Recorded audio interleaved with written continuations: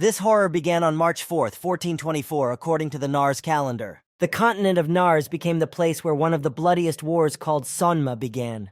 This land was engulfed in a torrent of fierce flames, turning absolutely everything around it into solid ash. No one was able to stop the powerful Demon King, and there was nothing left but despair for a happy future. However, in the midst of this pitch-black and thick darkness, a brave warrior appeared who was ready to give a worthy rebuff to the evil that had swept the earth. This was the plot and rules of the game Paradise, the name of which was displayed on the big screen of the TV. In this role-playing game, the protagonist must confront the sinister Demon King, after which he becomes king and leads his kingdom forward. Every evening after a hard day's work and all other free time, he devoted to the fact that he gets incredible and genuine joy in this game.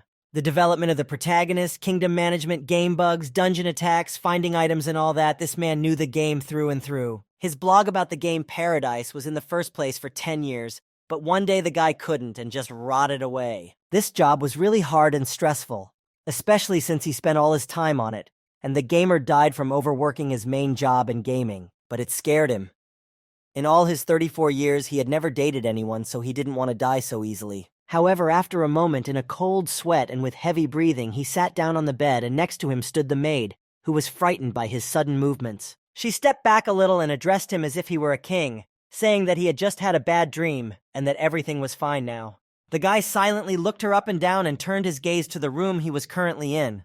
The interior was quite elegant. Realizing that he had no idea where he was, he looked at the girl again and asked her who she was, since it was the first time he had seen her. She was genuinely surprised to hear such words and at first thought it was a joke.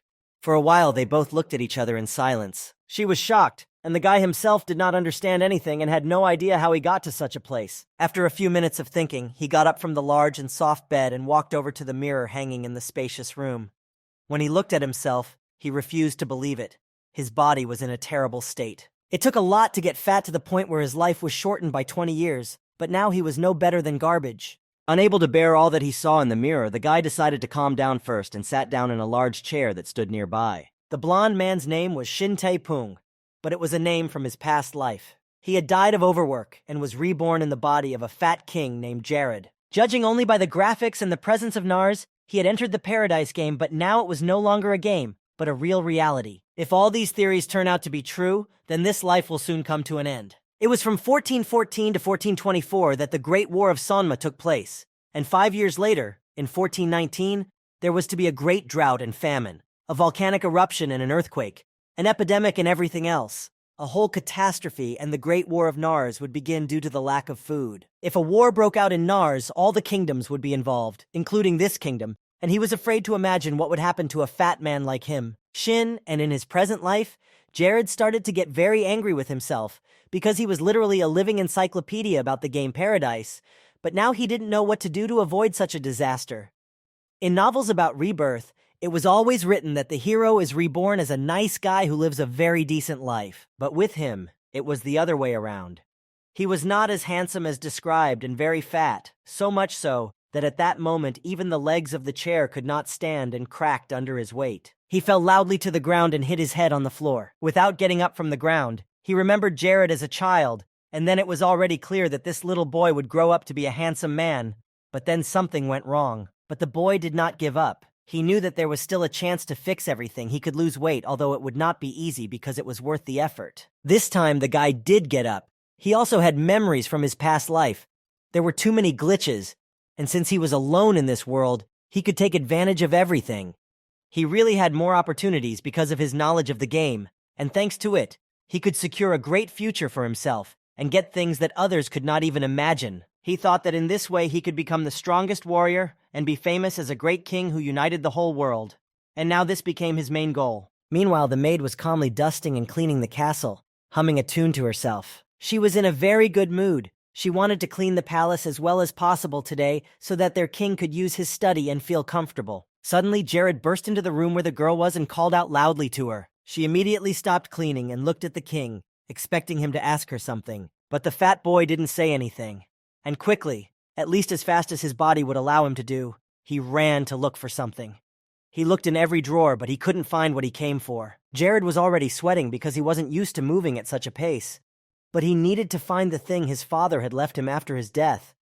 and he was getting angry because he had left something so important in the rubble, and now it was nowhere to be found. The girl went to one of the drawers and opened it, then took out a large pendant and called out to the king, showing it to him.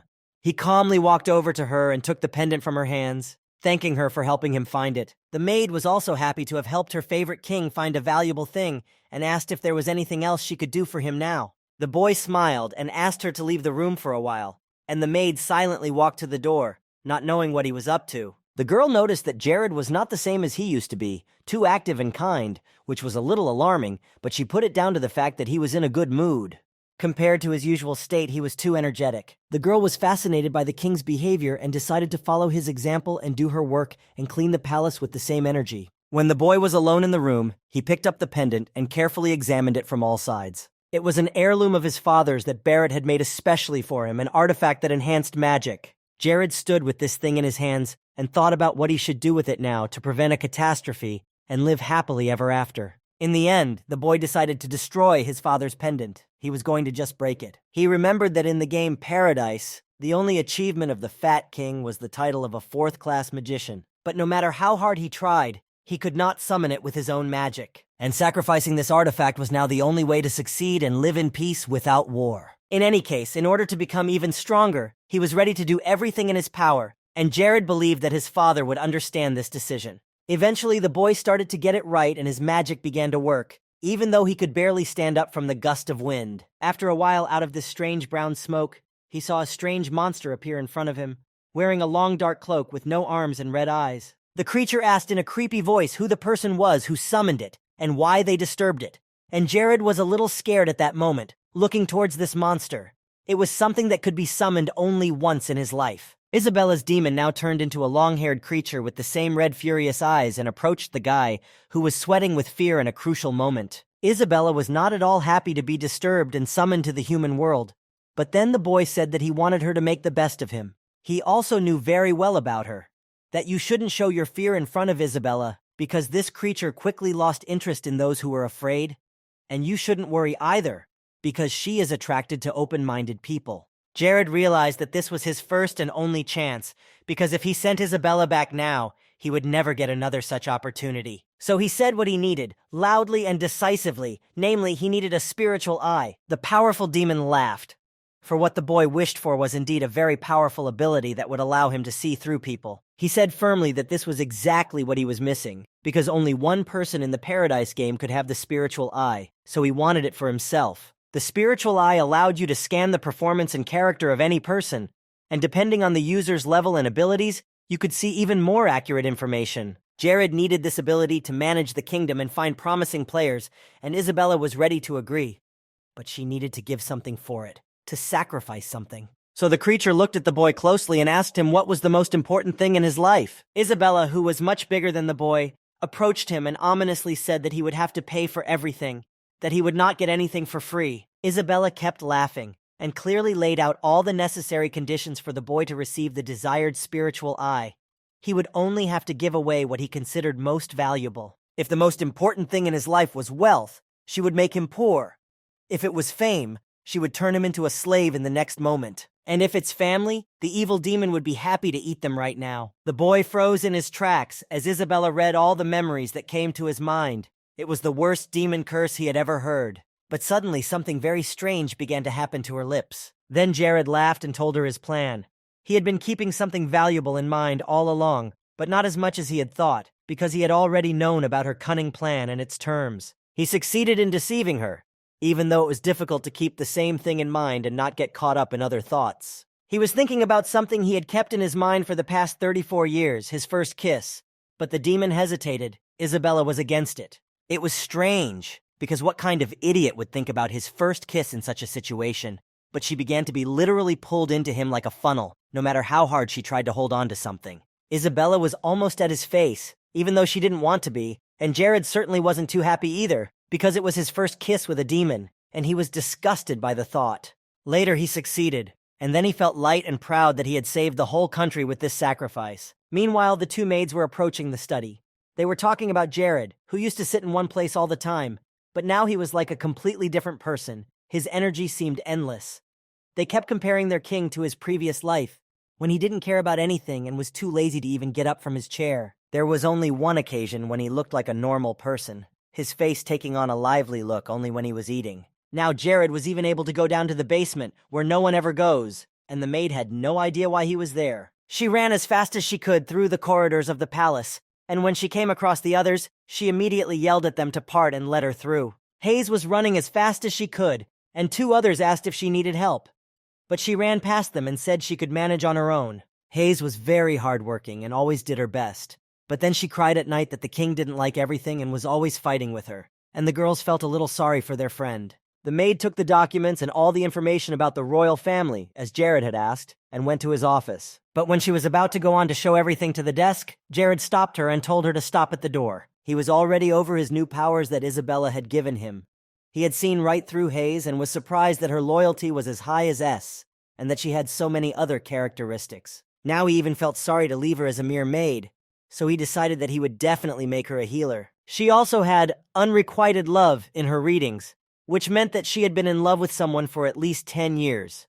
Jared ran through his mind that he was too busy to have time to date anyone else right now, so he simply told her to give him the papers that Hayes was holding. As he leaned on the table and began to read the papers, she began to apologize to him, but he had no idea what she was apologizing for. She looked down at him guiltily and said that every time something like this happened to him, she had to work even harder. Jared's memories of Hayes gradually surfaced, because he had assigned most of the important tasks to her. And if something didn't go according to plan, he would take it out on her like a madman. He realized that it wasn't really him, but he still felt guilty towards the girl. He reached out to her, and the girl was already afraid that she would be punished once again for a poorly performed task. She expected the worst, closing her eyes. To Hayes' great surprise, instead of mocking her again, Jared hugged her tightly and sincerely apologized for the past. He apologized for hurting her and thanked her for never complaining about him and always trusting his words. He promised that he would never stoop to such a level again, and that everything would be much better in the future. He pulled away a little and looked her in the eye and asked if she could believe him for the last time. She was very surprised that Jared was acting like this. He was usually more cruel and didn't apologize for his actions anymore. Hayes was touched to tears and couldn't stop herself from crying. She hugged him again and assured him that she would be with him for the rest of her life. And Jared gratefully said that he was very glad that she could forgive him again. He was Jared now, and he had to take responsibility for everything he had done, and there were a lot of bad things he had done. When Hayes had pulled away and was holding back her tears, she spoke to him again and told him that things couldn't go on like this. Since Jared had decided to lose weight quickly, he was going to eat only grass. But if he really ate only vegetables, he would lose his strength and get sick before he got the figure he wanted. But the boy said with certainty that he was a fat pig and would not eat anything else until he became slim, which would be good for him. The guy knew that in the game paradise there was one herb that had a negative effect on satiety. On the other hand, this herb promotes a good diet. However, this herb tasted so bad that no one wanted to eat it at all. It was as if spoiled milk had been added to soybean paste, as if the armpits had been rubbed with cheese. But he ate it because he knew that consuming merlin grass helps to break down fat, consuming aspa leaves helps to increase metabolism, because there was an increased calorie consumption, about 2 times more than usual. Because of this, he activated active stimulation and burned 450 grams of fat. Still, his weight was gradually coming off, even though it might not have come in the best way because the green still tasted terrible. Jared put his hands over his mouth, realizing that he might throw up right now from the nasty taste in his mouth. Hayes, who had been away for a while, brought another dish that looked quite appetizing. She invited the king to try the soy meat she had prepared. She blushed a little and told him that she had learned to cook this dish from a chef for him. She also added that he had always thrown this dish away before, but she would like him to try at least a piece this time. At that moment, the boy realized how terrible his character had been in the past, because he had abused such an angel. The king tasted the soybean meat and the taste lifted him to heaven. It was incredibly delicious. No wonder Hayes had A-level cooking skills. There was no trace of Merlin's disgusting taste. So Jared was going to eat everything Hayes had prepared. At the same time, he was looking at the documents and judging by them.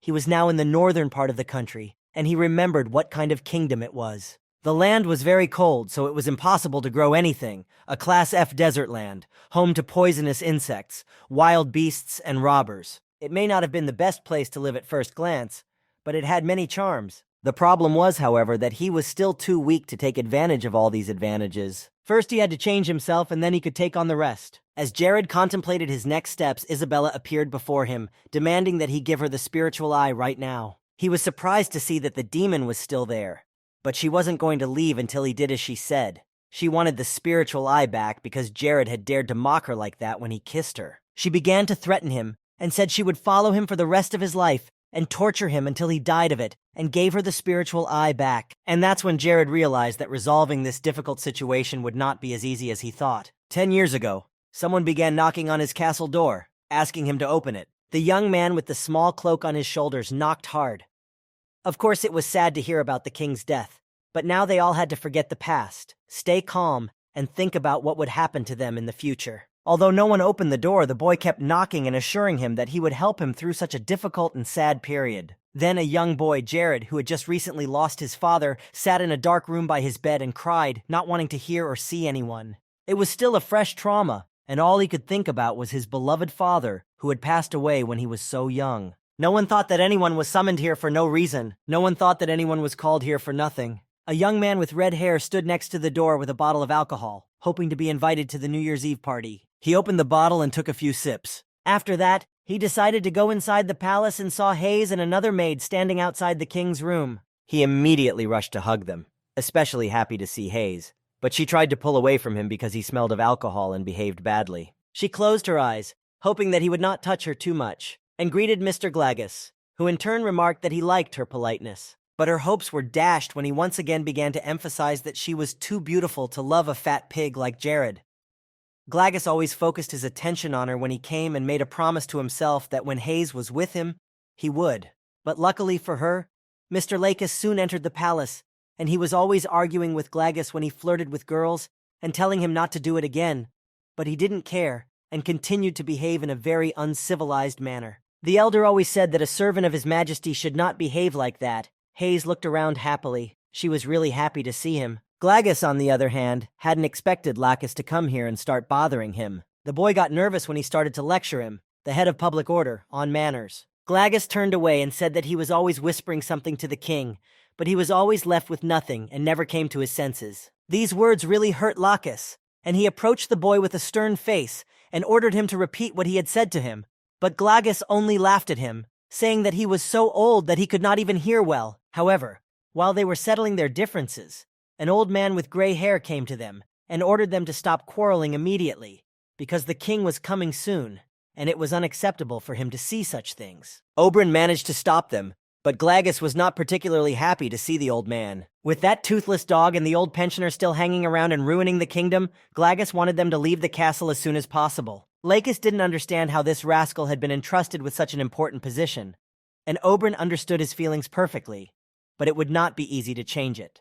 In the end, they all gathered at one big table and everyone was eager to find out what really happened. They whispered among themselves, and no one believed that the king himself had initiated the meeting, since he had always been passive in such a role. Jared was also reading the documents, and his second chin disappeared, which was very surprising to the audience. The king was changing before our eyes. But Glagus continued to drink and became convinced that the rumors he had heard were true. When he had drunk enough, the man with the eye patch slammed his bottle on the table and said that it was not good for the king to be doing this routine. He suggested that they end this meeting as soon as possible and go out and have a drink with the king. Glagus told him that he had brought another bottle of very good liquor with him, and that Jared would like the taste of it very much. Finally, after he said that, Jared looked at Glagus and thought for a while, but he kept his eyes on the documents he was holding. The man suggested a good time with alcohol and inviting beautiful ladies, a method Glagus always used to delay the meeting, for the king liked such suggestions. Lakis, on the other hand, was determined to put a stop to this outrage this time.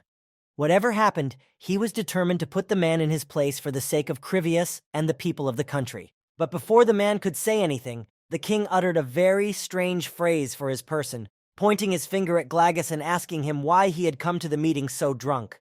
These words shocked everyone in the room, and Lakis had forgotten what he wanted to talk about, because it was not like the king they knew so well. Glagus was panicking. He didn't understand anything at all, because not long ago he and Jared had been drinking together, and everything was fine. And now it was as if the king had been replaced. These words made Jared even more angry, and he used his magic to smash the bottle of alcohol that the boy was holding. If it hadn't been for the importance of this meeting, he wouldn't have been so lenient. He would have dealt with Glagus's unacceptable appearance in a different way. This hurt the ego of this lover of alcohol, and even if he is a king, how can he use his own magic like this? Since there was no time for idle chatter, Jared put the documents on the table in front of everyone and continued his story. He asked if the chief of public order, Mr. Glagus, was satisfied that he could use his power to take money from ordinary merchants and use it to satisfy his needs. The boy was silenced by the truth that was put to his face. The king expressed his displeasure, because it was because of him that the population of the country became poor and the crisis began. People stopped trusting their king after such actions, because everything they had gained with such hard work was taken away from them, and they were also illegally charged. Through Glagus, there was human trafficking, which was beyond the pale, and before that, there was illegal mercenary training in the territory of Krivia. Jared clearly told the whole truth about the chief of public order who was completely unfit for the position, and the king then called down a fireball. The way Glagus was behaving now in front of everyone, the king was willing to forgive within the confines of this broken bottle, but the way he had sinned in front of the entire nation was not so easily forgiven. Jared stepped closer and decided how the boy would be punished. He would simply burn his face gently and be done with it. And when Jared threw the fireball directly at Glagus's face, he immediately backed away, trying to get away from it. He was lucky, though, and the sphere didn't burn his face, but it did hit his back, and there were severe burns. Jared would have been ready to kill him for that, but he wanted to follow the law of the land, and that was what was saving Glagus. Jared decided that starting today he would remove this scoundrel from such an important position, because such a person cannot remain at the top of the country. He also said that an investigation would be conducted into all the corruption operations that had taken place in the kingdom. After these words, many people fell to their knees before the king and began to beg for forgiveness, apologizing for this discrepancy. Lakis watched in fascination. Jared was able to extinguish Glagus, who was a significant character in Krivia, with a single blow. It was the power of a fourth-class mage from the Euclides clan with deep magical roots. And such accomplishments were very reminiscent of his predecessor, Lord Barrett. While Lakis was thinking about all this, Jared called out to him. Before he knew it, Jared had appointed him the new chief of public safety. He was so shocked that he could not speak. However, he was honored to be appointed and promised to carry this important title on his shoulders with dignity. After the announcement, the king asked if there were any questions about the new instructions, but no one spoke up. Everyone was in agreement with the decision. At least Jared had managed to do something to raise the king's status, which was already below par. But there was still a problem with the distribution of personnel. There was not a single person in the right place. The Minister of Trade was appointed by accident. He had very little experience. The person responsible for trade was a skilled warrior, and the person responsible for agricultural development had a talent for storytelling. Suddenly, King Jared noticed Aubrey in front of him, looking at him in surprise. The king decided to fix everything immediately, and it was possible because he now had the spiritual eye. After this important meeting, 1 month passed, and Jared continued to solve matters concerning the future of the country and try to raise his kingdom from its knees. A miserable and beaten merchant came to a small house, begging for at least some money, because without it he could not even trade. He begged to be pitied. However, the man to whom he came with his request refused and even threatened him that so far he had been good to him, so he should not annoy him. All he needed from this trader was to pay for the place and he would be allowed to trade, but his pockets were empty. These local bandits thought that Mr. Glagus hadn't been coming for a bribe lately, which he never missed, so they assumed he had just gone on a trip to warmer climes. The money Glagus had given him, he had told him not to spend it here and to keep it for himself, but the man was salivating to spend it on his own whims. Suddenly, the bell rang in their small pantry, and they were deciding who would go to open the door, because no one showed up. Finally, one of them quietly walked to the door and peered through the crack to see who had come to visit, and it was King Jared himself, standing outside the door smiling and waving. The bandit was even a little scared when he saw such a fat guy standing in front of him, but a moment later he got a painful punch to the chin. Lakis was hiding behind the sweet king, ready to beat them and leave no living spot on their bodies, Jared said with the same joyful face that he didn't care that they were yelling at him. This blow was for the fact that they were illegally receiving money for space from merchants and residents of the entire kingdom. Jared ordered everyone to capture absolutely all the bandits who were here. Lakis was happy to fulfill this order from his king. Since he was the new head of public order, Lakis decided to start the trial right then and there.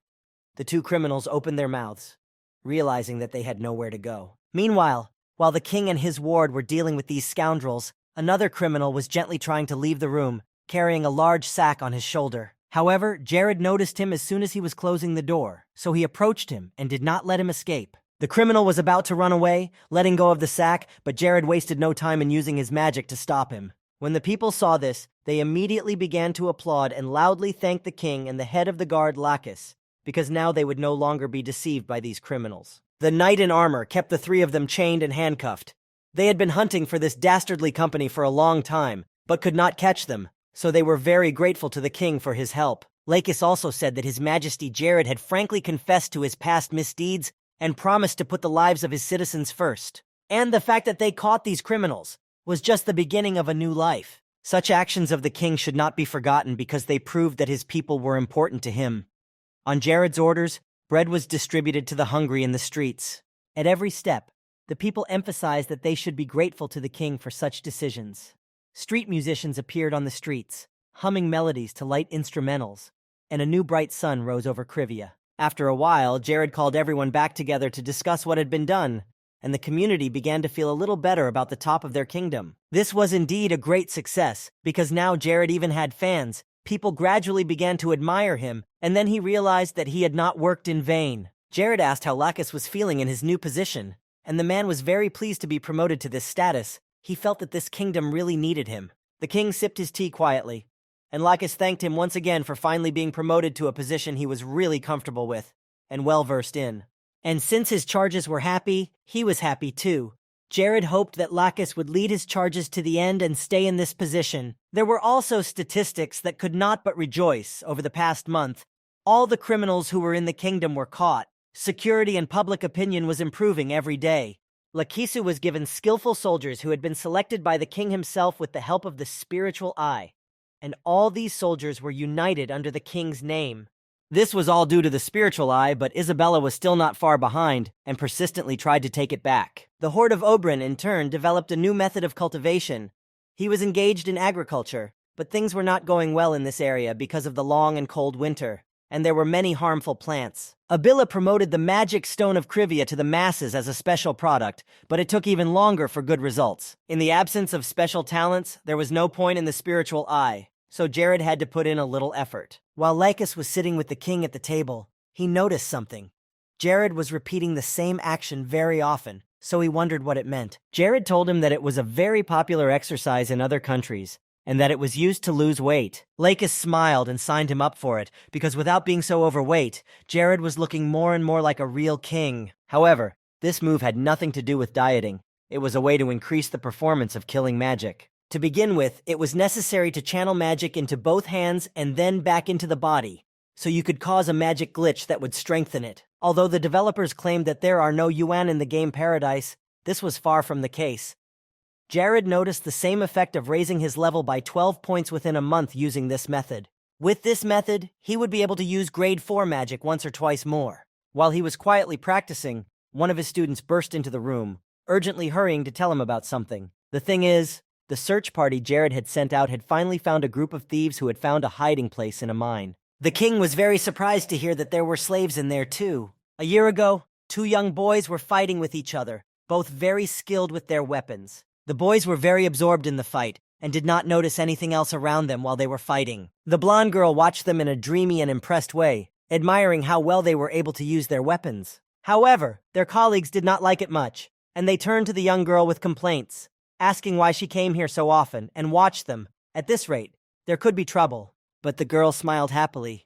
She had no idea that the 2 of them would be here. The 2 men told her that she would face a serious punishment if she continued to play hooky. She immediately ran to do her work, starting to carry the water barrels, knowing that she could easily catch up with the others because she was the fastest of them all. Lena was already 14 years old, and there were rumors that she would soon become a maid in a prestigious castle. She was happy to hear this because the headmaster himself had found this house for her, an orphan, so Lena was sure it was a great place. Her eldest was not so happy about this because she wanted to recruit Lena into their army. But suddenly the girl turned to them both and they looked at each other. The girl wanted to ask if she would ever be able to become a powerful warrior, maybe not now, but she promised to try hard to reach that level. The fact that she was going to the palace made her happy because there she could have a better life, but she did not want to be a servant. Her small and young heart was on the way to fight. Her eldest asked her if she knew why there were so few women warriors in the whole world, and she pulled her sword out of its sheath. The world was too dangerous, and courage, desire, and effort were not enough. Most of them simply gave up, realizing the reality of the matter, or lost their lives before they could leave the battlefield in time. But here, no one was an exception. Everyone was afraid for their lives. It was the abilities, talent for this work, perseverance, and will that played the key role here, and that's all that was needed to become an ideal warrior. And Lena's abilities exceeded both of them, so they could say with certainty that she would succeed in reaching her dream if she did not give up halfway. If she had nowhere else to go, she could always come back here. This was her home, and her eldest would hire her right away, because she was the commander of the army. The girl was even more excited. Her mood improved, and she was ready to work even harder. However, when it came time to go to the castle, something happened that she did not expect. She was thrown into a dark dungeon and handcuffed. Memories of her first months at the orphanage flashed through her mind, where the head of the orphanage loved her very much, or so it seemed. He called her an angel sent from heaven. At that time, their teacher said hopefully that he would hope that the girl would continue to support them and be friends with everyone, and she was only too happy to do so. However, everything turned out to be not so happy in the end. The director of the orphanage simply sold her. He needed money, and they were ready to pay a lot for such an angel. Lena didn't want to believe it to the last, remembering how everyone in her previous home treated her. She thought it was a misunderstanding because she was supposed to be sent to work as a maid for a rich family. However, here she was, taken out of the sky, and the veil of reality was lifted. She was not just a maid, but a slave, and no one in this family cared about her. She shouldn't expect any favors from these people. They were cruel, and it made no difference to them whether she was a slave or an orphan. The only thing was that slaves should speak more politely and behave more quietly in the presence of important people. She clutched her head. Her brain did not want to accept the information that this had really happened. She knew that the director was a completely different person who was not even close to being capable of such a thing. But all of this turned out to be a bitter and terrible truth. A month had already passed since the girl was sold into slavery. She was in a cell with other unfortunate children. During these weeks, she was subjected to physical violence more than once and spent almost all the rest of her time in a prison cell. There, she met a girl with whom she could sometimes talk, and they talked many times when they were in the cell together. The girl with red hair, when she found out where she was from, said that slavery was her destiny, but Lena did not understand what she was talking about. She said that most orphans from Majorca ended up in slavery because that was the law in that country. And her director, in whose orphanage she found herself, was of the same opinion and had signed this law, so it was worth putting aside these thoughts and accepting reality. But 14-year-old Lena refused to believe it, and sincerely believed that no matter what happened, she would get out of here and be free. Her friend had already given up trying to convince her that it was almost impossible, because the girl stubbornly believed in her own. But Lena then asked if she wanted to be free herself. But Manny replied that she hadn't thought about it. She had lived here longer than Lena, so all they had to do was live together in this hell until they died in agony. Lena pulled away from her, her colleagues' words making her mood depressing. But Manny was realistic and soberly assessed the situation she was in. A whole month passed, and she and Manny became fast friends. There were not too many child slaves in this place. They had no personal freedom and space. They were treated like garbage. So most of them were like soulless dolls, doing whatever their owners wanted them to do. Slaves with a broken will were much less problematic, and it was not difficult to sell them. It might have been just plain luck. But she and Manny might not have worried at all until they were 15, because they were the most expensive slaves. But Lena knew she would never give up. 6 months passed, and they became quite accustomed to the constant hard work. During these months, she also realized that Krivia was a more backward country than Majorca. The girl was grateful to Mani because she taught her a lot. Lena knew little about this world before, and Mani told her the reality that it was a desert land, ruled by a king who had no real talents. So Krivian was gradually sinking deeper and deeper with each passing month. At some point, Lena became very curious about how her peer learned about all these subtleties of life in this world. Manny always gave the same answer.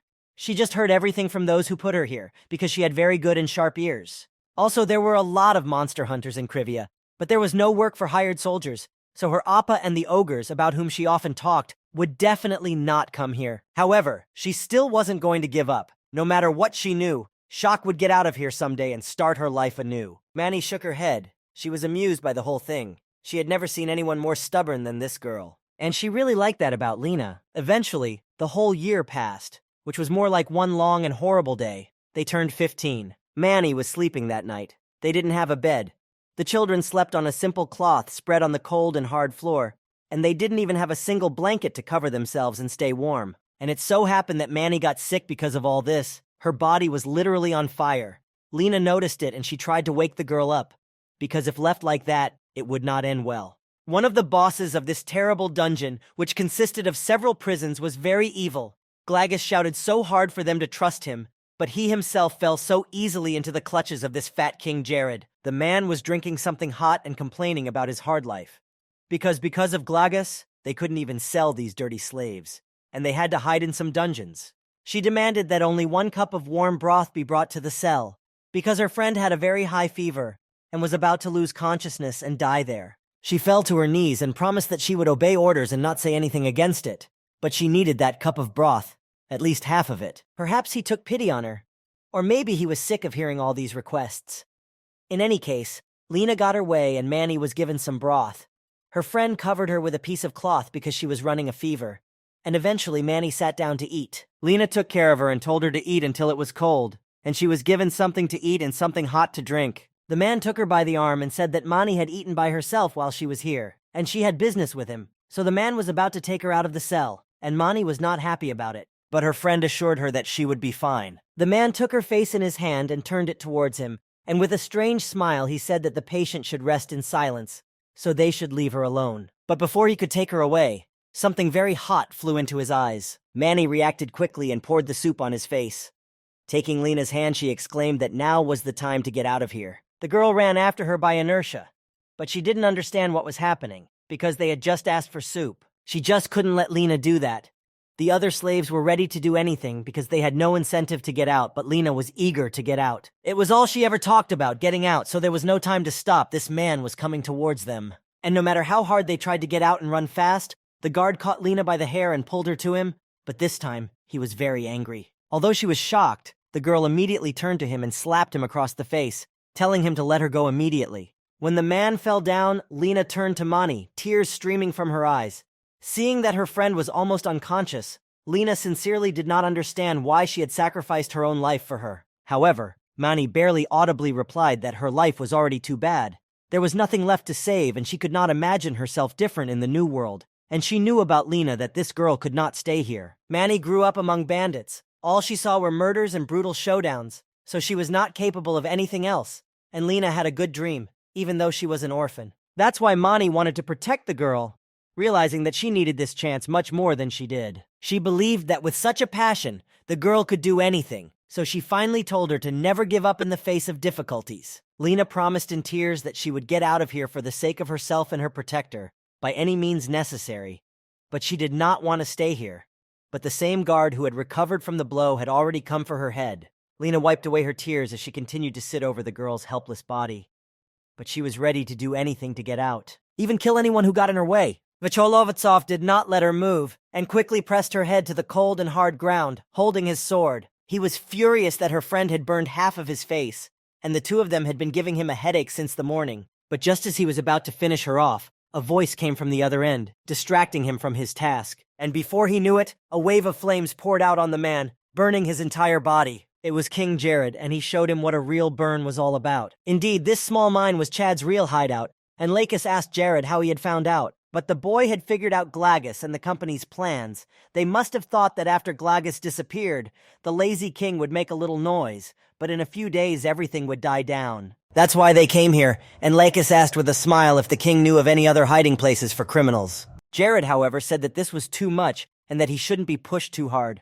The king turned around and ordered everyone to go inside the dungeon, and he prepared himself and drew his sword. His great and powerful army of the best warriors had come to kill all those who dared to make slaves of ordinary people. For the sake of justice and by order of the king, they had to free all the mutilated people who were here. And the main rule they had to remember was always, no pity. These bastards must be punished for their actions. So, led by King Jared, the whole army went to the dungeon to win back the freedom of the citizens of Krivia. The king ordered all the people who had been held hostage to gather in one place. The criminals started a battle and ordered the others to bring their leader to face the army of the kingdom of Krivia. However, the one who decided to go in search of Chad never made it, because as soon as he set foot in the place, he was pierced through the back with a sharp sword.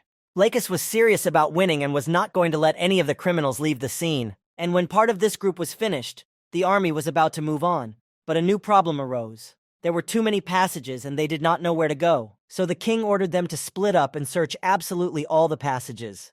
Now the soldiers of Krivia had a great advantage, because the level of weaponry of these robbers was no better than that of an ordinary person. And at that moment their leader was ready to kill the girl for what she had done. The man held Lena tightly by the hair to prevent her from escaping, but someone's voice came from the distance and stopped him. Jared and his army quickly found the orphan and the brazen man who wanted to hurt her, and the king used fire magic to guide him away. After he released the fire sphere at him, Jared walked closer to the girl. He remembered playing games and often coming across slaveholds, but in real life it was very gross. The newly minted king approached Lena, who was on her knees in despair, and asked if she was okay.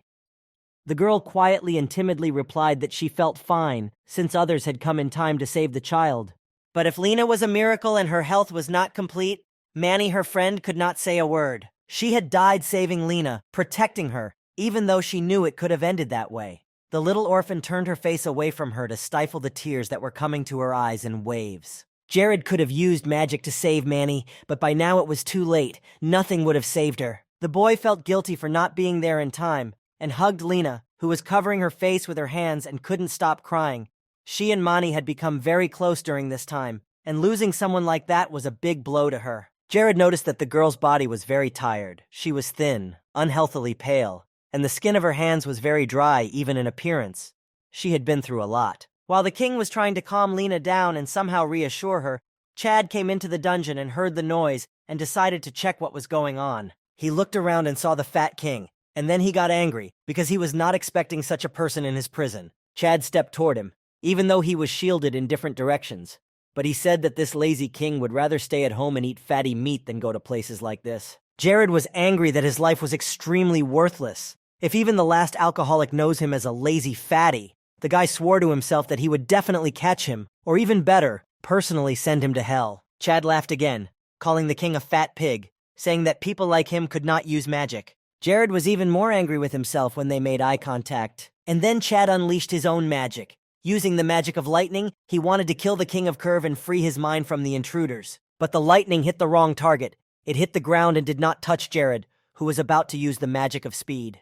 Chad was astonished by this decision. He couldn't remember the last time he had seen any magician use such a spell. But Jared knew what he was doing. He thought out his plan and began to quickly wind circles around Chad, who was confused by this, and he was drunk and could not perceive everything adequately, so he soon backed up and almost fell. But he decided to get a grip on himself, knowing that speed magic was the type of magic that was at the elemental level and gave the human body super speed. But this spell was not so easy to control, and therefore many people avoided it. Chad still hoped that because of his overweight, it would be difficult for Jared to change his direction. Wasting no time, the criminal decided to use everything around him and summon magic again. However, this move played a very cruel joke with Chad. He began to break and twist in different directions. This was not a very smart decision, because he decided to use super powerful magic, which requires a lot of control when drunk. And that's why there were so many bad moments. Chad was so exhausted that he couldn't even use magic anymore. He didn't even have the strength to get angry. Now Jared had an announcement that he had completed the War on Crime task, which raised the level of loyalty of the people of Krivia to 23. And he also completed the task of destroying the Cave Company, which raised the level of loyalty even higher to 34. Thanks to this, the level of trust of the kingdom's inhabitants reached the mark of 100, after which the Lesser Golden Age began. As a result, Chad died quickly, and the mine case was soon resolved, and all those who followed Chad and engaged in murder and kidnapping were ordered to be severely punished and were going to be put to death. The people who had been captured and were slaves were to be taken to their families, accompanied by guards. Lena, who was sitting with Jared in the same carriage, asked in amazement and surprise if she could really go to his kingdom. The king smilingly replied that he would gladly accept her, because even if she returned to her shelter in Majorca, the director would still want to sell her again, so it was dangerous. And Jared was always looking for young and talented people to work with him, so he would be very happy and grateful to her if she decided to move to this kingdom. He was ready to take responsibility for her and make Lena a first-class knight, as she had dreamed of since childhood, and she was overjoyed to hear the king's offer. Lena promised that she would do her best and would definitely become the best knight in the kingdom of Krivia. And she had a dream of living up to Jared's expectations, and he would be happy to watch her grow. In his mind, he was very surprised even then, because he did not expect to see Lena Giselle Ellis here at all. Actually, Lena would be at the forefront of the Demon King's army 10 years later during the Great Sanma War. She would easily deflect all the attacks of hundreds of players. She was the strongest tank that was impossible to lose against. She was even called the Weeping Cheese because it was impossible to pass through her. No one could take the fortress if it was guarded by Lena. The girl was a great defender of the Demon King's army, but it was even better that she had come to him in this story because he could try to prevent her from joining the Demon King's army. It went without saying that she would be actively and intensely preparing for the Great War of Sonma. So Jared had already planned to make her a young star who would rise above the horizon of his army, not his enemy. The only problem remained with their not-so-best neighbor Mahorka. Since illegal slave trade was allowed there, it was easy to assume that all other laws of the civilized world were being violated there, which meant that they did not have the best influence on their territory. Meanwhile, night had already fallen in Majorca, and they had many problems of their own, especially with money. Lately, the head of this state had often heard how much people praised the Crivius, and such words about his competitors made him feel bad. The man sitting in the chair with the pipe knew that Frua had once been a friend of Glagus, so that was a good lead for them. It would be worth taking revenge for the fact that this fat man had dared to insult their colleague. It was supposed to be a quiet and peaceful night in the kingdom of Krivia, guarded by the army of the state. The soldiers stood outside the palace and watched closely to make sure that no one would cause trouble. However, they did miss someone who was deftly jumping from one roof to another and went unnoticed by the castle guards. The mysterious figure, huddled under a dark cloak with a hood on his head, was already standing next to his target. The guy carefully examined everything he needed and scouted the situation for his men, and then returned home just as unnoticed. It was already morning, and Jared's new day started with a hard workout. He was so tired that his eyes were starting to get dark, but he kept running. Lena trained with him, but it was very easy for her to run a few dozen big laps around the palace, unlike Jared. But he had to train even harder if he wanted to live up to his dreams of a handsome and slim king. He was doing his best, asking Lena if she was in a good mood after her morning run. And Lena was indeed very happy, because the air in the mine was terrible. There was very little space, and no opportunity to do the sport she loved so much. Jared ran up to her, dripping with sweat, and suggested that they train together for now, and they would find a teacher for her later. And she agreed, and liked it even better. In the meantime, they sat down to eat, but the cook overdid it a bit this time. And while the king of Krivia was chewing on his newly prepared meal with relish, a message from Lord Aubren and Avel was delivered to his hands. Hayes had brought a letter that had arrived this morning after they had gone for a run with Lena. Jared opened the letter and read what was written, and it turned out that everything was very simple. And Lena, who was sitting next to him and also eating breakfast, asked him to tell her what was in it, because she was also curious. He read the whole magazine and decided to briefly tell what it was about. The bottom line is that Lord Aubren is engaged in the cultivation of crops called Retria, so there was some success in this area. Their kingdom was mostly importing food, so at least by doing so they could reduce costs. Avel was able to attract the attention of monster hunters. There were now much more of them than usual, and they could now sell the crystals they got during the hunt. Compared to last month, the revenue almost doubled. Lena said that her friend had told her about Krivi Ri and that she was afraid to go underwater, but in fact it turned out to be different. She liked living here. The boy was pleased to hear this, because it was his great merit. Everything began to improve only when he took the throne, and very soon all the continents would know about Krivia. Meanwhile, while the king was telling Lena about the affairs of the kingdom, Lacus entered the hall. The thing was that he had something urgent to report to him. Lacus had discovered something very strange near the castle this morning, and decided to bring Jared there to show him. Jared was furious and excited at the same time, wondering what dared to do such a thing in the kingdom. When the door opened, they saw the corpse of a monster in a small storeroom, and several more in other places. Lacus was at a loss for words, feeling guilty that he had not been able to follow up on this, that he should have spent more time and attention on guarding the castle grounds. However, Jared assured him that he shouldn't blame himself so much. The main thing was that none of the residents were injured. Krivia was a very small kingdom that didn't even have its own fortress, so it was not surprising that they were vulnerable in such a situation. Now the level of citizen satisfaction is at an all-time high, so it's likely that someone from the outside is involved. Jared continued to ponder whose hand it might be, when suddenly he and Lacus heard a call for help. Some child was screaming that she was ready to sell herself and give all the money, but she really needed to help her mom. A little girl clung to a man's arm, demanding that he give her medicine for her mother, but he just said he had nothing. Jared decided to take care of it personally, so he approached the child and asked her name and what was wrong. The man stared in awe at the king who appeared before his eyes. The king asked what kind of medicine the girl was looking for her mother, and the people around him began to look in his direction, not believing their eyes. The girl stood next to Jared and introduced herself as Mia, telling him that her mother had Rinel's disease and she could not find the medicine she needed to cure her. Jared was very shocked when he heard the name of this particular disease. He knelt down in front of the king and began to make excuses, saying that he had been told what medicine was needed to cure this serious disease, but no pharmacy wanted to sell him the medicine, and without the right dose of pills, the disease was incurable. Jared thought about it.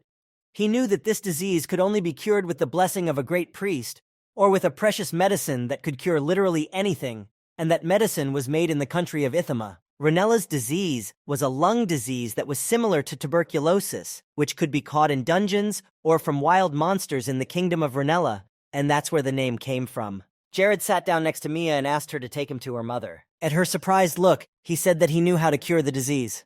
Hearing this, the girl did not hesitate to take Jared to their home, hoping that he was telling the truth and that his method could really help cure her mother. Mia started to climb up to the second floor because her mother was there, but Jared wondered if these shaky and old stairs would be able to support his weight. The girl ran into her mother's arms as soon as she entered the room.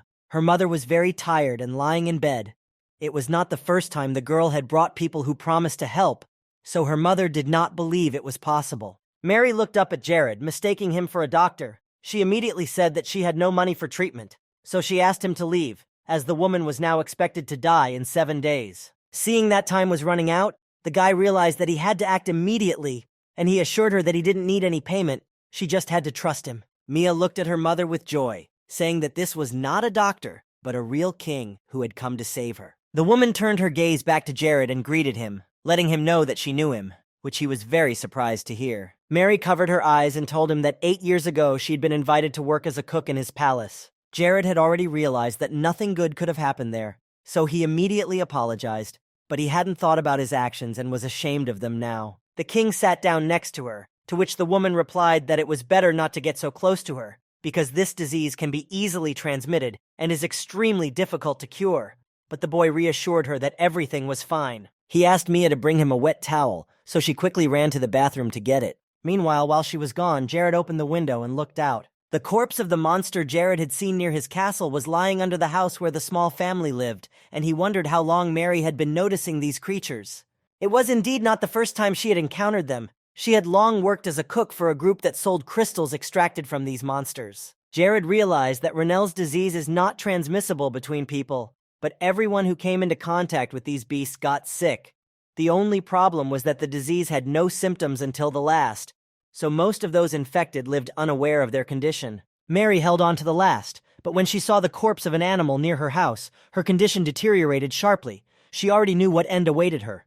The only question for her was when it would happen. Before he could even answer her questions, Hayes and Lena entered the room, bringing all the medicines Jared had asked for. The king happily told Mary to trust him. Everything should be fine, and he promised that he would not leave until her condition improved. Mary was sincerely grateful to him. She almost cried with happiness, but she still did not know how she could thank the king for such kindness. Lena and Hayes had already begun to prepare everything they needed to help Mary, but Jared told her that she needed to get well first, and then she would think about how to repay him. And on the roof of that house was the same guy who had been involved in all the recent events, and he laughed when he heard that Jared wanted to make a medicine that didn't exist. But he didn't laugh so much when Lacus appeared behind him and confidently declared that their king had never been wrong before. He cited the fact that the criminal had shown up at the scene of the crime, just as Jared had said earlier. Lacus was unhinged when he saw this scoundrel who had dumped all those monster corpses in their kingdom, and now the inhabitants were at risk of contracting Ranella disease because of him. The masked guy said almost nothing, hoping to go unnoticed, but something went wrong. Meanwhile, Hayes and Jared began to prepare the medicine, and Lena and Mia sat down next to them and watched as they mixed the different herbs. Hayes was in a good mood and calmly mixed all the necessary ingredients. It was not difficult to find all the necessary components, but she did not suspect that all this fancy stuff was going to make a cure for Ranell's disease. Jared knew all about this game, so he remembered that while playing Paradise, people who were involved in pharmacy had developed a cure for this disease while they were arguing about the right to income.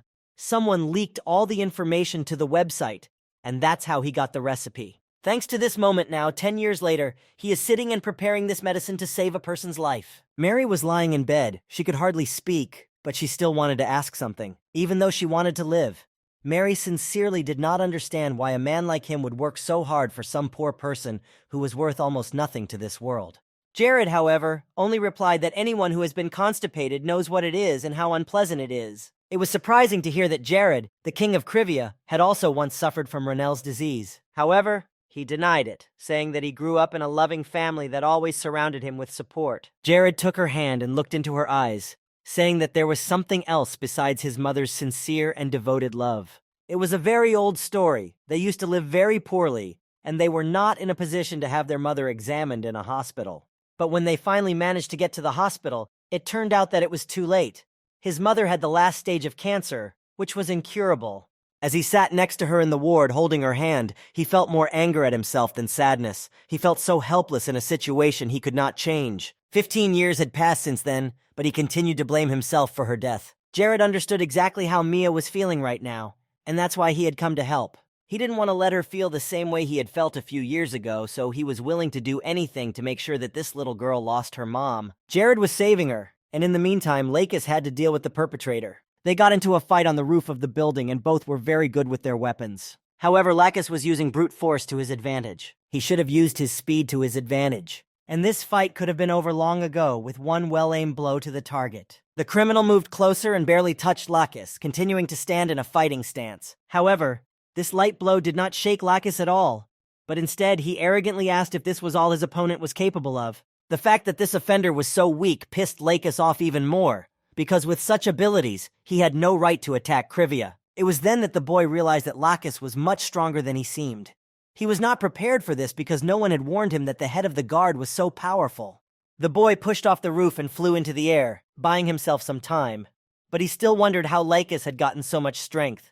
And the reason was simple, for the fact that Lakis was much stronger than his opponent was hidden in his sucking abilities, which Jared could see with the help of the spiritual eye. And during the fight with the thieves, his full order and the embodiment of justice bring his physical capabilities to the maximum. The criminal landed on the roof, unlucky to be on the same battlefield with such a strong opponent. There was no pity in his eyes at such moments. It was impossible to defeat Lakis. At the beginning, the guy did not want to give up until the end. His plan was to kill his boss if he was caught. However, he had to abandon this idea. He had had enough adrenaline and excitement for the day, so he quickly turned around and intended to leave. But no one said he would be released. He called the man who assured him not to worry because very soon they would definitely meet again. And then the battle will definitely come to the very end, until one of them drops his sword and falls down beside him, spilling his blood all over the ground. A thick smoke appeared around them both, making it almost impossible for Lakis to see his opponent. And soon he was alone on the roof of the building, which upset him, because he had missed his prey, and that was unacceptable to him. Jared was almost finishing the session, and Mia was sitting there with hope in her little heart, watching his every move, thinking that her mom would be okay soon. Jared showed the little girl a small blob of mana that was created by his imagination.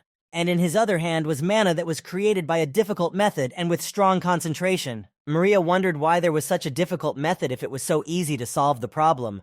But Jared wanted to explain it to her. He told her that evil wizards burn all the mana that is nearby, and that those who use only the first method turn into fools who are incapable of doing anything. For Mia, it was hard to imagine a magician who couldn't cast magic. It was horrible in her mind. That's why Jared wanted to tell her that she needed to practice the method with strong concentration, even if it was very difficult. And Mia understood. But she was still interested in something else. She didn't understand why he wore such strange clothes and a mustache. But Jared only wanted to create a complete atmosphere, since he had already become her magic mentor. But she was distracted again when there was a knock at the door. It was time for the meal, which could not be postponed. And Mia was only too happy, because she was also hungry, and did not care about some magic lesson that had not yet ended. Mia's mom came into the room, thinking that she had interrupted the lesson, but Jared didn't mind eating, especially since he was curious to try her food. Mary was wearing her professional clothes, and was beckoning for food, and she was feeling much better and no longer bedridden. However, Jared was worried about her. She had started working too quickly after such a long and serious illness. It would be better for her to rest in bed for a while longer, and then start working. But Mary assured him that she had recovered completely thanks to the medicine the king had prepared for her. So as a token of gratitude, she tried to prepare breakfast according to his diet, and the main dish was soy meat, which Jared loved so much and was ready to eat several times a day. Isabella, who was never on time, suddenly reappeared, but she noticed that Jared had indeed changed a lot. In any case, a person will try to find the shortest way for themselves. For example, the same method of training that was constantly glitching. Thanks to this bank, you could raise your mana level by 2. 3 points in one day. However, such masters had little real experience and practice because of such dubious methods, which put them at a disadvantage to others, and only a few managed to fully customize this shortcut for themselves. A method of magic control that combines training and bugging methods with the mage's mana to increase the power of magic by as much as 6 points. Now the guy needed to name this training. This method should become its basis, so he decided that it would be symbolic to come up with a name that would reflect him. And that's how the name Single-Player Bogeyman came about. Isabella was watching him, and she did this often. During this time, the demon noticed that his methods were quite different from other magicians. Isabella asked the boy if he could see certain flows that ordinary people could not notice. Although he was not playing by the rules, his mana level was more than acceptable. Isabella moved closer to the blonde man and took him by the shoulder, beginning to suspect that he was not of this world. He panicked a little, and when he turned around, he began to deny her assumption. Isabella replied thoughtfully that she thought this boy had come to them from another continent. She wasn't sure, but she had heard that people from the Eastern Empire were said to have great absorption powers. Jared only replied that if you believe all the stories of their ancestors, you will hear a lot of mystical things there, and these are just legends. The Eastern Empire was a project that the Paradise Game development team had been working on for 5 years, and the guy was looking forward to the release of this empire, but he died before it happened and never had a chance to try it out in the game. As Jared recalled all this and remained silent, Isabella noticed that he looked a little disappointed. The demon touched him again, saying that while she was flying somewhere near him, something very interesting was always happening. Isabella suggested that they talk openly, since he was the only person who could see and hear her. When Jared heard this, the first thing he said was that he would not give her the spiritual eye, maybe not even hope to, but she was already ready to forgive him for this spiritual eye. She was not going to fight much over it, so she replied that he could take it as a wedding gift for her future husband, which shocked Jared. Isabella said with a smile that she used to be disgusted to look at him when he was so fat, but now that he had lost some weight, he looked pretty good. Jared felt a little embarrassed, especially since she watched him sleep from the ceiling almost every night. Then she immediately snuck over his shoulder. Isabella was sure that someone like him would be perfect for an innocent ghost like her. Besides, she reminded him that he had given her his first kiss in years, which put him to shame. At this point, Jared couldn't take it anymore and ran away from her as fast as he could, saying that he had to go to Ranella, to which Isabella offered to go with him, and although he was against it, she didn't really care. Lena was developing very quickly. She picked up everything on the fly, and he was surprised that he could see such abilities in this child at first glance, for this also required a good sense. But he already thought that in a month or two, his lessons would lose their meaning for her. As they rode in the carriage, Hayes pulled out a letter that Lakis had asked her to deliver to the king. He read the letter and turned his eyes to the girl, saying that the most talented warrior in Krivia would last only another month. Jared realized that it was time to find a good teacher for her, so he promised to start looking for one soon. He already had a few candidates in mind, as he had recently come across someone he could trust to teach her. Suddenly, the carriage window shattered, and Hayes, who was sitting next to him, immediately jumped away. The king had already prepared to defend himself with magic. It was necessary to immediately protect the head of the kingdom from those who had ambushed him. While Hayes was recovering, Jared created a shield to protect them. At first, it was easy because the arrows the robbers were shooting were too weak. But soon the shield began to crack, and Hayes rushed to protect it with her life. Jared didn't want to let her go. If she had been hit by an arrow, she would have died immediately. But it was her duty to protect him. Even though she was only a maid in the palace, Hayes decided to take the hit. However, Jared grabbed her and put her in her seat. He forbade her to go outside, and if she did, he would kill her himself. So after saying that, she agreed to stay put. It was too dangerous to go out. If an arrow hit the target, she could die the same minute. Isabella came to the rescue, but Jared immediately rejected her idea to help. The robbers determined that a mage was riding in the carriage, which complicated the situation a bit. Tog, who was a mage assassin and robber for hire, began to suspect that their client had a lot of reasons to get rid of this guy. When Jared heard that it was about some mysterious guy in a mask, he remembered what Lakis had told him, and all the lines started to converge. But the assassin shouted that nothing would help him and began to advance from all sides, surrounding the carriages of King Krivia. This time, they had a newcomer with them, so the leader of the group was going to show his skills to the highest level so that he could see how to perform the task. He walked a few more steps closer to the carriage and was about to slash everything with his powerful magic. Jared wasn't at a loss either. Like a king, he realized that he needed to protect his people, so he decided to try to confuse Tog with speed magic again. But for the hired killer, it was just childish tricks, which he laughed at and took out a magic arrow. Jared used the shield that appeared next to his head. The current battle was not easy, because Mage Killer is not just a nice name. They learn certain techniques to avoid falling into their traps. However, It was not easy for Tog either, as the king was changing spells quite quickly to defend himself, so he realized that he was dealing with a mage with at least fourth-class magic. Jared, meanwhile, had to think of something quickly, because if he stopped for even a moment, he would be counterattacked, so he had to act ahead of his opponent.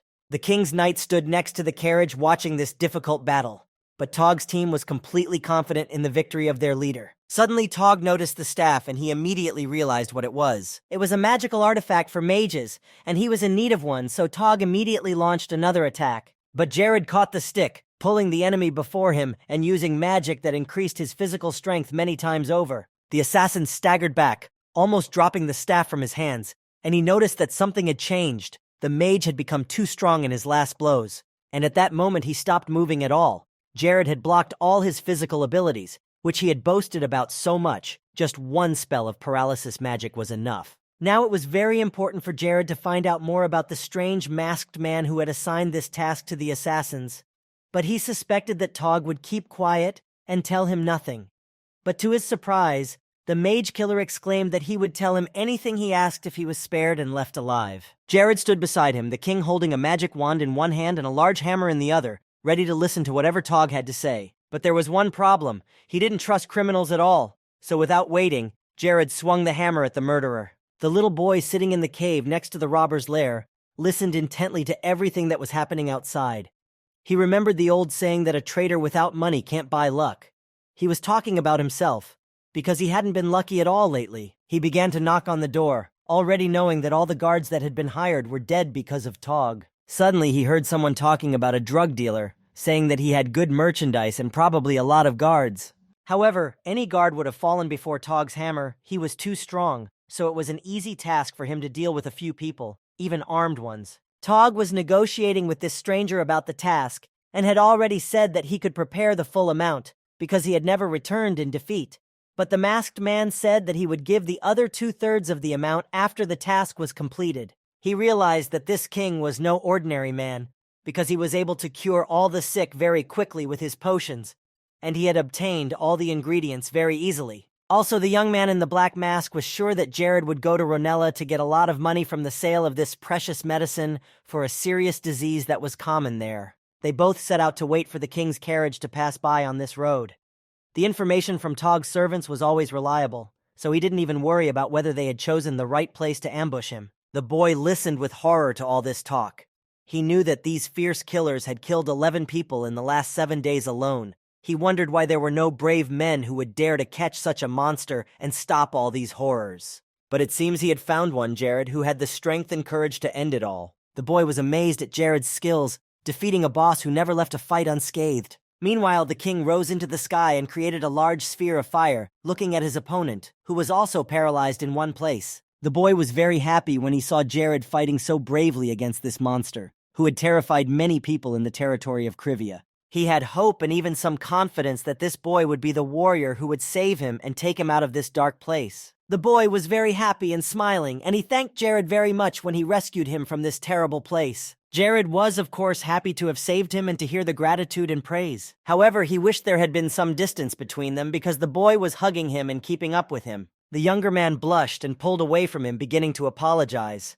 He was so overwhelmed with happiness that he didn't even notice. He told Jared that he had come to the land to make a deal about the crystals, but that he had been attacked by Tog and his gang. The king apologized because there was no good security at all in this area and outlaw laws were rampant, and Jared was really uncomfortable in front of him. But the boy reassured him because he had survived thanks to him.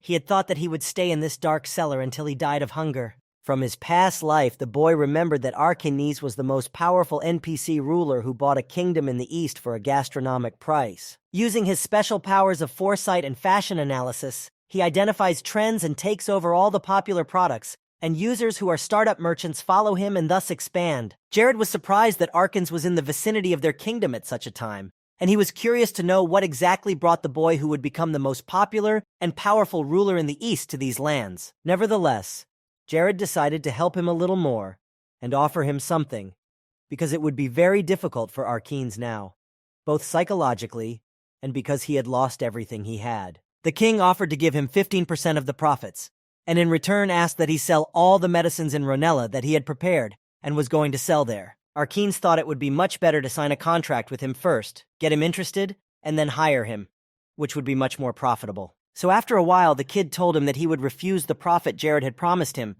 but he wanted him to fulfill 2 requests. Hayes sat silently next to Arkeens and listened to their conversation, and the boy suggested that he could find a very good place to sell drugs, and he should just trust him. Jared immediately agreed, but said that depending on the situation, he could refuse. But Arkeens relied on his feelings, which had never failed him, and now he was sure that everything would go according to his plan, and the king would listen to his request. So the boy made his first request, which sounded very strange and simple. He wanted Jared to call him Aki, and the boy blushed a little at these words. Isabella, who was standing next to Jared, could not get a word out of her mouth when she heard such a request. She could not understand how he could give up a good profit and exchange it for this. But anyway, the king agreed.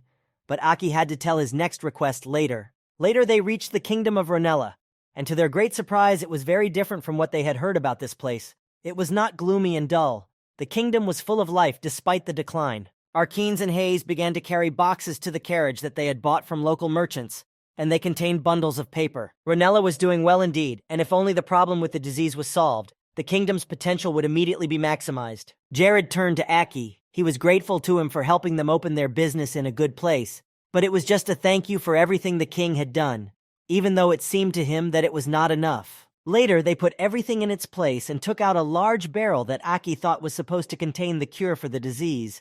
But it was not ready yet, as Jared had said. He took a small bottle and turned the faucet so that a red liquid began to pour into it. And when he closed it with a click, the preparation of the rare magic herb was complete, and the skill in making healing herbs rose to level 2. Thus, Jared managed to achieve the highest scores of the day. However, there was a downside, as he thought certain limitations were immediately triggered, which was why it took several months to complete the process when he didn't know about the glitch and had just started making the medicine. Jared went to Aki and handed him a small bottle of medicine to sell, and the king told him to tell him a few features of the medicine to a customer who wanted to buy it. And he didn't have to wait long. Talon came to the counter, and with the help of his spiritual eye, Jared immediately saw that the man was infected with Ronell's disease. Talon was amazed to see such a low price for a medicine that was so important for this kingdom. It cost only 1 gold. Aki smiled sweetly and said that this favorable offer was especially for him, because he saw that Talon was a very good person. But then the man began to suspect that this was just a trick, and that there might not be anything good in this medicine. But Arkeens still convinced him to buy the bottle. Talon didn't really feel sorry for the 1 gold piece because he was going to die soon anyway because of Ronell's disease, so the man gave him the money. All that was left was to sign the contract that Arkeens handed him. It all sounded very strange because he was just going to buy the medicine, so the contract confused him, especially since it said that he would have the rights to the medicine. But he had nothing to lose, so he signed the paper with a pen and opened the bottle, drinking it all down on the street. Jared kindly said that it would take at least 30 minutes after taking the medication to feel its effects, and he added that he would be here all the time, so the man could go rest and come back as soon as he needed. Talon, of course, believed the little boy and bought the medicine, but he still had his doubts that it was just a scam. But Jared could vouch for the medicine, saying that if no action was taken, he would refund his 1,000 gold pieces. Talon said nothing to this and simply walked away from the counter. While Hayes and Jared continued to carry everything they needed for their small shop, Arkeens said he had to prepare something else for the trade. And Jared had a new dose of medication to prepare, and he had another achievement to reach for the highest score in 24 hours. And he succeeded. The crafting bug was working perfectly. In the game Paradise, the skill of making medicines is given depending on the products from which they are made. And the penalty that could limit the skill level is 24 hours, according to the criteria of his potion. However, he is thinking about transferring the rights to make the potion to another user, and all the data except the skill level that has already been applied in his information can be transferred to the next user. In this way, the penalty of a 24-hour restriction would also be transferred to tolling. 2 hours had passed in this speculation, and Arkeens was still nowhere to be seen, and Jared was beginning to wonder where he was. However, he continued to believe that he would be back soon and that everything would be fine. Indeed, he and Hayes didn't have to wait long as they heard a very loud noise coming their way. It was something incredible, a crowd of people with Arkeens chasing them at breakneck speed. Hayes didn't know where to go, and yet she hoped that all these people were not running toward them and would bypass the small island of Oak with the medicine. However, when they caught a glimpse of Aki and their first customer up ahead, they realized that they were all heading towards them. This crowd of people literally pounced on Jared, but Hayes stood in front of him, trying to protect him. They all demanded that they be sold the cure for Ronel's disease immediately. There was no empty space near the island. Everyone who stood there wanted to get ahead of the others to be the first to receive the healing medicine. It was a real chaos that could not be stopped. However, they both liked to hear the joyful comments and praise. Now the status of Krivia was rising in the eyes of other people, because they had developed such a valuable remedy. But these comments were followed by quite the opposite ones, where people remembered the past of Krivia.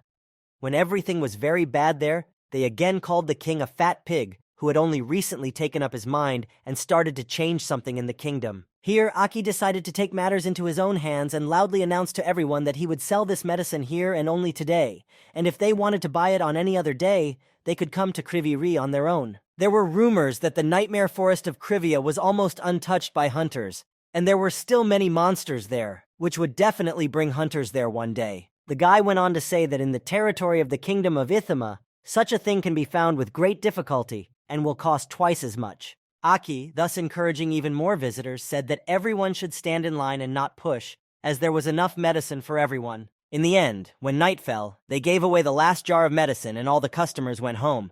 Hayes was so tired that she slept like a log, and Jared was happy to see how much he had earned under the starry sky, and the amount was really big, as much as 12,250 gold pieces. If you converted this money into the currency from his past life, it would be 12.2 billion won, which would be enough money to live on for years. Suddenly, Jared heard a voice behind him, asking if the king was pleased with this income. The boy turned around to see Aki, who didn't seem to be exhausted after such a hard day's work. The boy approached him holding a coin in his hand and said that he had come for the next reward, that is, the request he had left. At first, Jared did not mention their agreement about the 2 wishes, but then he calmly told him to ask for whatever he wanted. Aki gathered his thoughts and took a deep breath. His next request was to become Jared's servant and be in charge of the merchants' union in the kingdom of Krivia. Aki got down on one knee, bowing his head before him. He had too little experience yet. He was only 20 years old, but he promised to try his best to make the merchant union the best in this part of the continent if Jared trusted him. Jared appreciated Aki's courage, because even though he had been robbed by bandits and had no money left, he had not given up and kept going. The king smiled and said that he himself wanted to make Aki his servant when he saw his abilities. But the position of head of the merchants' union, which is the core of all trade, would not be available immediately. Aki was a little worried. Although he had expected this answer, he hoped that he would have a chance to continue his work with the king of Krivia. But the request had to be honored, and he was also confident in the boy's abilities. So Jared agreed and decided to give Aki a chance to prove himself. The insight that made him see the potential for Krivia's development, the desire to get high, and the courage to speak about it directly were all great advantages of Arkene's. But luck played the most important role here, because the place was currently free. Jared liked Aki, and knew that the trade union headed by him had a great future. Aki could not believe his good fortune. He was immensely grateful to the king, who was already very sleepy.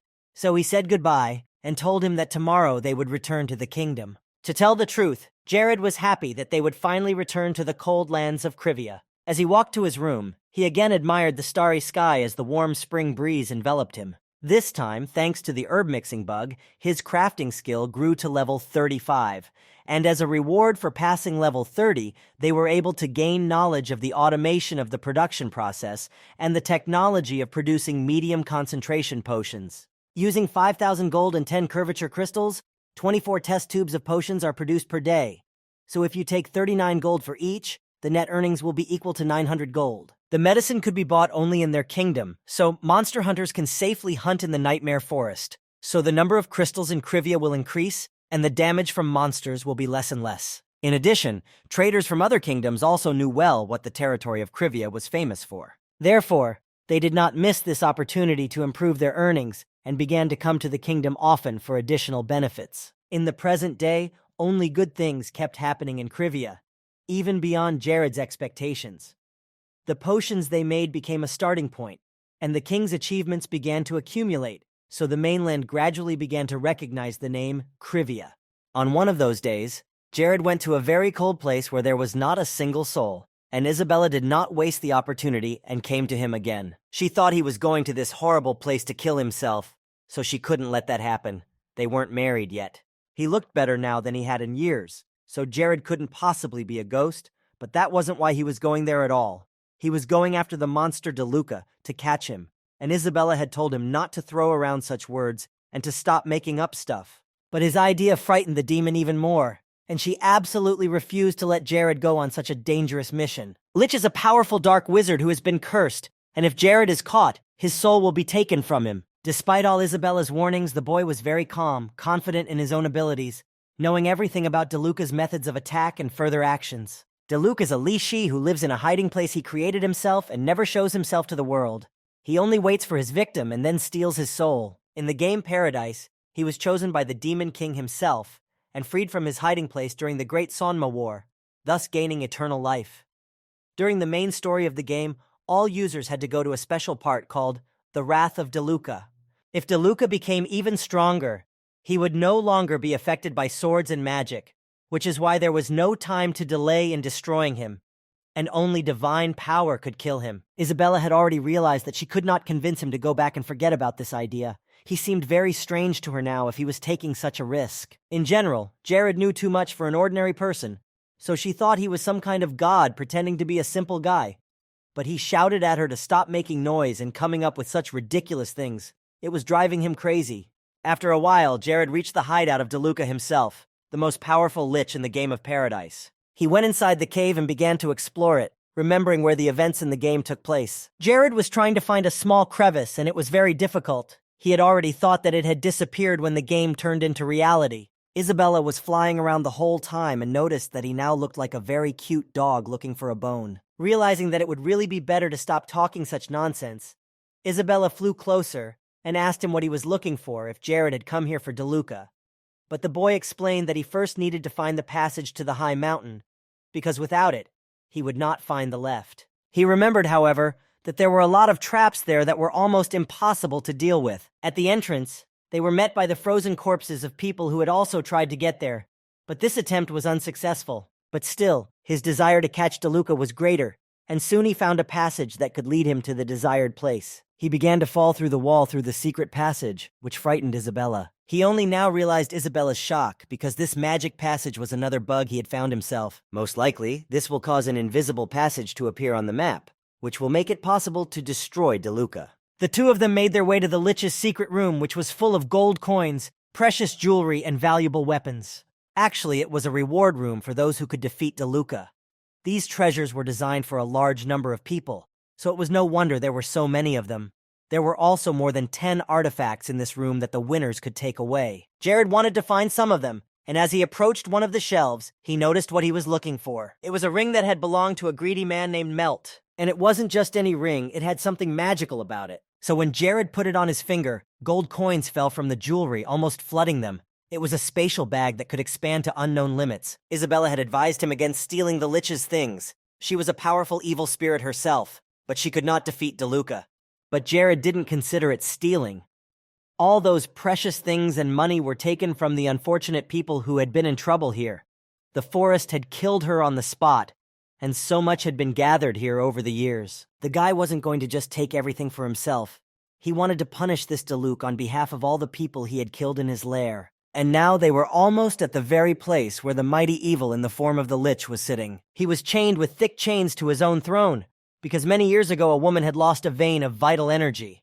And after that, DeLuca had never been able to rise from this place. All he dreamed of was freedom, freedom after which he would take ruthless revenge on all the people on the mainland, making them suffer for eternity and feel the same way he had been living for decades. Suddenly, Jared approached the Lich's throne. He heard everything the old man was saying, and he should have thought about his behavior, not continued to spin vile thoughts of revenge in his head. The guy put his hand on his head, and at that time Deluxe could not turn to him and look into his eyes. After that, without answering the question, Jared used magic. He used a flame that could burn any dead person in a few seconds. Jared wanted to be the only hero in this world who would defeat the evil that rages in the universe. The flame that the boy used showed the true figure of Lich DeLuca in the form of a skeleton without any living space. His dark cloak continued to burn while it was on his bones, and then, looking at Jared, he asked in a low voice how the boy managed to get around all the traps set. While the throne was burning and the flames were not extinguished, Jared quickly jumped away from the main evil of the continent. Before him was a cursed magician who had gained a terrifying amount of power that he had exchanged for his humanity. an act that violated all the laws of this world and knew no pity. Such magicians are able to create a certain image for themselves and endow it with powerful magic. This image is controlled by the magician's thoughts and can act far away from their own and real body. Deluxe had lost this vein of vital energy because of a sacred maiden. Because of her, his soul was held hostage by his body. He was weakened, and if he died this time, he would not be able to rise again. Now Jared had to be very careful not to get too close to the magician, lest he use dark magic that can take away the life force of the victim. In his past life, Jared had already fought DeLuca more than once after he was freed, so now he had to do it again, but in reality, not through a computer. Continuing to keep a certain distance, Jared summoned arrows of lightning to hit DeLuca. But for a magician like this Lich, such techniques would be too easy, and he would easily dodge the arrows if he were full of power. But now he was almost at zero, and Jared wasn't the weakest of opponents. DeLuca was also confused by the fact that he could feel the divine power of eternal fire in Jared's body. Now that he understood what was going on, he noticed the ring of the Holy Maiden who possessed this powerful magic. After all, as strange as this was, if DeLuca wanted to live, he had to think of something fast. Jared laughed, however, and approached him with his sword, wanting to play with the Count a little longer. Jared realized that if he didn't interrupt the attack, it wouldn't work on DeLuca. But despite the fact that he didn't manage to destroy him from the first punch, if Jared continued at the same pace, he could definitely win this fight. DeLuca noticed that the guy seemed to see right through him. He knew the techniques he was using, but it was still evil territory. To help him, Deluk summoned the knights of his dark dungeon, who rose from the ground to defend him. A stranger had invaded their kingdom, so the Lich ordered them not to wait and to deal with the guest. Deluk shouted for the guards to block Jared's path to him. Isabella panicked, appearing next to his head, saying that there were too many evil spirits here. However, Jared remembered that in the game, these knights appeared where traps were set, so he assumed that everything had changed after he had been resurrected once again. The guy reminded the Count of all the suffering he had endured throughout his years, and since he had already managed to absorb the divine flame, he offered to fight in a fair duel. Jared came up with a plan, realizing that he needed to block him in any way possible before the Lich could use higher-level magic. Isabella decided to take over all the guards that were supposed to protect DeLuca, so the demon allowed Jared to think only about how to defeat the main boss. When Isabella flew into the skull of one of the knights, he looked around nervously at the others of his kind, who slowly began to retreat. She began to control him from the inside, of course. The monster's appearance was so-so, but the flesh was quite strong, so it worked for her. This was not good because if it continued like this, the two of them would be able to reach the Lich in no time. Deluk decided to deal with the additional problems first, so he threw Isabella, who was wearing the remains of the flesh of one of the knights, away. The skeleton nearly shattered into individual bones from the impact, but Isabella was unharmed. This played into Jared's hands because while his main enemy was distracted by her, he could easily attack by surprise, which would have strengthened the blow. The King of Krivia used powerful magic again, using the Sword of Lightning. And with the next blow, he decided to finally finish off his enemy, picking up a magic staff with incredible energy. But the second time DeLuca was not going to lose. He protected himself with a powerful shield in the form of a stable wall that completely covered him. But the fact that Jared had the ability to use two spells at once was not good for him. But that was his specialty. Double magic, a big plus against such a powerful evil. Jared remembered that when he played Paradise, this Lich had lost every time he used those lightning bolts, so the guy had put a certain quality into his strike. Thanks to this spell, DeLuca was even more bound by the chains. Jared stood calmly, trying to regain his breathing, and Isabella, who was still in the bones of the Dark Wizard's Knight, looked at DeLuca, whom they had defeated, in amazement. She was sure that she had a lot to do with it, and without her, Jared would have had a hard time. However, as soon as the boy was near the Lich, he seemed to come to life and began to move abruptly and scream loudly. Without hesitation, Jared struck his arm, knocking him back onto the throne. Jared used his ability that Isabella had given him. He knew that such spells would not kill DeLuca, but they would definitely exhaust him, so the boy sneaked up on him and repeated his super-powered punch. Lich screamed loudly. He could not believe that this was what his death looked like, that it was going to happen right now. This was the first time he had felt the fear of death since becoming a Lich, and his instinct was to avoid this guy, but he could not do so because of his chains. The powerful Lychee, who terrified all the people who came across him, spread mortal fear. He had power over death and could not say goodbye to life so easily. All the anger that was boiling inside him broke free, but the chains that held him still had not broken. Deluk, in his new form, offered to fight the young wizard once again. Without waiting a moment, Jared rushed at him, protecting himself with a strong shield. The flow of magic from DeLuca was too powerful, although it could hardly be called ordinary magic. This super powerful force had broken the barrier behind which Jared had been hiding, and now he stood unarmored before the powerful Lich. Isabella couldn't let Jared die so easily, so she continued to manage the Dark Knight's work and came to his defense, deflecting DeLuca's blow. Lich was furious. He was once again prevented from achieving his goal and ending this fight with his own victory. DeLuca ordered the Dark Knight to disappear from his kingdom and the bones flew in different directions. Now Isabella could not help him in any way, but she still believed that Jared would find a way to overcome this evil. And the boy was also confident in himself. He knew that DeLuca would never, under any circumstances, defeat him, neither in the game nor in real life. In the beginning, he was a little confused by his appearance and method of attack, but his basic techniques were still the same. In Paradise, this boss appeared most often, so he studied its weaknesses and techniques that can be used to defeat it. All the methods of attack and defense were well known to him, so nothing prevented him from reading Decluck through and knowing in advance how he would act in a certain situation. Jared was moving too fast for such a slow Lich, first of all because he was chained, and secondly, Decluck was much bigger than the guy, so he decided to crush him with his own weight. Jared had just a few centimeters to dodge the Lich's attack, but he missed again and was unable to reach his main target. Jared stopped at this point, trusting his intuition and knowledge, but the Lich itself took it as a shock. For Jared, challenging even his biggest fear was very easy if you have confidence in yourself. At this point, DeLuca wondered why his opponent was only dodging. Was he really going to destroy him in this way? Jared caught the right moment and was right next to the enemy's head, holding his magic staff. He used 4th grade magic, stabbing the staff into his chest, only now DeLuca realized his plan. The guy was deliberately using low-level magic to mislead him and it worked. And besides, Jared was confident. He was 100% confident, and that gave him a head start on the fight and the victory. Now it was time for the final stage of the fight, and Jared strengthened his magic with the chain of the Holy Seal and bound his enemy even more tightly. After the boy had locked him in with the holy object, there was no way DeLuca would be able to get out. He put his hand on his heart so that the evil one could feel the full power of the divine blessing. There was noise all around and DeLuca kept trying to get out of the trap, but it was all in vain. Isabella hid behind him and told him to give up immediately, because the Demon King he was waiting for would not come. After hearing this, DeLuca really lost the strength to fight anymore, but he did not stop threatening them with a terrible future after what he had done. The demon was already almost completely underground, pulling him in very quickly to close him within its walls.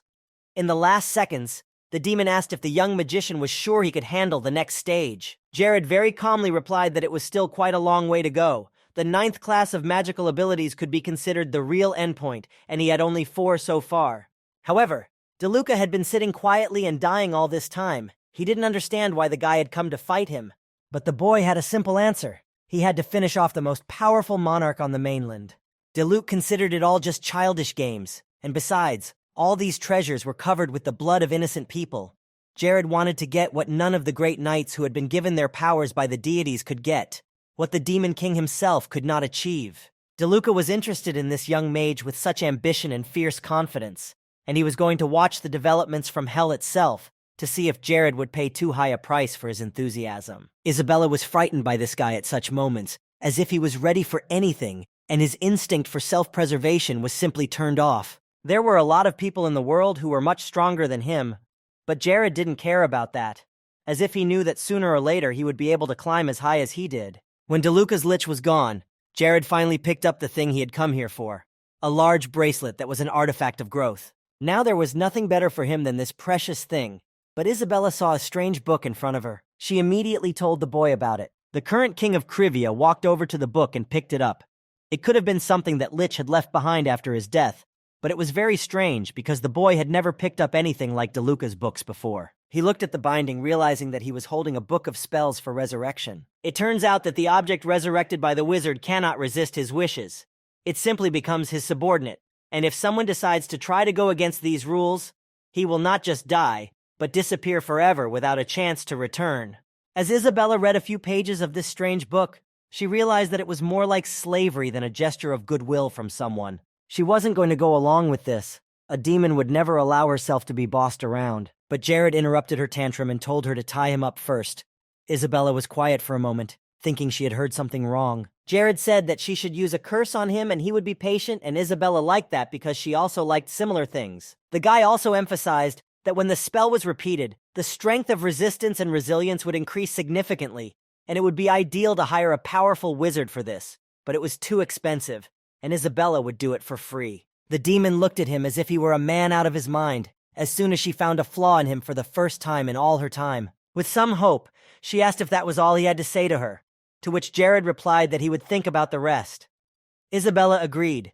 She was tired of living in the body of an evil spirit anyway. When the boy heard this, he immediately went to get the body he had found to resurrect her, but she didn't think it would happen so quickly. However, there was no time to dawdle on such a step, so very soon Isabella was already transformed into a new person, and in the first minutes Jared already thought he had done it in vain. It was hard for him to carry her all the time on his back, but it was hard for the former demon to get used to a new body so quickly, and she also asked to be called Isabel. Although her appearance had changed a bit, her character remained the same, stubborn and hot-tempered, and although she said she had forgotten everything after the resurrection, she did not like her old name.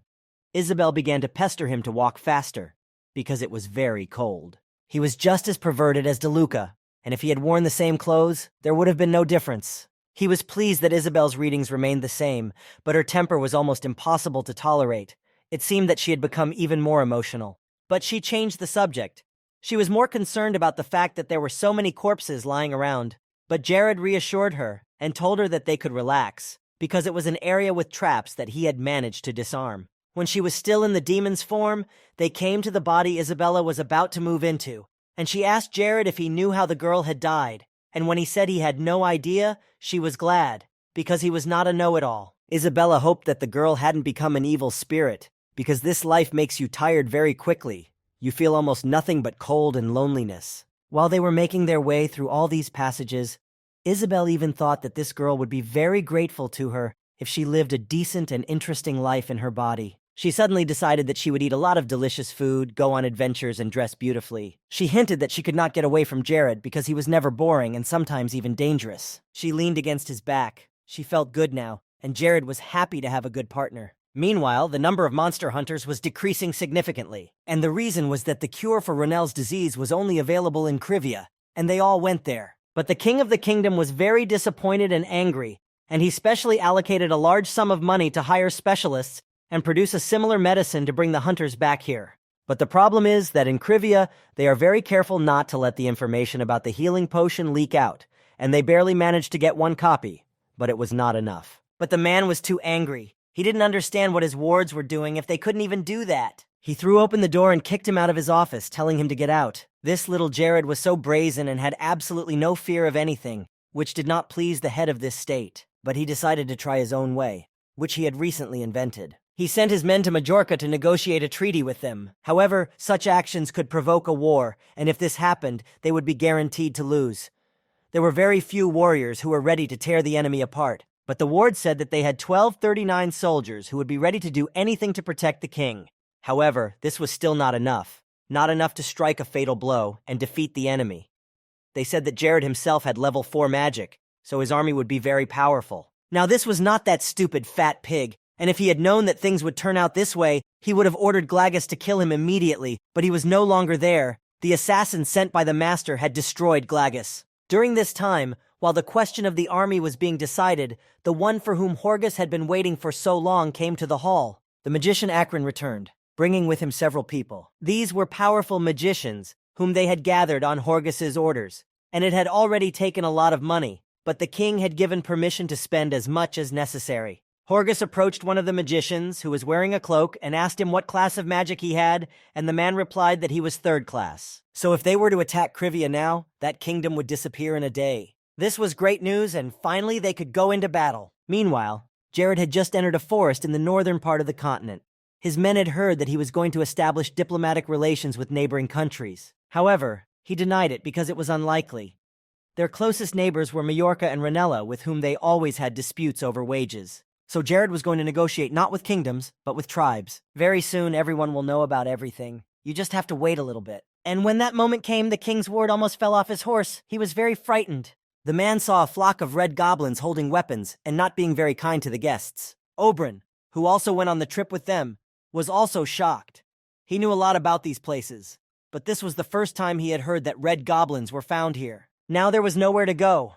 Their vehicle and all of them were surrounded by a tribe of red goblins that were getting closer by the second. The elders immediately shouted out to the knights not to think too long and to defend His Majesty from the enemies, who were so numerous. Lakis, who led the whole team, ordered them to be ready to defend themselves and never attack first. It was strange that they were preparing to defend themselves against some monsters. But now the knights calmed down a bit because the head of this tribe came out to them, who seemed to be in the mood for negotiations. Ibaniba was the leader of all the goblins in the tribe and was ready to discuss the issues with which the guests had come to them. Aubrey was surprised that there was a goblin who could speak Nara, but Jared stepped up to him and introduced himself, saying that he had come from the kingdom of Krivia specifically to meet him, and that Ibaniba remembered the leader of that kingdom, but he looked much better than he thought. Jared made his request.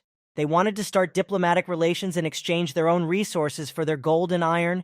The leader of the Red Goblins was really pleased with this desire because Jared was the first person to offer such help.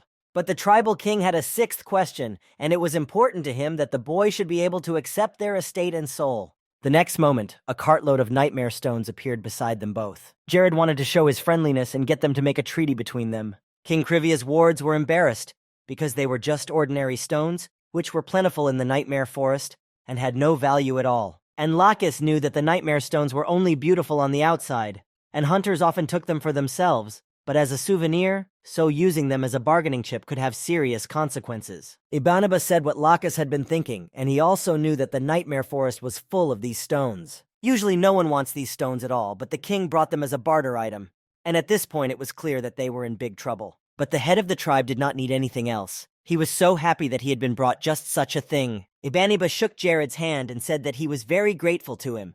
The boy had brought the nightmare stone, which was so important to them, the goblins. This creature signed the treaty, and they became one big family in the north. Jared was ready to say goodbye and move on and thank the wisest king of the Red Goblins once again. He hoped that their friendship would only grow stronger in the future. Ibaniba called out to his men and told them to bring the gold and iron they were to exchange. They were showered with these resources from head to toe, and the goblins were so happy to receive the nightmare stones that they had already made jewelry out of them for themselves and could not stop admiring them. Their hearts beat even faster just thinking about how they would grind these beautiful stones. It turns out that these goblins have a lot of minds. Since they can extract such valuable resources in such quantities, there was already a thought to drive them out of these lands and take possession of them ourselves. And just as Jared was about to leave, he was stopped by Ibanib, who said he couldn't just let them go, because they had signed a treaty today, and there was going to be a big party to celebrate. After that, the leader shouted a little louder to those who were hiding in the bushes. They no longer needed to hide their presence here and could safely show themselves. After a few seconds, a few strange creatures appeared, a little timidly, but still, they looked more like humans. But they seemed to be not so friendly compared to the others. They were dark elves, a warlike tribe that alarmed people a bit, because they mostly lived somewhere in the depths of the forest and did not treat others very well. But the king knew about them too. Jared literally knew about everything that happened here. The Red Goblins, who live in the northern part of the continent above Krivia, they never appeared to people for no reason, but that didn't mean they were closed to humanity. This tribe had quite close relations with the Dark Elves living on a neighboring island, so close that they signed a treaty of joint defense. Ibaniba had high intelligence and wisdom, which allowed him to conclude peace treaties with many tribes. Human culture was not fully understood by him. It was something new, but very exciting. At that moment, Jared was glad that he knew so much about this game, because if they did attack the Red Goblins, they would have stayed here forever. They would have been killed. Later, when it was getting dark, they had a party with drinks and lots of food, but Jared's mentee was still curious to know how he remembered so much about the area. Now, several different cultures had united into one big family. They did not see each other as enemies, they saw each other as partners, and they could turn to each other for help. After some time had passed, Jared called Lakis over to his office. He asked if the workshops and forges were working properly in their kingdom, and Lakis replied that due to the lack of certain resources, the production of weapons was suspended.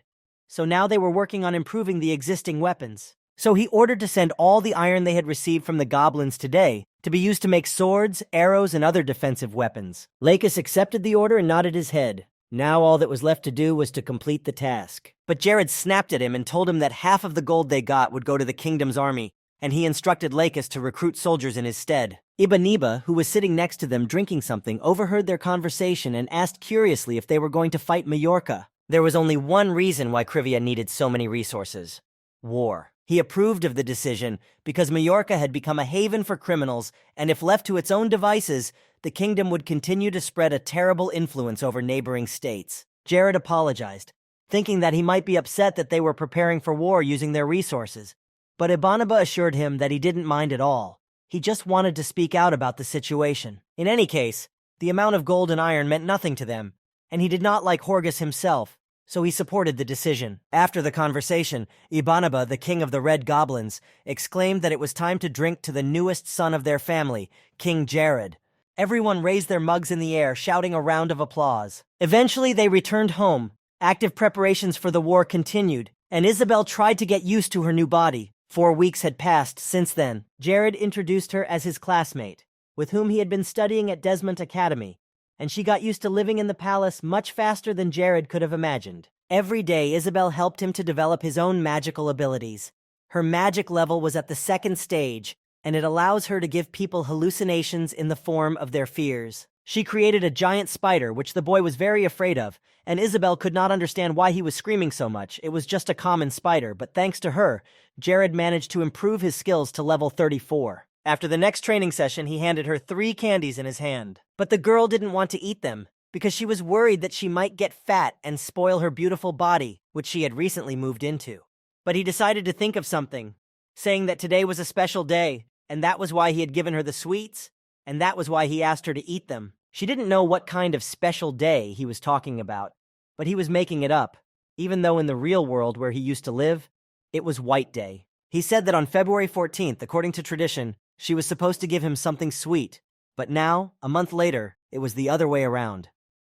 Listening to him talk like that, Isabel realized that he was very romantic and thought that he had finally started to like her. But he denied it, saying that he had given it to all the girls in the palace, which upset Isabel. But she didn't show it. Instead, she opened the candy and ate it.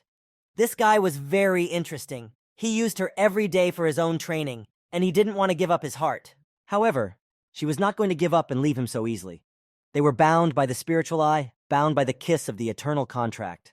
In general, there was no time for jokes, so he pulled away. He needed to continue training, and since he had increased his defense, he suggested that he increase his magic by a factor of 2, to which Isabel agreed and said she would push him with all her might. She was using the magic of lust, which she knew just fine from her past life. But Jared screamed with all his might to stop her from doing it, but it was too late. After the training, he left to take care of further business to prepare for the war, and she launched a certain project to train disciples, the essence of which was to use the spiritual eye to find people of the future with good abilities and lure them to their side first. Besides training talent, there were other reasons for Jared's bold investment in this project. The main one was to capitalize on the mutual reward system, in which a teacher receives bonus stats according to the progress of his or her students, and can have a maximum of 4 students. Isabel was the first to show results. She didn't mind becoming his student. In general, she was not eligible for it after the resurrection. Lena also joined his team and performed all the tasks assigned to her conscientiously. She was ready to do her best. For Mia, it was something new, very interesting. Like a big game, she was very happy to be taught such magic. And when Jared saw his students practicing hard and making progress with the traps he had also taught them, the plan began to go incredibly smoothly, or so he thought. But there was a but.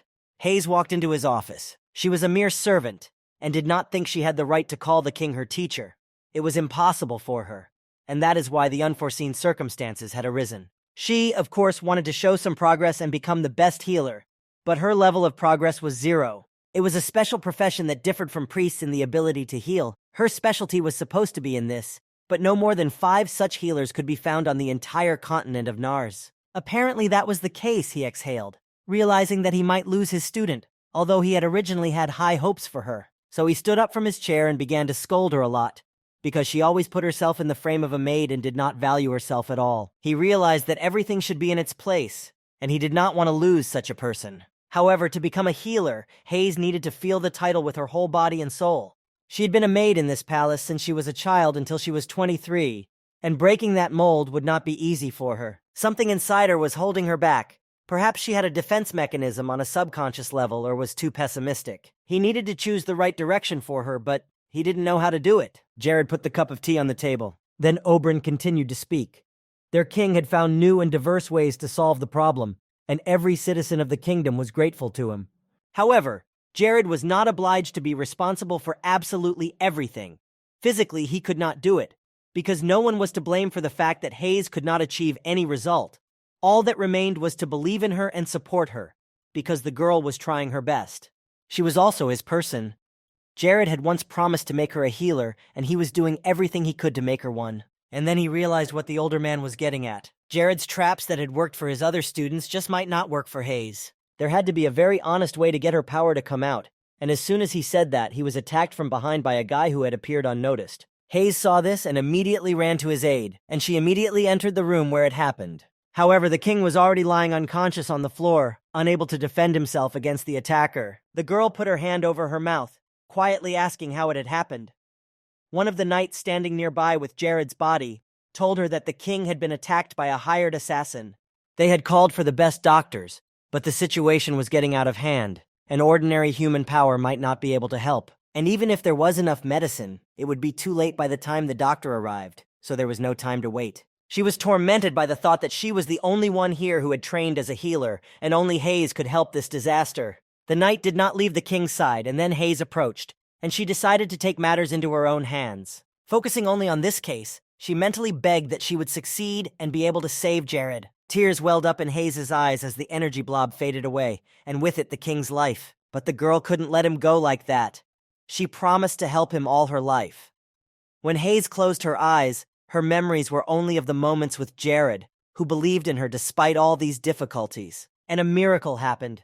She was so overwhelmed with emotion that the energy she had been unable to release for so long finally broke free, leaving the entire room green. Half an hour later, when everyone was sitting in the room and explaining the whole situation to the girl, she was so angry with them, even to the point of hating them. Hayes couldn't hold back her tears because even if it was all done for her and her opportunities, it wasn't the way a king pretends to be mortally wounded. Jared calmly told her it was just animal blood, and that his wonderful plan had worked, even though it had made her hysterical, but she had been able to reach a new level. She didn't like being a healer at all if he was going to play with her like that. She was also very angry with Jared's other wards. Even if it was the king's order, how could they scare her like that? Unable to withstand the pressure, she ran out of the room in tears. Aubryn, who was standing behind her, said quietly that he didn't quite mean it. That scene was too cruel.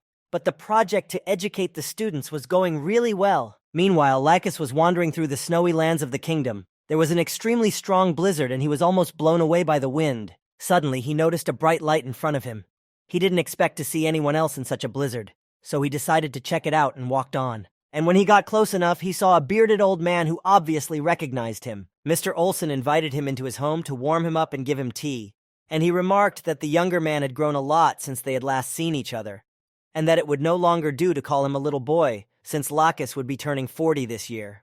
When they got the fireplace going and piled wood on it, Olson asked how Lacus had ended up in this nightmare forest. Lacus had a mission to accomplish here, and he thought of Mr. Olson very often, so he wanted to start by giving him a gift he had brought with him. From his bag, Lacus pulled out a bottle of red liquid, Runella's medicine, a necessity for those who stay in the nightmare forest for a long time.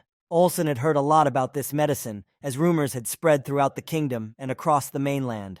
The old man heard what people were saying, how much they praised the medicine, and he wondered how such a stupid king could come up with such a brilliant idea. But Lacus told him that Jared had repented of his past, and now he had changed his mind, which was why the king had sent him here to ask Olson to return to the kingdom. The man laughed. Jared had once abandoned him so easily, and now he wanted him back just as easily. However, Lacus insisted that the man return, because right now they needed experienced veterans like Olson. Lacus assured him that when he saw how much Kriviri had changed, he would immediately change his mind. Until now, there had not been so many wars on the Nars mainland where crowns had seized land.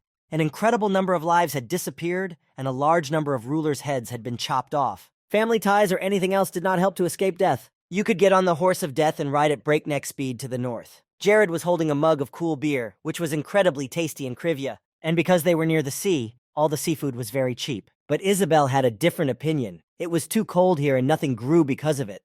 This frost bothered her the most. Jared could only hope that this time his pesticides would do some good. However, Hayes was sure that it would work because Jared had made them himself. She also noticed that everything on the land had been cleaned up.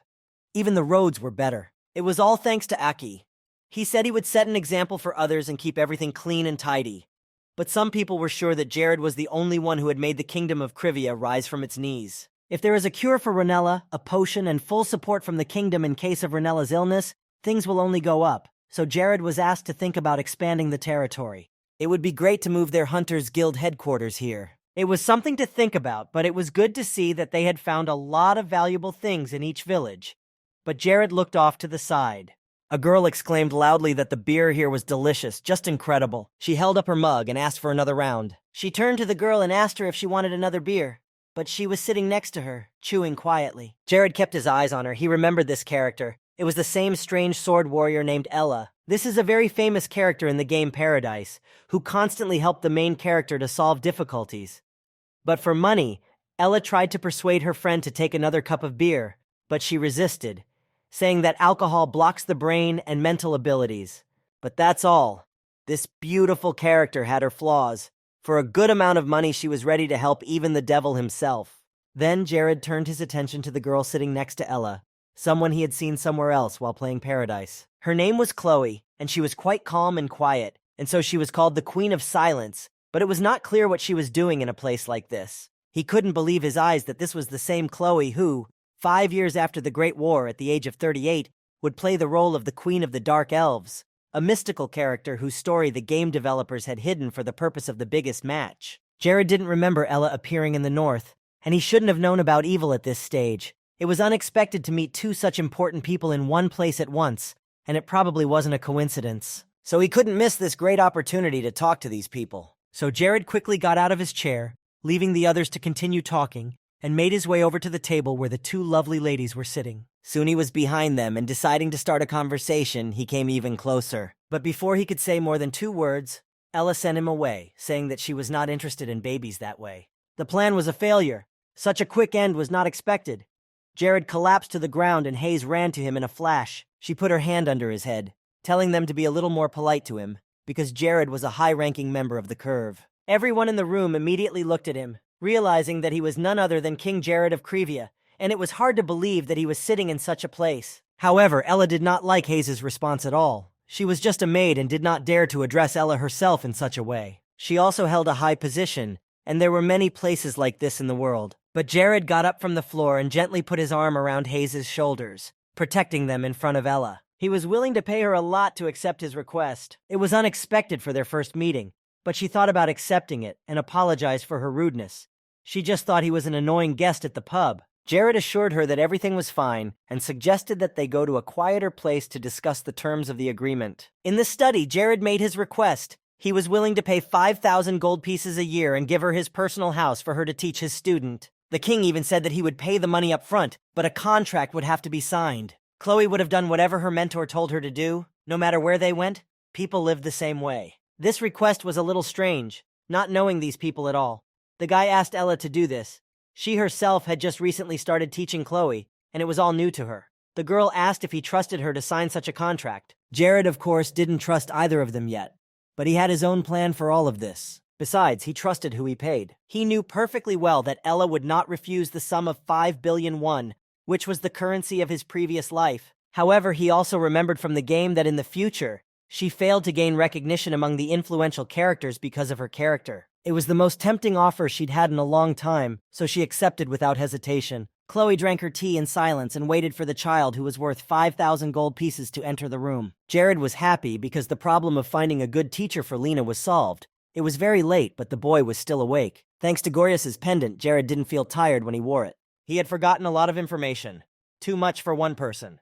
Today, it was hard to even remember Wicked, who is a popular character. Perhaps given the rapid development of the kingdom, it would be very difficult to record anything about him. In fact, he wanted to leave the notes in Korean so that no one could read them. It was a book that held the knowledge of the whole world behind its cover. The next morning, Lena and Chloe trained together. It was a little difficult for the girl at first, but she remembered the promise she made to the bark, and especially to herself. So she kept going and kept moving forward. It was indeed a hell of a workout. Jared only hoped she wouldn't become an overly pumped-up and murderous monster if she kept up the good work. Chloe was working just as hard, but she didn't even seem to be tired. Ella replied with satisfaction that the world was too big for Lena to be the only talented child in it. There were many equally or even more talented individuals. Whoever had taught Lena before, she thought, was a bad teacher. Ella could have killed anyone in 5 seconds without hesitation when she looked at Lacus, who looked like a weakling to her. but at least he deserved 5 seconds. Despite the fact that Lena didn't study with the best, Ella recognized that the girl had a rather high speed. She instantly grasped everything thanks to the magical tools. There were 4 homing elemental spells that were enclosed inside. They were very well suited for training the ability to use the shield. Jared was asked a lot of questions about how he was able to find such a perfect training for Lena, and he only answered awkwardly that it was a special way of training on the Eastern continent. Due to a certain system, if you use the same training method, the experience growth will decrease over time. But if you use 4 different elements, the system will recognize them separately. This bug bypassed the anti-macro training system. However, Jared was very impressed that Ella had somehow recognized Lena's condition without even using the spiritual eye. But he was sure that there was nothing to worry about. Given the pace at which Lena was progressing, the training was very effective. In the meantime, Mr. Auburn returned to the kingdom, and the other servants and knights were very happy to see him back. The old man came back only to check on the progress of the crops, and everything was as usual. After they had killed all the pests in the fields, everything was going like clockwork. And because these pests were migrating to the territory of the kingdom of Ranella, the neighbors were eager to learn the secret of cultivation. These people were very grateful to Mr. Oberon and their lord for the fact that they could work in these beautiful fields every day. Oberon felt responsible for all of them, and also thanked them for their hard work. And when he sincerely thanked each farmer, they were very touched. It was very nice to hear. The united voices of all the farmers saw their leader as the king of the kingdom. So Jared was able to complete the task of sincere recognition, and he also received 200 points of loyalty. And during this period, the Golden Age came to the territory of the state of Krivia. Thanks to this achievement, all abilities related to production will increase by 100% within a month. There was no end to the joy of the farmers' clan, who continued to praise their lord, shouting his name and clapping their hands. The other processes in the kingdom were also in full swing. Everything was in full swing and everyone had their own job, which they were very good at. And Jared could not get enough of what was happening in Krivia under his rule, realizing that it was his merit. The smile just did not fall off the guy's face. And of course, there were many envious people who could not rest because of such a good reputation of Krivia. But recently, there was little known about the welfare of this kingdom. Despite the fact that both lived in the northern region, they were definitely ready to die for such landscapes and destroy everyone who lived there. The man had come from a neighboring kingdom and bowed low when he saw the lord who came to meet him. Akron was from Majorca, and he had come to the kingdom of Krivia to deliver a personal message to the king. Jared smilingly welcomed him into the palace and shook hands with the man, after which they began to discuss the relationship between their kingdoms. Jared asked if the previous amount satisfied the lord of Majorca. Akron hastily replied that the lord was very pleased because given the poor relations between Majorca and Coivia, Jared's decision was commendable. The boy didn't say anything, but his mind was in chaos. Akron made it sound like Majorca was superior to Coivia just because they were being honored. Lakis stood next to the king with a very dissatisfied and stern face, not letting a single word pass from either of their mouths. After all the points discussed, Jared asked if he could see the message that Akron had brought to the kingdom. The man immediately took the envelope in his hands and handed it to the king, telling him that the letter was written by the lord himself. When it was in Jared's hands, the boy opened the envelope and began to read. Lord Mayokri wrote that after looking at their relationship, he realized how badly he had treated the king and his territory, but he still dreamed of peace and harmony between their vast and wonderful lands, so the man suggested that they try to build further mutually beneficial relations between the kingdoms. A great friendship began with small steps. In his mind, Jared was very angry with Horgus, because he was basically holding him to nothing by suggesting such an idea.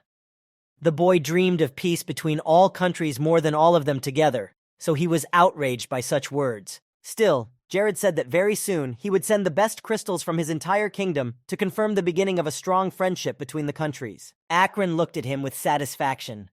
Having fulfilled his lord's main order, Horgus must have been very happy with this outcome. Jared, despite his irritation, smiled gently, saying that she would always be welcome in Krivia. And after the representatives of the neighboring kingdom of Majorca went home, Jared went outside with his bow and arrows to hunt prey. It was already evening and the sun was setting. His target was a deer that appeared out of the woods, and an arrow immediately hit the animal. One of the warriors standing next to Jared shouted loudly to the others that the king was down. The guy was also an excellent archer. He was a multifaceted person who was constantly developing. At one point, Lakis approached his king and quietly asked why he was so submissive to these bastards from Majorca, when the agreement was that they should have been distancing themselves from their influence. But now he had to think about his life. Sooner or later, someone would be the first to take up the sword in the battle arena. So, for now, it would be better to wait and put on a smile. Now Lacus understood Jared's plan. He thought that the enemy would let their guard down and become more secure if they hid their true intentions for the neighboring kingdom at the beginning. As they both stood a little distance away from the others, Jared emphasized that the last blow is always the best, as long as you don't put so much effort into the destruction and preparation for the process itself. So he quickly turned and suggested that everyone celebrate their province's rapid development. A huge banquet could be thrown. Perhaps if Lacus learned and fully realized the relationship between Krivia and the Kingdom of Majorca, he would not be so worried about the coming wars here. He played along with Jared and smilingly said that he would not have any worries, especially since the Golden Age had come to their country. It was too safe for Jared and the rest of Krivia to say that, but it played right into the hands of their enemies. For now, they could enjoy the moment, but hell was about to break loose for the entire kingdom that had just risen from its knees. The next glass they would drink from would be filled with their own blood, and they would just have to wait for the right moment. Thanks to the spiritual eye, Jared could see right through the guy, and he knew the thoughts that were going through his mind. Jared was prepared for spies to roam their territory, and this guy was well into his character, having a good background in intelligence. As soon as the spy gave all the evidence to his lord, they would immediately go to Krivia with the army.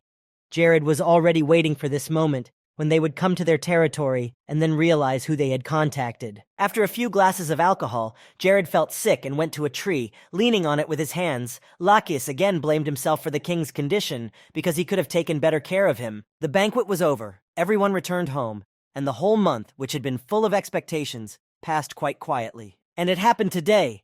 The enemies took up arms and marched with the whole army to Krivia to destroy their rivals. They were all full of enthusiasm, and the desire to take the lives of the people of Kriviri drove them crazy and gave them even more thirst and confidence in their own abilities. Lena was training with Chloe as usual, and she stopped for a moment to rest and noticed that the whole castle was very suspiciously quiet today. The girl asked Chloe if she had seen where everyone had gone, but she didn't know and didn't really care. Suddenly, her mentor appeared behind Lena's back, and Ella said a little angrily that she had not allowed her to open her mouth during the training. These words were followed by a punishment.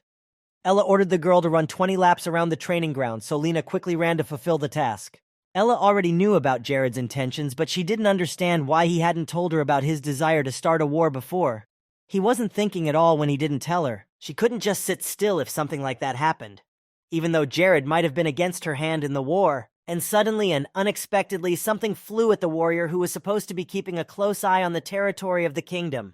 It happened by surprise, and because of their unpreparedness, the soldiers of Krivia decided to fall back to save their lives and inform others. The watchtower of the enemy of Majorca was destroyed, and it was necessary to redeploy the guardsmen and possibly even a special unit as soon as possible. However, their lord objected to these ideas. It was not worth wasting so much time and manpower on such trifles. He already thought that Jared had only 1 battalion. So he was very happy, although if he had known earlier that it would be so easy, he would have captured his kingdom much faster. The other soldiers found a very good supply of alcohol, which hundreds of soldiers kept in their storerooms.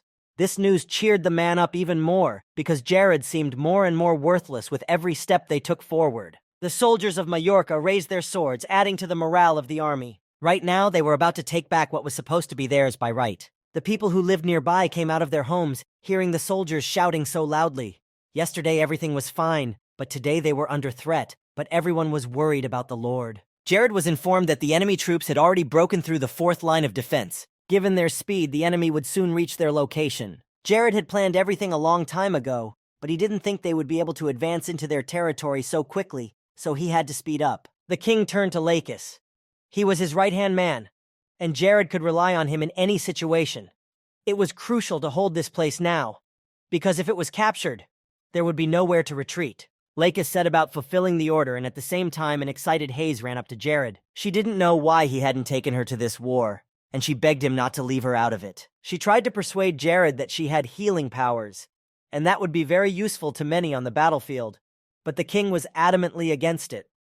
The arena that their kingdom was now serving was too dangerous a place where one mistake could cost one's life. Hayes' ability was incredibly rare, and it could be indispensable during a brutal war. But despite this factor, he couldn't take her to a place where he could lose her. Hayes was almost in tears. She wanted to be useful to the kingdom, to Jared, and to do everything she could to help. But no one could let someone they cared about go to certain death, and he didn't want to lose her. especially since they had been together all their lives since childhood, as soon as little Hayes entered the kingdom's palace. He had always been there for her, and she really meant a lot to him, so he had a plan to keep the ones he loved safe. Jared had been preparing for this day in advance, and it had taken him a long time to think through all the details. As he held her hand, a memory flashed through Hayes' mind of when she had first arrived at the king's castle, and Jared had held her hand in the same way, helping her to stand up, and she had looked into his eyes with a kind of trust, and she needed to do the same here, just trust. And as she continued to hold his hand and keep looking at him, Isabel appeared behind her, and she abruptly grabbed Hayes by her clothes and pulled her back to the rear, so that she could treat those who were injured on the battlefield in peace. Isabel promised that she would make sure that Hayes was in her place, and they parted ways. Now everything was settled, everyone was in place, everything was ready. So it was time to go to war and make a living hell for the enemy. They had advantages. The soldiers had found a very good position for themselves, but there were only 300 men in the army, which was very small compared to the enemy's manpower. There were many talented soldiers in this battalion, but it was still not enough to defeat the enemy. Lakis stood at the head of the entire army and directed further actions according to the king's orders, but now he was too thoughtful. It all confused him. An army that included so few people, 100 of them farmers, that they were not at all suited to fighting. They didn't even have decent weapons or armor. The army was still grateful to those people who responded and decided to help as soon as they heard the announcement of the war. Although Lakis was ashamed to ask ordinary civilians to take on such a task, just because there were not enough soldiers. Everyone knew that Jared wanted only peace with Majorca. He even offered them a truce, but despite all the Lord's efforts, the enemies still tried to capture them and take over the territory. Even now, about 1,200 trained soldiers from Majorca with all their equipment and gear were approaching their positions. That is why all the civilians who were afraid did not have to be ashamed of it, and could leave the battlefield of the great battle in peace. Lakis remembered his past when he was called to leave the kingdom and forget about Krivia. They told him that everything would soon fall apart, that the former king was dead, and that Jared was too foolish to rule the entire kingdom, but Lakis stubbornly insisted that he would stay. This caused indignation, because even after being thrown out of his job for no reason into the cold street, the man still remained loyal to the king. Krivia might not even survive this coming winter, with severe frosts coming that could wipe out the lives of all the inhabitants of the state. But such words could not change his mind. If the kingdom died under the ice of frost, he would die with it. Still, he could not be persuaded, so these attempts were abandoned, and Lakis was told not to return here. When Lakis returned to the present, he heard the loud shouts of people who refused to budge. No one had the right to speak of Krivia in such a way. This kingdom had always been theirs and would continue to belong to this people. It was thanks to the Lord that Krivia had become the place they deserved, and for the sake of their home, for the sake of the king, people were willing to fight with their bare hands against enemies who would come to their land. The people would never have given up their country to these bastards from Majorca, who could not even be responsible for their own words. It was better to die on the battlefield, defending what was important, than to run away and die there. Then Lakis remembered those words again about the cold winter and the inability of Krivia to survive the frost. And how wrong that man was then. He had never been as hot as he was now. The words of ordinary people who were faithfully and steadfastly ready to stand to the last inspired Lakis.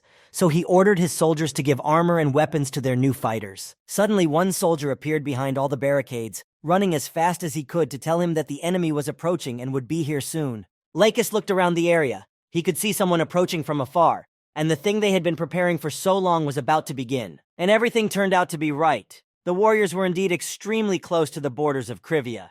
But something happened that they were not prepared for. It was not an army from Majorca, but Lord Ronella's troops approaching the kingdom. They had serious intentions of destroying Krivia to the ground and leaving no one alive. What he saw surprised Lakis. They did not expect another problem on their territories. Now the two armies of the kingdoms of Ronella and Majorca could be seen on the horizon. The Lord of Ronella, riding on horseback in front of his soldiers, shouted joyfully that he could already see the borders of the neighboring kingdom. The goal was close. A month before, the kingdoms had indeed argued for a long time about wars with each other, but they were pursuing the same goal: peace between the kingdoms and mutual benefit. Meanwhile, Horgus and Lord Ranelli were talking to each other while sitting at the table. The Lord was actually not completely indifferent to the whole situation, but his resentment was not too deep either. Horgus asked him directly if it was true that the ruler of Ronella had recently received a tribute from Krivia. He confirmed this and added that Krivia had sent them a lot of provisions in a fairly large amount in order to maintain friendly relations. And given that they had received enough gold, The financial situation in the kingdom was stable, and this confirmation irritated Horgus more than anything else. This behavior was too cunning. He tried to persuade Ronell to think about it better and think about the future. It was indeed suspicious when Jared suddenly started wagging his tail at them and being so nice after so long of silence. As the percentage of their hunters fell, and this already large number continued to grow, Jared in turn continued to follow his plan and wanted to seize the territories of the neighboring kingdoms. Horgus decided that this little guy was just scared, because although their territories were expanding, they were not yet ready for something bigger. And they concluded that this was the reason Jared decided to buy the truce by paying money. Horgus had studied Krivia inside and out, and he learned that they barely had 300 men in the army. Ronell was surprised at the number of soldiers. But this information only confirmed their theory that Jared was going to buy peace between them all by paying them. So they decided that if Curia offered them a round sum, they would be satisfied and not attack, or at least Jared would think so. He sent Akron, a scouting mage, because the kingdoms had decided to declare their kingdoms allies. Ronell was even more shocked. He stood up from his chair, almost knocking over his cup on the table. But this action was planned, so right now they are starting to prepare for war with Krivia. A month should be enough time to prepare, and then they will attack them unexpectedly. It was just a brilliant idea. They decided to create a united front so they could crush Jared and his men more easily. After these negotiations, Ronell and Horgus formed an alliance and shook hands. At first glance, it might seem like a united force of more than 3,000 soldiers, but they had nothing in common. However, these two had absolutely nothing in common except for one enemy, which they decided to deal with first, and next they would open the battlefield between their kingdoms. Ronell suspected that Jared would be furious when he found out about their joint offensive, at which point it would be too late to retreat and come up with something new. All Ronell could say was that Krivia's barbaric decisions and actions would shorten his life by many years. Even diligent attempts to stop him would be futile, and it would be very difficult, perhaps unrealistic, to resist such a force. And while they were talking for so long, Horgus's army had already surrounded the whole of Krivia. It was very foolish of Jared to concentrate all the manpower on the front of the state and leave the bypass routes unattended. Ronell shouted loudly that ignorance is a huge sin, so Jared could say goodbye to his lands right now, because very soon they would pass into their blood-stained hands. Ronell also added that if the kingdom decided to beg him to have mercy on the people, he would still take pity on them and not be too cruel. The boy who stood in front of all the soldiers reached for his helmet and slowly took it off his head. And it wasn't Jared all along, but a guy who was wearing similar clothes and had a similar build to him. The spy who was watching the king nearby saw this picture and realized that it was all a trap, and they had no idea where the real Jared was. He ran back as fast as he could before anyone else noticed him. He had to tell the Lord as soon as possible before it was too late. But before the spy could take a step into his own territory, he was suddenly intercepted by Krivia's men, not allowing him to report his plan. But the soldier next to him said that if a person like him, who is responsible for public order and healthcare, is so shocked that there was indeed a spy, then what should they, ordinary soldiers, do? But then the guy said that this spy was the man who allowed Ronella's army to invade their lands. This guess made him realize that Krivia had discovered his identity even earlier. Then the knight realized that all the information he had previously received from them was an absolute lie. He was so angry that the spy could only redeem this guilt with his death. A few days before, Jared and Lacus had talked again about a possible offensive and the kingdom's actions after the war began. And here Jared was sure that the two armies would choose the main road as the main path where the front between the kingdoms would later unfold. But Lacus told us about his version. He thought that the armies of Ronella and Majorca had two possible options for the offensive.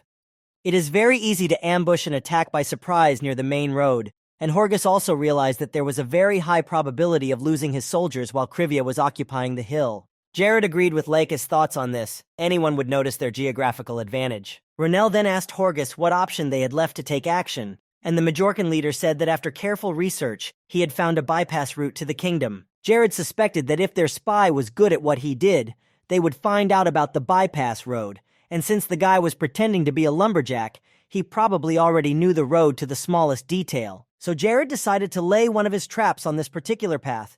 He was holding a landmine in his hand. It was a magical device that caused a magical overload of magic reception, and because of this, a powerful explosion occurred.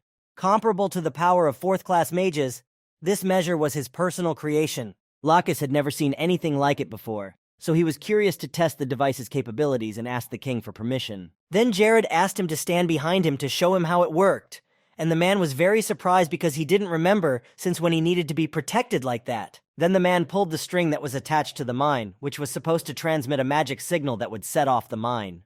The mine they had placed on the stump lit up when this impulse reached it, and a short moment later, a very powerful explosion occurred, blowing everything around it apart and throwing out a large amount of magical energy. Jared instantly created a protective barrier that protected him and Lacus from the debris flying in their direction. Lacus was really shocked. This power was really very powerful, and it was exactly what could level them against a large number of soldiers in the enemy army. The explosion left a large hole in the place where the mine was located. This weapon was unique. Therefore, with the help of this spy, who would deliver information about the secret path, Jared would be able to destroy the enemy with one explosion, so their land would not turn into a battlefield, because the forest would become a grave for the attackers. This witty plan worked, and the enemy army reached the territory of Krivyi on this road, which would be their last. This road was a one-way ticket for the enemy soldiers of Mahorka, and no one would get out alive. Horgus, who rode his horse ahead of the others, began to give orders to his men as soon as they reached the road. He shouted loudly that his army should dismember all those who would resist their authority and destroy everything that would stand in their way. And those people who decide to surrender to the army,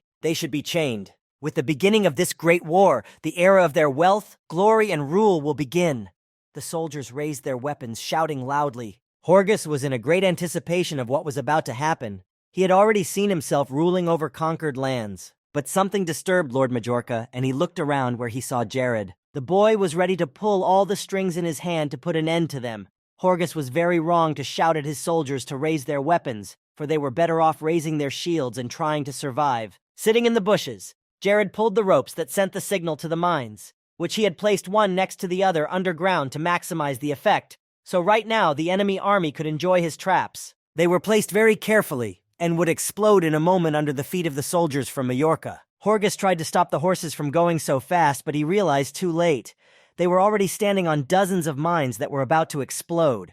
The mines beneath them were already beginning to shake the ground, and there was nowhere to go. Akron, the magician, called out to Isaac and Odium to work together to create shields and to begin working defensive magic immediately. Half of their army was already burning brightly from the mines that had exploded under their feet, screaming loudly as they were burned alive. The three wizards quickly stood in the middle of the road and created a powerful barrier to protect those who were still able to escape. And then Renell heard a loud explosion from the side of the bypass road, which startled him. Now they were the only ones who had significantly less advantages, not Krivia, who remained on the defensive with an army of 300 men. However, even without Majorca's support, Renell had 1,800 soldiers, so he did not think to stop. The man ordered to reduce to dust all those who would come across on the way, anyone who would not submit to their rule. Chorasis raised her shields and weapons, preparing to launch a defense and attack. Akron looked around after he took off his shield and asked Horgus if he was all right. Nothing happened to the Lord, and he ordered a report on the situation. And the news was completely disappointing. Everyone was dead, except for the 500 soldiers who were walking behind them and didn't have time to get here at the time of the explosion. Horgus looked at the flag of his kingdom, which was burning miserably on the ground, and the Lord asked Akron, a little confused, what had happened to the other two mages. He replied that Isaac and Odium were also dead. It was a catastrophic situation in a difficult war. They had lost most of their army. All the soldiers with whom he was going to fight Jared were dead. Horgus would never have thought that someone like Jared could possess such a terrible and powerful weapon that could kill so many people in one blow. Now the Lord could only rely on Akron, so he told him that starting from this second, the mage should not move too far away from him. The Lord had already begun to think of a new plan to avoid an even worse situation. But another disaster came to him unnoticed when Jared rushed at Aaron, who was standing behind his king. He only had time to look back and shout his name when Aaron was already in the clutches of an enemy who was strangling his neck. Jared lifted him into the air, still squeezing his neck, and Akron realized that this appearance of the king of Krivia was just a staging to mislead them. But now it didn't matter if he realized anything or not. It was too late for him to know. Jared soared into the sky, never letting go of Akron's neck, and only went higher and higher. And this height was enough. So Jared let go of Akron. He started to fly down. The king of Krivia gave him a choice when he used ice magic against Akron. The man could have activated flight to avoid dying falling from such a high altitude, or he could have used a shield to protect himself from the ice storm Jared had sent. Having made either choice, he is still at a disadvantage, because he will die from the fall, just as he would from a high-level spell. And yet Akron decided to create a barrier around him to protect him from the spell. Jared seemed to have gone mad coming up with such a plan and being so cruel. Usually, in duels between magicians, they keep a certain distance from each other, and after each has cast one spell, the magicians discover the level of power of their opponent. After a long mutual study, the mages bombard each other with chains of powerful attacks, and this is mostly how all the duels between them went. But Jared had no common sense in this situation, and he was driven by a strong and indomitable desire to defeat the enemy who was preventing him from building a life in peace. The guy simply ignored the common sense vision of the fight and decided to get rid of his opponent in a bloodthirsty way, not giving him the right to live.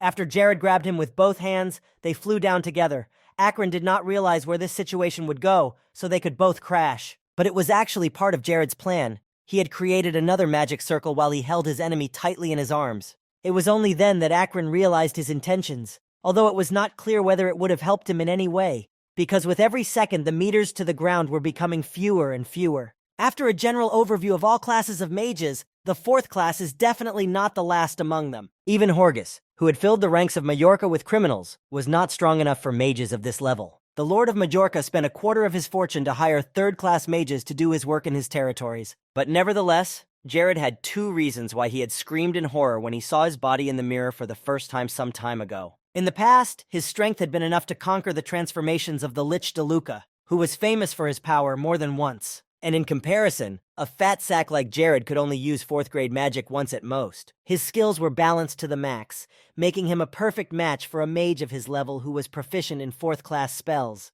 Although Akron's fighting skills were lacking, he was on par with Jared in magic. And this man was not as easy as he seemed.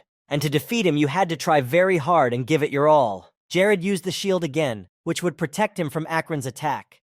If you keep a good distance, it would really work. But this barrier had its drawbacks. It was very easy to break in close combat. So Akron punched Jared's magic shield with all his might, and it shattered into pieces in an instant. Now the mage knew who he was dealing with. Because Jared had already used his own spells many times, he could study his magic perfectly. The next moment, Jared used teleportation magic, creating a portal of different dimensions. He decided to use the fact that he couldn't use the magic of flight to prevent Akron's attack from coming at him. So he decided to use just such a trick and go through the portal while Akron would fall to the ground, and that would lead to his death. The magician was actually amazed by this. He knew that such a spell was part of 4th class magic, but he would not have thought that the Lord of Curvature would use it in this fight. But over time, Akron was able to recognize his tricks, which he was actively using. Having thought it through, the man was in a favorable position as he thought, because thanks to Jared's last attack, the person who would go through the portal would be Akron. The boy quickly reached out to his enemy with his hand, trying to grab him, but the speed of the flight did not allow it. Now it was up to Jared to stop the attacks. He had to choose how to act. Either he would stop the fire vortex he would be caught in a few seconds, or he would fall to the ground and break. If the flames of Akron attacked Jared, he would die immediately. The energy of this magic was too powerful to withstand. Regardless of Jared's choice, he was bound to meet the same end: death. Akron was about to fall through the dimensional portal, and Jared was approaching the fire trap he had created. The magician of Majorca was very pleased with himself, because even if the boy had survived, he would no longer be able to use the portal to get to another place. And even if he somehow managed to do so, Akron had a plan for that too.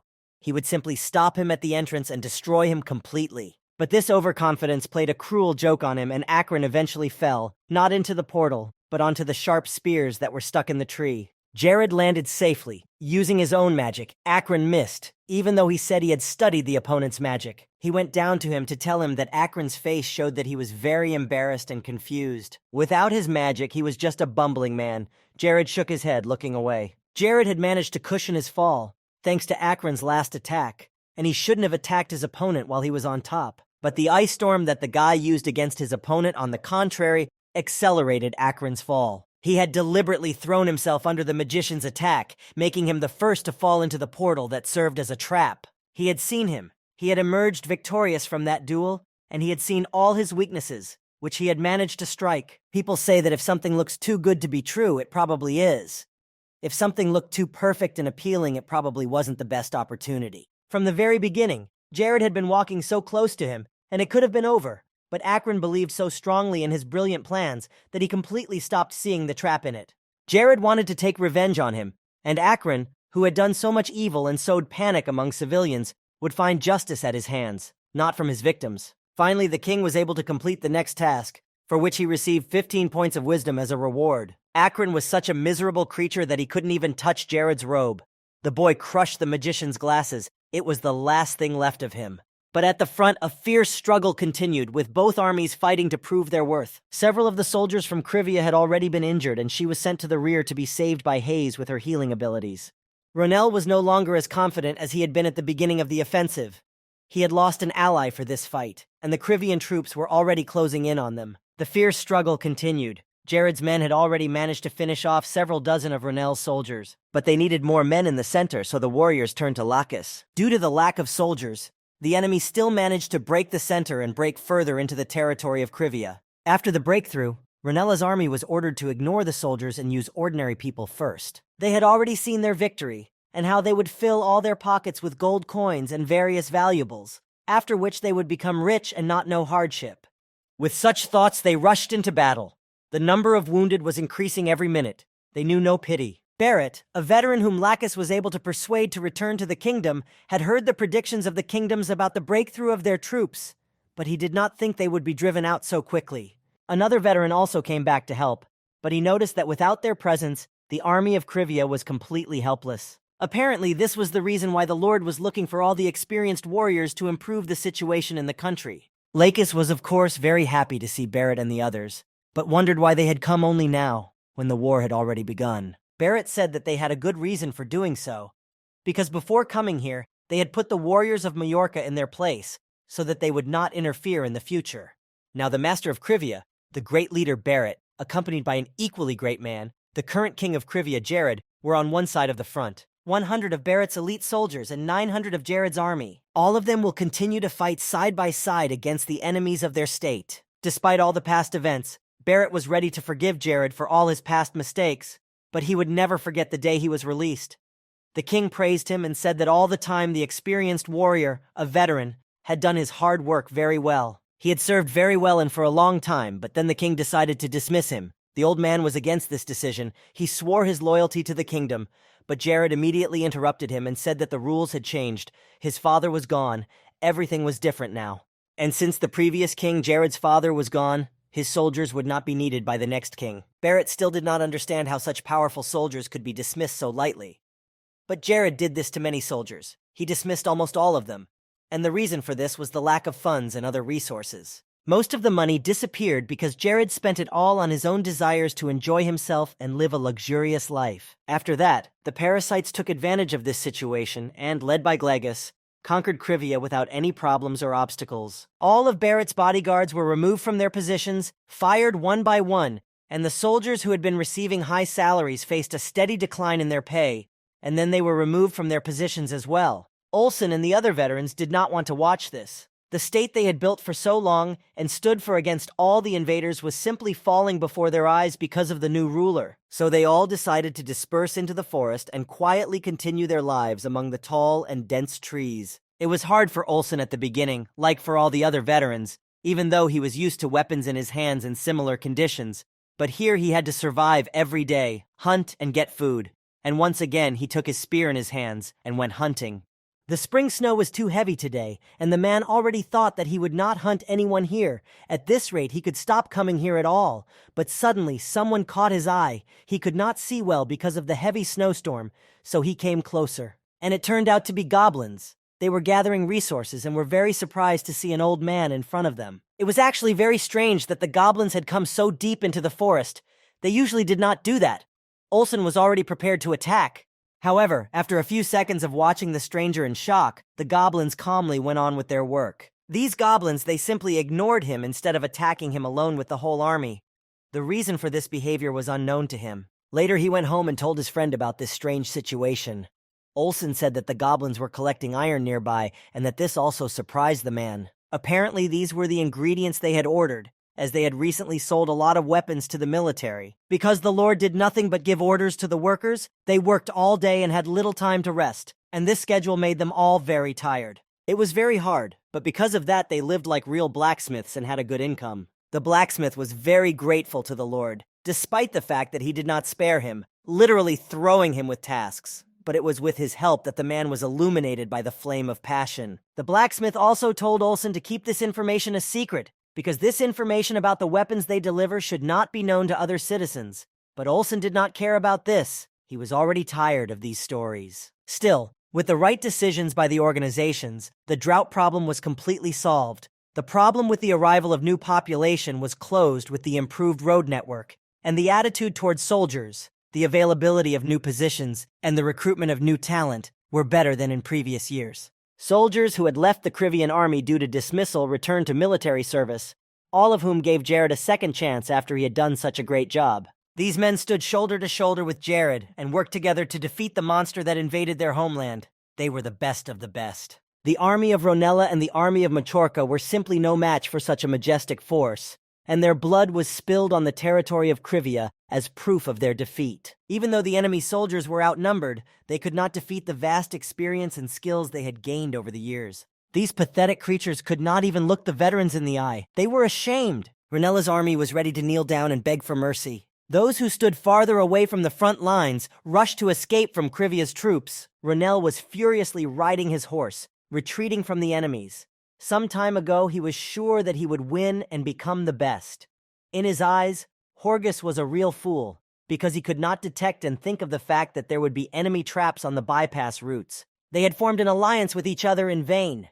So Ronell and those lucky enough to be safe fled as fast as they could. Horgus was the first to leave, but he was very scared when he looked back. He was frightened because he saw a magician chasing them, and in a couple of seconds he would be able to catch up with them. But when the man took a closer look, he realized that it was not just a wizard but Jared himself. Now it was too late. He caught up with them and sneaked up on Horgus, who was looking around as he disappeared from view. When Horgus turned around again, he saw no one else with him, and Jared had just flown up and was behind Lord Majorca. Jared looked thoughtful, and he looked at Horgus, who was looking down at him with fear, telling him to come down to Earth and compete here, on equal terms, because he had no magic and could not take to the sky. Jared thought about it for a while and decided to do as he said, but in that case, Horgus would go down first. The warriors of Majorca shouted out for everyone else to protect their lord from the enemy's spells. But Jared immediately shouted that they should stand back and not dare to come any closer. After this order, he got down on the ground with them, and all those in front of him stepped back, fearing his actions. Jared knew from the very beginning that there could be no peace. He knew perfectly well about their plan to conquer the territories of Krivia. He knew about their plans for an offensive, but Horgus stubbornly refused to believe it. These people wanted to take everything and everyone from the lands of Krivia, to sweep away everyone who got in their way, regardless of whether they were civilians or soldiers. Now he had to make sure that he corrected them all and they would stop sowing such crimes across the Nars mainland and keeping people in fear. He had to make sure that no one else would suffer at their hands in the future, that there would be no more victims who would end up in such a hell. It is for this reason that Jared will very carefully cleanse all his lands of every remaining Majorcan and Ronella soldier. At this point, the already bloody Horgus laughed. The plan Jared had just told him was almost unrealistic. The boy had stepped up to the enemy, and he admitted that he had made mistakes, but he was sure of one thing. Even the old Jared, who had been so irresponsible with his royal obligations and the workers he had given a huge amount of work to, was better than this. Horgus exclaimed loudly, about to get up from his knees and strike Jared with his hands for saying such unpleasant things, but he pulled out the knife he had been keeping on his person. After he stabbed it painfully right into Horgus's leg, he screamed again, but this time in extreme pain.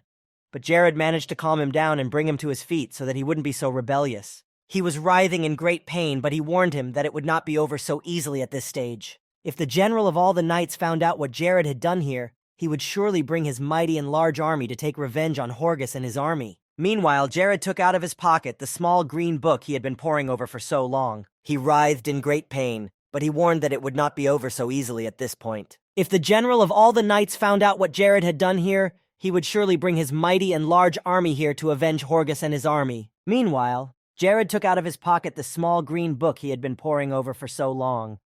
Jared pulled out the small green book he had been poring over for so long. He opened the book and began to flip through its pages, looking for something, and then he opened it to where he needed it, reading the name of the mighty general of all knights, Count Birax, and he added that he would definitely not come here. Horgus, who was still sitting with a knife stuck in his leg, had already forgotten about the pain when Jared heard the name of the Count, and he asked him in shock how he knew his name. Jared calmly replied that it was a book he had spent countless nights reading, and that its pages contained various records of people and events. He also found out that Horgus and this Count Birax were related. While he was writing all this, thanks to this book, there was little that could be hidden from him. Then Jared began to proofread some more things and flipped through the pages, and suddenly he laughed out loud when he came across another line. The words that Horgus had used to threaten him and say that the general would kill him, and he was very amused. He abruptly closed the book, glaring at his opponent.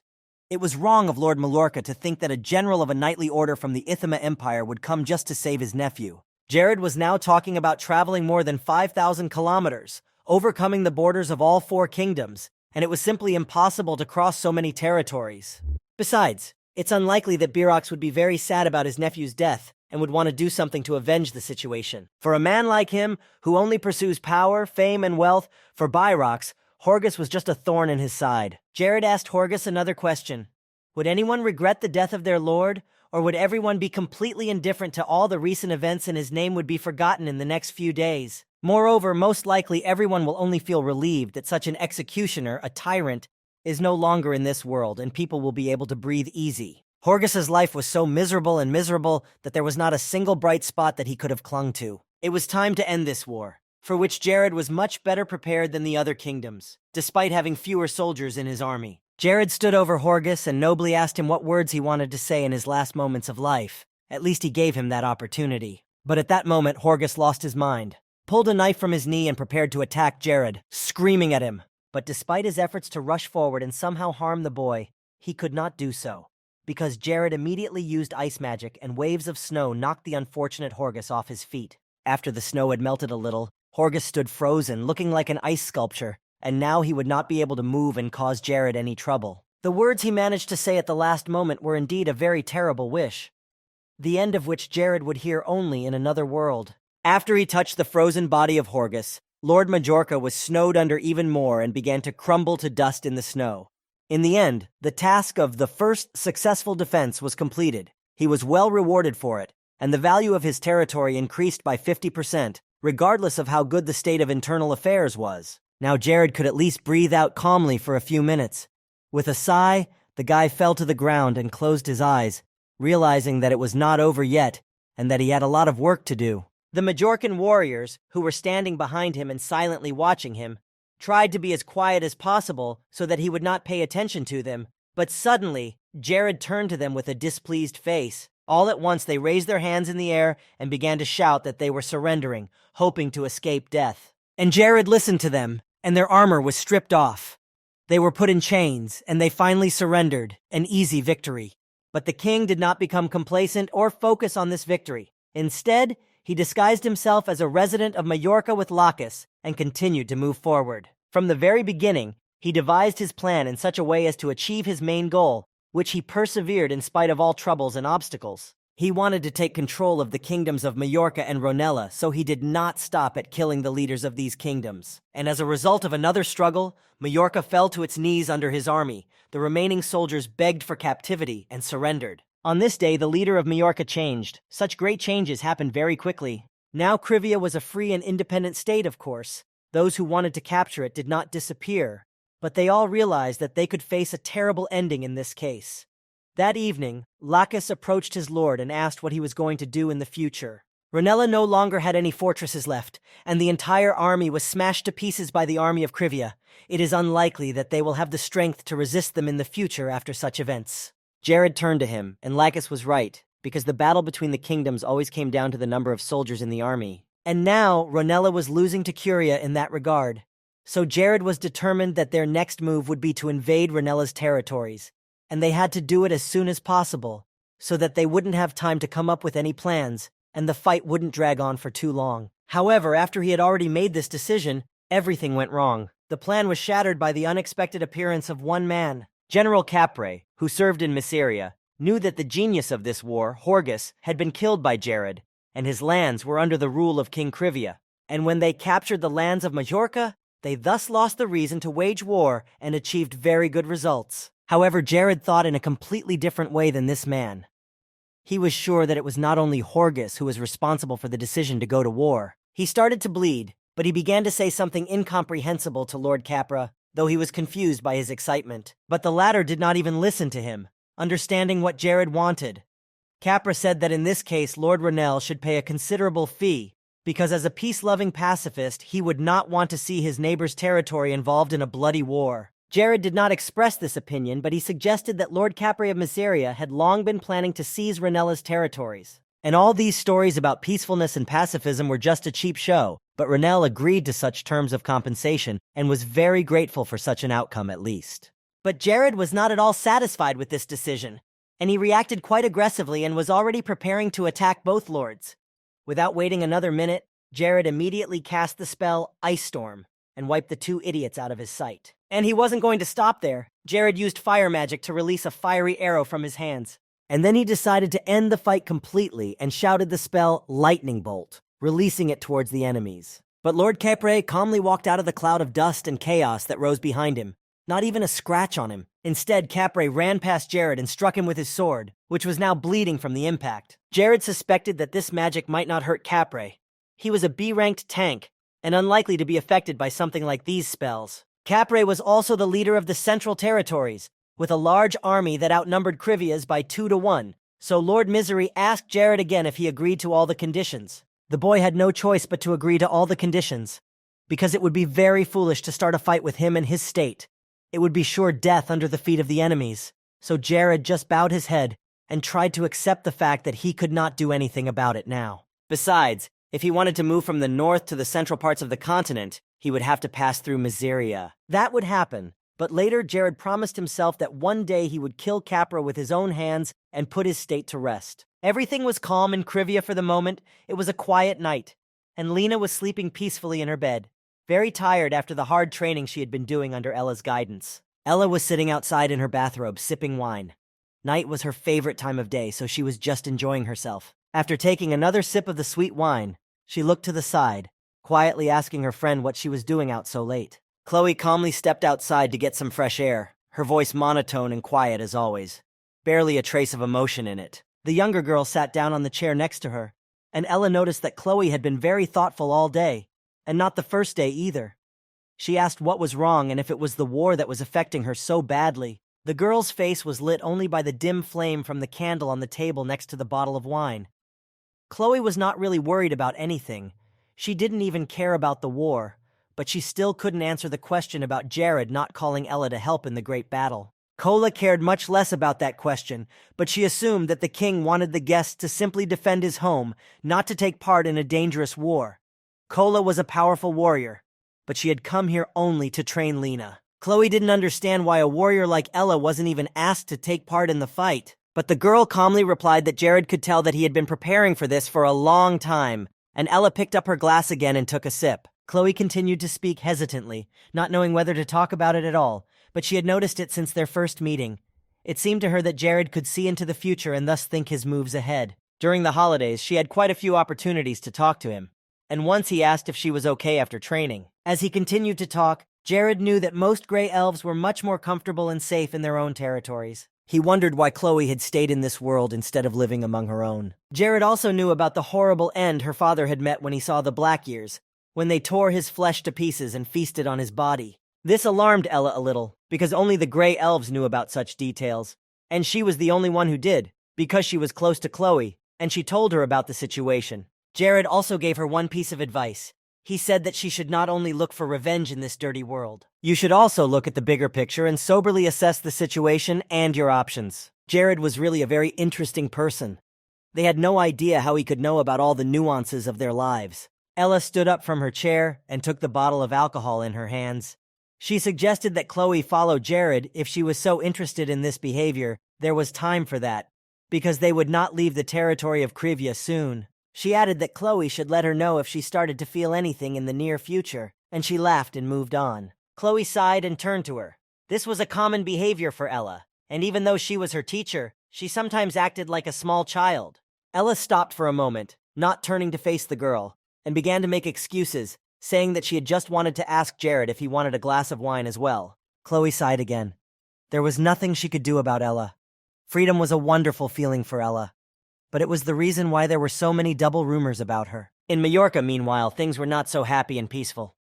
It was a dark night, and the moonlight did not illuminate the alleyway. As soon as they learned of Horgus's defeat, they immediately began to panic and become angry, and one of their leaders was so furious that he broke everything in sight. Horgus took with him almost all the soldiers of the state, but they were all defeated, and so easily. And after all this, he managed to die at the hands of the same King Jared. It was hard for him to believe that so much money had been spent on Horgus when he had assured him that everything would work out and they would win this fight. The man ordered them to collect all the money they had left and all the valuables that were in the room, and he gave the order to leave Majorca immediately. It was a good thing that at least their trade routes were protected, so they only had to prepare for the future when they arrived in Ranella's territory. Prua stepped out into the street when his guard told him to stop and look to his left in a slightly louder voice. The man exhaled, but Jared was faster and more cunning than he had ever imagined. Jared grinned as he stood in front of his army, and next to Lakis, the boy greeted his newest competitor. The king asked where he was going in such a hurry. Since his guests had just arrived and he was already running away, Jared used his spiritual eye to analyze Prua's vitals. He grumbled that he was moving because of a new job, and he didn't want to waste time with someone like Jared and wanted to get out of the place and his company as soon as possible. Prue had no time for jokes or any kind of tricks, but Jared was not going to joke. He was also a busy man, and right now he was busy killing Prua and his team. The man realized that it would not be so easy to leave these lands with the intruders, so he decided to do something different. He activated an artifact he always carried around his neck, a small watch. Prue created a dome thanks to this watch, which distorted time, and Jared's magic stopped before it could reach his people. Lakis was very surprised to see that he could use spells, because he was sure that Prua was not a magician, and Jared confirmed this. The magic was not Prua himself, but his artifact, which had an effect that stopped the magic if it came within 20 meters or less. And then there was a problem. The artifact could only be affected by Class 5 magic, but Jared still had Class 4, which the watch would easily respond to with a reverse effect. As Jared approached the barrier Prua had created, he realized that he had to do something to strike back, whether he liked it or not. And to do so, Jared needed to be within 20 meters of his opponent. Prue was shocked that Jared, a mage, would be competing with him up close. Mages were supposed to keep their distance in combat, but there was no other way out. If Jared wanted to put an end to Prua's drug cartel, he asked him with an ironic smile if he was tired, because the war had just ended, and he was already trying to catch him. Prua then offered a deal to stop the circus. The man said he would give him twice as much money as he was giving Horgus, or even 3 times as much if Jared would just turn a blind eye to their company. He said he didn't want to joke about a war with the new lord of their territory. Lakis was infuriated by Prua's words and intentions, and he gritted his teeth, but stood still, waiting for Jared's order. The king realized that he would be making a mistake if he let them all go now, because in that case all the northern regions would be under the control of Detrachare. In this case, they all faced a future in which Lena would be known as the Impenetrable Wall, and Prua as the right hand of that tyrant, the advisor to the Demon King. So Jared was forced to kill people like Prua to maintain control and security of Majorca. Prua took his sword in his hands, ready to defend himself, and asked one last time if it was possible to arrange peace talks. And when he got a negative answer, Prua rushed to attack. The children's time was already over, so he wanted to put him to bed immediately. But Jared was going to do it first and pulled up his sleeve, under which was a powerful artifact in the form of a gold bracelet. This was the bracelet he had taken after DeLuca's disappearance. It had very good qualities, and if its level was lower than the enemy's level, then the strength and wisdom would double. And according to the 5th option of this artifact, all the functions were now available to him, and the fight was to become easier. Prue also activated his artifact for some reason and prepared to attack. Jared was ready to use his new nightmare magic on Prue, and the boy approached, creating a sphere of spell in his hands. When he released it, the sphere flew straight at Prue, who was below. He was able to dodge Jared's first attack and kept his eyes on him to avoid being hit. Prua and Jared were now on a level playing field, so he used the Sword of Speed spell and charged again. But one of the soldiers of Krivia suddenly entered the battlefield, and he would not allow his lord to be injured, so he hurried to protect Jared. But Jared himself was against it, because Prua was too dangerous, and he did not want a soldier to get so close to him and sacrifice himself. When Prua attacked the soldier and tried to stab him with his sword, he quickly defended himself by putting a shield in front of his face. Jared continued to fly in the air and tried to get close to Prua, who still had his eyes on him. In order to somehow slow down his opponent and confuse him at least for a while, Jared used a flash, and suddenly everything around him turned white. The flash blinded Prua, who tried to cover his eyes with his hands and was stopped by the sudden bright light. Prue was already scratched up and had a busted lip. He was always amazed at Jared's power. He didn't even realize what kind of wizard he was, because he could use some pretty unorthodox spells. Even though Jared was a mage, he was very good at hand-to-hand combat, and his magic was frighteningly fast. Prue had already begun to suspect that Jared was a 5th-class mage, not a 4th-class mage, because all of the guy's indicators pointed to him being a very powerful mage. It was the same as fighting 4 dragons for Jared. And he was able to see Prua's abilities to determine who he was. He was able to cut through the shield. By evaluating all the above points, Jared realized that Prua was a master of the Ko-sword. But what was most interesting was that Jared did not feel any energy from the artifacts he was using. But he did notice a black color around the sword. And that meant that the sword was created specifically to fight magic. And Jared was right. The Moiselle was the sword used to fight magic, and it was also the 99th sword of failure. Jared landed on the ground and began to slowly take steps forward to Prua. The guy had suspicions about why he was carrying it with him, because Prua was too weak. The king continued to unbalance Prua, saying that he expected much more from such a person, and such words hurt him. But Prua reminded him that he had used weapons in the East before, and Prua held on with his last bit of strength to avoid rushing into a mindless battle. The king just shrugged and smiled sweetly, but then added that the artifact, in the form of a watch, that Prua was carrying around his neck was only an accessory that could somehow save the fight within 20 meters. That is, it was a completely useless thing. This finally pissed Prua off and he shouted at him to shut up. But this was the reaction Jared had expected. As Prua approached him with his sword, he quickly dodged the attack, and a moment later, he released a flame from his hands, which he directed at the enemy. Prua also skillfully sized up this attack, and in no way did the spell touch his body. Jared immediately turned around while he was busy with his last attack and ran in the opposite direction from Prua, simultaneously shooting at the walls of the houses that were on the way. In this way, Jared made large rocks fly at Prua, and there were countless of them. However, he quickly realized what to do next and started jumping over them to get to his target, thus reducing the possibility of being hit by a rock. Jared ran down the alley just as fast, glancing over at Prue, who was close behind. He was about to strike Jared's legs with his sword, and he swung hard, but it didn't work. All he managed to do was to catch Jared's robe and tear it, leaving some of it down. He was very nervous about the results, but he could not understand the technique Jared was following, which confused him even more. The king flew high into the sky, then turned to Prua and noticed that his speed was really good.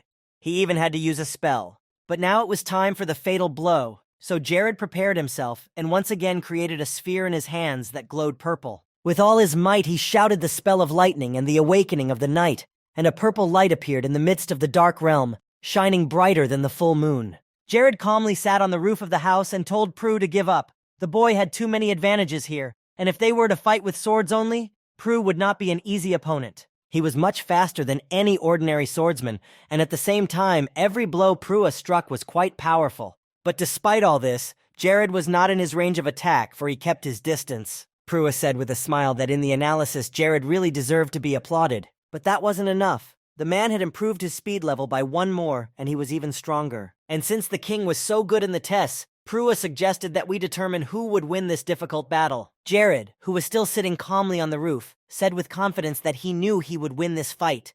And this confidence made Prua's fears even stronger. But he was already so mad that he began to shout loudly, telling him to stop talking such nonsense and take better care of himself. Prua once again improved his abilities and moved to the 4th level. Jared was a little scared when Prua ran straight at him with a sharp sword in front of him. He had such a frantic look of wanting to win that it really looked quite scary. But something unexpected happened. Prua himself ran into his sword, which pierced his chest and he could barely breathe. Jared did not expect this outcome, so he walked over to Prua in surprise and looked at his wound. But the next moment he was already breaking into a smile. Jared, with his confidence and strength, could go very far. Deluxe and Prua were very similar and yet very different, both powerful opponents, but both making the same mistake. However, Deluxe was getting weaker as time went on. His body was partially closed and quite weak. Prua at that time was at the stage of rapid growth of his power. He was skilled in almost everything, and he had an artifact as an advantage. Jared was already experienced in this kind of fight. He could easily dodge DeLuca's familiar attack pattern, and then he would gradually deteriorate Prua's health with his magic, so he could be reduced to 0 and easily end this fight. But if Jared let his guard down for just a second and got distracted by something, he could kill him with just one hit, where putting in too much effort was a strategy that suited Prua and Capra very well. And it was problematic for Prue himself, because Jared was able to expose his primary and special ability, recklessness. It was as if he had stepped on an accelerator. With this ability, he could improve his physical abilities very quickly, a feature that was a perfect match for Jared, whose basic skills were not that good. Jared laughed, realizing that everything that had happened was the best that Prue could do. This artifact was the only thing that gave him a chance to win, but he couldn't help and save the situation either. Jared was deliberately taunting Prue, telling him things that got to him so that he would hurry up and be reckless. and the plan was slowly working. Prue had once admitted that he was stronger than Akron. He continued with this sore subject, and reminded him that he had been pushed away by a mage in close combat, while mages were not very good at that. Prue had been dragging his feet for too long. The sun would soon be up before he decided to do something. And yet, this was the last straw for Prue. He took off running at Jared, his head filled with nothing but reckless actions. After such a successful operation, Jared used the magic of space to strike at Prue with his own weapon. In this fight, Prue made a mistake that he would not have made in an ordinary fight. But here he could not think straight, and this played a key role in his defeat before the king of Krivia. Jared stood at a distance from him, saying a phrase he had heard many times before. "Keep your cool, but never forget your good heart." He asked Prue if he had ever heard that expression. After that, the boy held up a bag of drugs that had killed many people to whom their entire company had sold these illegal substances. Those who did not have any more money started to give it up, but they were very much in pain because they were drawn to buy another dose of drugs. Jared went up to Prue and shoved the bag of drugs directly into his mouth. It was his parting gift before the end of Prue's life, which he would have liked very much. In the end, their whole company was very proud to be in this business and to sell this stuff to people. They said that anyone would be willing to die to feel this high just once more. The powder started to turn to foam as Prue, he started to have a hard time with it. Jared proudly proclaimed that Prue would be beheaded because it was a great sin to try to claw at the future of a nation and a people. All the other people of Prue who remained downstairs, they surrounded the Krivias from all sides and did not allow them to escape the scene. They were ready to deal with these scoundrels. And in a few short minutes, Lycus reported to his lord that all the criminals had been captured, and now they stood with their hands up and surrendered. However, the case was not yet closed, because just because they had defeated Prue and his entire group did not mean that other similar groups would cease to operate. Although this one was the most powerful, it was worth destroying all the criminals to keep them close to Majorca. Jared said confidently that by sunrise none of these groups would exist anymore. And if anyone opposed the army, Jared gave the order to kill them. Such people could not be left alive. Above all, he ordered their heads to be cut off for any protest. Lycus was tired after all the lives he had taken in the last few days. His face was covered in scratches, but he continued to follow his lord and his orders, wiping the sweat from his brow. Jared always surprised him, because every time the boy exceeded his expectations, which seemed impenetrable, and every decision he made was veiled in mysterious wisdom. However, this time Jared showed a sharp and confident, yet spontaneous nature, instead of wisdom and prudence in his actions. The people of the kingdom looked at him with wide-eyed wonder, seeing him as a true leader. The Rising Emperor was the name he was given for his clever, though sometimes risky and crazy, actions that led the army to victory over the enemy every time. Over time, Lacus's loyalty grew, and when his loyalty reached level 200, he would enter the first stage of awakening. When Jared returned to his work, he realized that his office looked more like a realm of complete chaos and disorder, with letters and documents lying everywhere, but he had no time to deal with them. His eyes were already red from fatigue and several sleepless nights, but there were still two things he had to do. The first was to visit all the ancient tombs of Majorca to gather as much strength as he could, and the second was to find a highly skilled specialist who could extract caladium, an underground resource. Caladium is a very difficult ore to mine, which will be found only after 13 years. It is even stronger than iron, and if they manage to get to it first, they will be able to make a whole breakthrough in weapons and reach a new level. But he had no idea what to do with the job that had been thrown at him. He couldn't have figured it all out in a year on his own. But suddenly, Jared remembered something. The moment when he first arrived in Kriviria. Hayes had been a great help to him back then, knowing literally everything he needed to know. He was happy when he realized that he would see her again, because it had been a long time since he had seen that sweet face. So today he was going to start looking for special talent to help run Majorca. So he sat down in a comfortable chair and began to consider all the possible candidates for the role of Majorca's top talent. The first candidate was Tonio, a man who could handle any political matter, and with him Majorca would definitely reform, just like Krivia. He would definitely be glad to have such an assistant in his kingdom. But then it turned out that Tonio had been executed while he was still an advisor to the Horgus, so this candidate was no longer suitable. But he didn't dwell on it for long and moved on to the next one. A girl named Katie was the right person for the job because she had a sixth sense for business. It wasn't the best option, but he'd have to take what he could get, so he fed the yes vote. But even here he had a problem. The girl was kicked out by Horgus when she asked him for a bigger budget. The third and final candidate was Marklin. He was the kind of person who was very good at dealing with other people, and he was also quite intelligent. As much as he didn't want to, he had to work with what he had, so he gave his vote to him. But even here he was unlucky. The day Horgus was killed, this man left his post and fled the same night, and he was very afraid that he would be arrested as well. Jared was already completely disillusioned. There was definitely something wrong with this country forgotten by the whole world. He didn't know what to do anymore. There was no talent here. He didn't even have much to choose from. And now was the first time his wisdom and sharp mind failed him. He hesitated, not knowing whether it would be better to bring Oberyn and Avila here, and yet he concluded that it would be a mistake, since the two were busy with Krivia. Eventually, the complaints from the head of the labor department of the mayor's office reached a boiling point. 5 people left the labor department in the region. It had been 3 months since the head of the Ministry of Trade was paid, and after this incident, 5 more people left the Ministry of Trade. While Jared was lying there with no idea how to solve the case, Lacus rode up on his horse. The king exhaled, asking what had happened this time, and his advisor replied that there was a problem in the village of Divani, which was located in the western territory of Majorca. The leader of this village had recently taken office, but they had already heard that this man was doing nothing and did not want to work at all. The inhabitants of this village met Lacus and approached him, begging him to return the Divani to its normal state. In addition to all this, it was known that this guy drank every day at work and drew very obscene pictures right at the workplace. He seemed to have achieved nothing more than winning a place to run this village. Jared realized that he was going to have to go in and teach this guy some discipline. So Jared arrived at the village of Divani as soon as he could, even though he had a lot to do and was very busy. The people who lived there escorted him to the place where the worker was staying. As soon as they got to the door, Jared kicked in the door and went inside. Jared ordered him to report immediately to the head of the village of Divani, Mr. Julian. Lacus, who came in after them, also shouted for Julian to come out. But as soon as everyone else entered the room, they immediately noticed a wall full of Julian's paintings, which were fiercely beautiful. These paintings caused much admiration among the soldiers standing in the doorway. They were happy to look at every inch of them, but Lacus immediately shouted at them to stop staring at the wall and shut their ugly mouths. Julian was sitting in the corner of the room, holding an empty cup of drink, and he quietly asked what these strangers wanted from him. Lacus entered the room and asked where Julian was with an angry face. But while Lacus was trying to talk to this man, Jared felt a very powerful energy from Julian. He had seen many talents before, but here was something completely different. Each of them was gifted with a specific and unique talent. Jared made sure that each of them could develop their talents to the maximum and as quickly as possible, even if it was late. This guy was completely different, not like any other talent he'd encountered. Julian, meanwhile, took another drink. He was the closest to perfect of all. The guy was as high as level 65, which was very high. He closed his eyes and asked what they wanted here.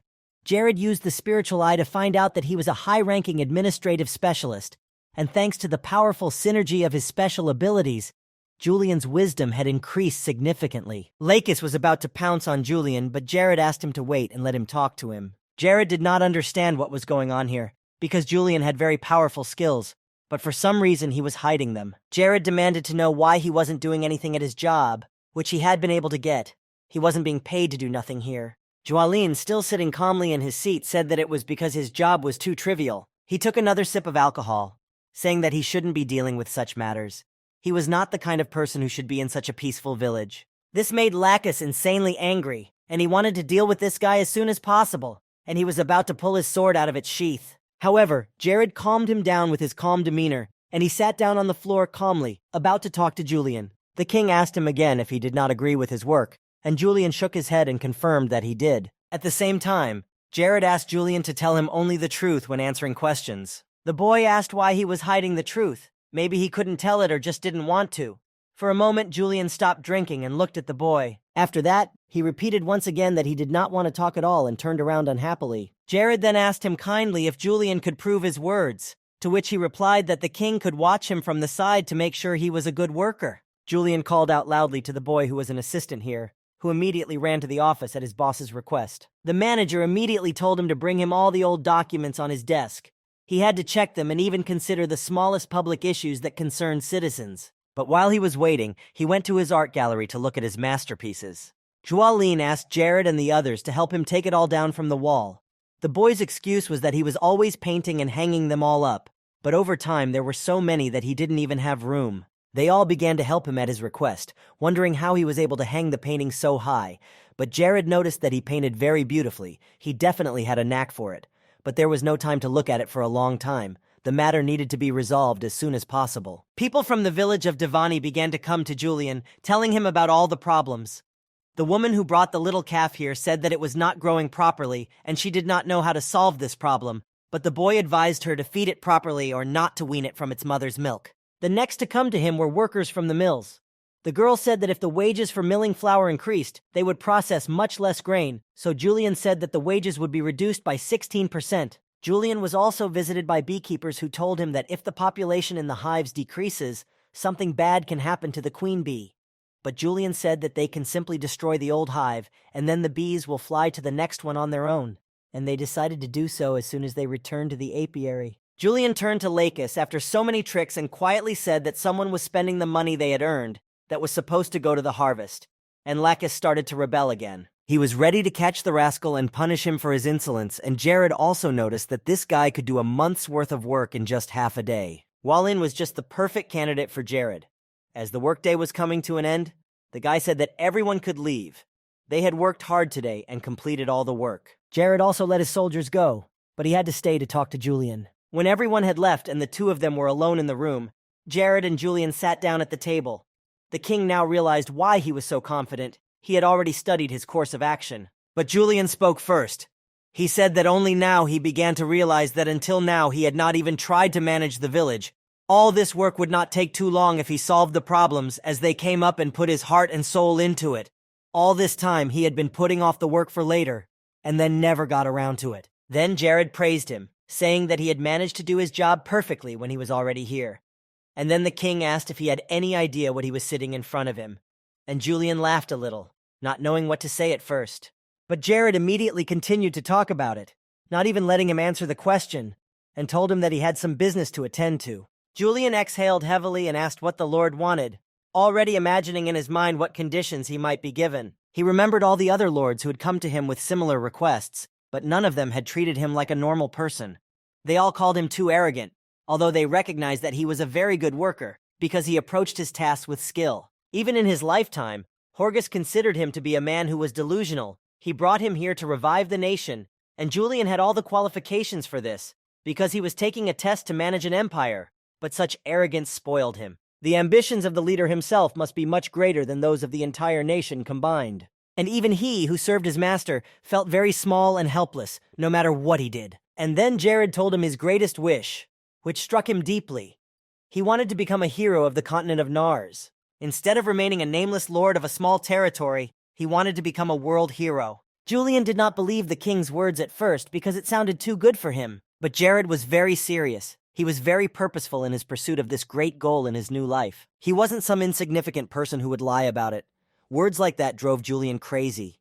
He wanted to be useful and influence everything that was happening around him. He wanted to help, not just follow the Lord's little orders. The boy opened another bottle of strong alcohol and poured them both.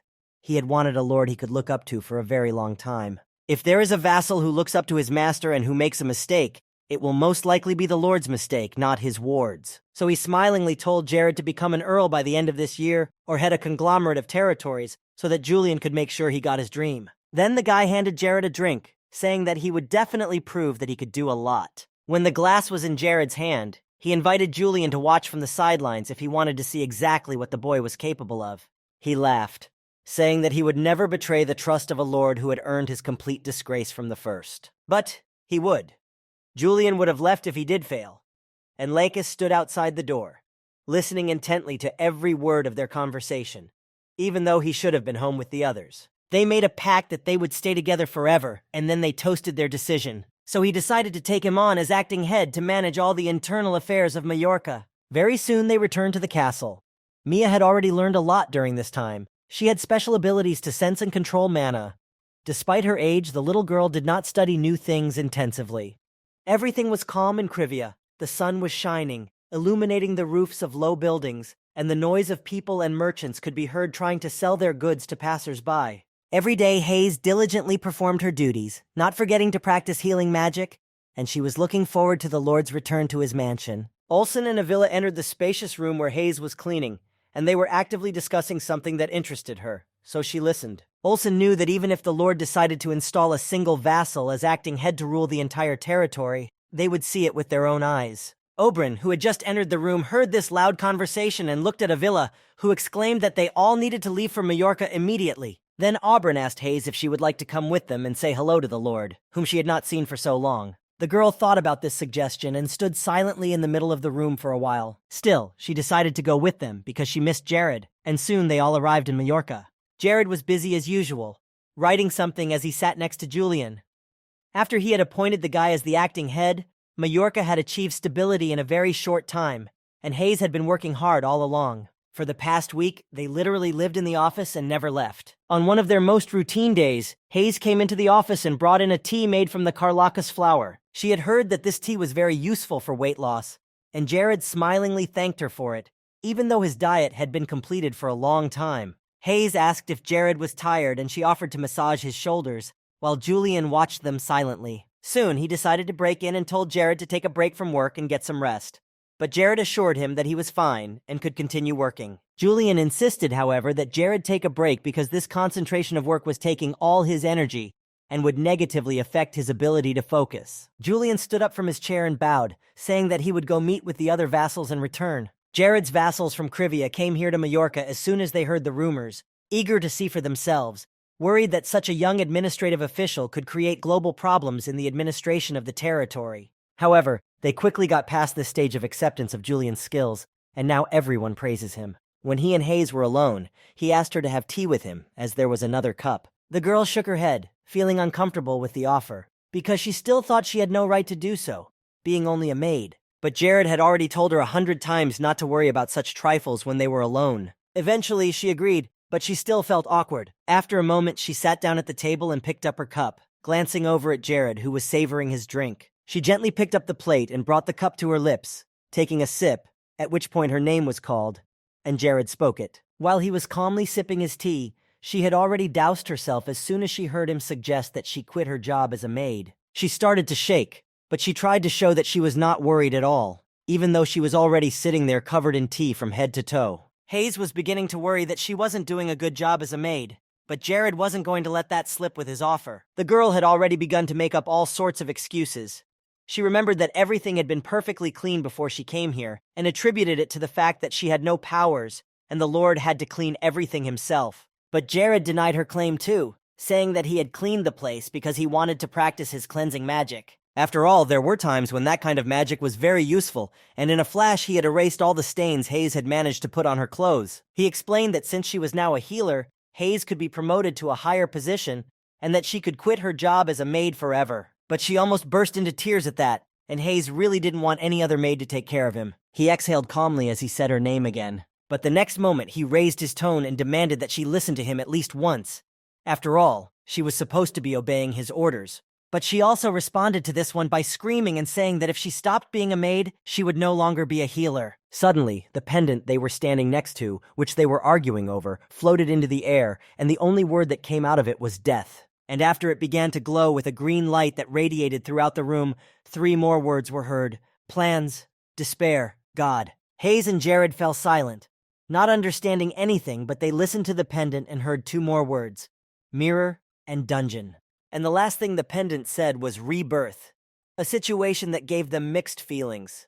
But they both definitely forgot about this fight about Hayes' position. Jared knew that this pendant was an ancient artifact that had previously belonged to a criminal. It was a simple artifact that increased a person's existing training up to 25. However, its true purpose was something else, namely the key to all the ancient catacombs under Mallorca. He didn't tell Hayes about it, but he did suggest that she take a walk somewhere. He had wanted to do so for a long time, ever since he set foot in the kingdom. Hayes was very surprised by this spontaneous idea, but decided to go along with him. Meanwhile, something interesting was happening in the small town of the kingdom of Lentus Morales. A young man stood outside Mr. Beltane's door and knocked on it. He was a postman, so he was in a hurry to deliver a letter to the master and had knocked on the door several times. Beltane was a traveler, and as soon as he came out, he began to read the contents of the letter that was handed to him.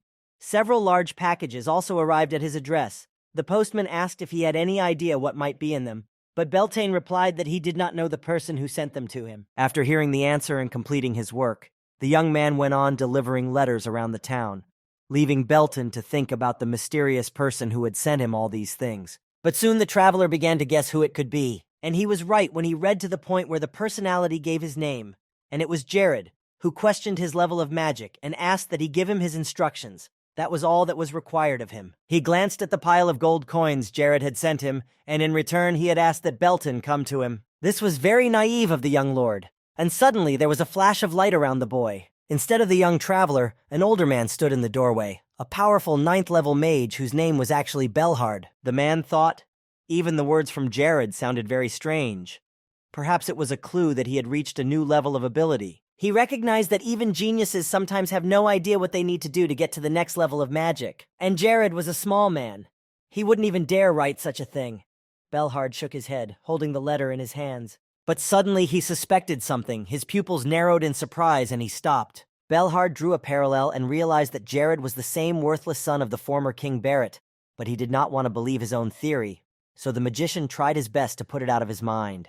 But still, he would have to go at the request of Jared, whom he disliked, to find out the whole situation. After all, a great magician like him must have a certain amount of instinct. In the meantime, Hayes and Jared put on their robes and set off down a dark forest path, the sun only occasionally peeking through the treetops to make the path a little clearer. Hayes was even a little scared to walk here, but Jared reassured her and said that there were no thieves here, so everything would be fine. The atmosphere seemed very tense and creepy, but it didn't seem like there was anything special, but Jared kept moving forward.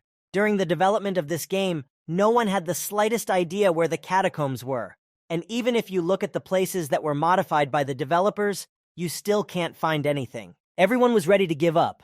But one day, the location of the ancient catacombs was posted on the personal social network of one of the developers. The mirror reflected what was now on his computer monitor. Soon enough, they were able to get to the very photo that Jared remembered. It was a large tree with a ravine under it, and it looked pretty ordinary except for the green trees around them. Hayes tried to stay close to Jared, afraid of getting lost and being alone in this eerie place, until she saw the strange sand covering the roots of the tree. He calmly but clearly told her to take 5 steps away from him, and then something really creepy started to happen. The crown of the tree turned into the face of Mahart, who in a low and fierce voice ordered her to get out of here. No one had the right to break into the catacombs of his kingdom. Jared had seen his name before, and even this appearance did not faze him. But he stayed away. Mahart continued to speak in a dead and soulless voice to them, a cursed boy who did not belong in this world. Jared continued to stand still, not taking his eyes off his head. Mahart turned to Jared again, and he looked down at him with bottomless gaze and was silent for a moment. The fact that the two of them had met didn't bode well. Mahart continued to talk about how Jared was cursed. Now that this has happened and the two curses have collided together, this world will cease to exist. The end will come through great chaos, and everyone's death will be terrible. Jared was now even more confused in his thoughts. He definitely did not expect Mahart to know who he really was. He couldn't figure out if Mahart was talking to the Jared inside him or if it was part of the game, because he remembered a similar moment when he played Paradise in his past life. Jared wasn't really scared. He was more curious to know what it was all about, so he asked what Mahart was telling him. But the only answer was that they shouldn't talk anymore and interrupt his sleep. The guy remembered the events of the game, and now he was sure that these words of Mahart's were absolutely identical to those he says to every player at this stage of the game. Since he would not have gotten anything out of him anyway, Jared decided to end him here and now, so that he could enter the coveted and mysterious catacombs without any obstacles. Such actions infuriated Mahart, a path that Jared had already taken, and one that meant only one thing: death. Despite his rage, however, for some reason he did not act immediately, but Jared quickly used magic against him. He blew off a part of his head which was also made of sand.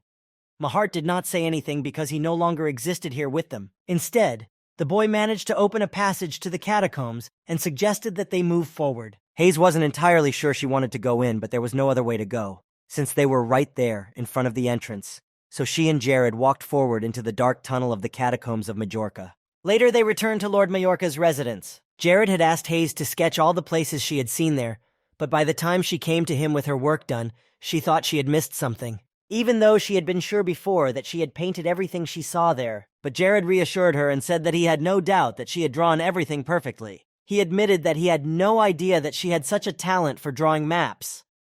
Hayes looked away a little embarrassed and said that it was from her childhood. She used to watch her father draw maps and try to imitate him, so she was good at it. Jared thought that such abilities were very useful. He praised Hayes and thanked her again for her work. She blushed at the compliment. It was really nice to hear him say that. Suddenly he remembered Mary. She said that she would be arriving in Majorca very soon to join them all. But then Miss Chef said that she still had some work to finish, and that was why she had to come here in 2 days. Jared was already very hungry, but he had to keep working, so he turned to Hayes and asked if she could make him some snacks. The girl's eyes lit up. Hearing such a request, she was ready to cook even at midnight. She immediately ran out of the room, saying that she would be back in a second. Hayes' happiness knew no bounds. She felt that she was needed in this place and was not sitting here in vain. Jared laughed. Her persistence sometimes even scared him. Although it was a very good character trait in general, he decided to do a little more work before Hayes came. Together with her, they went through about half of the catacombs. They noticed that there were only safe areas with no enemies at all, no light shining through. But it was all so mysterious that they needed to do some preliminary investigation. He was most interested in the ancient tomb of Mahart, which was known as the Mirror Dungeon. Jared knew that if he killed the slave Prua, the advisor to the Demon King, he would still be able to complete the quest of the Mirror Dungeon. Prua, who was a drug dealer, became a tycoon in the future. And all this happened because they were the first to find the artifacts from the Mirror Tomb and steal them all. In general, it was extremely difficult to find a large dungeon and they barely noticed it, which was the fault of the game developers. As a result of the notoriety of this place and what could be found there, many guilds gathered here. There was a chance to earn fame and fortune, so no one wanted to miss it. But thanks to the cooperation during the dungeon raid, they could all be dispersed quite quickly. But despite the possible fame, fortune, and carefree life in the future, everyone was thinking about something else entirely as soon as they got here. It wasn't safe, and at every turn you could run into a Monsra, roaming the catacombs of Majorca in search of his next victim. No one was able to even get close to Mahart the boss, because he destroyed everyone in a matter of seconds, not even giving them the opportunity to say their last words. After such a shocking defeat, many people decided to unite and form a guild alliance to challenge the underground monster once again and have a chance to win the fight. But all of their attempts were in vain. Few of them returned alive and unharmed, and later they made the mistake a second time and lost the battle. But the fact was that a very small guild had managed to clear the dungeon. It was then that Jared realized that everything he had done in front of Mahart was nothing compared to his mighty power. Now every mistake he made, even the smallest, could result in death, so acting without thinking and spontaneously was no longer an option. Jared spent several days in such reflections, all the while carefully considering everything that could happen next, and what path would be best to take. Hayes had been watching him constantly, and during that time she had noticed that the Lord had been acting very suspiciously lately, and she was alarmed. He was cleaning the entire room by himself and called it practicing his purification magic. He was also hoarding artifacts and weapons that he didn't use, and Aki bought all the weapons with sacred attributes for him. He also painted very often and called it part of his training, and Julian helped him with it, since he was good at art, and Jared was very good at it. Hayes began to wonder why his behavior had changed so much. It seemed very strange, but she never came to any conclusion. But she knew that there must be some good reason for it. Aki also noticed that the Lord had been spending a lot of time painting these days. When Jared saw him here, he asked him to help him find some people who could buy his drawings. Aki took the drawings in his hands and blushed, looking at them. Jared explained that all the obscenities Julian had drawn had accumulated, and he wanted to find some use for them. The boy smiled sweetly and nervously at the same time, saying that he would try to find a buyer who would buy the paintings for himself. Jared wondered why Julian was always drawing such things, and he replied that he liked it, and that he had found some free time at night and decided to paint. Jared was very surprised when he heard that Julian somehow managed to find free time in his busy schedule, and he didn't even have a sage pendant. This guy was impressing him more and more every day, and he had no doubt that he had chosen the right candidate for his team. Jared's office was soon entered by one of the military men, who told him that a crew from Krivia had arrived, and Jared promised that he would be out to see them soon. He stood up from his chair and called to Hayes, who was nearby, and still thinking about the Lord's strange behavior. He told her that he would soon need to go to a place, and Hayes realized that Jared was talking about the same catacombs they had visited together recently. Hayes very hesitantly decided to ask if she could come along, but she was already expecting a negative answer. Jared didn't want to offend her, but the place they were going to this time would be better with fewer people. Hayes was very worried about him. It was a very dangerous place, and she would not want him to go there, risking his life. He also knew very well that this place was very dangerous, because it was a reality, not a game where you can turn back the passage of a certain stage, but there was no other way out, and he had to go there. But he was doing it all, because he really needed the reward of the Mirror Dungeon. So this time he was going to take the best fighters he knew. As Jared was walking down to them and thinking about it, he heard Isabel's voice loudly telling him that he was late. It was very rude to be late when he had already promised to come, but she decided not to make a big deal of it.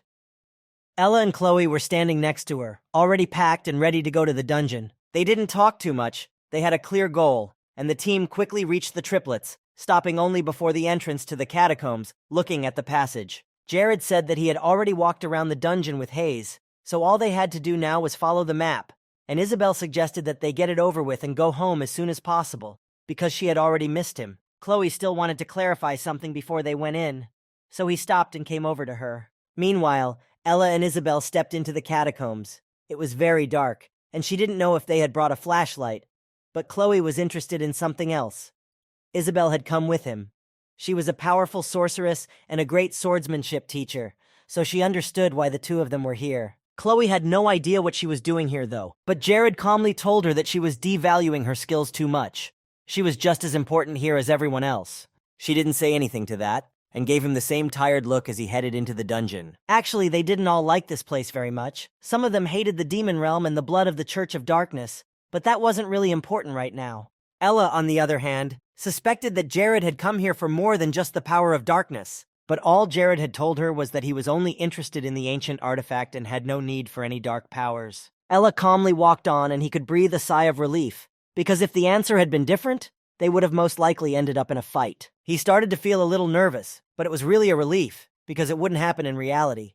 He definitely didn't want to fight with this girl. Ella was quite sensitive to light. She wore dark glasses almost all the time, but he didn't know if it was only after she was injured or if she had it since childhood. Isabel was walking next to Jared, and she noticed a light at the end of their path, which meant they were nearing the exit of the maze. But after the maze, there was only one way to go, Mahart, and to get there, they would have to pass by every cell. And soon they reached the gate, the raid of the dungeon. There was no turning back. They had to start. Once inside, they were greeted by clay soldiers who seemed to be looking at them through their armor and accompanied them with their lifeless gaze all the way. Jared suggested that they use the tactics he had suggested earlier when they had discussed the whole plan. Isabel crouched down next to him and summoned the spirit of a black body.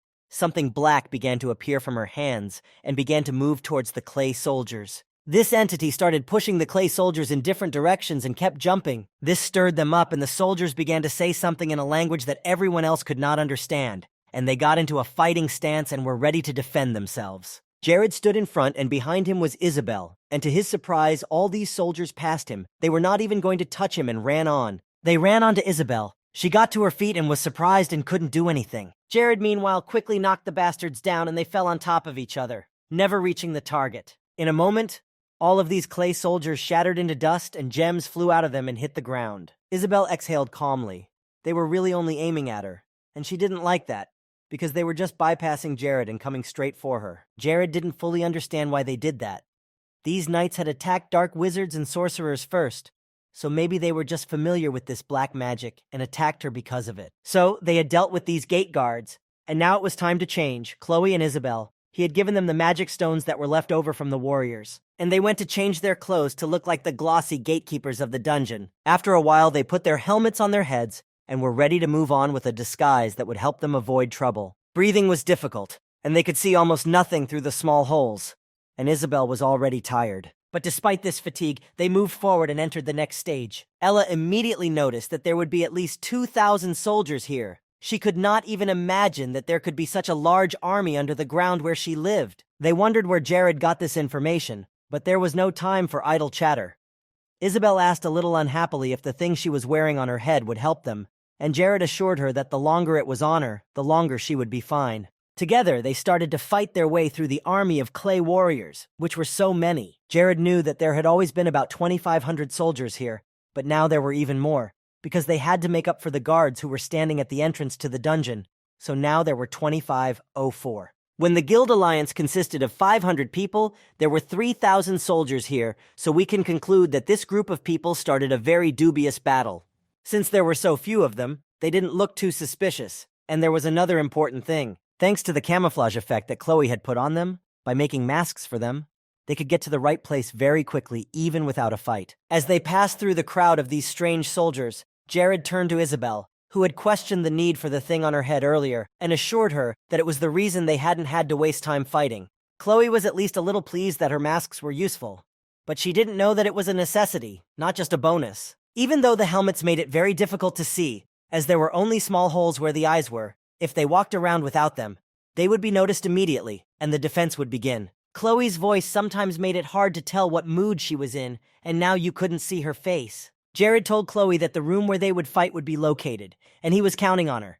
But Isabel was not happy that he was focusing on her so much. Since she had also been a big help in this situation, she threw herself at him with a complaint. Jared could not react to this in any way. Her character could not be changed, so he just had to accept what was. But still, he decided to cheer her up a bit and told her that she was a great girl for using her magic to help, while he spun around funny in place, imitating her. Chloe and Ella stood in silence and shock and watched this ridiculous spectacle of their lord in the mask of some strange warrior running around in place. But his tricks were over when a large clay statue appeared on their horizon, and it seemed more important than these soldiers. All these creatures were somewhat similar to evil spirits, but they were different, as Isabel had noticed. This was because they were born of a curse that was not related to dark magic. Even before the monarch Mahart fell into a long sleep, he had cursed his wards to take on a form that would not age at all. Many of them simply stopped fighting and lost their shape because they could not accept their new identity, which is why they became clay soldiers. If all these soldiers were subjects, then Mahart was definitely not the best king in the world.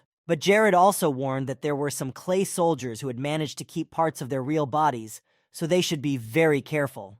They were no safer or stronger. The large figure standing next to them turned his head towards them and looked at the team of people carefully. For a moment, they were all quiet in the moment, hoping that this big clay thing would not suspect them of anything. Suddenly, the monster broke free of its chains and rushed at the team. It jumped on them, smashing everything in sight. Jared immediately took Isabel in his arms and ran away. He soared with her above all the dust and flew away from the monster. Chloe and Ella stayed on the ground, but managed to jump away from the place where the giant had landed. Isabel started to panic when the big thing attacked them, even though it wasn't supposed to. As he remained in the air, he wondered if the dungeon and its laws might have changed since he returned here, as if it were a reality and not a game. Meanwhile, the monster started jumping at them again. Although it was large, it still behaved and moved quite nimbly. Jared's helmet was already pierced, so he could see better. But there was still a problem with that monster jumping all over them. It could easily get to them no matter where they ran. While Jared was trying to keep Isabel safe, Ella took the situation into her own hands. She told everyone else to run away from that monster immediately so she could strike. Taking her sword in her hand, she stepped closer to it and prepared to attack the big monster. Her sword was very powerful, magical, and as soon as Ella slashed it through the air, a green glow appeared behind it, and she struck the monster with it. She managed to hit the target and slow it down, at least for a while, but that was the most she could do. For some reason, it didn't do any damage to the monster. Although the monster was resistant to electricity, nothing happened to it at all. It didn't even move when Ella attacked it, but in a matter of seconds, the clay giant ran straight to Ella to attack her, moving very fast as before. However, this was even more to Ella's liking. She liked strong opponents, so she decided to let him show all his strength and power. She used a special technique called the Mahart's greeting, and put her hand out in front of her, shouting loudly. The monster stopped at the same moment, even though his fist was almost at her side, but everything suddenly stopped. This giant stopped raging and fighting. He leaned over to Ella, gazing into her eyes, and she also stood steadfastly in front of him. In a few seconds, he stood upright again, but he was still calm and did not even intend to attack them. And very soon, the giant turned around and walked in a completely different direction from them.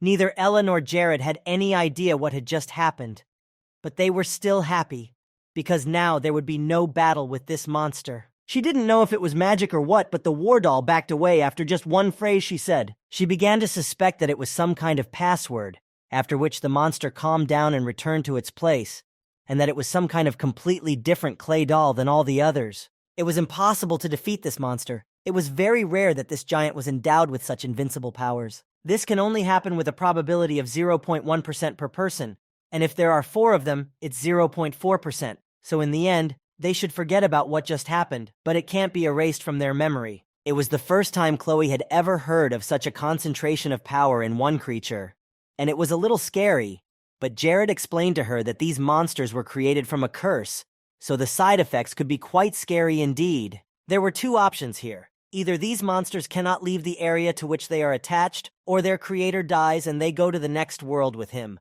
Although there was a third option, they simply have no intelligence. These monsters could not distinguish between enemies and friends at all and attack everyone, but that was over, and they could now take off their masks. Jared also added that the creator could have created a special password for such situations, and here the password was the phrase Mahart's greetings. But he would be very grateful to Ellie if she would just think of this situation as an experience she learned from her next experiment. In the end, The four of them continued to traverse the treacherous catacombs of Myokra, and eventually they came to a statue of some sort, or so she recalled. But she could speak, and after greeting them, the statue, or rather the monster, called them disturbers of the peace of the place. This was their patient sanctuary, the sanctuary of the mighty Maharta. Before them stood a very strange creature. They called themselves Sun and Moon. With each intruder, the wisdom of this creature increased. The two were one but very different. The moon was always unhappy, and the sun was very kind and quite gentle. But that was only at first glance, so it told them to feel at home here. As they had planned earlier, Ella and Chloe were to stay here and distract the two-faced priest. The sun offered to give a warm welcome to its new guests right now. The monsters of this dungeon rose from the darkness, and the power of this creature increased again by breaking the rules. The next order of business was to kill all the uninvited guests who appeared to them, and the creature's agility increased again. All of these monsters started to attack on command, but as soon as they reached Ella, they simply walked past and moved on. Isabel didn't find it so funny anymore.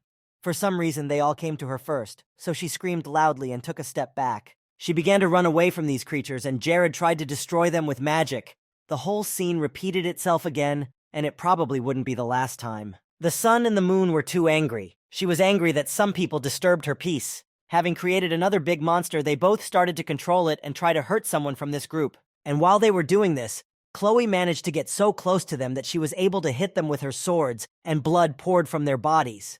In an inhuman voice, they screamed in unison and wanted to catch Chloe, who had wounded them. The sun shouted that it hurt so much that the control of magic fell only to the companion, who blamed his slaves for this, because their incompetence made their masters old. These monsters did not develop at all over time, neither intellectually nor physically. Ella had just confirmed for herself once again that beings who use dark powers can be very catastrophic. The moon tore at the mask of one of her slaves in her hand to show her displeasure, and these councils would never be able to achieve the status of a subject because they were only tools to achieve the goals of their rulers. Ella skillfully and deftly fended off all the attacks of this creature, and added that Mahart was also using her as a slave. And such words insulted the moon. They both considered themselves the most loyal subjects of His Majesty, and to say such a thing was a real disrespect. But Ella wasn't going to end this topic. She needed to bring this creature out of his senses, so she touched on a painful topic, saying that even if the moon said such things, somewhere deep down he still knew and understood the truth. The sun was more likely to give in and be influenced by Ella's words, but the moon stood his ground and insisted on not giving in to the lie. The moon separated from the sun, intending to deal with Ella alone. She could not be forgiven for such blasphemous words. But Ella wasn't alone here. While she was distracting the creature with her presence, Chloe was already attacking with her sword. And although she was not very lucky and therefore spotted, Ella still managed to ram the creature's back through with her sharp sword. She stood victoriously and proudly next to the moon, saying that it was not very normal for such loyal servants to lose their temper after just a few not-so-gentle words. Ella still stuck to her opinion that she had given out at the beginning and struck the creature's body with her sword once more. It wasn't an enemy that was too easy to deal with, but it still proved to be weak when its weaknesses were hit. And it was all according to Jared's plan. The guy had told them before they left. He had told Chloe and Ella to weaken these creatures with their own insecurities. Jared seemed to be just proving that they were on the right track, and then the girl asked him if everything was already done here. Isabel, meanwhile, had already used her own magic, and together with Jared, they dealt with the king. Almost everything was ready, and it took them 3 hours. And now they had 29 magic stones in their arsenal. Ella was calm, but she noticed something strange about Jared's behavior. Somehow, he had perfect knowledge of this mirror tomb, what was where and how to proceed. He had a clear plan that was not being followed step by step. Jared even took into account the fact that Chloe had no experience in such situations. But he gave her some responsibility and left her on the defensive with Ella. Thanks to Jared, Ella had easy money, and her discipline grew in strength, which was very cool. But still, she was here as a bodyguard, not as a vehicle for the magic stones, and it was too much to ask of her. But there was no time for all that. Jared approached the closed gate, behind which there was only one armed soldier. The plan of attack was very simple. They had to aim at him at the same time, and they would be fine if they managed to hit him hard enough. Isabel was a little surprised by the simplicity of the plan with such a strong enemy, but they didn't have a lot of options for attacking. Even in the game itself, this monster could easily repel an entire guild alliance raid, let alone the 4 of them, and cheap tricks wouldn't work here. However, they were already here and there was no turning back, only forward, so they opened the gate and entered. The hall was very large with high walls, spacious and eerie. knowing that their strongest enemy, the boss of these catacombs, was here. He sat next to a huge pile of sand and held his weapon in his hands, and these were the last peaceful moments for them. This armed soldier of Maharta was called the Golden Hulk. His skill should increase in proportion to the number of his opponents. This soldier was very strong, and with one blow could sweep them out of the way if they made a mistake. The man only said that they should not dare to interrupt his master's sleep. His voice was low and echoed throughout the hall. As soon as Isabel entered the room, she could feel the powerful energy he was radiating. It seemed to her that the presence of this Golden Hulk completely absorbed everyone, time, and everything around her. The Golden Hulk turned to the sun. He felt it was a betrayal that he and the moon had failed to deal with this group of rogues. But the sun shook his head nervously, trying to think of something to say. Chloe had already drawn her pea and was ready to defend herself if necessary. And Sun replied that there was a very good reason they had brought these people here. As Chloe listened to their conversation and kept her eyes on the soldier, he fired energy at the traitor he had called the sun. Now the creature was smeared against the wall, headless, and a pool of blood spread on the floor. Whatever the reason, the traitor still had to be punished, and they all had to put their lives at risk if necessary to protect their lord. Jared realized that there was no time to waste, so he said that they should somehow try to distract the Hulk's attention and attack him from the back. Without waiting a second, he threw a powerful fireball at him. When it hit somewhere, there was a loud explosion, and for a moment everything was too bright to keep your eyes open. However, this attack did nothing at all to the Golden Hulk. Absolutely all the criminals who did not need to be warned or protected from him had to be punished. All these people had to face death one-on-one. Jared shouted to the others to be very careful and cautious. This enemy was very strong. The boy decided to use the magic of the nightmare and the magic missile to try to strike again. Several of these rockets flew in the direction of the Golden Hulk, and Jared put all his strength into them. But despite all this, none of the nightmare missiles harmed the opponent. His armor repelled all the attacks. But Jared did not stop and continued to attack him. However, Mahart's soldier was the first to do so and used a very powerful magic against Jared that could have swept Jared out of his sight. But the boy managed to dodge in time, and at the same time he remained alert and closely followed all the movements of the enemy. When Jared landed on the ground, he immediately used the spell Flicker. Everything worked out as he had planned it before. The proximity of the strike of the already powerful Golden Hulk increased his strength by 1 level. This ability instantly increased the strength of the attack by 1000%, which was a deadly challenge for all the soldiers' opponents. Jared was well aware that even if the Hulk managed to hit him even slightly, he would be saying goodbye to his life, because such a blow would cut him in half. The Golden Hulk was faster than Prua, and compared to Capri, he was even stronger. Although it seemed that there was no room for improvement, Jared did not give up and confidently moved towards his goal. Still, Jared was not alone. If he had to compete with Prua and Capri one-on-one, he had 3 powerful warriors behind him, in whom he was 100% sure. The soldier knew that no one would be a worthy opponent for him here, but overconfidence was not a good quality at the moment. Chloe was able to get very close to him and was already prepared to attack. This character was a pest who had kept no one from the throne for a long time and who had put many in danger, someone who shouldn't exist at all. While Chloe was distracting this monster, Isabel used one of her most powerful spells, which began to work on him when Chloe landed next to her. The Golden Hulk's vision began to fall asleep instantly. He saw everything very dimly and indistinctly, and he was angry with himself for not noticing that there was also a mage in the group. Seeing how they began to implement a frontal attack together, the monster lost its caution and speed of reaction, and Jared seemed very talented to him, despite his young age. Now that Hulk had analyzed the serial's attacks, he realized that in the beginning, Jared had blocked his line of sight when he used the fire spell, and after that, when he started to slow down a bit, they all surrounded him from different sides so that they could launch a continuous attack so they could test whether the monster would react to the blow. Jared was doing the basic attack, and Chloe was supposed to deliver the fatal blow. It was a very good and impressive fighting tactic that was only available for a limited number of faces. None of them ever stopped attacking the monster. It was the only way they could achieve maximum results and defeat the Golden Hulk. While the others were doing their job, Chloe threw her swords at the Hulk's back and plunged one of them into his flesh. But the soldier didn't give up. He was angry at them and at himself for letting this happen and being surrounded. After Chloe's punch, Jared used his attack and blew up the soldier's armor. Now he didn't have any decent armor, but he wasn't going to give up his position.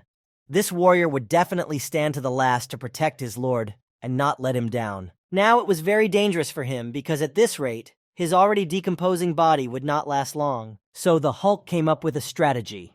He decided to kill one of them first, so that they could no longer sustain a joint attack, and when their tactics began to fall apart, he would start killing the others. As he began to approach, Jared ordered everyone to move aside and give him space. He had to overcome the magician, the leader. He had to kill him alone. When Jared was very close to the Hulk, he used his special ability, Detection. With this, he determined what Jared was going to do next and preemptively struck him with his weapon. He knew that Jared was going to attack him and reacted smartly, dodging the blow and almost hitting him. Jared appreciated this move, but he was ready for it and therefore used the magic of mirror reflection, so all the attacks of this giant did nothing to him. While they were fighting, or rather Jared was fighting, Ella stood back and quietly watched from the so-called rear.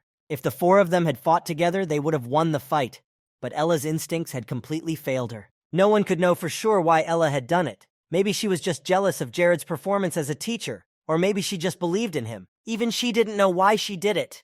But at the same time, Ella had no doubt that they would win this battle. She knew everything in advance, and for some reason, when the fight started, she stepped back. Ella realized that the outcome of this battle depended on whether she would survive or die, because all three of them were growing at an incredible rate, and they would soon win. In the middle of the battle, the soldier also realized that he should have fought in his true body, but that was not his original desire. When there was almost nothing left of his body, he quietly told them all to leave immediately. In the state they were in, no one could even breathe in the presence of the Emperor. Only then will the Golden Knight be sure that they will meet again in an equal fight someday. With that, he began to turn to dust and disappeared from their sight. When he disappeared from the hall, Isabel walked over to where the Hulk had been standing. Some fabric was left behind. She didn't know it was mirror armor.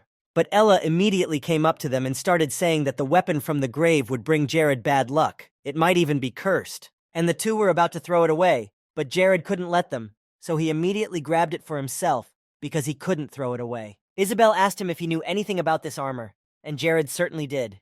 It was the only piece of armor on the entire Nars continent. If one wore this mirror armor, the soul of the blacksmith who created it would create a force field around him that would turn all arrows into ashes if they flew towards that person. This armor was thinner than cotton, so it could be worn safely over another piece of armor. The three of them stood there with mixed feelings about it, but there was no changing Jared's mind, so they just decided to forget about it, even though no one realized that it was really a very useful thing. He almost started to cry. The guy had always wanted to get this armor, having conquered it with his own hands and finally managed to do it. But for a moment he thought about it.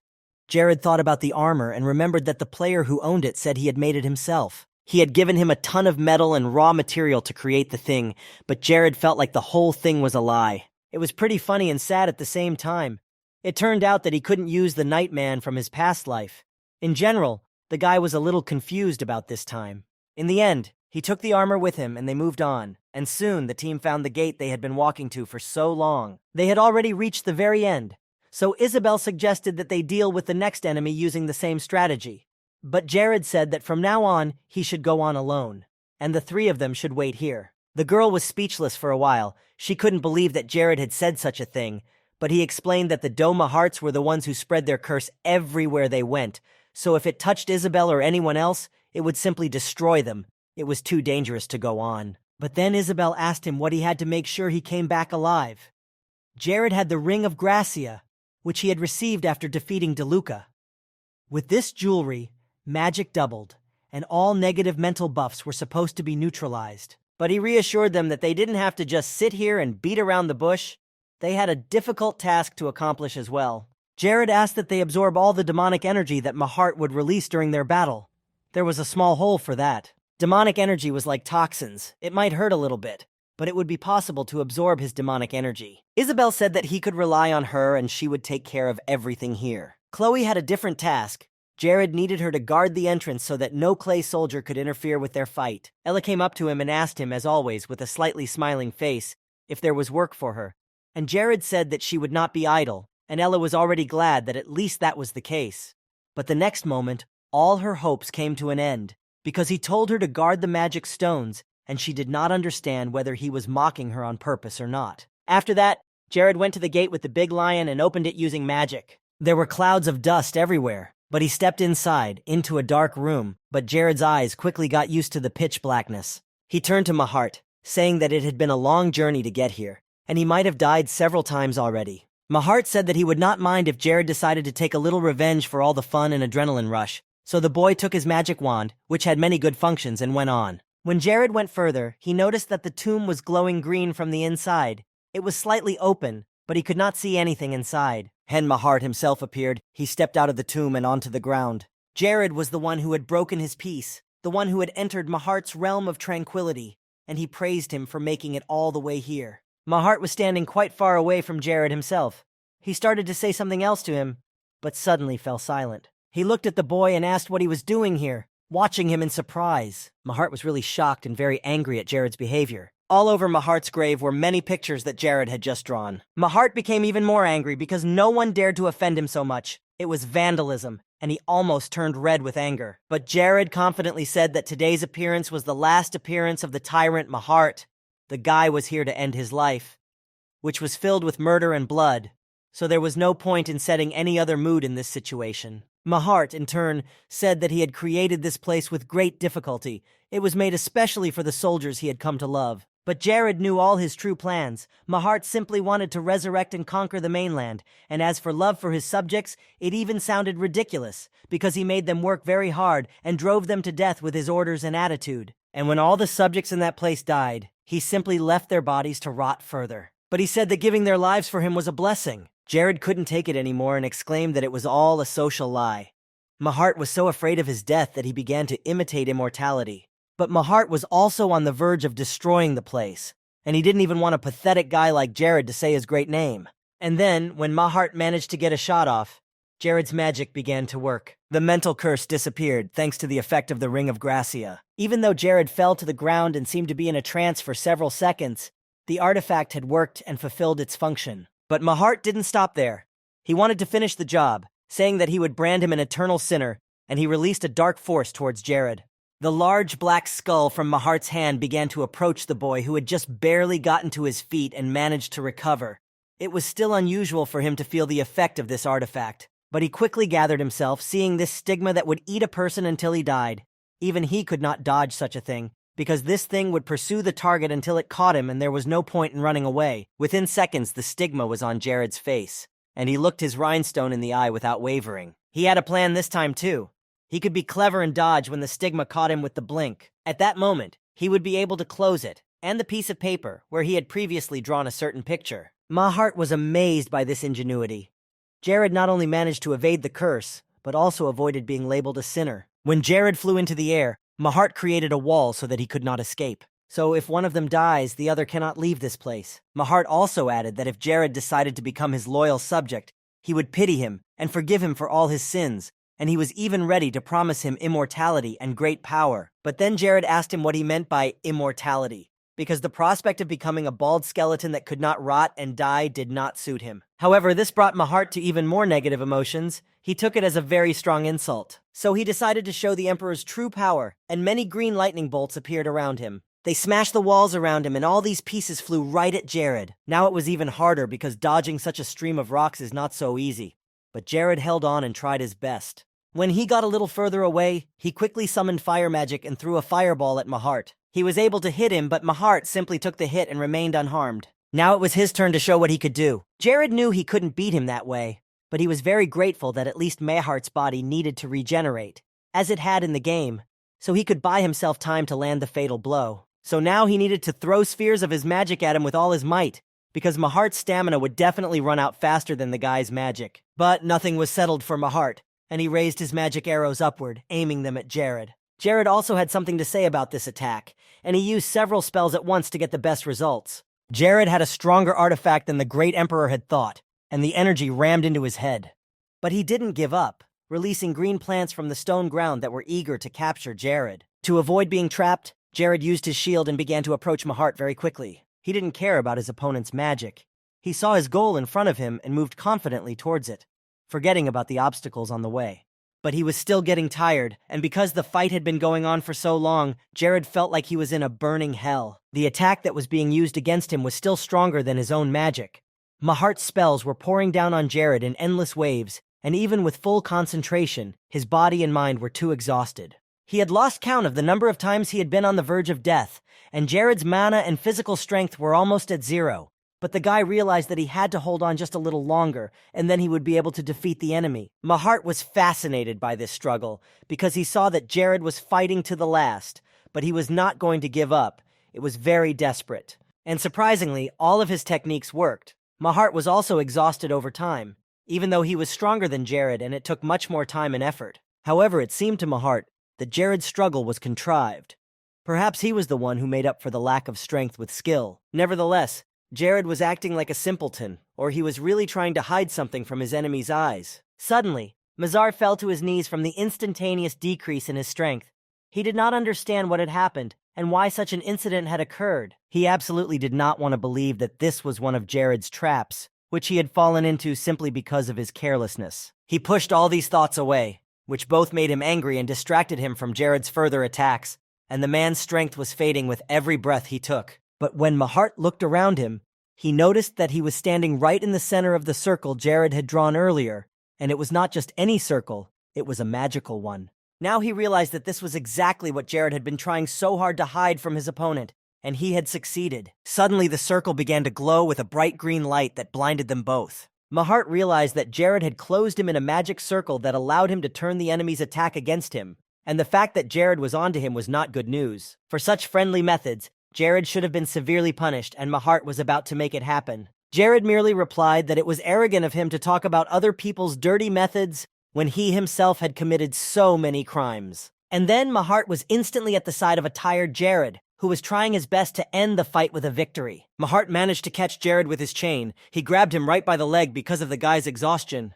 As soon as the great god of the catacombs descended to the ground, he pulled Jared down with him, holding the magic chain tightly. Jared flew down in a flash and hit the ground painfully, his face and armor covered in numerous scratches from all the blows he had taken. And before he could get to his feet and recover from the fall, Mahart stepped on a large demon that was advancing on him very quickly. He had no time to do anything else but fold his arms across his chest to deflect the blow with magic. The next moment, however, he was already flying to the ground from another hard blow. Mazar had once again managed to hit his target. This attack was one of the most powerful and painful for the guy. He grabbed his arm, gritting his teeth to keep from screaming. His arm hurt so badly that he could hardly move it, and at that moment Mazar came up to him and hit him again.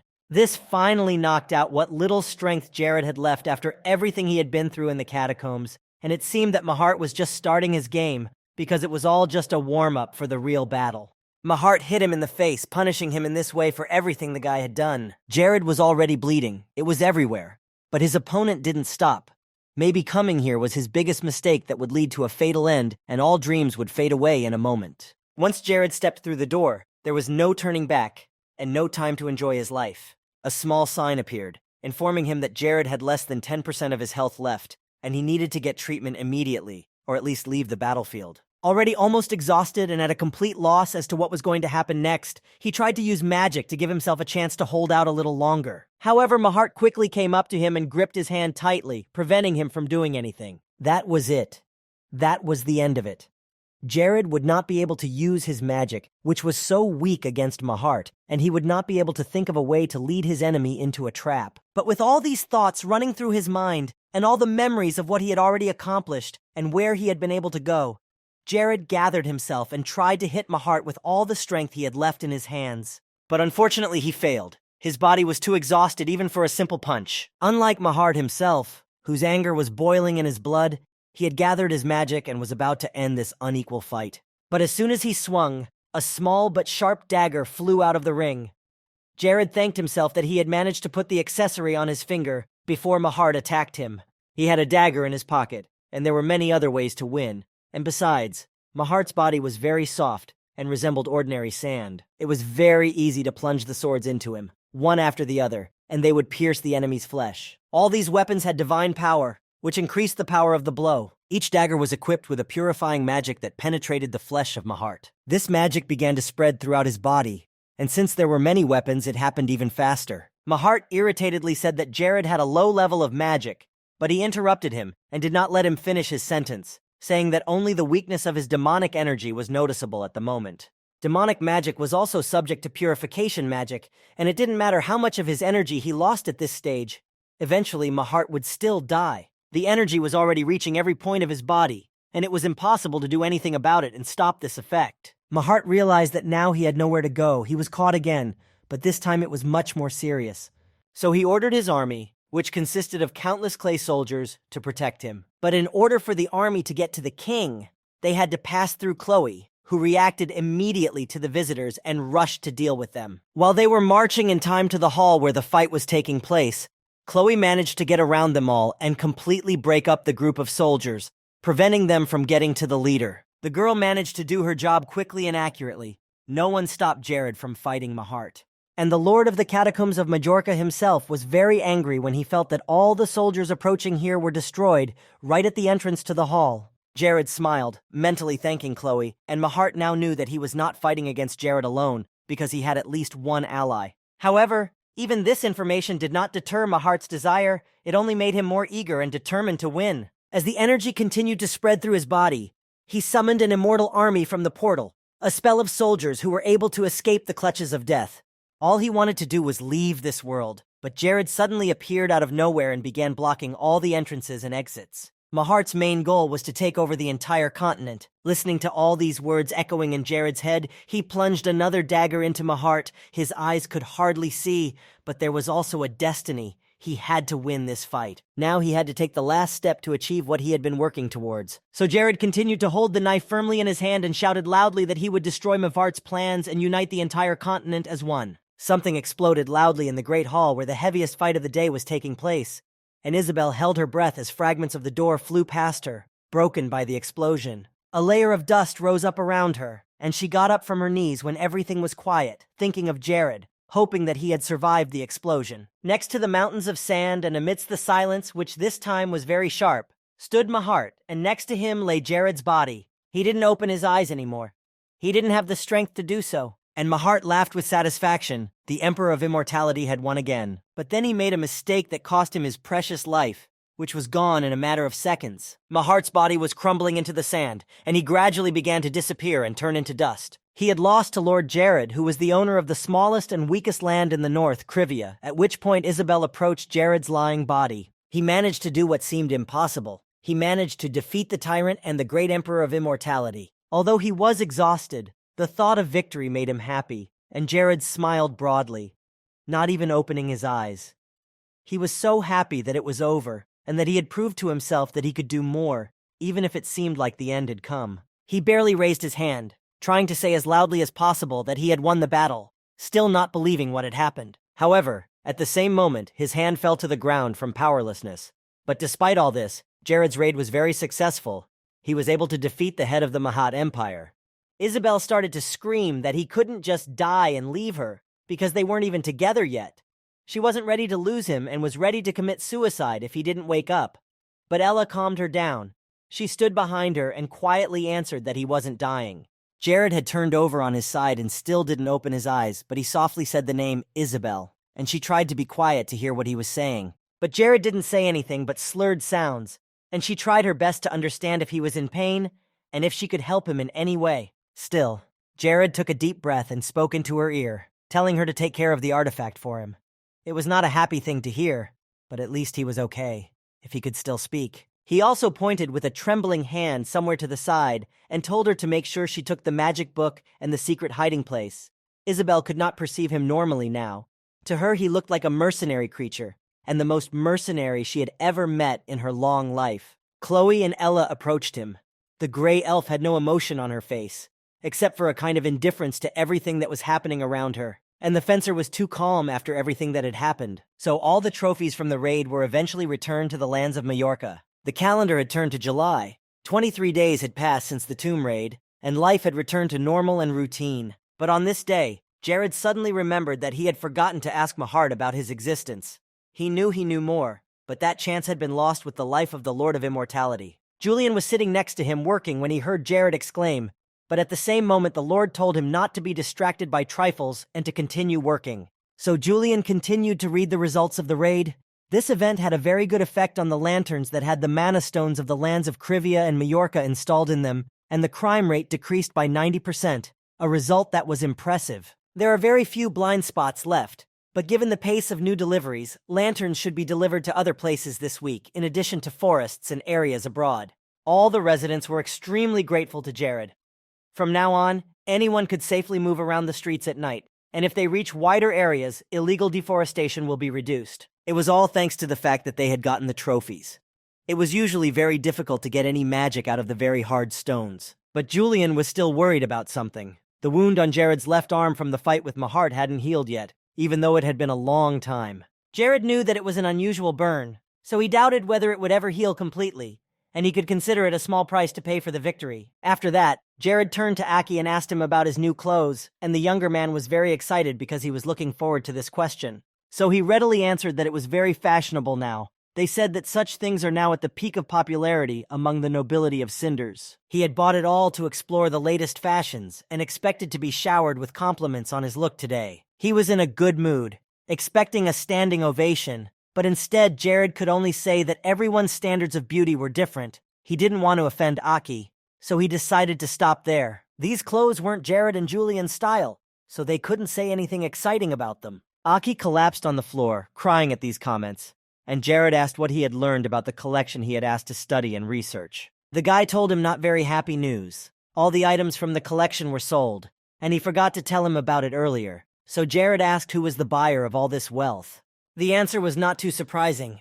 Mr. Ibaniba had bought everything from the shelves. As soon as he looked at the contract for the purchase of the Nightmare Stones, he couldn't resist and bought everything there. Jared was very upset and surprised. He didn't understand why the Red Goblin King, who seemed friendly and nice, would buy all of this stuff. He still hoped that maybe Ibanaba would decide to return some of these items, but the thought that the Goblin King didn't take him seriously just because Jared was human was running through his mind. Aki also had something to tell him. Just yesterday, the Sanders soldiers had sent an official request to them. They really wanted to create a long-term contract for the exclusive export of Jared's landmines to their kingdom. The Lord firmly replied that they don't do that kind of thing, so it needs to be passed on to the Sanders soldiers. Jared wasn't going to agree to any other contracts than a monthly delivery. Aki nodded his head, saying that the kingdom that had asked for a deal with them had a lot of interest in the Lord. This was not without reason, for Jared had pesticides, mana potions, and a cure for the terrible disease Ranella, which was considered a death sentence for many. He also had crystals that were collected in the territory of Krivia and mines that he had invented himself. But Jared thought differently.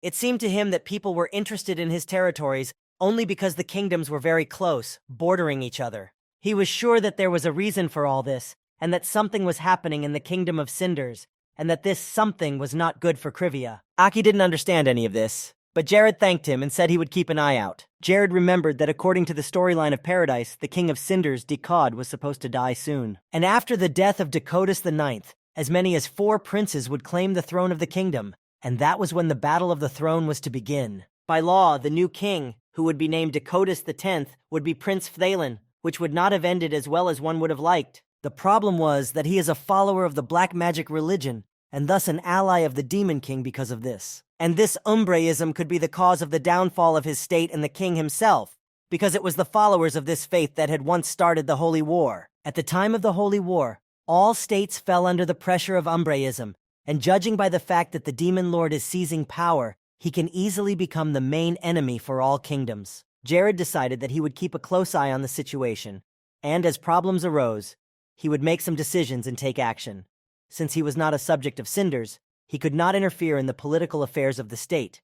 He needed to get a special invitation to begin with. Suddenly, Hayes flew into the room, opened the door, and ran to him. He was surprised to see her in such a state, and she told him that something had happened. She closed her eyes and revealed that the King of Sind had given Jared a personal letter. However, the 4th prince wanted to deliver it personally, rather than pass it on through others. He and his servants were already approaching the palace, while Jared was trying to take in the situation and decide what to do. Julian could only assume that this visit and the news he was bringing would not be a pleasant one. But when Jared found out that the 4th prince wanted to visit him in person, he finally felt something special. Once he was at the palace, Jared received an invitation to the same banquet. When the green-eyed Eziel arrived at Jared's place, he introduced himself, and the king of Krivia immediately used his spiritual eye to see all his indicators and found that his Caesarism was at a high level. Jared von Euclides greeted him, giving his full name, bowed, and waited calmly for Eziel to hand him the invitation. The letter was in Jared's hands immediately, and Eziel added that his father had wanted Jared to be invited to a banquet in honor of the king,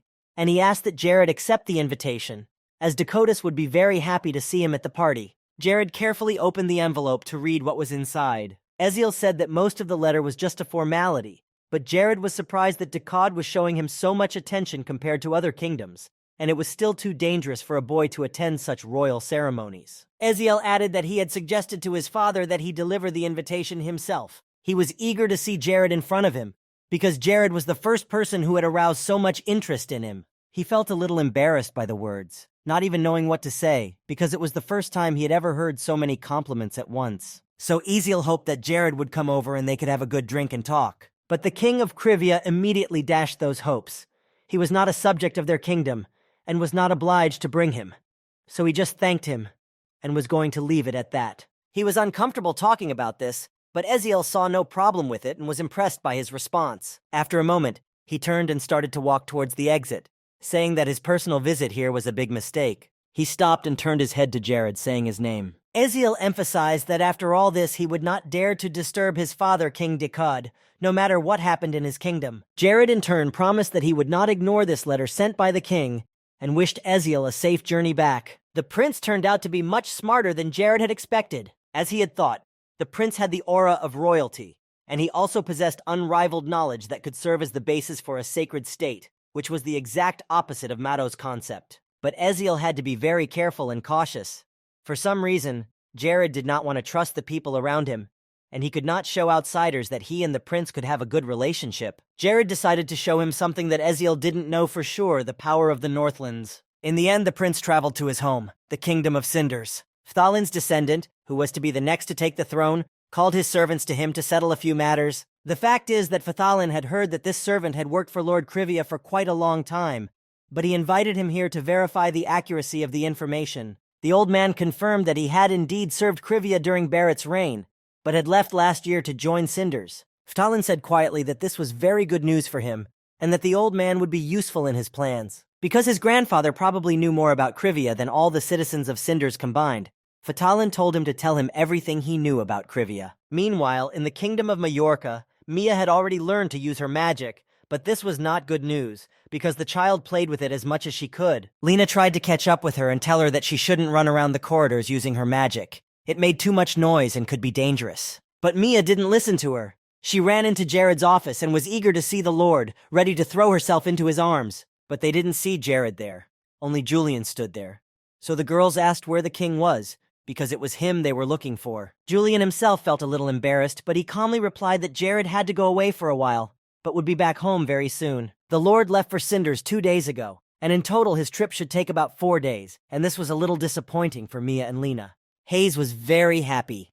The fact that they were going somewhere together reminded her of the good old days that she often missed. Then Jared remembered how Aki had been trapped with bandits, and the boy had almost turned the carriage over.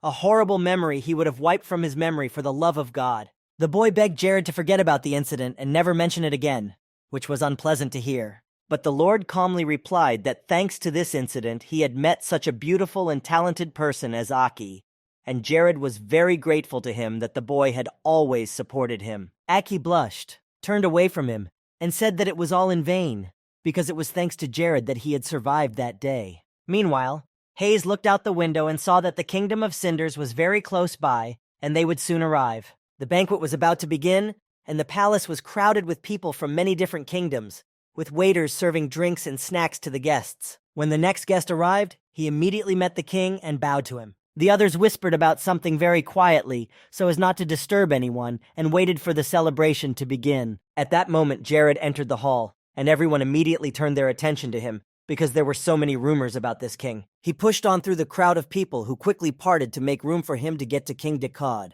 The people who stood a little further away watched the invited guest with interest, talking quietly among themselves, saying that they had heard that Jared looked like a fat, unkempt pig.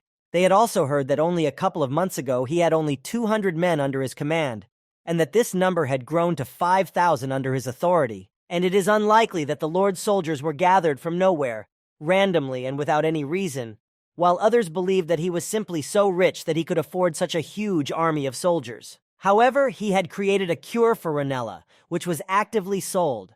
There were many mines in Krivia. He also sold pesticides and mana stones, and the income from dungeon raids was off the charts, so it turned out that Jared was making a lot of money while he was just sitting still. Jared approached King Cinders and bowed before him, showing his favor. Dekad said that such a greeting would be enough.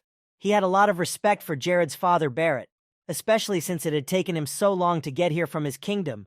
So the Lord simply invited him to enjoy the evening and relax. Jared stepped away from Decod's throne a little, looking once again at all the guests in the room. Suddenly someone called him and he was really tired after such a long journey. But he still had a long evening ahead of him. He finally realized this when everyone started to talk to him. People started to ask him to come to their kingdoms next time, to get to know each other. And Jared himself just wanted to get out of this place so that no one would touch him anymore. He couldn't say this in a rude way, so he tried to break through and find the Cinder's princes with his spiritual eye. Jared heard someone call a prince's name nearby, and he looked in that direction, seeing a young man with long brown hair surrounded by servants and doctors. The first prince, Ian, was not feeling well at the moment. He had a certain illness that was bothering him, but he assured him that this had happened before, so there was no reason to worry. Jared noticed that Prince Ian was constantly surrounded by people from his family or senior doctors, and his rare illnesses were gradually driving him from his rightful throne. The third prince was Jessa, who was more noisy, and was surrounded by aristocrats who were pushed out of the leading factions. Although Jessa was not as popular as his brother Phtalin, Jared could not help but notice the company of aristocrats who were interested in him. These two princes are always in constant competition, and neither of them is defeated. Eziel was too weak in this regard, and he had no soldiers who wanted to join him. Phtalin's status was so high that he did not even interfere in Eziel's life. Jared looked at each of them carefully, analyzing everything, but soon one man came up to him, stood behind him, and tried to talk to him. It was Phtalin. Jared recognized him when he turned to him. The other prince greeted him but continued to keep his cool when talking to him. Then the prince asked if it would be more convenient for Jared to be called Viscount Jared, at which point the boy fell silent as he read his vitals. Phtalin was a swordmaster and his level of proficiency was high. Then Jared noticed Caffrey. He realized that this time he was also on the side of the second prince, thus supporting the devil himself. But then Jared smiled sweetly and told him to address him as he felt comfortable. He could just call him by his first name. It made almost no difference to him. Phtalin nodded and continued the conversation. He had heard that Jared had come here at the invitation of his brother Eziel. But then the second prince said that he himself had been looking forward to meeting the king of Krivia, Barrett's son. So he was very happy that this opportunity had come, and they had finally met. Ezekiel was also in the room and carefully watched the conversation between Jared and his older brother. He realized that he wanted to lure him to himself, to recruit him. Meanwhile, Mara came up to him. She was the youngest child in the family. Jared wanted to end this conversation, trying to bring everything to a close, but Phtalin did not want to let him go. So Jared thanked him once again for his interest in his little-known person. But then the second prince said that he shouldn't think so modestly of himself. Jared himself should know that he was the most sought-after man in almost all kingdoms, thanks to what he had invented and what he could export.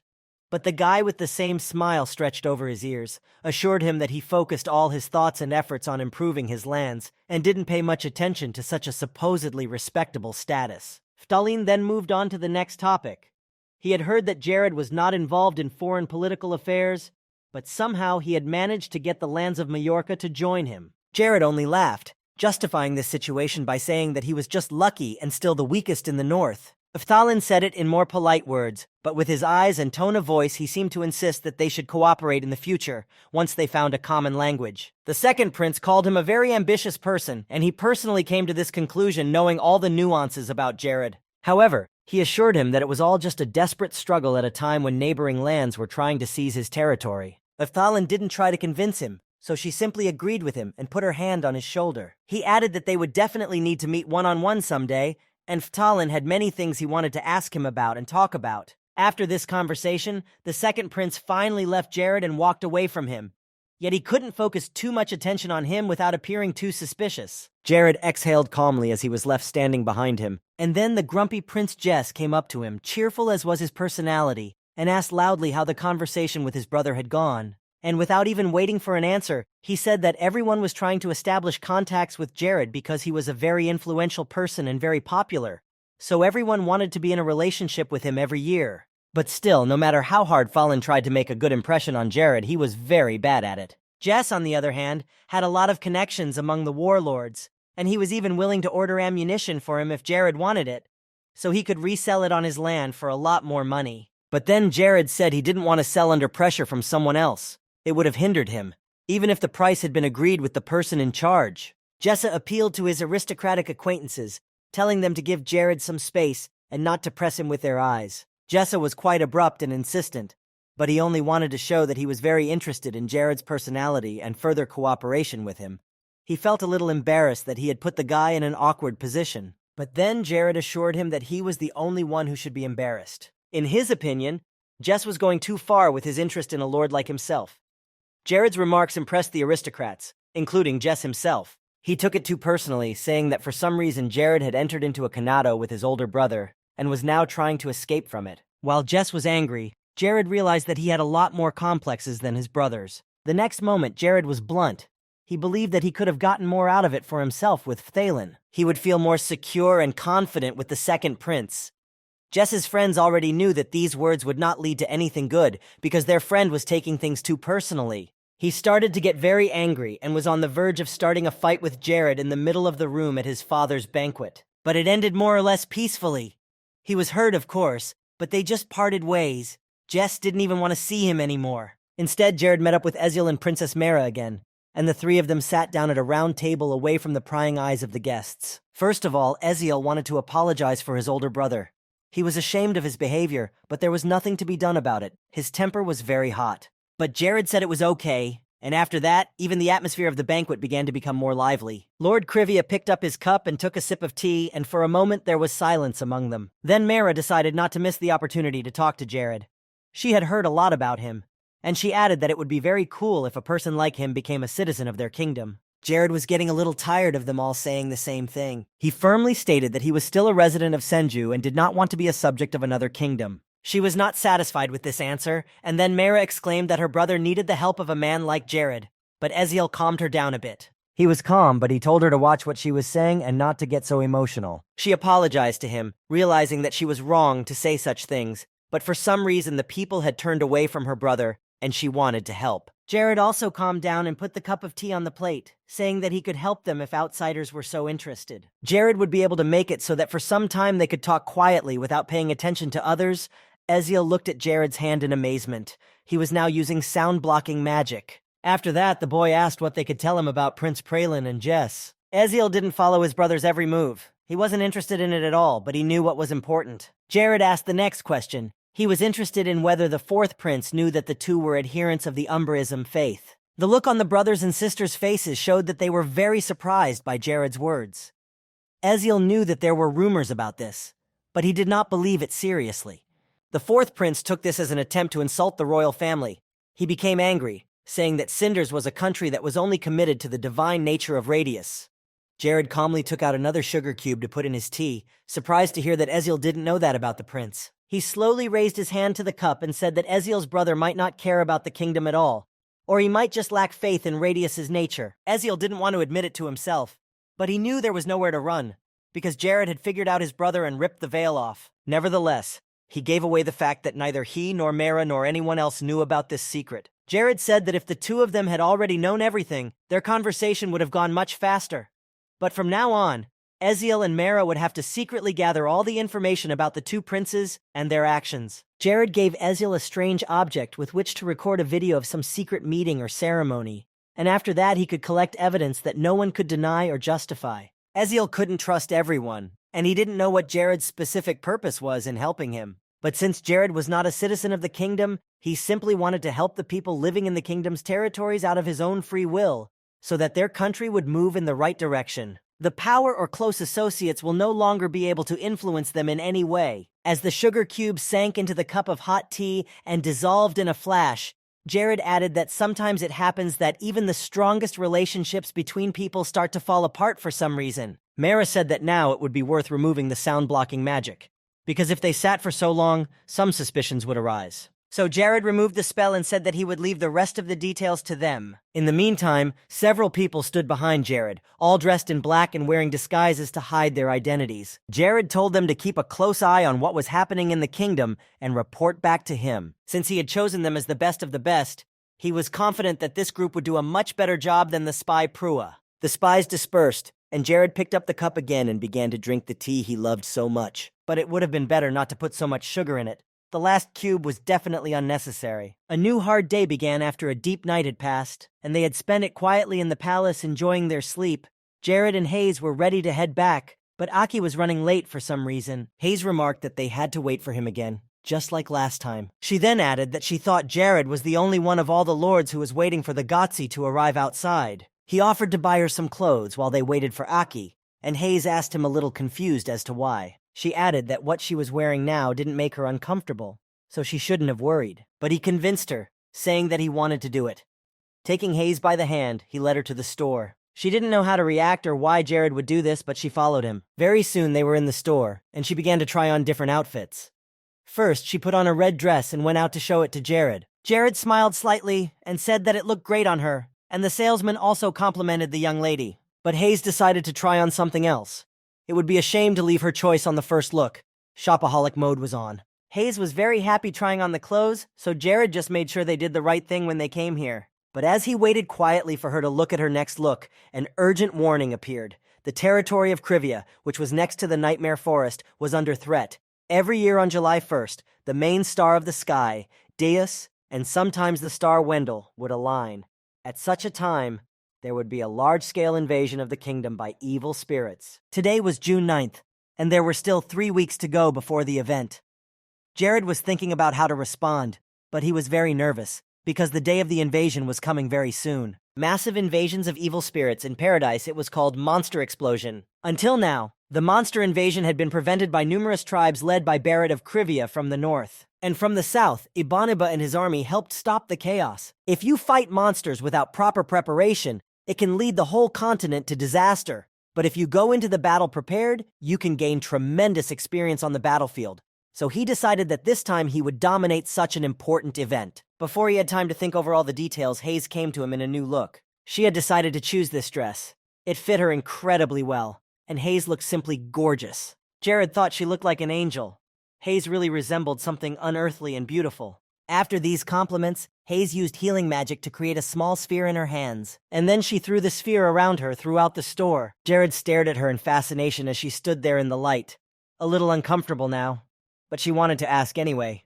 She felt like she really did look like an angel who had come down from high heaven. But when she asked Jared, he replied calmly and gently that she always looked like an angel. The shopkeeper almost wept at the sight of the two of them. After they waited for Aki and got into the carriage, they returned to the Krivia Palace some time later. Jared had been practicing tirelessly as usual, trying to maximize his magic so that he could go into battle with confidence and win. Isabel helped him, but she noticed that even a strong magician like him was having a hard time fighting. Isabella, while still in the body of an evil demon, had spent almost all her resources on lust magic, so the spells were very powerful. She trained this type of magic because it could lead a person to the most fatal mistakes that would be impossible to correct. Jared was already sweating while he fought her.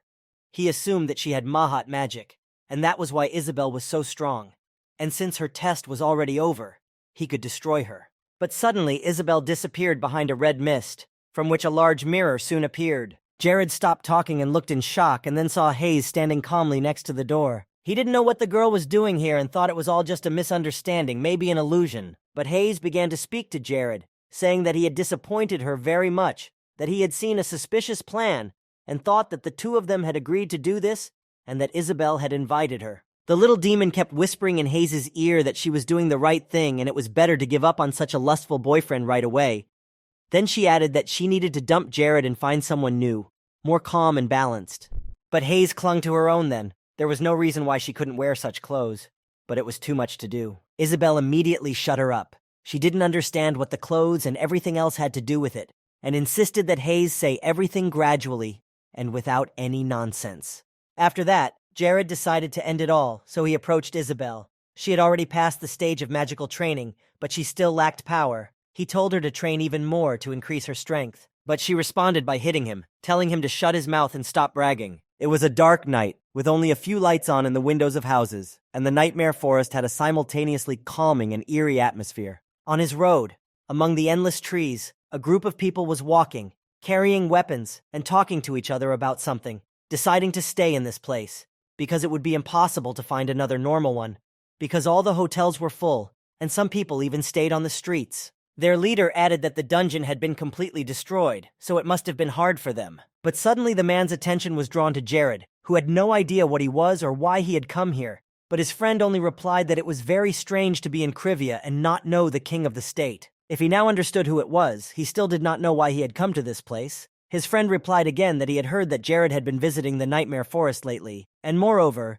entering the forbidden territory. The king of Krivia walked on, finding himself in a small clearing, surrounded by complete silence and darkness. He pulled out a small knife, wondering why Krivia could not have developed as much as Ronella earlier, but apparently the main reason for this was the invasion of monsters. The wise Viscount Barrett became a real salvation for those who lived on this barren land, and the kingdom grew. However, all his achievements and efforts during the year were destroyed by the monsters. And while Krivia often suffered from invasions, Ronella and Majorca enjoyed all the privileges in peace. All his life, Barrett had only dreamed of one day assembling a mighty army that could withstand the power of demons and protect the kingdom. But Jared's father never managed to do it, or at least this point was not fully realized. However, Krivia was still in a safe zone now.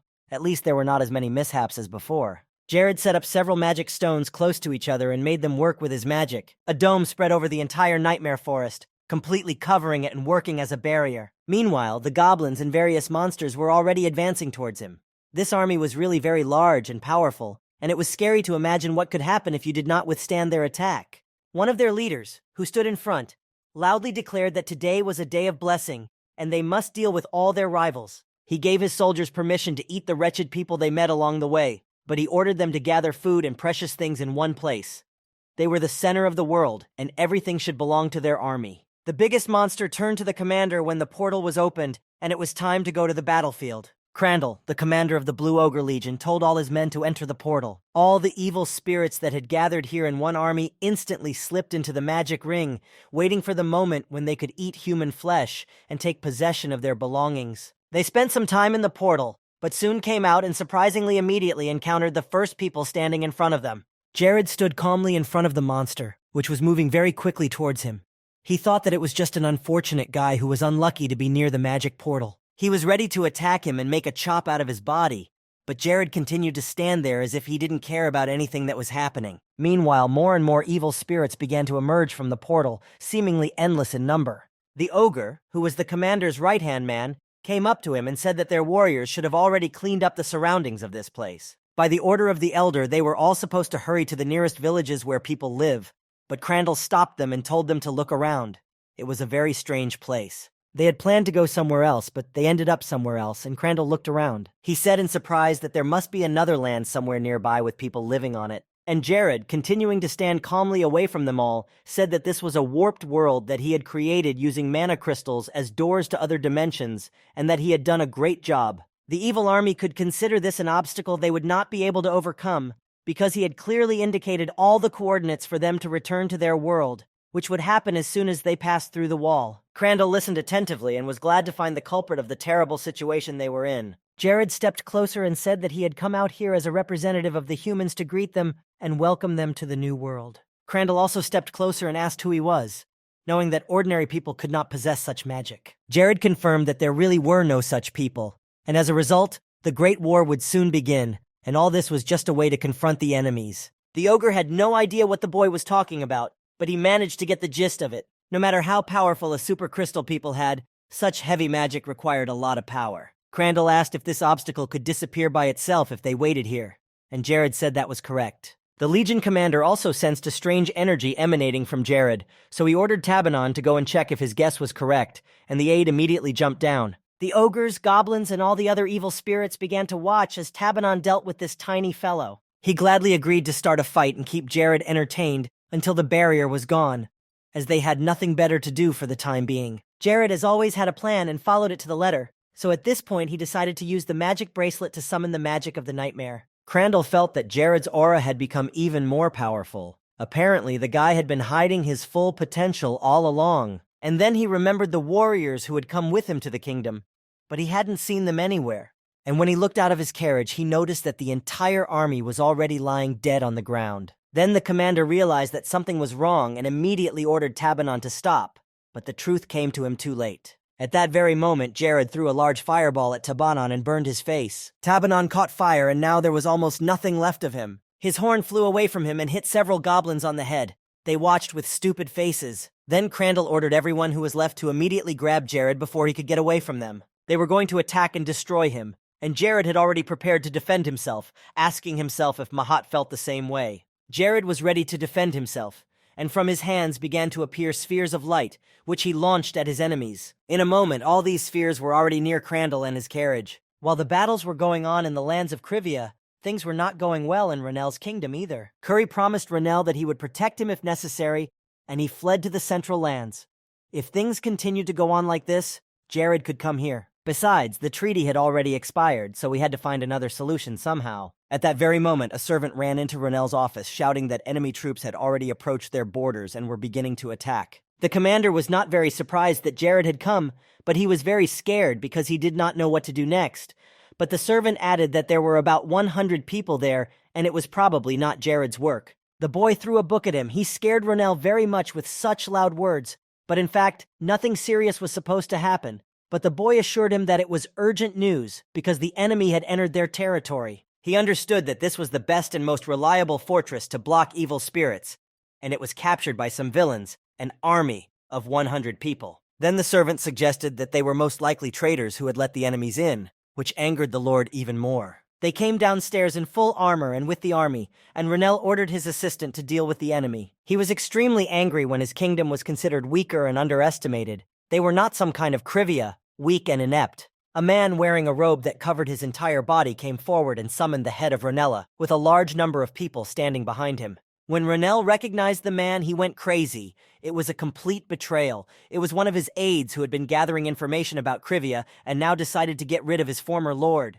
But he assured him that he was doing it all for the sake of peace in Renell. The greed and cruel behavior of the lord of this kingdom was too dangerous for the people of the state. Renell did not wait any longer. He was satisfied with the words he heard and ordered the soldiers to capture the traitor, and the army began to fulfill the order of their lord. Then the guard who was standing behind the man told him to go back to a safer place. They could handle it themselves. This was bad, because the invaders were here too, and the army against the kingdom's lord was quite large, considering that all these men had once served him. One young man came forward, sword in hand, ready to defend himself. He suggested that they should not waste time on idle talk, because this man's plan was only to take over Ronella and behead the previous leader. Meanwhile, on the territory of Krivia, the battle between Jared and hundreds of monsters that appeared from the portal continued.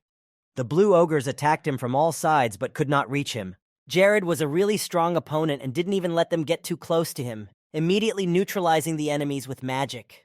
However, one of the goblins managed to hit the boy. He was aiming right at his face, and this time, he got it. But Jared was not confused and immediately activated the artifact of mirror armor, which immediately appeared on his face. The goblin who was standing closer and shooting at Jared with his bow was now afraid. The boy seemed invincible. So the monster decided not to risk his life and jumped away from Jared, dropping his bow and arrows. But this guy is not so easy to escape from. He used the magic of fire again, which was quickly approaching the goblin. But while he was dealing with this green guy, a small dragon appeared next to him. This dragon held a plaque in its paws with words written on it for Jared, and it was given the title of Hellfire Incarnate, and the magic damage from its flames now increased by 100%, and Jared was now able to use the magic of the special state, Burning Flame. He was excited because he himself suspected that Jared's character had a penchant and talent for fire magic, and now he had a rank like that. It was very cool. The commander of the Ogre Legion stood in a safer place and gave orders, telling who and where to go and what to do. But it didn't help him much. The flames had reached his own carriage. They were about to be crushed, so he ordered them to run in different directions and escape while everything around them was already burning orange. Jared said that if Crandall was so impatient, he could have come down to fight him himself instead of sending his servants ahead. The boy's next strike was aimed at the other monsters, almost all of whom were already lying dead on the ground, and those who remained were trying to run as far away as possible to stay alive at least. Crandall couldn't take it anymore and decided to deal with Jared himself, so he took his giant hammer in hand and jumped on the boy. The Kingdom Lord defended his lands to the last. He was already exhausted, having used so much mana for the spell, but he did not stop there. This time, however, something went wrong, and Crandall managed to catch him in his big paws, even though Jared tried to dodge. The boy immediately began to break free of his deadly grip, while using the amplifier for his own magic. Jared grabbed his wrist and challenged him to a fight, saying that all of Crandall's servants were too weak to get his way, and he was even bored. But the leader was going to be a little more interesting. Suddenly, the monster let go of him and began to transform into something completely different, its body as if it were becoming a flame. Its sharp teeth became even bigger and sharper, and the monster smiled greedily, looking into Jared's eyes. The boy, in turn, used the mirror armor to avoid getting hurt in any case, But in front of him, he created a magic shield to try to keep the enemy's magic out. And this method worked. Then he retreated, being too tired to continue the fight. After Crandall had retreated a good distance, Jared created a high wall of fire and blocked the enemy's passage to his side. After that, he decided to speed up the destruction process and used accelerated action magic. Jared ironically asked Crandall if he was hot, and then immediately added that he would help him with that and add a little bit of cold. The next spell was an ice storm that was supposed to freeze the rascal. Crandall was in a desperate situation. He was trapped and his entire army was destroyed, and he himself would soon leave this world. To finally end the fight, Jared decided to try out his new powers, and as soon as he shouted the spell, a huge fire cobra appeared behind him. Crandall was frightened, but despite this, he stood in one place as if frozen. He noticed that his opponent was only getting stronger with each spell he used. It did not look like the person he said he was. But soon he would no longer doubt it. The cobra quickly approached the ogre and knocked him down. All the other monsters in the army that were standing nearby realized that they had better get out of here now, while they still had the chance, because once Jared was done with the leader, he would come after them. But they made this decision too late, because Jared noticed that they were trying to escape and stop them. Suddenly, however, he was confused and distracted, although he did not yet understand what was happening. A dark portal appeared in front of his eyes and pulled them all in. Soon everything disappeared, and Jared found himself alone on the shelves of a dark and dense forest. He did not expect his enemies to leave so easily, but he had accomplished his main mission. He had defended his kingdom from the attackers. Jared was blown off his feet by a very strong wind. He couldn't even stand on his feet and fell to the ground. The portal was closed. Some of the monsters managed to escape and save their lives, and the boy could not give a clear explanation to himself of what had just happened, but he breathed a sigh of relief. All Jared knew was that it was impossible to close the portal from the inside without a Demon King level. But it was strange that such a powerful mage had decided to stand up for them on his own. The Demon King wanted to cut all ties with him, but he was grateful for something, because he had made all that evil disappear before the blocking stopped working, which would have been a failure for Jared. Of course, it was a shame that his experience points were gone too, but it was good that it ended on such a note. He now sat quietly under the starry sky with his eyes closed and remembered his father. That is, the father of Jared's character from the game. Of course, the boy didn't suspect anything, but he wasn't alone. He was standing right next to him, hiding behind a tree, watching his son defend Curve. Ranella would not have been so easy to defeat, though. Only a few dozen men managed to destroy his army, leaving their lord almost face to face with the enemy. These men did not even get tired during all this time. They introduced themselves as soldiers of Krivia. It was the strongest army of Agracio, which the king himself created. Still, there was no time to stay here for long, so the boy took the lord by the hair and pulled him along. The king of Krivia wanted to meet him in person at his castle, and they all didn't care that the lord was talking about a pardon. 3 months passed, as Jared continued to train with Isabel and improve his magic, as important issues for the kingdom were resolved, and as his food supplies became more and more in demand. On this day, Jared was walking through a green forest, where he was to meet someone. She was late, but after a while he opened his eyes when he heard footsteps approaching him. It was the Princess of Cinders, Mara, wearing a robe, and she came closer to Jared, starting to talk to him. She was very upset and seemed to be somewhere else. The guy interrupted her, expressing his condolences about what happened to her father. She reacted calmly to this, even though she did not think that Jared already knew about it. Her father's death had come too suddenly and had hit her morale hard. However, Jared asked Mara to tell him more about it because he wanted to know how it happened. Mara told him that her father began to lose ground very quickly and died in a moment, and her brother Ian was feeling worse every day. In addition to his own health, he was now also worried about the death of a loved one. He was predicted to die just as soon. He might not even live to see the end of this month. Jared remembered how all this happened in the game, and then everything changed completely. And apparently, because of his interference in their kingdom, Prince Ian in Paradise was supposed to live another 10 years. With a sigh, Jared said that he could tell Mara 3 things now. First, he would have people coming to visit him. Perhaps James would not be here because of his character and their relationship, but Phthalin would definitely come. Secondly, in no case should Prince Iswell be allowed to interfere in this situation. He must pass by the civil war. But while they are trying to reconcile the 2 princes, they should try to get closer to Prince Ian's people and ask them to leave. Prince Ian's people were very close to the royal family, and they were all against the civil war. And third, if this civil war was going to be postponed for a while by natural means, then any resources should be used to gather everything related to the princes and Umbra. They were now like herbivores in the same cage as these 2 predators, so only one attack was needed for the decisive and fatal blow, and in the meantime, they only had to wait for the right moment to attack. Mara thanked him. She hadn't changed her face during their conversation. Her father's death had hurt her too much, but she still wanted to apologize to Jared. But he said that they hadn't started anything yet, so it wasn't the time for thanks and apologies. Now everything was clearly on track, so it was time to follow the plan and execute the next steps just as well. The figures were adjusted depending on the smallest indicators, and if at first glance this territory seemed to be the most backward, it was actually at the average level, on the same level as the Kingdom of Mysteria, which belongs to Count Capri. After merging the territories and dividing the responsibilities between Julian, Avila, and Auburn, things didn't seem so difficult, but more people would still be needed. Jared assumed that if Julian got sick or tired and needed to rest, there could be big problems in running the kingdom. Jared didn't know where he could find more people. It was too hard to live in this world.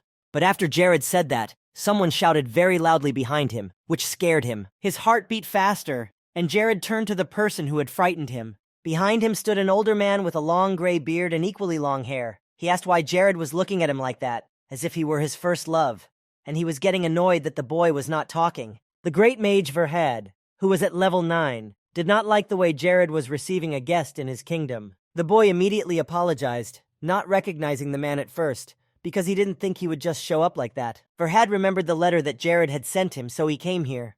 The magician could not leave immediately, so he watched the boy for a while. Verhad noticed that Jared had begun to manage the kingdom differently, and had also smashed the neighboring territories to pieces, which interested him. The boy was a little different from his father, who was a pacifist and held a peaceful point of view. Jared was very surprised to hear that Verhad knew his father. The mage sat down on the ground, saying that he shouldn't tell him how difficult Barrett's character was. The mage was going to give him advice from the 5th grade and get out of here quickly. Jared was like a small child now. He was so happy that Verhad had responded to his request and come, because the boy really needed his advice and support. It was vital for him to hear these words from Verhad, and Jared beamed with pleasure. But the magician warned him not to even think about asking him to stay in the kingdom or to become a sensei for him. Jared happily said that he hadn't even thought of such things, and Verhad said nothing to that and exhaled calmly. Now all Jared had to do was listen carefully. He wanted to tell him something that had been on his mind ever since he had reached the level of 5th class magic. Jared used to be just an ordinary employee of a company named Shin Taepung, living an ordinary and not particularly interesting life. Jared remembered the day he first opened his eyes and found himself in the curve, as if it was not a long time ago, but a lot of time had passed since then. Back then, he just wanted to survive. He realized that he wouldn't be able to sit here for long, so he started to develop this kingdom. But with the rapid development of his state, he himself changed a lot. Or maybe he just realized a very important thing. He is no longer that Shin Taepung. He is Jared, the king and ruler of his territories, a warrior who is ready to give up everything to protect the kingdom and the people of the state. And these people, they were not some characters from the game paradise, they were real people or creatures. Before, he fought only because he wanted to survive. He was afraid to die.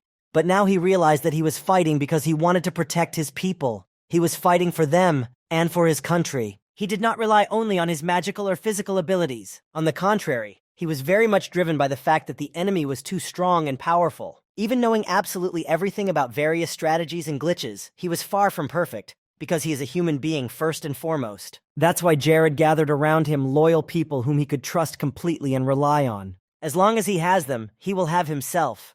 Without them, the Jared that he used to be will disappear. Of course, his personality will remain the same, but he will lose the point of fighting desperately, as if it were the last time. As Jared recalled all this, very bright rays appeared around him. Verhad was very surprised to see this in front of him. He had never seen anything like it before. Jared hadn't done it on purpose, but what had just happened had taken him to the level of Class 5. At first, the magician didn't believe it, because he had just said a few words, corrected him a little bit, and Jared had already moved to the next stage of magic. But it was the truth. Invisibility appeared at this level, and Jared demonstrated it. Verhad had no doubt about it, but it never ceased to amaze him. This guy had gotten 5th grade magic after only a few instruction. Even he himself couldn't have advanced to the next stage so quickly. This boy definitely had extraordinary abilities. Barrett had clearly defined boundaries, but the son had surpassed his father. It's not a sin to be a teacher of such a capable and talented student, but maybe later on you'll even feel a little jealous. Verhad stood up and tried to convince himself that Jared could handle everything himself, that he would just have to watch him from a distance. Jared asked him timidly why he was leaving so quickly, hoping for at least a few more tips from the 9th grade wizard. But Vrihad replied that they had already reached the desired goal. He had already given a lot of advice. It was worth an honor to know. One could not ask for too much. It was even impolite. Vrihad concluded by saying that they would see each other again someday, if fate so desired, and Jared offered to see him off. But the man assured him that he shouldn't, but Jared insisted. He was also curious about Vrihad's plans for the future. But the magician did not want to reveal all his cards to him now and tell him about his future intentions. Jared just wanted to know where he was going, so Vrihad decided to tell him. He was going to visit the eastern continent, and the man kept walking forward, with Jared following him. January 1st, 1415 came on the Nars calendar. A new year had begun on the mainland. The man died in his past body of Shindapun and was reborn in the not-so-great body of King Jared of the Curve. And from that moment on, exactly 1 year passed, not the easiest, but very productive and definitely more interesting than in his past life.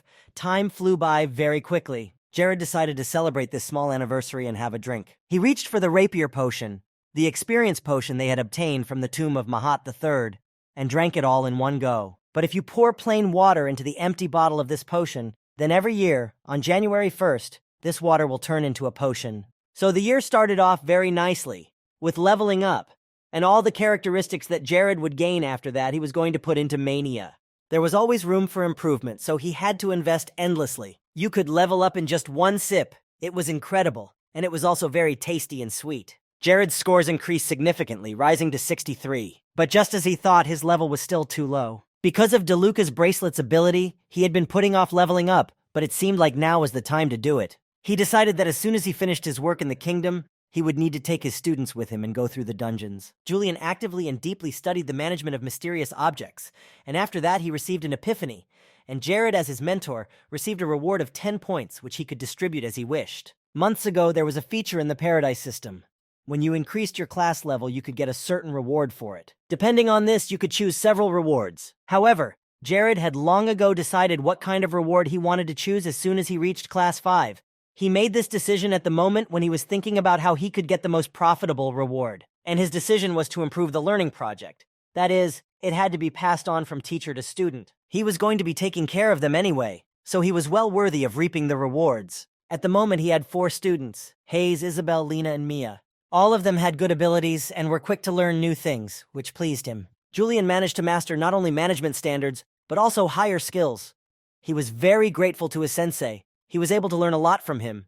He could not help but think of Jared as his mentor. Aki diligently repeated after him, although he thought that such contact would be more like some kind of slavery.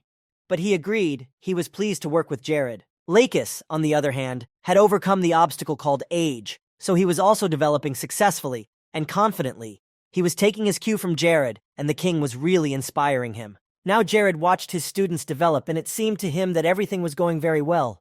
This time the boy believed in it again. However, there was a but again. Chloe also offered him to sign a contract. It was not just like that.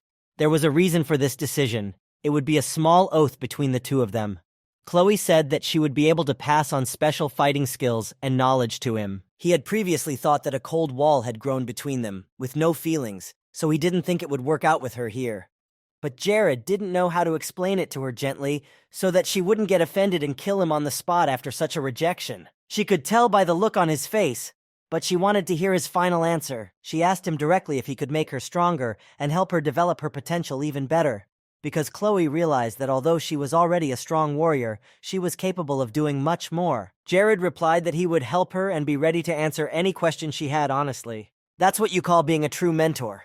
But when he looked over at Chloe, who had picked up a sword, Jared was already afraid. He moved back to stand next to the tree and stared at her fearfully. And while Jared could barely hold the piece of paper in his hands, she calmly signed it, cutting her finger. The thing is, she had been taught since childhood that important contracts had to be signed not with ordinary ink, but with her own blood. Jared couldn't move for a while from the shock. It was something out of the ordinary for him, and he should have been warned about it in advance. He exhaled when it was over, and Chloe asked him to teach her everything her mentor Ella didn't know, to give her the knowledge and experience that would make her stronger. Jared hesitated, not knowing what to say to her. It seems that this contract was indeed one of the most important in her life. Of course, she hadn't mentioned it before, not knowing if he would accept, but Chloe had wanted Jared to be her mentor for a long time. When it was over and they had broken up, Jared had gone on to do his own thing, and it was hard to process all of this.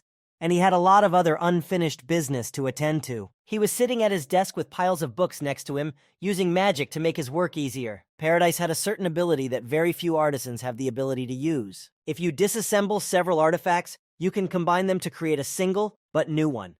It was a higher-level craft, but there were some restrictions on the number of artifacts you could use and the body parts you could apply it to. That's why the craft of recycling emerged completely naturally, and recycling was not a craft that any user of the game could try. If the system has a weakness, then of course it is worth taking full advantage of it. In this world, it is believed that if a craftsman takes artifacts too lightly, he invites the wrath of the gods. But the point is that if you don't know how to work with small details, you can end up without useful artifacts. In simple terms, this meant that there were no interesting innovations in this craft at the moment. Jared was not afraid of losing a few artifacts that he had specially prepared for this experiment. He used the special tools of the blacksmith Bara, so the process itself was not too difficult. Finally, he stood up from the table and stretched, because his back had started to hurt a lot during all the time Jared had been bent over doing something. Suddenly, a plaque appeared in front of his eyes, informing him that his student Lacus had achieved mastery in the art of swordplay. So he, as his mentor, had received 10 characterization points, which he could distribute as he wished. Lacus was indeed very persistent, especially after being revitalized by all the obstacles regarding his age. He developed and diligently learned new things. Jared took up his work again, even though it was already difficult, but he could not sit idly by. Before doing so, he took another look at the loyalty rate of his subjects, which was at a high level, as always. He drew a lot of inspiration from them, which made him happy and gave him new strength to move forward. He was surrounded by a lot of good people who were doing their best and constantly developing themselves, so he wanted to achieve the same great results. He promised himself that someday he would definitely become the main character in this big world. The guy sat at his desk for several more long hours, but in the end he finished his hard work. The fusion process was complete and Jared could invest 3,000 magic points and finish the whole process. Once the core fusion was ready, he could get a new artifact with a different name and level. Now he had enough magic points, so without waiting, Jared channeled them all to finish the job. Finally, he held the item he had been working on for so long. It was Bara's ring, which was a master of the art of splitting into microparticles. Now a new opportunity had opened up. He could split the cores of artifacts that were at the 7th level and higher in the classification school. And the special ability was that when it came to fusing the artifact cores, he could gain an additional skill with a 10% chance. This was great news because he got 2 new crafting-related abilities, and now he realized that he hadn't spent 2 months pumping this thing for nothing. And now all the artifacts they had gotten from Mahat III's mogul could also be refined by him. While Jared was thinking and making plans and strategies, it was time for morning training. He started practicing before the sun came up. Hayes came over to tell him that Chloe had shown up for the training session they had agreed to in the morning. Jared replied that he would be down in a few minutes, so he asked Hayes to tell her to wait for him on the training ground. He'd been concentrating so hard on his craft that he'd forgotten about the workout he'd discussed with Chloe, so he decided to hurry. And when he got out of his chair and looked out the window, Jared saw her watching him, and it was a little scary. But Chloe wasn't angry, she was just watching him calmly. When they started their first training session together, it was already nighttime, but no one was asleep at Cinder's house. Eziel was sitting in his room by candlelight, reading another letter Jared had sent him. He knew exactly what the king needed from him, and he picked up the piece of paper and held it up to the fire. Meanwhile, Chloe and Jared trained tirelessly, her new mentor giving her advice and guidance, and Chloe putting in all her effort. As they flew into the air together, he threw a fireball at her which she had to dodge or deflect with an attack. One of the spheres fell to the ground, and Chloe landed nearby, her hand over her face. Jared told her to dodge all the spheres that would come at her, because he wasn't going to play with her. This was serious. She jumped into the air and promised that she wouldn't give in either if she got the chance. He was also ready to fight and defend himself to the very end. As Chloe had thought, he was very experienced, and all his movements were almost perfect, so she knew exactly what attacks she would have to defend against. This process captivated her so much that Chloe was ready to resist him 24 hours a day. But while she was thinking, Jared was already behind her and tapping her shoulder. He noticed that she was thinking about something and asked her what it was. She was looking at him so intently and for so long that he was worried, but Chloe must have been thinking about something of her own. The elf looked away, not knowing how to explain to him what was going on in her head. So Jared suggested that they take a break and get their minds off the training. He felt that Chloe was not in any shape to compete today, so he stopped and picked up some water. But Jared assured her that she shouldn't apologize for anything, because it wasn't her fault, but it was also just a training session, because if she behaved like that in a real fight, the enemy would definitely not stop. They would have just slit her throat, rushed in from behind, and that would have been her last fight. Last week, she also asked to train at full strength, but the result was not particularly successful because Chloe set her hair on fire.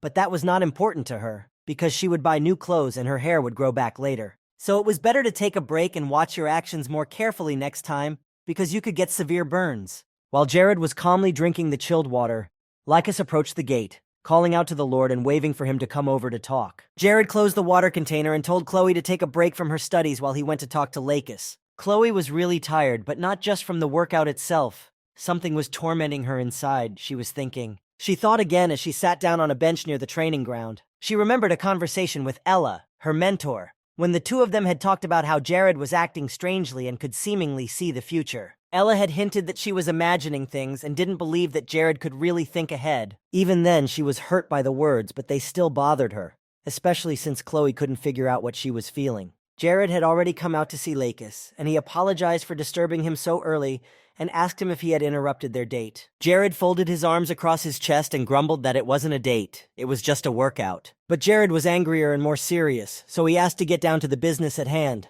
As the smile fell from his face, Lycus noticed that Jared had changed the subject too quickly and was acting rather abruptly. But he got to the point. The man had come to tell him that the civil war in Cinders had accelerated and become more violent. Although not long ago, it had been nothing more than small quarrels and arguments between people. However, now it was gaining momentum and turning into a very serious conflict. And after the division of the state into the northern and southern regions, an all-out feud between the second and third princes began. All the events were happening exactly as Jared had predicted earlier. Jared then asked how the military was training and if everything was going well. Lycus replied that the army was doing well, as the army had been training hard for the past 6 months, and the new recruits were gaining experience very quickly and performing well in training. Elder Olsen and the special unit are doing an excellent job of training the soldiers and supporting the overall training. Lycus stopped talking for a moment and reached for his sword, which he always carried with him. This weapon had been created by Jared and he had given it to Lycus a long time ago. His eyes lit up and he asked with excitement if Lycus liked the sword and was comfortable with it. He told him that this sword was almost the best he had ever had because it could easily break very strong swords. Jared had been a little worried about the quality of this sword because it was a test version, but apparently such worries were in vain. Then Jared smiled and said that this sword would be a kind of payment for Lycus's efforts. Lycus thanked him again and waved the sword in different directions, ready to wipe out any enemy that came near him with this beautiful sword. It was a very reliable weapon. The other soldiers were also practicing, and Lycus looked at them and hesitated a bit again, saying that he had to inform the Lord of one more thing. He wanted to talk about the Aggretio Guard, so Jared created a sound barrier around the two of them to keep the conversation out of earshot. After that, the guy said that Lycus could continue his story because now the security and confidentiality of the conversation was ensured. It was through listening that they were able to achieve excellent results, learning a lot of valuable information, and by reviewing the footage they shot on the outskirts of the territory, they were able to record attempts to transfer classified information. After the raid was carried out, all the participants were caught and interrogated, which confirmed that they were members of the Umbra sect. Jared had expected this outcome, but they still needed confirmation and got it. They finally managed to catch the sect members and intervene to stop everything and prevent another disaster. The destruction of this dark sect was the perfect reason to end this damn war. With the exception of the official church of the Sanders Kingdom, Radius, the kingdom's top priority is the destruction of sects that dare to use dark magic. In other words, the destruction of all people who are practitioners of the faith called Umbra, all of whom have no right to protection from the kingdom. It also meant that a similar church was located on neutral territory, so the kingdom could not defend these lands, which was why Krivia had a chance to take this territory for herself. Lycus stood next to Jared, who was just staring at one point and keeping silent. The man already thought what had happened, but he apologized, saying that he was just thinking. The Lord asked him what was happening with the other side, and Lycus told him that there were only 3 main territories now. They were Acra, Mudland, and Letica, which were located between Krivia and the Kingdom of Cinders. Jared realized that all these events were happening too fast, so the time had come for Umbra to start making global decisions and taking action. He should have thought about this church a little sooner. Jared now kicked himself for it. Lycus asked a little excitedly what they should do next and what decisions would be made. Coral, for starters, gave orders to make sure that the video recording was completely secure and that no prying eyes would find out about it. After that, it would be necessary to concentrate all our forces and invasion on the 3 territories that Lycus had mentioned. and it was for this moment that Jared was preparing the army of Krivia. The Aggressio soldiers would also be involved in this difficult war, and it was a wise decision. Right now was the best time to start, so he needed to get going. Jared had asked Lacus to take care of the video. He trusted him and was sure that the material would not be distributed too soon. The reason for this war was clear, concise, and grandiose. Jared turned to Chloe, who was still sitting on the bench, and told her that he was done with training for the day. She didn't say anything because she thought that when he returned, they would continue. Jared assumed that he had kept her waiting too long while he talked to Lacus about all the details. For the next 3 months, a major war was fought, and Krivia declared war on the neighboring kingdoms, Acra, Mudlin, and Letica. And as a result of this battle, the soldiers of Krivia won in all 3 cases. Acra, Letica, and Mudlin were annexed to the territory of Krivia without any dispute. They surrendered as soon as the enemies came to their lands. The armies of Aggressio's guard and Olsen's troops quickly achieved good results in this struggle and were able to conquer the territories. But the main reason for the enemy's fear was that the commander-in-chief of the army of Krivia was Jared. This year he turned 26 years old and was too young to have level 5 magic, so no one expected him to do well. Then all the residents learned that Prince Phthalon was a practitioner of dark magic and was on the side of Umbra, and Prince Jess supported him in this. After this development, both of them were no longer respected. The citizens gave them double looks and despised them. But Eziel felt pain for his brother, even though he had made a big mistake in his life. Suddenly, Princess Mera came up to him, and his sister asked him excitedly what had happened and what he was thinking about. Eziel immediately turned to her, because he did not even hear the girl enter the room. But he calmly replied that he was thinking about a scenario where Lord Jared could lose this war. In fact, it seemed to him that he himself was worried about it more than Jared.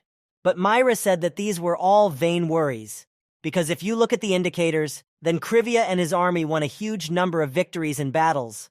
And Jared showed a video with real evidence of the communion of the Umbra sect, which was the key to his victory. Eziel agreed, because everything really became much easier with the video evidence that Krivia showed the world. The accused party simply could not justify it, so the neighboring territories, despite their good relations, did not want to oppose joining Krivia. In the end, the Kingdom of Cinders was the state that followed the Church of Radius in everything, and despised anyone who went against this path. So all of this was a strong warning to the 2 brothers who decided to go down the wrong path, which ultimately destroyed them. Soon Ezekiel was alone in his room and sat down in his chair reading the documents. During these months he had been very anxious, and always thinking about the events to come. Very soon he would have to step into his father's shoes and take the throne of the king, because all the older children in the royal family could no longer do so. He knew it was inevitable, but the throne still scared him. The heart of the man who started it all was too cunning. Jared was also disliked in the 4th territory of Fossagid, but some people were still afraid of the army, because they knew what success the troops had achieved before. The soldiers brought the warriors of these lands to their knees this time, but they held out to the last and did not want to admit defeat. One of them threatened that even if Jared killed him, hundreds of other followers of the church would find him and take revenge, keeping the curve in their sights. But in a moment, the boy was gone from this world, and Jared once again praised Lacus for his skills and made sure that the sword was indeed doing its job perfectly. Suddenly, a warrior came running to them, barely breathing as he tried to report the news that a report on the state of their fortress had arrived as quickly as possible. All the soldiers had already opened the gates and raised the white banners. They had never contacted Umbra before, and they were asking to be rescued. Jared ordered to take away their weapons and throw them in jail, and later they would deal with these people according to the law. Lacus was covered in blood, but he was very grateful to Jared. They had finally taken over the 4th territory. The Lord was truly invincible. No one could stop him and the army of Krivia. The man knelt before him and bowed his head, and Jared praised him for his fine work, seeing how hard he had tried. But Lacus assured him that from the moment Lord Jared entrusted him with the very position he was in now, every moment of his life was filled with happiness and joy. He could fight his enemies shoulder to shoulder with his king, and for him as a warrior, this was the meaning of life and the opportunity to breathe to the fullest. Jared then suggested that they enjoy this wonderful feeling of fierce enthusiasm, and that they now had a great opportunity to fight Cinders, because they were now in the middle of a civil war. Lacus agreed and said that Jared could fully entrust him with the army that would be on the front lines. He bowed again, calling Jared his king. He himself was amazed at what he heard, for he could not remember ever hearing such a thing from his subjects. It was as if many castles had been under such a treatment and had fallen to the ground at once. The best arena, which was illuminated by the light from the clear heavens, their battles to annex other kingdoms to Krivia continued. 3 months had passed since the start of the next war. Jared sat in his office and carefully studied the map of the neighboring kingdoms that bordered Krivia. During these months, the territory of his kingdom had increased by as much as 5 times, and further unification of the territories was impossible. Jared had maximized his territory. Now, if they decide to conquer the next lands, these territories will no longer be attached to Krivia, but will simply become new kingdoms, which made Jared a little sad. Later on, a small sign appeared, which informed Jared that he received a new title of Great Feudal Lord, and because of this, his attractiveness increased by 100. Thanks to this title, all his territories were under the blessing of God, and for the next 2 years, the risk of natural disasters such as flood, drought, storm, and similar things decreased to 90%. He was happy to have received a new title and to have invented magical devices when he completed work on the camera. And if all this was over, then it was time to move on. But no matter how calm he was, Hayes, who flew into the room like the wind, broke the tranquility. He looked at her and told her to calm down and then speak, because he did not understand what the rush was about. She exhaled and looked him in the eye. She had something to say. Hayes was coming here to tell him that she had finally managed to use her divine power, that the 6 months of suffering had paid off. Jared knew that she practiced every day, several times, but he didn't really believe that anything could come of it, especially not so quickly. But Hayes had proven that she could do more. He was extremely happy for her. It was the best thing Jared had heard in a long time. Their happiness was overwhelming. There is a huge difference between healers who have divine power and those who do not. An average healer at the beginning levels can only restore 10 points of health. But if the healer has a special divine power, he can restore up to 2 times more. And this is only at the initial level. Then the difference became greater with each subsequent step. Hayes noticed that it was all thanks to the artifact that Jared had given her once.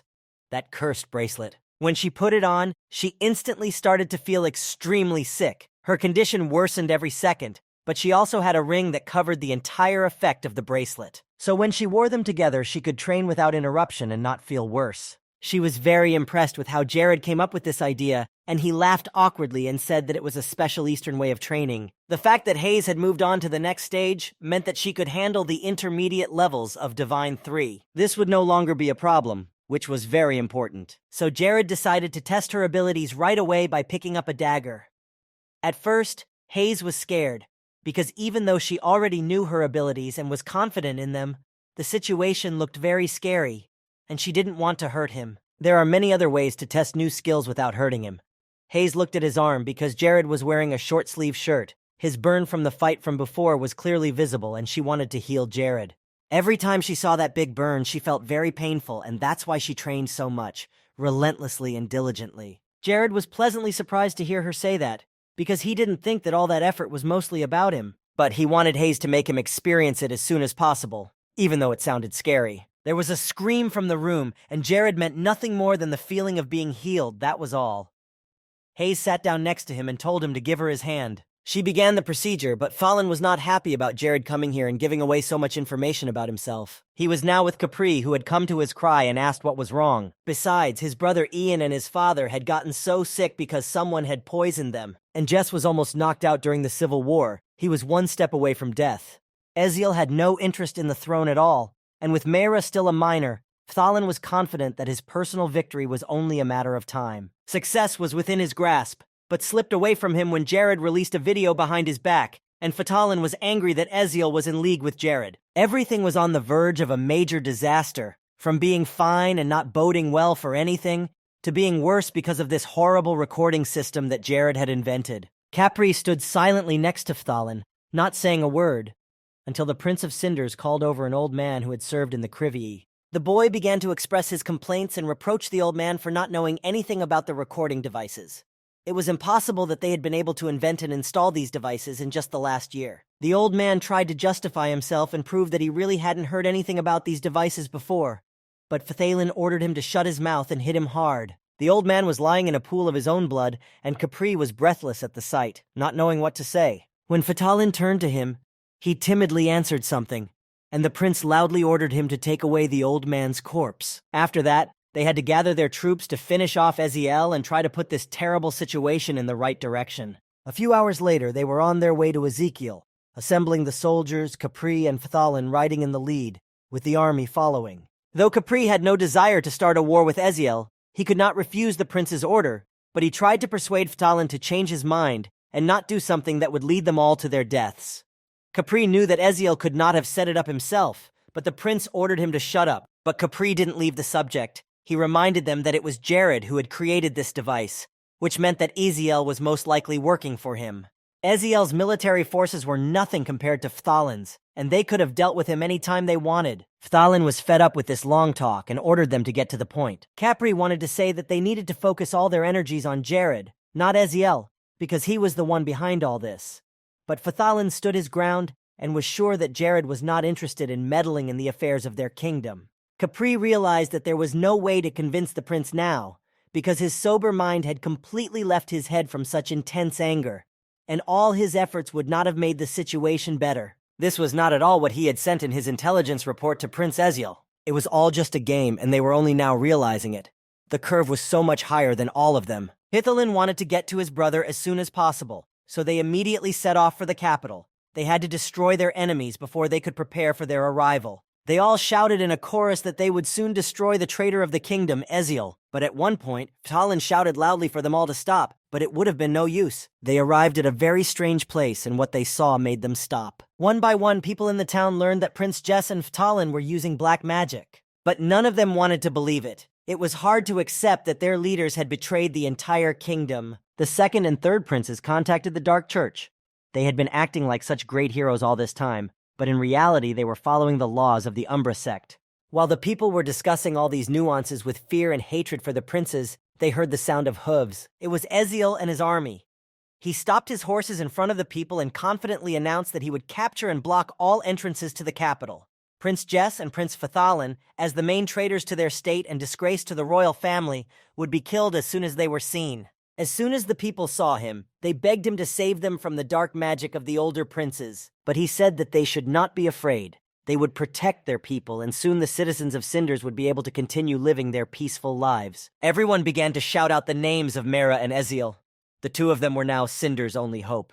Capri cleared his throat and tried to see something in the cloud of dust. Now he had to find Phthalin. As he made his way through the unknown terrain to the prince he hadn't found yet, Capri came across a warrior, who immediately raised his sword and asked who he was, and the man only said that Capri would have to fight him. And if Lakis wins and Capri fails, he will never see Prince Phthalin alive again. It seems that Prince Cinders had stepped right into the landmines that Jared had placed here earlier, and Lord Curve was watching from above with satisfaction as his plan worked. It all happened because Phthalin was too angry and frustrated, and it played a bad joke on him. Jared used the power of the spiritual eye. In a few seconds, he found Phthalin sitting in the dust trying to cough.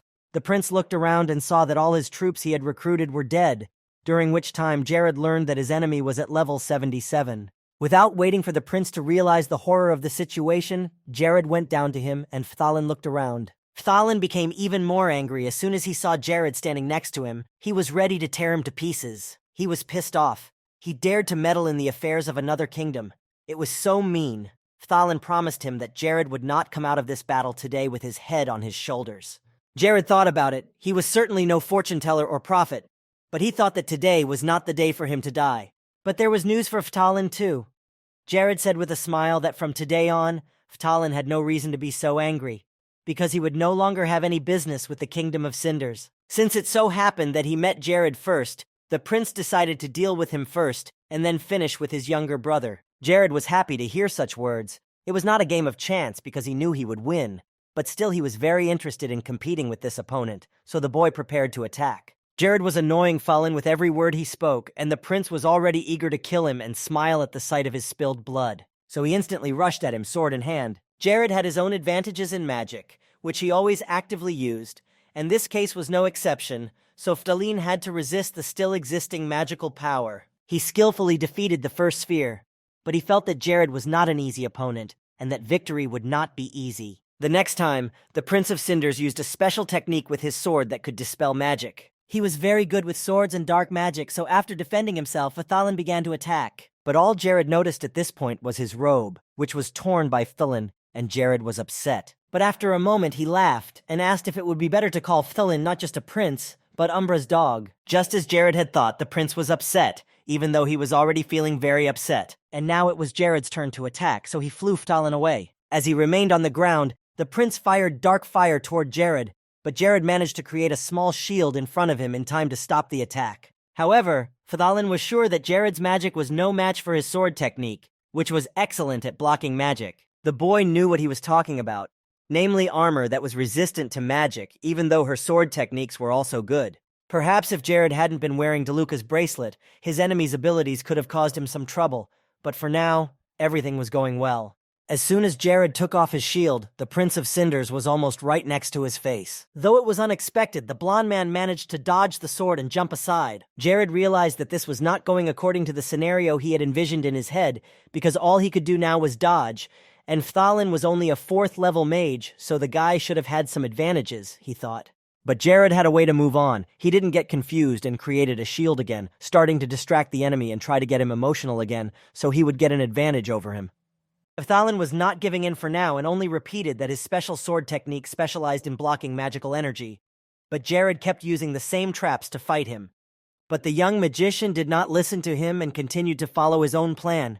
And then he used a fire blast that blinded the enemy and threw him back several meters. Fthalin opened his eyes only later and saw the fire varieties wrapped around his arms. Undaunted, he again used the secret technique of his sword, the Swift Sword. However, it did him no good, for the demon Jared had created immediately regenerated and was ready to attack again. Fthalin screamed as the fire demons attacked him again from different directions.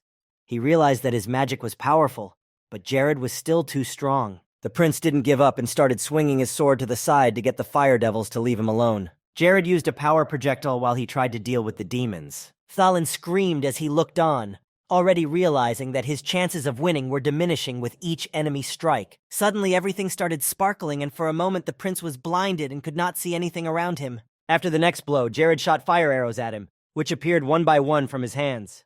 Fthalin stood in front of him, no longer having any strength to run away or defend himself, and the flames were already closing in on him. After the arrows filled almost all the space around him, he began to worry because there was no way to get out of here. Meanwhile, while Fthalin was trying to do something to survive, Jared took to the air. He didn't stop and kept casting more and more spells against his opponent. Eventually, Fthalin could not withstand the pressure and fell to the ground, barely breathing. His sword was nearby, but he could not take it in his hands. He couldn't believe he had lost. His self-confidence instantly faded as soon as the first drops of blood began to fall to the ground. Jared stepped closer to him, and Fthalin managed to fend off his arrows, but then Jared used the moment when the enemy opened up and then launched a power projectile at him. This all happened because Fthalin was paying too much attention to things that were not worth it, and the time he was spending, it was like when he left the Radius Church and decided to go to Umbra. He was bleeding. His whole face was red. Fthalin just couldn't believe that he had lost and was now on his knees without strength. He looked up and asked loudly where Count Capri was. It was his last hope for victory, but Jared said he would not come here. Fthalin clenched his fists. The prince did not want to accept that everything he had worked for so long would just disappear. Jared replied that this would not have happened if he had not chosen the easy way out, defending himself with the power of the Umbra sect. Fthalin was supposed to make the Cinders Kingdom the most powerful and majestic. He was supposed to continue the work of his parents, but he made a mistake when he thought that the Umbra doctrine would be much better than the doctrine in the Radius Church. Jared was not interested in hearing all this, so he shut him up, and that was the end of their fight. After that, he pushed him, coming closer. But very unexpectedly, he saw a valuable artifact in Ftalin's possession, a red Cluse medallion. Lord Krivia took the artifact in his hands and carefully examined it from all sides, trying to remember the person to whom this jewelry had previously belonged. He finally remembered in the game Paradise. Klaus was the head of the Umbra sect. This man was a complete psychopath who dreamed of reaching the boundaries of magic. He had a real talent for lying, crime, and leading new people to the wrong path. Klaus was someone who was willing to sacrifice his own blood and body if he thought it was necessary. Using the spiritual eye, Jared realized that he was unable to scan the medallion. But if it mentioned Klaus, then the purpose of the artifact was clear to him, as it was used to control Prince Fthalin's subconscious. Capri was still struggling with Lacus. He was not one of those who liked to fight, but now he had no other way out of here, so he took up arms and began to defend himself. Lacus was ready to defend his king to the last, and he would not allow anyone to take a step to get to him and do him harm. Curry thought, not understanding how Lacus could withstand the attack of his special Red Moon sword, which was mostly the blow he managed to win with. But while Capri was thinking and distracted, another blow flew into his back, this time from Jared. Capri fell down in front of Lacus and didn't move, and he died quickly from the attack. Jared smiled, holding Fthalin on his shoulder, who was out of it, and apologized to Lacus for being a little late. When the warriors who had survived Jared's mines ran to the battlefield, they saw that there was no one left to save. for both Lord Capri and even Prince Phthalin were dead. But they did not want to retreat so easily, and before they left, they decided to show what their mighty army could do. But as soon as they decided to advance, Aggressio's army blocked their way and stopped them, not allowing them to get any closer to the king. They were followed by Olsen's group, which was ordered by the king to sweep away all those who adhere to the dark faith. After some time, this battle was over. Prince Stalin's army was surrounded on all sides, and after the victory, their weapons were taken away and they were sent to prison, which is how Phthalin's army completely collapsed. Despite the fact that Prince Phthalin somehow managed to escape from the death penalty, he spent the rest of his life in prison. And after the news became known, Prince Jess left the kingdom and was never seen again. Only rumors circulated that he had escaped and hid in the same place as the Umbra sect's lager. And Eziel, who had listened to all of Jared's advice, appeared at the coronation and became the new ruler of Cinders, inheriting the throne of Deckard IX. When he was crowned, Jared came to Cinders. When he entered the hall, he bowed to Ezekiel, getting down on one knee. He was pleased that Elijah had listened to his advice and made the right choice. The new king had been waiting for Jared's visit and was glad to see Jared in the castle. His great contribution to the end of the Civil War, and the fact that Jared supported him, was incredibly valuable to him. But Jared himself did not think he had done anything very great. But Eziel still wanted to repay him in kind for his work. Eziel wanted to make Jared a vassal of the kingdom. He asked if the boy would agree to that. Jared just made a judgment about right and wrong and then decided to offer help, but he had no intention of becoming a vassal to Cinders. Everyone else standing around started waving their hands and hoping that Eziel would come to his senses, because Jared was still too young to be appointed as a vassal. But he quickly told them to shut up, for Jared had great potential despite his young age. From now on, the lands that Jared owned were declared a principality, and he became a prince. They would not be bound by obligations to Cinders. That is, in other words, Eziel would not demand anything from his lands. But disagreement will be taken as a challenge to the king, so there will be no further discussion of this topic. And in addition to all this, Eziel will give all the lands of Miseria to Prince Jared for helping to prevent the fall of the kingdom of Cinders. The people of the state would never forget his kindness, and they wanted to take this moment to thank him for it all. Despite the fact that he had previously thought that he would never be able to get out of this role as lord of the very small state of Krivia, Jared managed to achieve more. In a strange and unexpected way, the future began to look very bright and promising. After all the talks, they said goodbye and Jared and his men left the castle, and soon they were outside the forest in Cinders. Lycus still couldn't get used to his new armor. He was embarrassed, because Judith's armor was a valuable artifact, and he considered it too expensive a gift. Jared smiled with satisfaction and turned to him, saying that he had simply stolen them from Lord Capri, and Lycus stopped dead in his tracks. But Jared assured him that the winner of a battle is entitled to everything. The Red Moon sword seemed very strong and reliable, and Lycus could feel the notes of magic in this piece of weaponry. As Jared walked further into the forest and looked around, a man called out to him, stopping in his tracks. He had been very curious about something for a long time, and Jared turned to him and agreed to answer all the questions he had. The thing was, Lycus had never felt such unity among the soldiers before. Every soldier respected his lord and was ready to give his life for Jared's.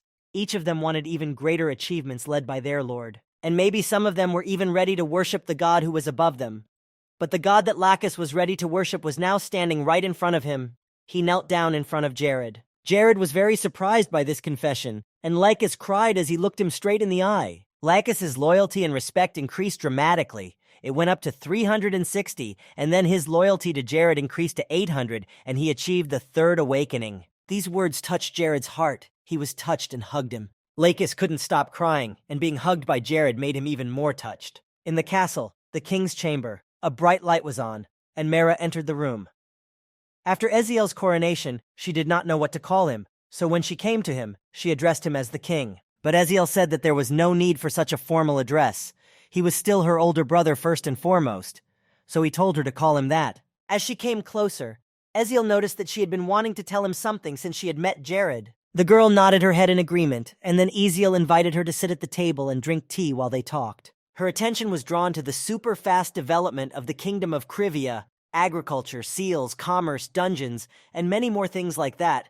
It led to the fact that to rebuild Cinders after all the wars and battles, they would need the help of Jared's kingdom again. What others could not do in 10 years or more, Jared could do in less than a year. But Myra had seen before that Jared did not want to enter into a close relationship with the kingdom of Cinders, no matter how hard they tried. Then Myra put her teacup back down and said that she had been thinking about helping her kingdom for a long time. Eziel didn't really understand what she was getting at, but Myra interrupted and said that she had been thinking about improving the ties between Cinders and Krivia. They needed to improve their position and make a political marriage. Eventually, they invited Jared back to their castle and started talking about it from afar.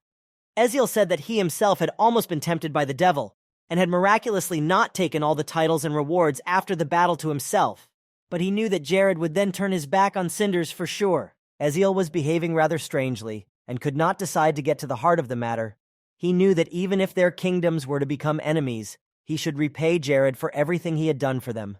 Eziel thanked him once again for all his work. Mara said that thanks to his intervention, their kingdom was now flourishing and returning to a peaceful life. She also expressed her gratitude to Jared and added that she would do everything to rid Cinders of Umbra's traces and dark enchantments. Mara and Eziel realized that it would have been better to move on to the main topic for which they had called Jared here, but no one could decide to do so, because Jared's answer and reaction were unpredictable.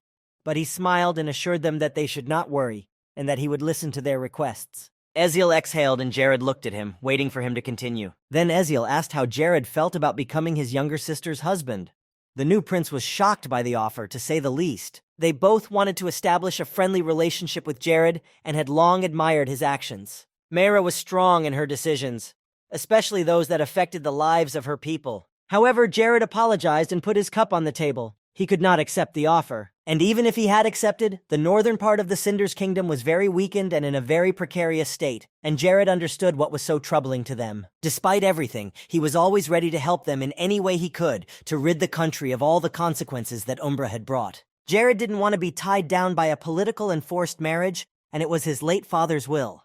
Of course, his father had never said anything like that in his life, but Jared believed that his father would understand his decision. Then Eziel realized that Jared was willing to build a strategic relationship with them, but he refused to do anything more, and since this was a directive from the previous ruler of Krivia, there was nothing he could do. Jared didn't think he was good enough for this marriage. He was sure that Princess Mara was just a beautiful person, and in his opinion, he was not worthy of such an honor. Mahira immediately denied his words and said that she had never thought of anything like that. Jared had decided for himself, however, that he did not want to enter into a political marriage, but he assured them that if they did not turn their backs on him, despite his refusal of the proposal, the future they so dreaded would never come. However, if the Cinders turned their swords against him, Jared was prepared to use the full force of his army against them. Mara and Eziel understood his agreement and did not continue to insist on it, as such talk would have led nowhere. Later on, Jared and Lacus left the castle. It was raining very hard outside. It was dark, and Lacus offered to use the teleporter to get home. But Jared said he wanted to walk, so he let Lucky go and let him go back first, and he went walking through the streets. It seems that the season of such heavy rains has just begun, so future days will be similar to this one. Every year in the northern part of the Nars continent, around July, the season of such heavy rains and thunderstorms began, and last year it had no effect on the lands of the north, but this year it caused severe flooding in the river areas. Thanks to Jared's title of Great Feudal Lord, the Krivia lands should be fine for the next 2 years, but the problem was that they were not the only ones bordering the river. Suddenly, Jared heard a voice from behind him warning him that this was a river called the Optatio, and he shouldn't go near it. Last year there was a very bad flood here, and the little boy was afraid of such stories and assumed that an epidemic might start. But the older man walking next to him assured him that King Eziel would protect them from anything. Jared realized that if the rains increased this year, it would affect even more areas, and if this forecast was true, the neighboring kingdoms would be in great danger. Jared was distracted from his thoughts by the rain, which was getting heavier by the minute, so he decided to hide from it first. Jared didn't use teleportation magic. Instead, he just sat down in a cafe where there were many other people who had also taken shelter from the heavy rain. There were 2 men sitting next to him, and he could hear their conversation because the table was right next to him. They were talking about the man who had helped get rid of that devil Phthalin, Viscount Jared, who had recently become a prince. They mentioned that just a few months ago, Jared was an ugly fat man from the village, and then so suddenly he became a very successful man. Then the waiter came up to him and asked if Jared was ready to order, and he immediately said he wanted a glass of beer. As he was waiting for his drink, the door to the small cafe opened and someone entered, cursing loudly at the terrible weather. But when he went inside, he saw that there was not a single free seat in the cafe and that there was nowhere to sit. However, he decided to look around to find at least something to sit on. Then he noticed that there was one person sitting at a table and there was still room next to him, so he decided to go over and ask if he could sit down. When the stranger approached him, he adjusted his hood and looked at him, and as soon as Jared caught sight of this young man, he froze in his tracks. He had the blessing of the deity Lunaticus, and scanning for special skills was impossible. The boy apologized for disturbing him, but explained the situation, that there was no place to sit, and asked if he could take a seat next to Jared and rest. The blonde remembered that Lunaticus was one of the gods of paradise, and if this guy had a blessing from this god, he was definitely the main character. But Jared had no idea who he was. As the silence went on for a long time, the guy asked again if Jared was okay with it, and there was no sign of hostility or negativity from him. Jared said that he could sit next to him, but first they should introduce themselves to each other, and then the boy introduced himself as Keikel. The new prince took off the hood of his cloak and said his name, telling him to sit next to him. Keikel's hair stood on end when he saw Jared's face. Of course he knew him, but then the blonde asked him to be a little quieter. Keikel never thought he would meet someone so famous right here, and when the waiter came over, the guy ordered a beer. Then Keikel decided to introduce himself more formally, since he was in front of such a respected person. The young man was from a family in Charlotte County, but in fact he was kicked out of his home because his background was not the best. And Jared remembered his father, Bachman Charlotte, who owned a lot of land in the South. If the boy meant the man Jared was thinking of, he knew that he owned land, and most of the jobs in the territories, and he had many children. So the fact that Jared had never heard of Kyle was not surprising. After thinking about it, Jared asked why Keikel decided to leave the South and come to the territories. When the beer was brought to him, Keikel paid for himself and his new friend. He decided to give the rest as a tip, which the waiter was very happy about, because his salary left much to be desired. Jared assured him that such a gesture was not necessary, but he would gratefully drink with him if Keikel decided to treat him. In addition, the guy added that Jared looked very young, and that he would have turned 26 this year. But it was hard to believe, because the Prince of Krivia looked very young. This made Keikel feel very uncomfortable. His cheeks turned red, and he tried to smooth over the topic. Then he admitted that he was even a little jealous of Jared, because he could own such a large territory. It seemed very attractive, and Jared himself noticed that this guy was too insecure for a person who had the blessing of the deity Lunaticus.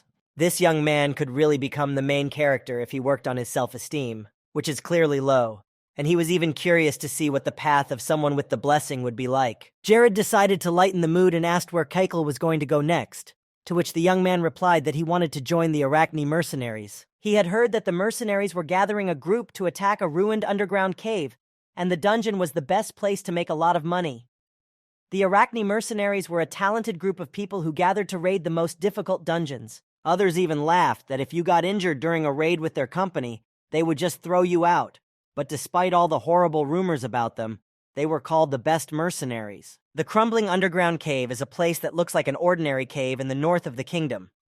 As far as Jared remembered, it was one of the 3 most hated dungeons in paradise. All of these names were familiar to him, but he couldn't recall any clear details at first. But after a little thought, Jared realized that the crumbling underground cave and the demon army's haven in Miseria were dungeons he definitely wanted to visit someday, and he had dreamed of visiting many caves. He lifted his beer mug with a smile and a smile of satisfaction as he looked at Kyle. Jared said he would pray for the mission to be successful and for Kyle to return here, and Kyle promised that he would pray for the welfare of Jared's land. Keikel stood up from his chair. He was very happy to have met such a man. He had always dreamed of just sitting and having a drink with him, so Keikel was happy that his dream had finally come true. He was leaving, he had a lot of things to prepare, and he was going to cross the river, which was not an easy task, so there was no time for more talk.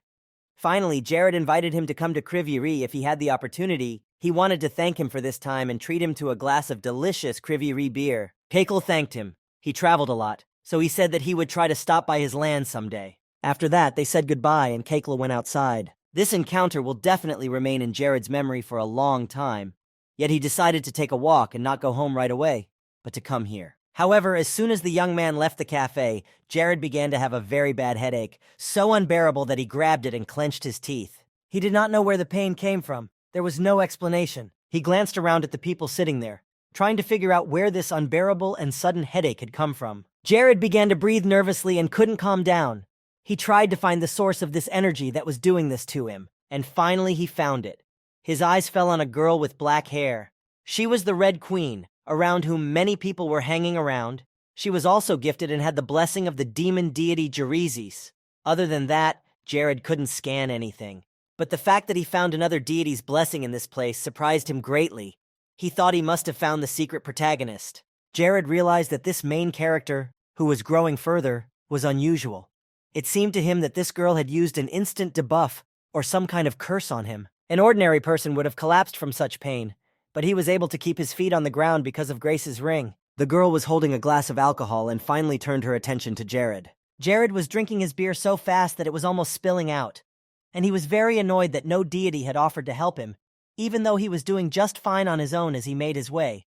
He would have been glad to have some of the higher beings contact him. Suddenly, Jared stopped when he saw that the Red Queen was about to leave the place. Now was the time, so she stood up and made her way to the exit of the room. These men were either the Red Queen's attendants or subjects.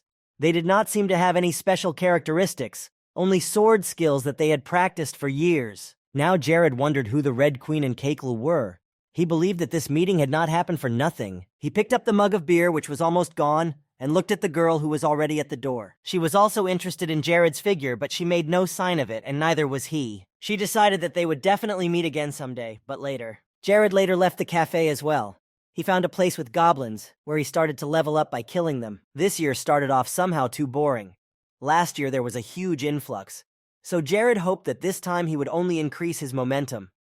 But it seemed like there were fewer monsters. The Devil's Sign reminded him of the escape that took place on the 1st of July. That was the day when he first decided to use the spatial force bug against the monsters that had come to take over his territory. Back then, he had the opportunity to use a bug that developers will never fix, and should be used as often as possible. But Jared began to worry that there were fewer monsters, and perhaps their leader was afraid of something and acting more cautiously. But whatever the case, he would not know the answer to this, at least not now, so he left these thoughts behind. It was better to get on with balancing his data to celebrate his passage to level 70.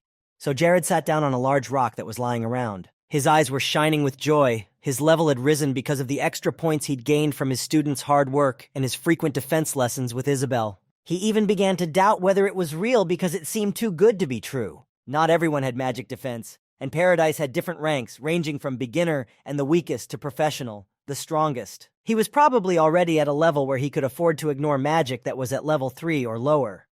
Although his physical defense was a bit weak, he could use an artifact or something similar in times like this. Suddenly, while Jared was staring at the table and thinking about what to do next, he heard a growl coming from the monster he thought he had already killed. He couldn't stand up anymore, but he found the strength to speak, and very quietly the monster said that he had to take revenge on Agrat. Jared didn't even care that the ogre was still alive. He was interested in the name he had heard. The name was familiar to Jared. Agrat was closely associated with the dark faith of the Keiko Church. Umbra wasn't the only dark church, so Jared had realized before that he would have to face the dark forces sooner or later, and probably more than once. However, Jared didn't think that this monster would be chanting his name, so he wondered if there might be a connection between all of this. And he found himself with a new challenge. Jared decided that this was something he needed to take care of, and it wasn't just about Umbra and Keiko. Later, when Jared returned to the castle in Krivia, he immediately began to deal with the dark churches. Here was his small factory, where he assembled his mines, Ranella's cure, higher-level magic potions, and kept his disinfectant devices. The last stage of Magic Stone's production and the final stage of recording devices took place here. Jared called Isabel over to his room after another training session, and what she saw impressed her greatly. She noticed that Jared was always jumping in over his head no matter what he was doing. He looked at everything he was working on and asked Isabel how her training was going. The girl replied that she had mastered the 3rd level spells and was now at the stage of mastering the 4th, which was not quite easy, because with each stage the magic became more and more difficult. So Jared reassured her and told her not to push herself too hard, because even the 3rd level of spells is enough, and she can easily earn a living and have a good income with it. But this statement irritated Isabel very much. She did not learn all these difficult spells to earn money with them. She had been haunted by something called the Rock from her past life, and she lowered her voice at this. Then Jared came up to her and asked why she hadn't told him about it before. He was touched by the topic and began to worry. 65 years ago, when she was in the body of a demon, they wanted to burn her.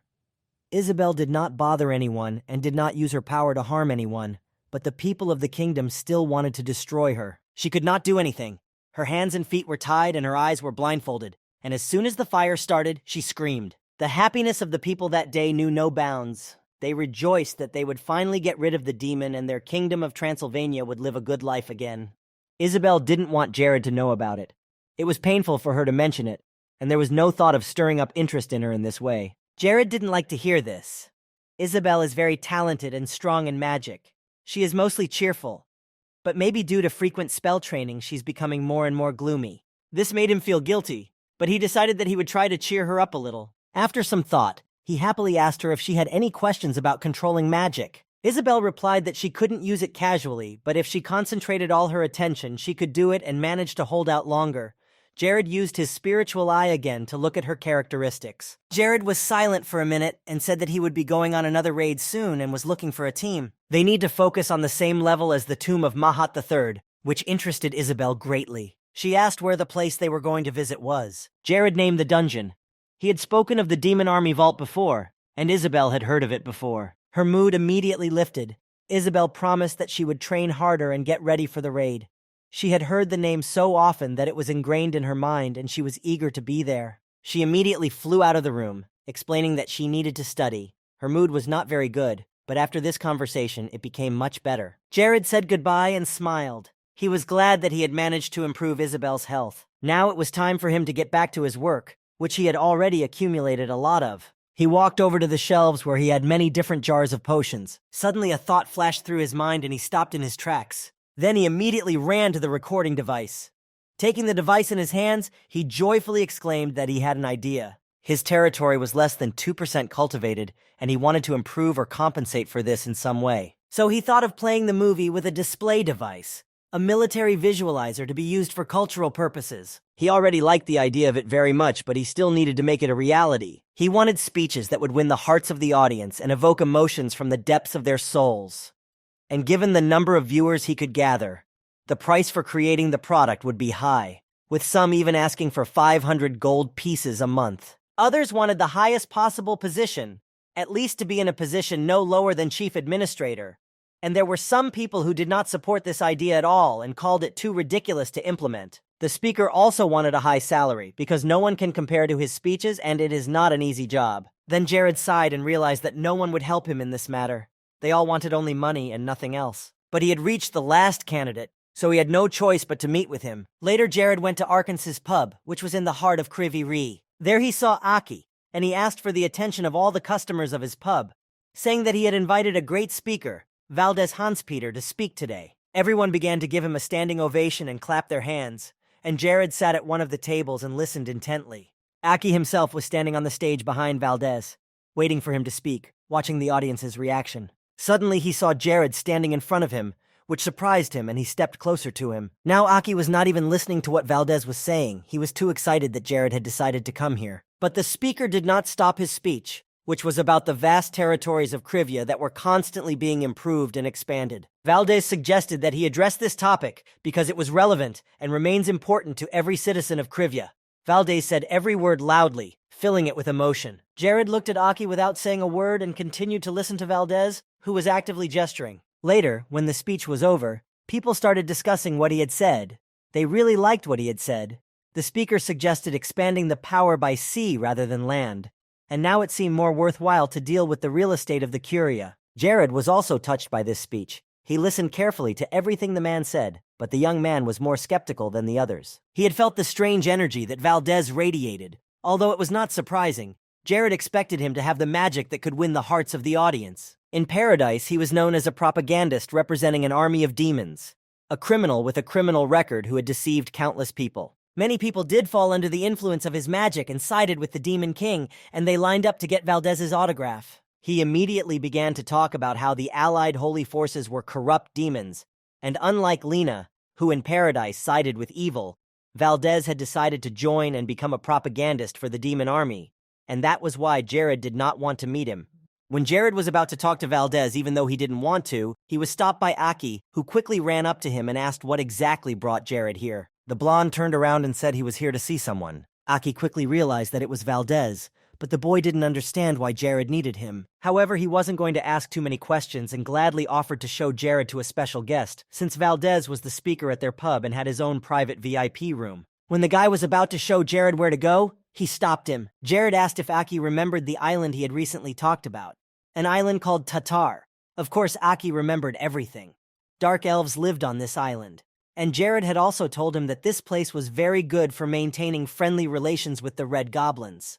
Jared nodded his head, saying that everything was correct and the next business expansion should be the Dark Elves of Tatar Island. Then the Lord suggested asking Abanabu to act as an intermediary, so he could definitely find a place for Aki. Aki's happiness knew no bounds. He was very grateful to Jared for such a wonderful opportunity, because it would be a very good experience in the growth of his sphere. When the younger man had calmed down a bit, he still led Jared to Valdez's room. Jared wasn't too friendly to him and got straight to the point. Valdez replied that Jared was the only beautiful person in the entire room, so it would have been impossible not to notice him, and the man also thanked the Lord for listening to his speech. Aki interrupted the beginning of their conversation and offered Jared a tea made from Caracas leaves. He accepted and thanked him. When Aki left, Valdez apologized to Jared and said that at first he did not want to use the privileges he had, but there was no other way. Jared used his spiritual eye to tell him that Valdez didn't need to apologize, especially since he had given our queens the freedom to do whatever he wanted.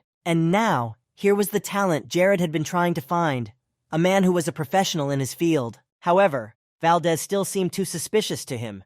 Jared knew that he could not take on all the tasks that would be associated with the territory, and the truth was that there was no one else who could replace Valdez. Jared had been very concerned about the way reading had been going at Paradise since he got there.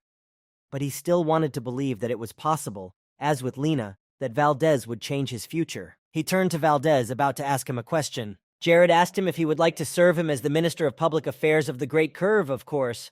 Not only would he be his speaker, but Jared wanted to entrust him with the development and promotion of the cultural industry. Valdez was very surprised to hear this from the Lord. The rulers that Valdez Huntspeter served made him talk about good deeds that he had nothing to do with, because he had never done them. So they tried to hide all the troubles that reigned in their territories. They were miserable people who misled others. They were all greedy despots who cared and worried only about their own interests and nothing else, people who participated in terrible things without any doubt or remorse. But Jared was not like that. He was the kind of ruler who was concerned first and foremost about the good of his land and the people who lived there. A man like him was definitely trustworthy. Valdez was ready to agree, but on one condition. The man did not want to be responsible for advertising a leader who would turn out to be a worthless despot, because the rule of propaganda is that unity must be created with a single purpose that both sides serve. Jared again remarked that Valgs could speak very well, but he assured him that there was no lie in his words, only the truth, and only on this condition was he willing to sign an agreement with Jared. Valdez asked him to promise him that he would be a good leader for him. But before that, Jared had to ask him about his desired salary. But he only laughed in response to this question. Valdez was not greedy, and the highest reward for him was to elevate the person he would serve to the highest place in the world. He was honest and liked to be treated the same way, and such a great value cannot be exchanged for a few coins. These were Valdez's real and true feelings, which were not heard in the Paradise game itself. He was the creator of kings. In Paradise, he was the only one who spat blood and constantly shouted at his spectators from the rostrum, which was probably why he wanted to raise the Demon King, whom he had served for so long. Jared then promised him that he would become the kind of leader he wanted to see in front of him, and if he ever lost motivation, Valdez could leave him at any time without any explanation. The man thanked him when he heard these words, and in turn promised to fulfill all the wishes of his ruler. Jared knew the man's past history, and he would not have trusted him in the game, but here he had some hope that he could get on the right track. At that moment, Aki came into the room and brought Jared some tea with kombucha leaves. He was really surprised by what he saw in front of him. It was strange to see how Jared quickly hit it off with Valdez, and for a moment the boy stopped. But he was glad that another talent had found its place next to the Lord, and now it would not be lost among the streets of the city. Valdez assured us that he was already familiar with the concept of the film, and that the development of the film industry would be a new stage in the improvement of Krivyi. Unlike a play, there was nothing more enjoyable than enjoying a good video from afar. Valdez suggested starting with the prosperous life of the Krivian army, as well as the military prosperity that no other kingdom could boast of.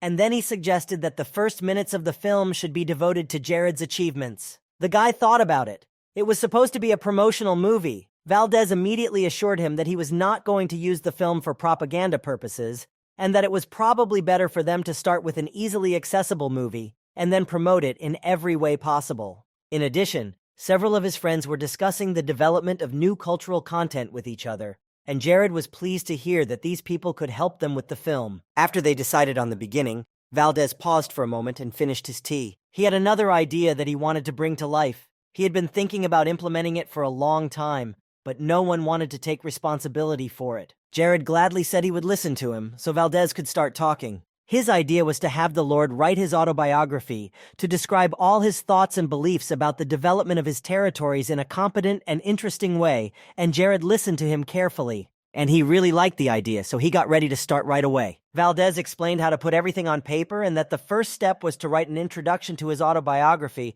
and Jared started to create. They stayed up all night, sharing stories that could not be shared with other people, even those with whom they had spent their entire lives. Valdez was a talented and pleasant person to be around. At this point, Jared had gained another good friend to talk to. Auburn and Avila were also impressed with Valdez's skills. He was the perfect speaker for their neighborhood and could be trusted. Thanks to Valdez, they did not have any disruptions during the appointment process.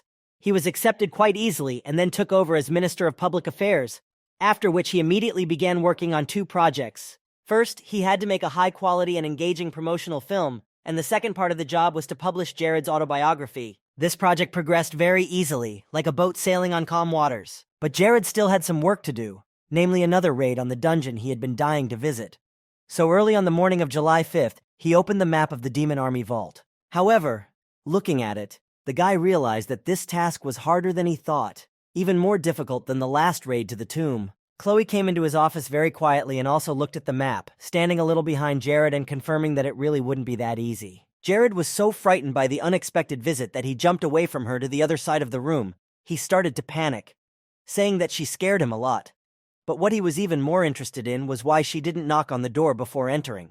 Chloe calmly listened to all of his spontaneous questions, and then briefly said that the door to the office was open. Jared laughed awkwardly and was already grinning as he looked at Evil and realized how ridiculous he looked right now. He decided to postpone the briefing until later because it was better to see it for himself right now. The demon hideout is a kind of underground tomb that was created by the followers of the demons, and it was a little darker and more eerie than the tomb of Mahat III they had been in. Chloe remained silent, not saying anything, just looking at him quietly as Jared ran around the room, not wanting the dark atmosphere he was trying to maintain with his stories to go down the drain. So he went on to say that in the beginning this tomb was not a dungeon at all, but something like a repository for the fallen.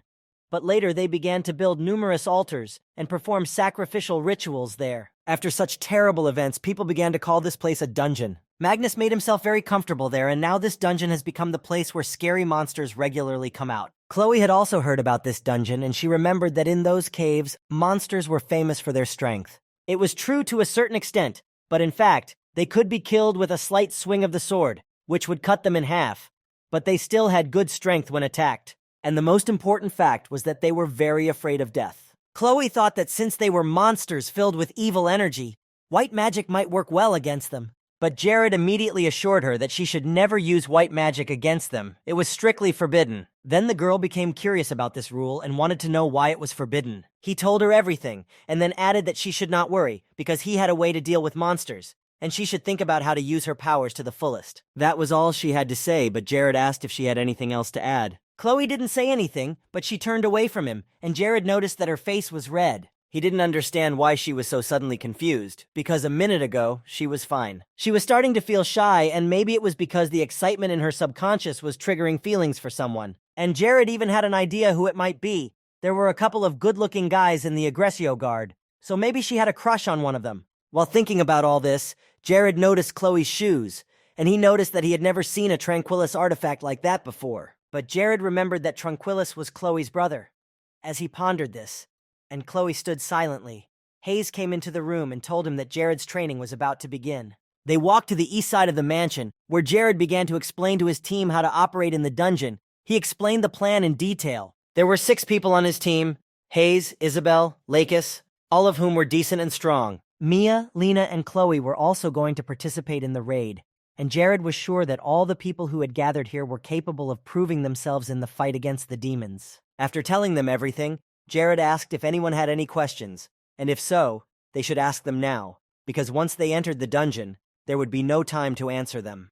Then Isabel raised her hand up and called to him. She remembered the time when 40 hunters who were at a very high level of magic could not deal with these monsters, so she was not sure that a team of 7 people could do it. Jared excitedly exclaimed that they were changing tactics this time, because it was never a good idea to go down the path that others had already taken. Leaving all doubts behind, they set off for the demon army hideout, and by evening the team was in place near the mountainous region, which was outside of Krivia. This was their last stop before the heavy raid began, so they had to rest and gain strength, and then the company lit a fire to keep warm. After some time, when everyone had eaten, they set up a small camp, pitched their tents, and went to sleep. However, not everyone went to bed.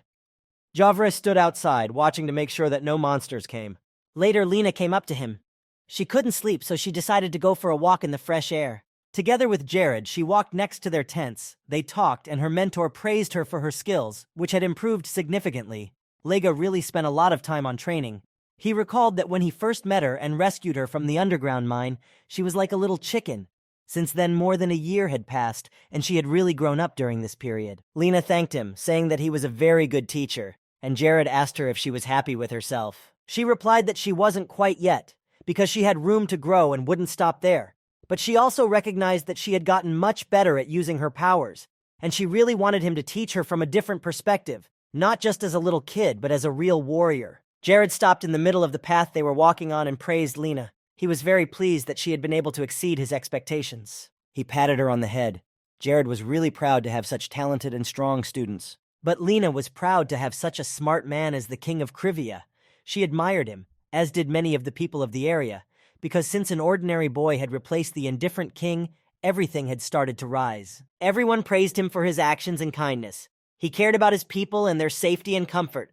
But the fact that Lena started to emphasize this was a little strange to him, because such things had already become commonplace. Nevertheless, Jared decided to change the subject, saying that in this raid they had to try very hard to make sure that all the masts came back alive and gained experience. She, like a true warrior, was ready to do anything for the team and the successful completion of the mission. At this point, Lena's loyalty increased significantly. She raised by 50, and her desire was very sincere and unrelenting. Jared looked at her, admiring how the child had begun to transform into a strong warrior. In the morning, Lena returned to her tent and managed to fall asleep, and soon they had to go to the dungeon, so they folded their tents and moved forward. In a few hours, the team was there, and the very beginning was not particularly encouraging, because at the very entrance to the cave there was a very strange and unpleasant smell. Lakis was also confused by this, but they all moved on, cautiously stepping further. In a few steps, they came across a big surprise, but an unpleasant one. They came across a huge pile of skeletons, skulls, and bones lying in the middle of the cave, which stopped them for a moment. Jared walked closer to the bones and cast a cleansing magic. It should help to reduce the horrible smell. Hayes stood next to him and offered to use her white magic to help, but Jared objected again, just like Chloe had earlier. He also repeated this at the meeting before the raid. If you use white magic when attacking, the damage to the monsters is twice as big, but their attack then becomes twice as strong, and thus you can only go into the red. Therefore, it was better to forget about white magic and not use it at all, and there was nothing to worry about. Jared assured them that they would compete in the same conditions. While they were clearing the way to move on, a light wind began to blow from the depths of the caves. Isabel was surprised and turned with confusion to the source of this wind. It turned out to be Mia. She was using the magic wind. The girl wanted to help in this way, because then the bad smell would go away and they could continue to fight. Jared was more and more impressed by his students. Mia was still at level 1, but she was able to use wind magic, which becomes available only to level 2 mages. He was proud of her. In that case, now we can go further. The presence of the hunters could be felt on the first floor, so there was not a single monster around.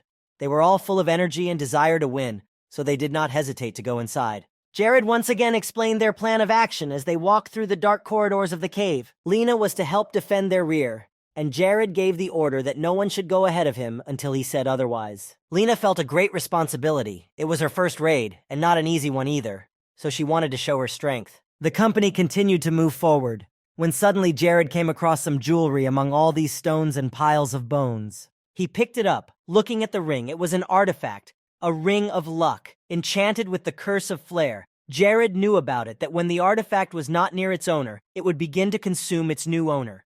The ring would kill the person inside who touched or wore it, and thus that person would die within the next 60 seconds. But he also remembered that in order to prevent this curse, the ring had to be worn by 4 different people within 1 minute. Hayes noticed that Jared was very nervous. He tried to resist the curse, but the effect of this artifact was very powerful. The Ring of Luck was not at all what it seemed at first.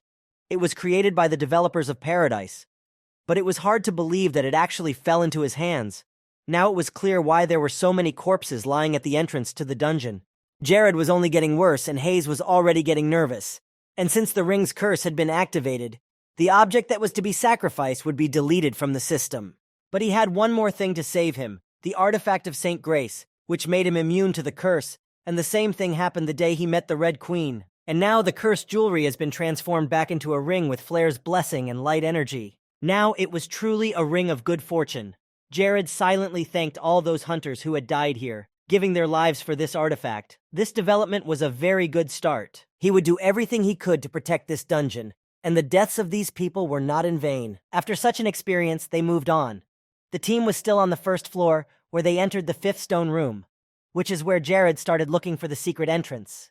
Lakis felt proud to be here. He looked around. Usually other hunters died on the way to this stone room, but they managed to get here, and it was very easy to get in. Hayes was also excited about this, and they could all be proud of themselves for taking the first step toward completing the task. After a while, a flock of red demons appeared in the room, telling Jared what he should do to move forward. These little demons had the ability to explode, and Jared had specially called them all here. These monsters quickly flocked to the place like bees to sweet honey. Then these demons exploded in front of the team, hitting each other. They all exploded.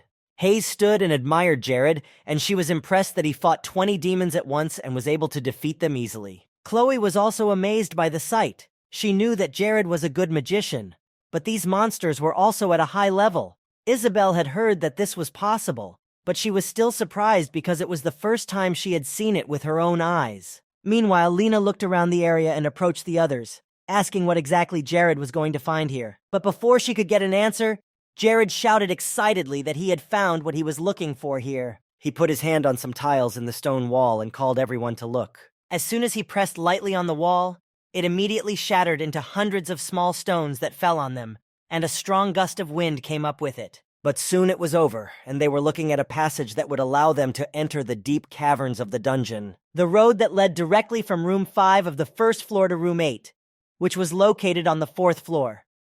The creators of Paradise created the shortest paths, but at some point, they stopped building them, and only barely noticeable paths remained. And since the road here is only through a small and narrow tunnel and it was completely unnecessary, they left everything as it was, not seeing any prospects for creating something more. And besides using this shortcut, Jared came up with an idea, but such machinations would not have worked if he had not met with other Paradise users. Jared was also very worried about the Eastern continent, which Berhard had recently mentioned, even though it wasn't something he should be worried about at the moment, but it was too hard to put it out of his mind. As he was so absorbed in his thoughts, he didn't even notice that the road in front of them was no longer there. Only Hayes and Lena noticed. He immediately turned to them and loudly announced that from now on they would have to dig their own way out. He then picked up the mines he had created, but these were modified.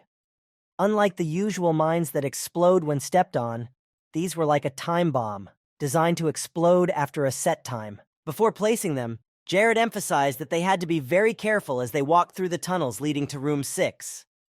If this mine went off, the red demons or other evil spirits would react and be able to get here from the other side. After this warning, he scattered several mines on the ground, moving a little further away from them. Not a second later, they all exploded together, blinding everyone around them. Immediately after several explosions, the team heard the sounds of demons approaching, and they were doing so very quickly. Although Jared had warned them, Mia was having a lot of fun. She only saw it as a game, so she began to use her magic to throw the little creatures away from her, laughing out loud.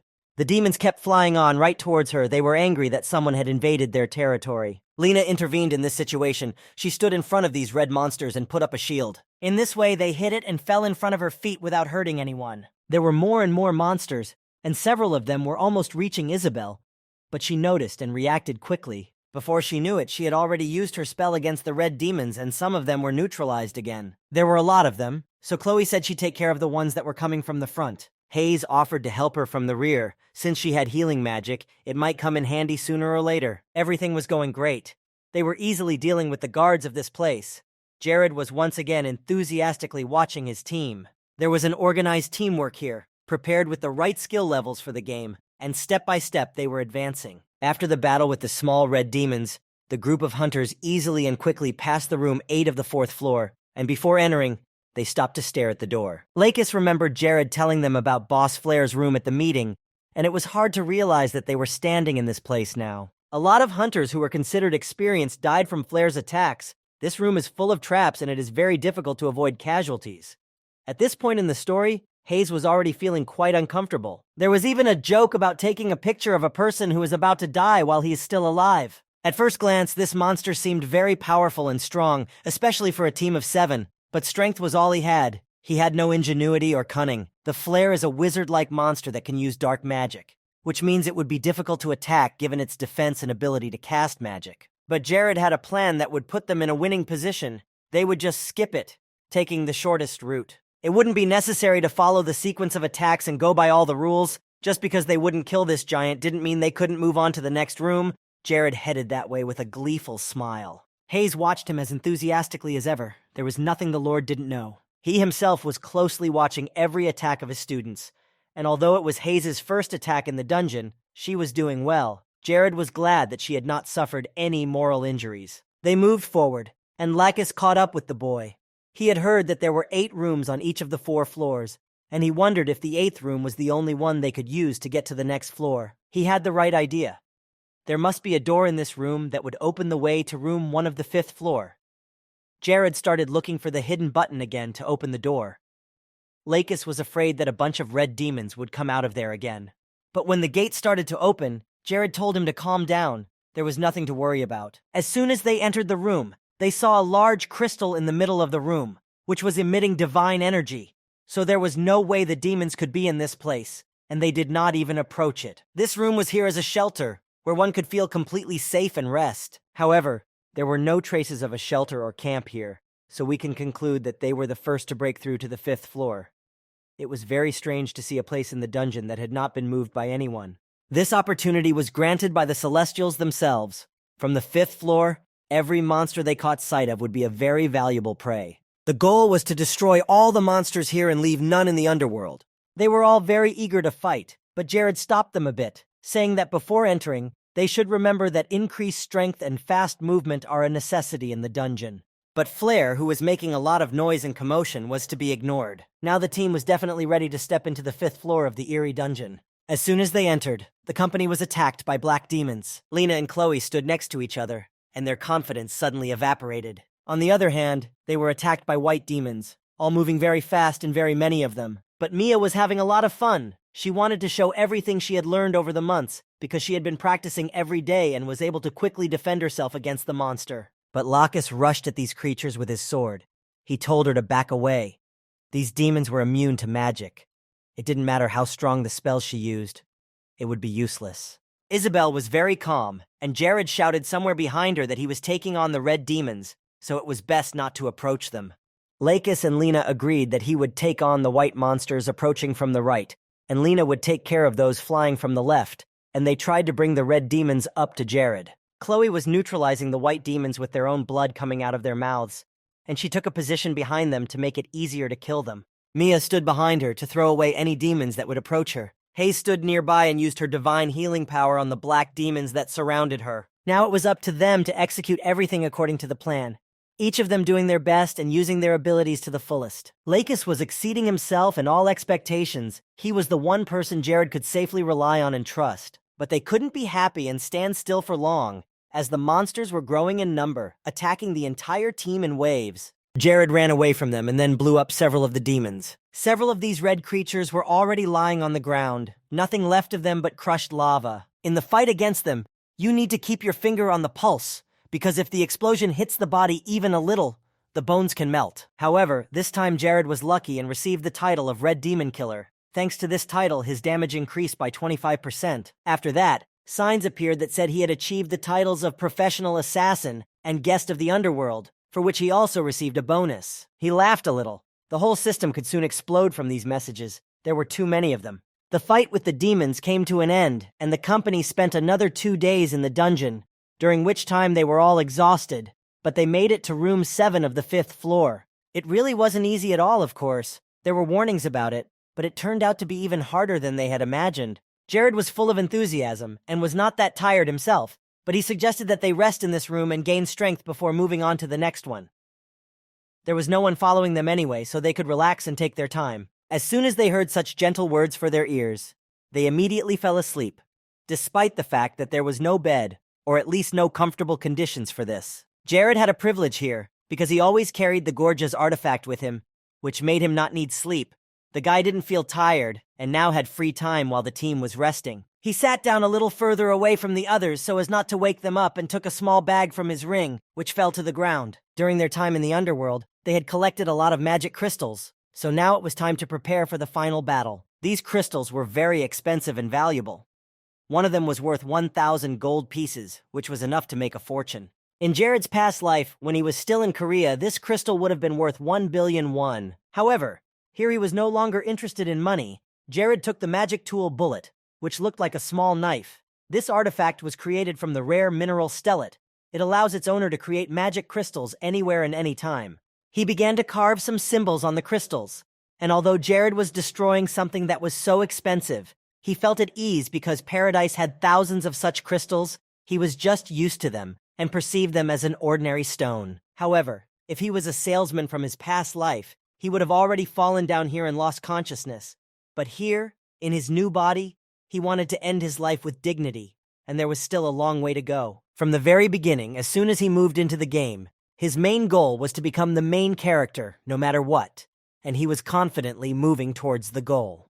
Jared went up and put some crystals with symbols in the stone wall. In a few hours, he woke up the whole team. It was time to move on, but before entering the next room, he used these magic crystals to create a field with buffs. Now it was just a matter of deciding who would go first, and Chloe took that responsibility. She stepped away from the others, and Jared showed her where to stand, so she stood in the indicated place. It didn't take long for something to start happening.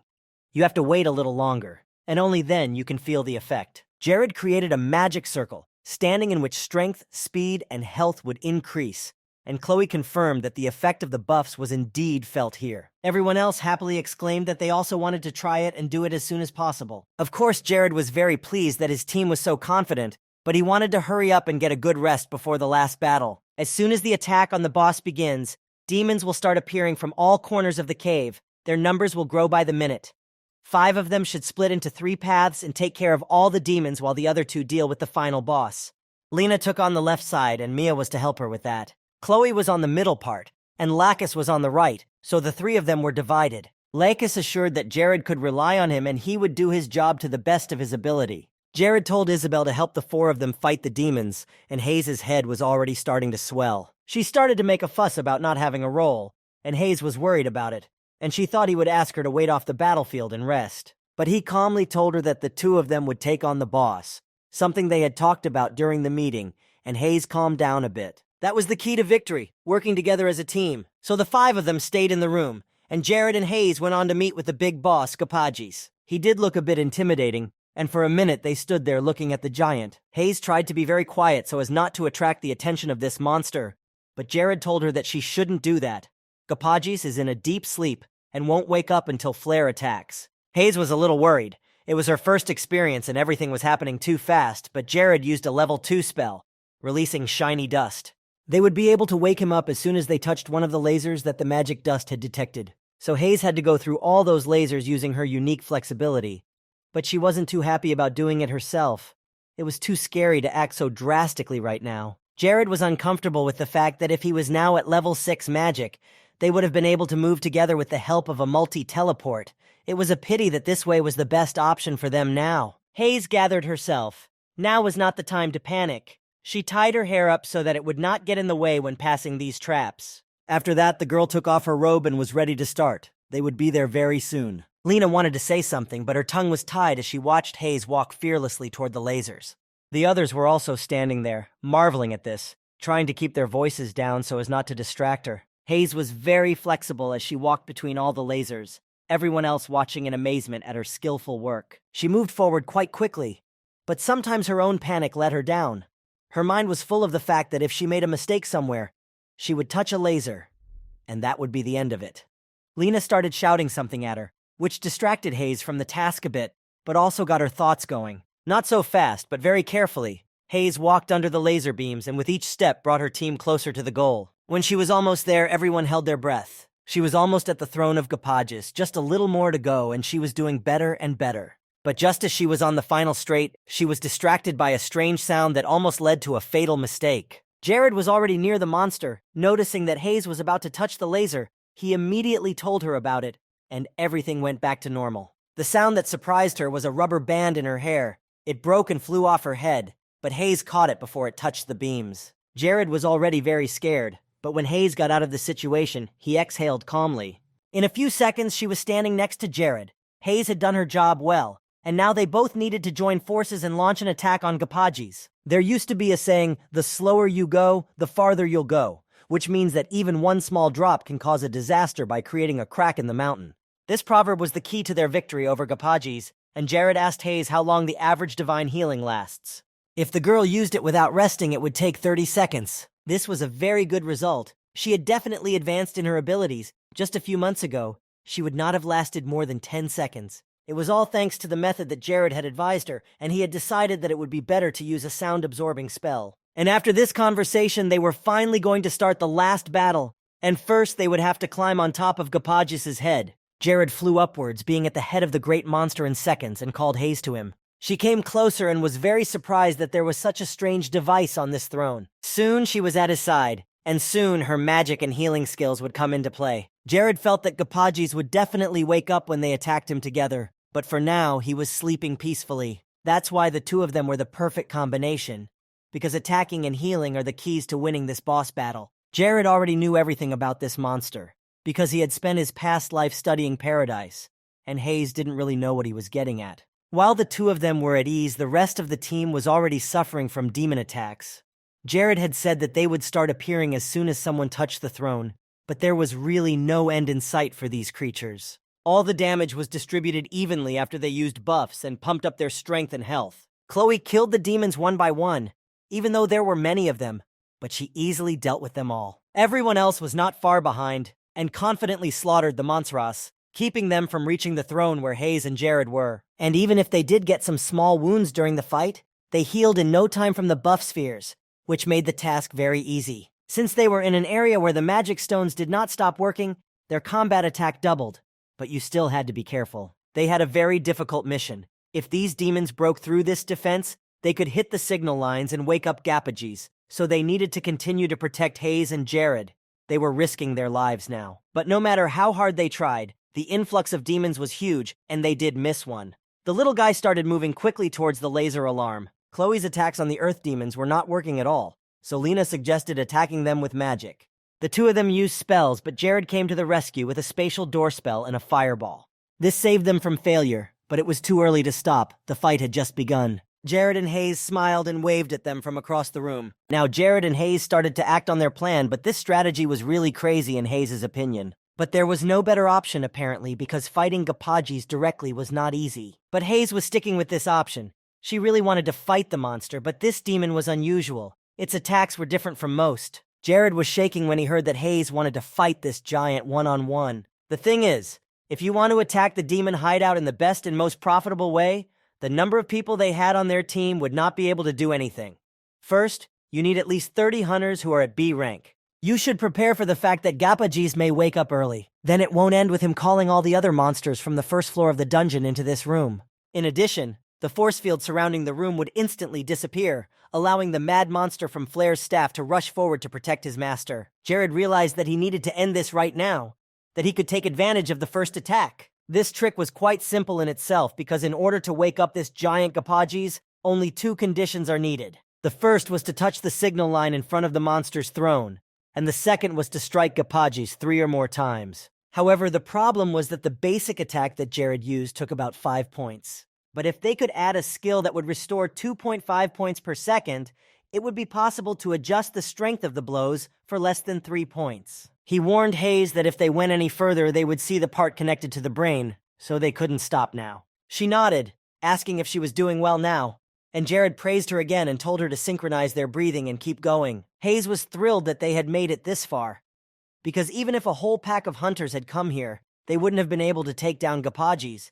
But it was so cool that they were now killing this monster, albeit slowly. And that was the advantage of this trick, so all that was needed now was to finish off this monster and take all the rewards. Gapajis had a perfect recovery, which is why he was always in a state of sleep. But recently he started to feel a very strange sensation. The feeling was getting a bit annoying, but it seemed as if it was still just a pleasant dream and nothing more. However, on top of that, He was also experiencing a headache that was unbearable to the point of being unbearable.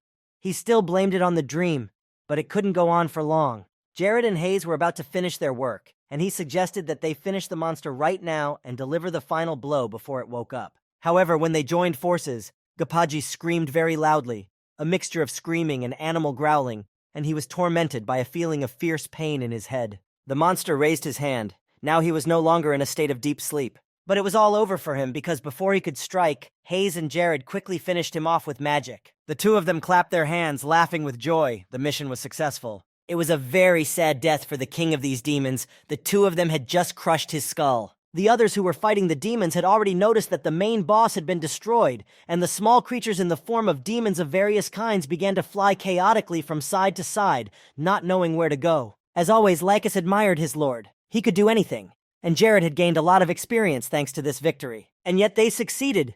Despite the complexity of this mission and the danger of the raid, they worked together like a real team. In addition, Jared received another good bonus, a special ability called Ultimate Amplification. Now he had the power of Gapajis in his arsenal. It was hard to believe that such a powerful energy and amplification of attacking magic was now in his hands. In the game Paradise, the first user who attacked Gapajis noticed that it was possible to get a unique bonus given by the spirit of Gapajis himself. As an advantage, mages get the ability of Transcendent Attack. This is the type of magic that dares to exceed all limits and established boundaries. It is known for enhancing and increasing existing fire magic, evoking the transcendent power that is inherent in magic itself. It can be amplified 10 times more than the maximum value, but even with all these advantages, there was still one problem. For each subsequent exceeding of the magic, it increases 1,000, then 2,000, 3,000 times, and so on. That is, to put it in other words, an A-rank magic missile with a double overrun would take 2,000 mana points from the wizard. He thought about it. Jared's magic had about 6,000, so in theory he should be able to use at least one fireball with double the amount. While he was thinking about all this, Hayes approached him. She was scared, but she said quietly that someone was following her. Jared turned around, looking around, and another artifact of the Gapaji's wing caught his eye. It was a pair of boots, and Jared ran to the others, saying that they needed to be tried on immediately. Mia put them on, and they moved as fast as when Jared had used acceleration magic on them. It was like speeding shoes, perhaps a small reward for each of them for such a long and difficult journey, which they had very much deserved. Jared smiled. It was a nice gift for their efforts. The fighting spirit of Gapajis had fully settled in his left hand, and now Jared could safely use transcendental magic whenever he wanted to. He decided not to hesitate and try out his new abilities, so he tried to use a fireball with double amplification. Everything around him was filled with bright flames that enveloped everything in its path. It was indeed a unique and very beautiful sight, and the whole team was fascinated by what was happening before their eyes. Jared was very pleased that this was the powerful magic that was now under his control. Everything went perfectly. There was a happy ending for everyone. As they had planned at the beginning, everyone returned with a baggage of unforgettable impressions and experiences.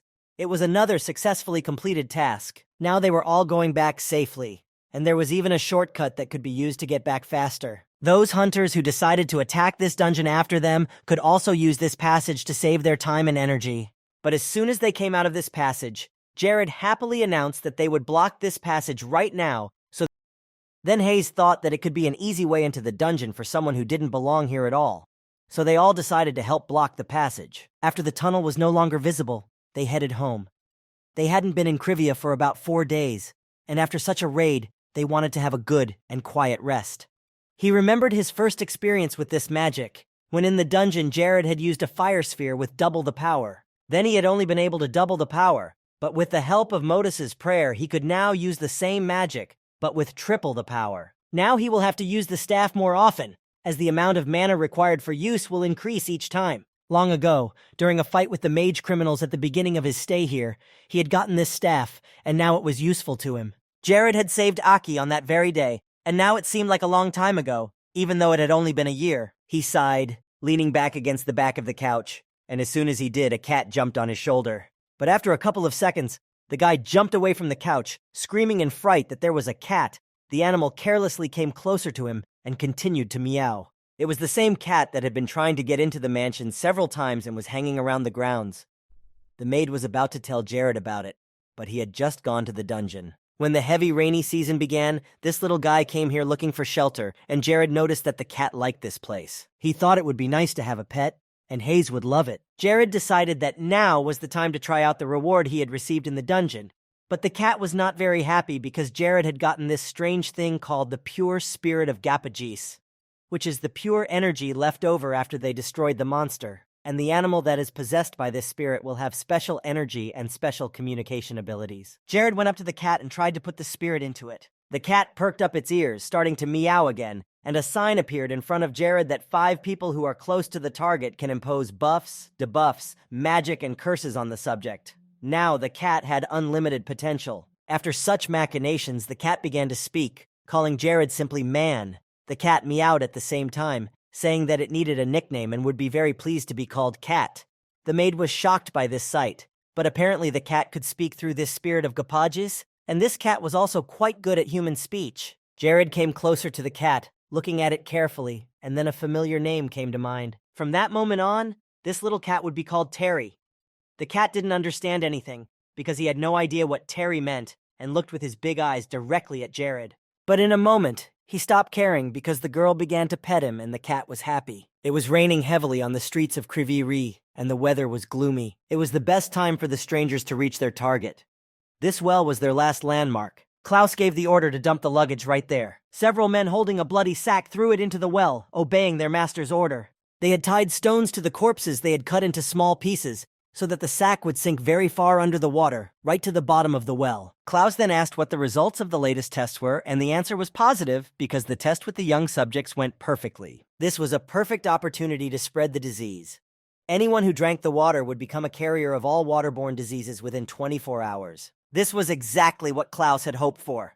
The plan was executed, the global results were awaited, and he returned to his dark chambers in peace. In a few hours, the kingdoms of Bonuso, Cinders, and Malice will begin to suffer from the disease. And then they will react to this infernal water that the sect has kindly given them. At the same time, everything was calm in the territory of Krivia, and the mansion with the cat that could talk became even more cozy. Jared always found something to do, and now he was interested in the artifact given to Ftalin, which was definitely not for nothing. This jewelry had some terrible options, and the best thing to do was to keep it away from the people.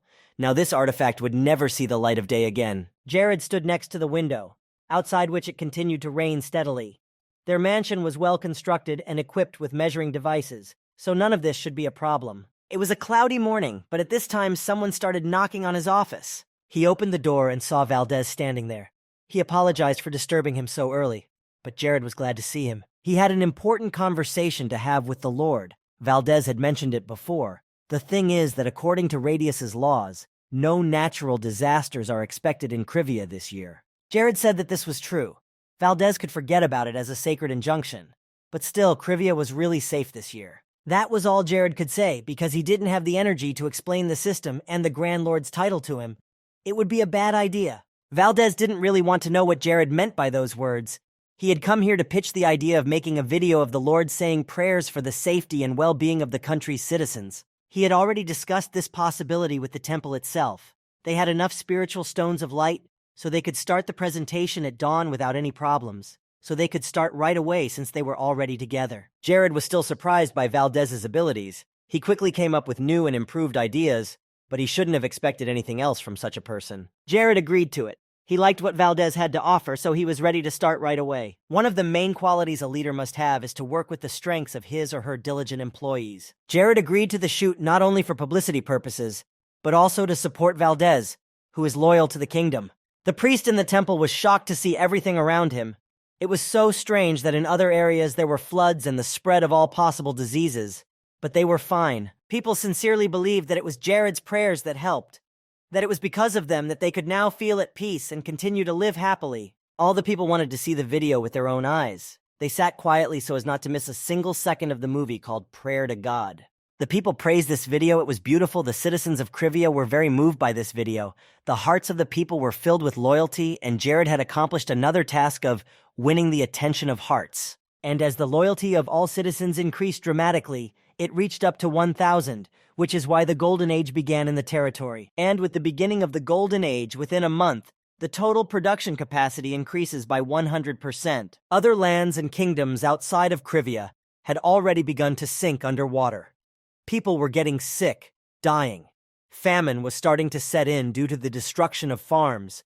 Fields were flooded with water, and nothing remained of them. Infectious diseases were spreading across the land, and ordinary people's homes were flooded due to heavy rains. Therefore, it was quite logical that all the residents of Krivia, who had not suffered from natural disasters and diseases, had such an attitude towards Jared. They felt that the clear sky above their heads was thanks to Jared and his prayers. The horrors in other areas did not stop, but after a week, the Lord decided to go down to his underground laboratory, where he had unfinished business. Jared brought Isabel here again. This time she was in a good mood. Perhaps the raid helped her to relax.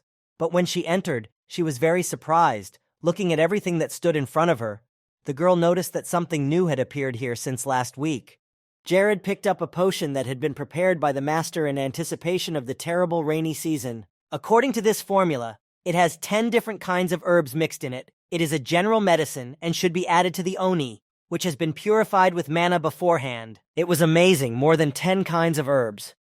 Isabel had been surprised by Ranella's treatments, but here the potion was even stronger. It was certainly something new, but that wasn't the real reason Jared had called her here. Jared was going to cast a spell on this potion, a technique she had heard of before, but she hadn't understood why he would do it to his own potion. The reason was that the effect of the potion was extremely strong. It could be too dangerous and even fatal for the body, and it was necessary to weaken the effect of the medicine first to see if it was suitable for treating the disease. Isabel then asked if it would be possible to get another sore after using the potion, and in general it was true, but Jared assured her that she should not worry. Before she drank the potion, Jared asked her how the ring she was wearing was working. It was a purification artifact that could destroy negative emotions, and she had taken it from the demon's hideout. She could feel the effect of it. A lot of negative emotions and dark feelings were gone. It was as if hatred and a crazy need for something disappeared, which meant that the ring was fulfilling its function. She felt much better. Before, as soon as Isabel saw him, her emotions would explode and she would get angry. She still liked Jared, even though she was sure it would fade away with time. He had no desire to start a relationship. He had enough on his plate and no interest, and he wasn't as soft and white and fluffy as she'd imagined. Despite the artifact she was wearing, Isabel seemed to snap. She started screaming that he had no right to pry into her emotions. He shouldn't care whether she liked him or not. She was the expert, and she could handle it herself. Jared was startled to silence, looking at her. Now she had completed her emotional monologue. She wasn't as pleased as she had been at the beginning, but she asked if Jared had thought about how he was going to use all these potions. There were at least 1,000 of them. No, but he had a plan, as always. He had it all mapped out and knew what was going where. Isabel looked at him in silence and waited for him to speak. This silence was broken by Hayes, who was looking everywhere for Jared to tell her something. And when he was nowhere to be found, she decided to go down to the dungeon and knocked. She barged in without waiting for an answer from him. It was urgent news. There were big problems in Krivia because the ambassadors of the kingdoms of Bonus and Malice arrived at the same time. Jared and Isabel had to postpone testing the cure for a while, to receive the guests, so the Lord and the representatives of the other kingdoms entered the VIP room. The two also did not expect to come here at the same time. The ambassador of the Malice kingdom was a young boy who looked very tired. As the representative of the Benuso kingdom, he was also very tired after a long journey. As they entered the room, they could not start a conversation for some time. They looked at each other, not knowing where to start. One of them looked at the room, and it seemed too big for him to call it just a living room. If someone had told them that this place was some part of a royal or imperial palace, they would have believed it. As they admired the design of the room, Jared entered and greeted the guests. He had never dealt with both kingdoms at once before, so he was surprised and asked what was going on. At first, they couldn't get started because they were arguing about who would speak first because they both wanted to be first. So Jared decided to take control and suggested that the representative of the Benuso kingdom should speak first, because they had a lot of time and discussion about all the problems. So the guy spoke first, and he said that this year's rainy season had caused the Optatio River to overflow its banks, and there was much more water than in previous years, and all three kingdoms were suffering from a large influx of water. And if we compare this case with the previous year, the amount of precipitation more than doubled and massive floods began to appear not only near the Optatio River itself, but throughout the kingdom. They were not fully prepared for such a natural disaster. People there know that floods are possible this season, but no one thought it would go this far. The ambassador from Malice also decided to join the conversation, adding that this level of water is causing more and more casualties with each passing day. They were doing everything they could to recover and save lives, but that was not the only problem. There was also an epidemic that was spreading through the flooded areas. 3 days ago, he held an official letter from the mercenary corps of Arkeen, stating that the Lord had recently created a certain remedy that could cure infectious diseases. Jared didn't say anything. He was frightened by Aki's speed. He had leaked all the information about the potion that hadn't even been tested yet. But since they already knew about all this, they had to make fresh decisions, so the conversation promised to be short. They were not asking for saviors, but for a cure that would save people's lives. And the Kingdom of Malice wanted the same thing. The price didn't matter to either of them. They just needed to get everything that was there. And both kingdoms were willing to give Jared any amount of gold coins for it. Jared agreed without any further ado and said that they would get everything ready now. The promised amount of drugs would be transferred to the border between the states, and depending on the severity of the symptoms, the potion could be distributed to 5 people.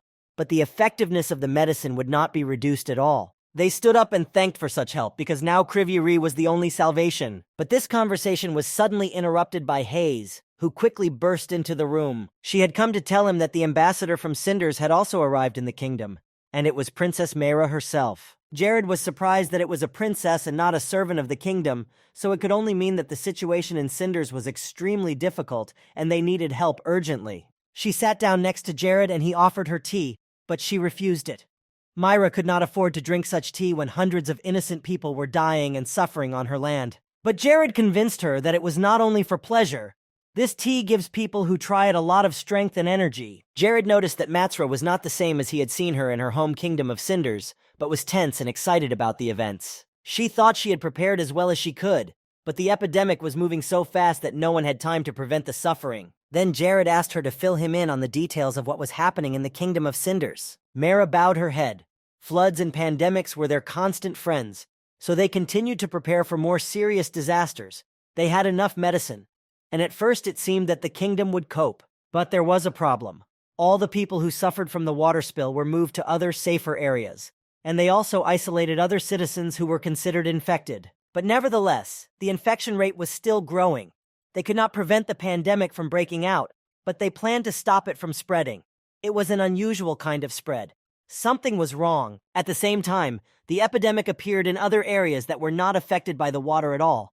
And there was also something wrong with the well that people used as their main source of drinking water. Corpses were found there, which were likely the source of the infection and the beginning of a major pandemic. Jared had expected this, but he never thought they would go this far with their plans. He assumed that the Umbra Church and its followers were responsible for all these troubles. Unlike the Lynx, the priest under the veil, that is Klaus, was famous for continuing to terrorize the world and destroy all life without remorse. When Jared got involved in the civil war of the Kingdom of Cinders and completely ruined all of Umbra's plans, it became clear that the sect would try to take revenge on him by any means necessary. Jared confidently told Mayra that it was the Umbra sect's fault, as there were not many organizations around that were capable of such global decisions. And since it was the Umbra, they already had enough information about Cinders thanks to Fathalin and Jess. But Jared had a solution. First, he told the princess that they had a cure for this epidemic, a magic potion that could destroy all waterborne diseases. Mayra seemed to come alive when she heard this.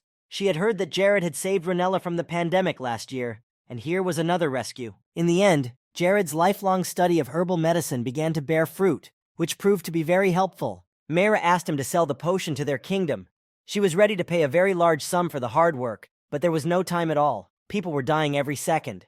Jared decided to give her 70% of all the stocks, as the production of the medicine was still in progress, and additional deliveries would be made from time to time, and she was surprised by this figure. She had heard that Jared had previously sold to the ambassadors who had come to the kingdom before her, and she couldn't believe that those two had bought only 30%. But Jared had suggested that they simply weren't going to use the potion on absolutely everyone, which meant that only the upper class of the population, that is, the aristocrats and nobility, would be saved. And Mayra was angry to hear that people could dispose of the lives of others in this way. But there were many more unusual and two-faced people in this world, and Mayra was too naive to think that everything was pure and fair.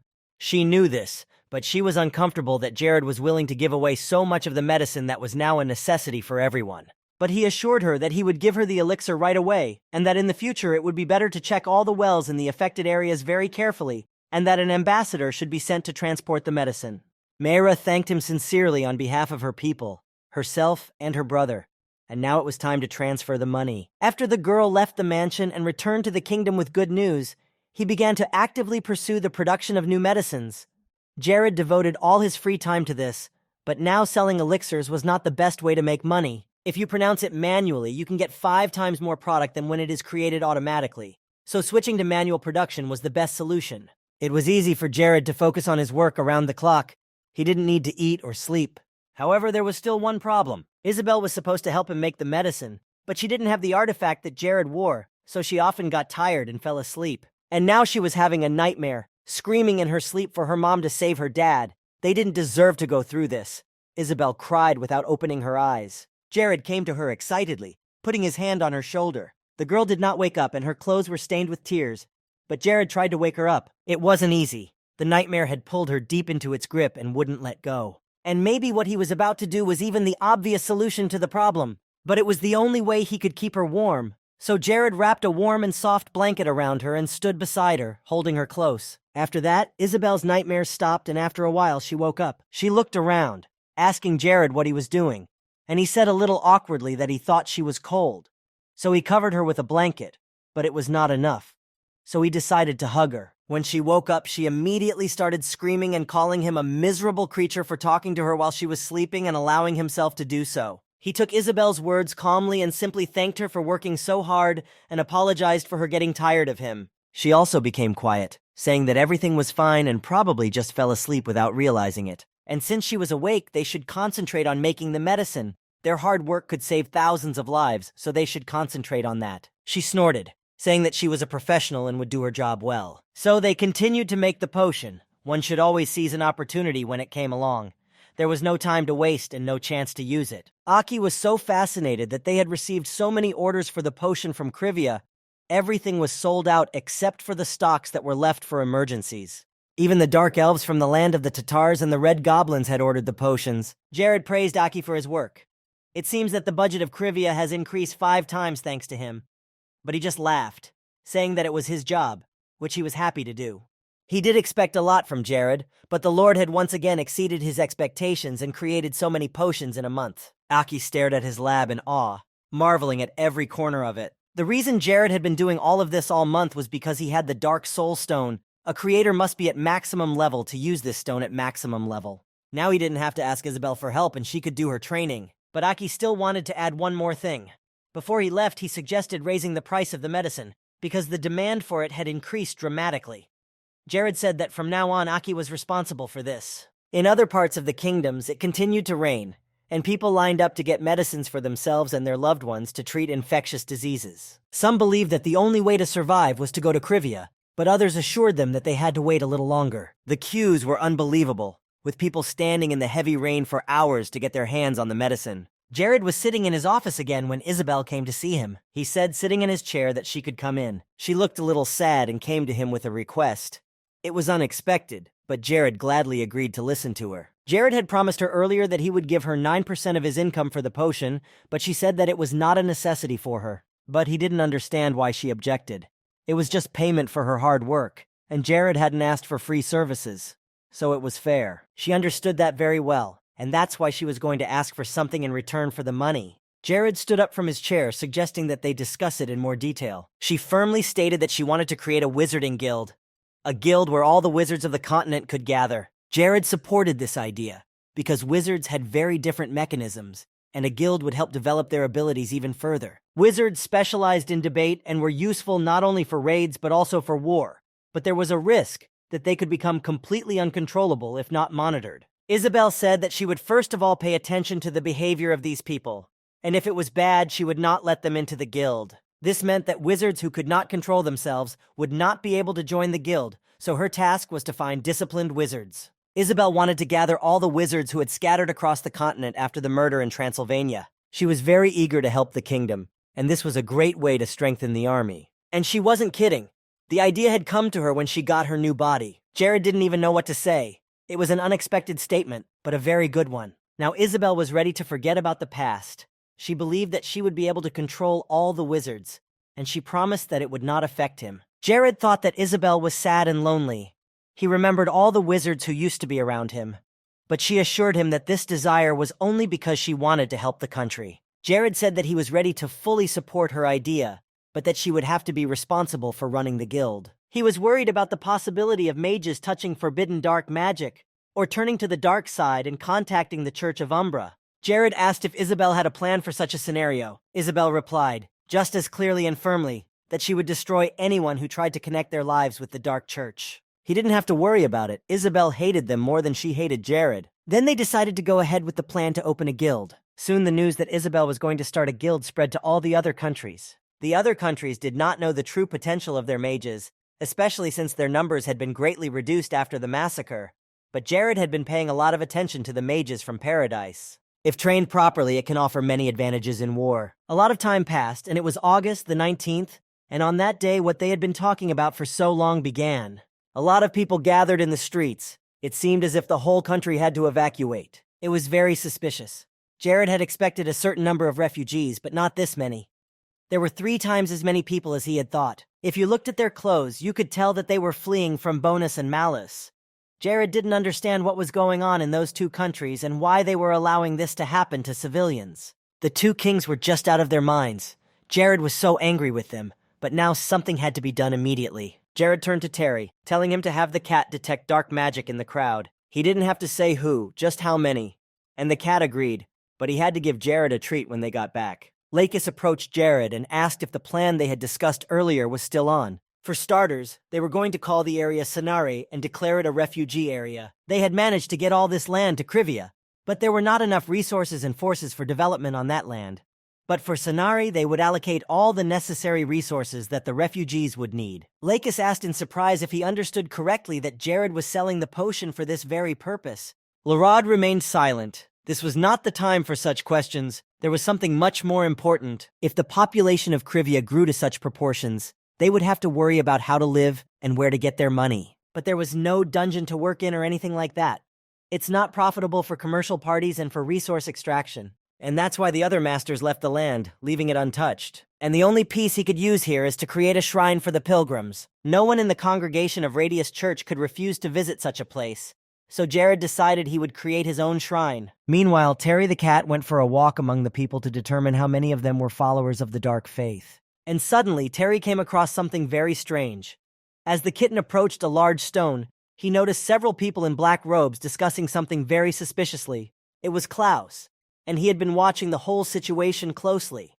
But he hadn't expected so many people to come to Krivia to seek shelter, and he was even more surprised that Jared had made such a quick decision and decided to give them shelter. Suddenly, the cat's eyes began to glow red, and he suspected that something was wrong with this group and scanned them with his eyes. The doctors were actively setting up various tents, bringing people food and water, blankets and rugs to give them at least a chance to keep warm. Jared walked into one of these tents, where Lakis, Hayes, Isla, and Oberyn were sitting, and he thanked them all for their participation in the Sanare Neighborhood Holy Land project. Jared had specifically called them all here to stabilize internal affairs as quickly as possible in the face of the large influx of refugees. First, he emphasized that Lakis' role here would be the most important.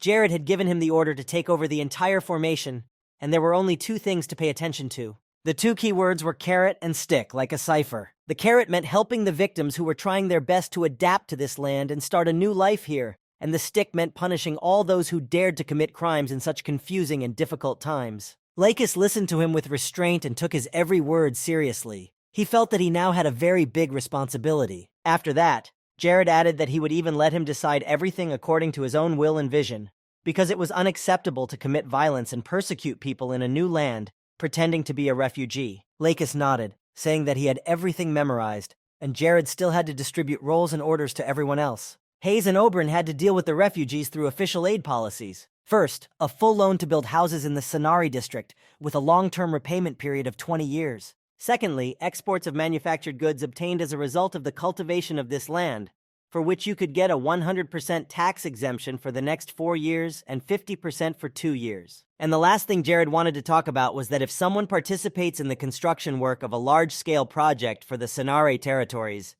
these people will be treated not as a contractor, but as an employee. This was the end of the matter, and these were the 3 main points of the policy. As the number of people at the borders increased, guards from the Aggressio Guard kept order, and sometimes came across suspicious people. They stopped a guy who was very nervous as he passed by and found a small bag on his belt. Robbery is a serious violation of the rules, and Lord Jared had ordered that such people who were capable of such an act be punished. Such criminals had to be prepared for terrible consequences. The control in these territories was immediately introduced very seriously, so as not to let anyone who wanted to go against the law through. The guy said very quietly that he was very sorry that this had happened, and there was no end to the refugees from the kingdom of Bonus and Malice. Now the situation was such that the population of a small area had doubled. Jared wondered what would happen if these migrants settled here and continued to stay on his land, which would be a plus for him, because in this case, there would be enough strength to make the neighboring kingdoms feel threatened by their competitors. But he was also tormented by the thought that he could lose, and that would be the end of all his achievements. And there was a very high probability that hell would break loose on Earth. However, Jared knew that sooner or later the kingdoms of Malice and Bonus would regret what they had done and feel the full force of the army of Krivia. He stood away from the crowd, where only Terry could find him. He finished the search. The cat came here because he noticed suspicious actions of one guy, whom the others were watching very closely. Jared looked around and looked at the cat, asking what happened next. Terry told him that the guy had gone over the mountain and headed for his hiding place. And the cat also told Jared the words he had heard from Close's mouth. And the Lord began to guess who he was talking about. The four-legged friend confirmed that it was exactly who Jared had described. And after that, Theory received a tasty treat and said that this strange guy had fled from here with his subjects. Jared was not amused by this information. He was sure that Klaus would go deeper into the camp that was set up here. But in the end, he just recognized the situation and slipped out from under their hands while they were actively watching him. But Terry jumped closer to him and asked if he could take Jared to the guy's hiding place. Jared was impressed by these words, despite the fact that the cat himself spoke very calmly and evenly. During the Battle of Armageddon, the name Klaus was very powerful. It was unrivaled. Hearing this name, people were terrified and coldness went down their spines. The Wailing Wall, that is, Lena, who was very strong, still seemed like an amateur in front of Klaus. But there was something that made Jared happy. Perhaps the great mage and leader of the Umbra sect was even weaker now, because there were still 9 years before the events of the game, and maybe right now was the chance that needed to be used. In addition, Jared had recently been studying transcendental magic, which gave him a boost of confidence. All of his thoughts and affirmations were that they would seek out the demon's hideout as soon as possible and do their best. So with the cat on his shoulder, they set out on the mission together. It wasn't too far from where they were staying, but the sight of this hideout was a little overwhelming to Jared. But it was their hideout, and it was going to be hell for the average person who got inside. Jared got ready to go in on the count of 3. Terry didn't seem to care, unlike the boy who didn't care at all. At first, Jared began to call out the numbers quietly, but then he shouted the last one very loudly and burst inside, holding his staff at the ready. A light shone in front of him, and Jared took in all the details while Terry jumped off his shoulder and stood back. Looking around calmly, there was something there that caught the boy's attention and he looked to the side. There was no one here. All he could see was the camera.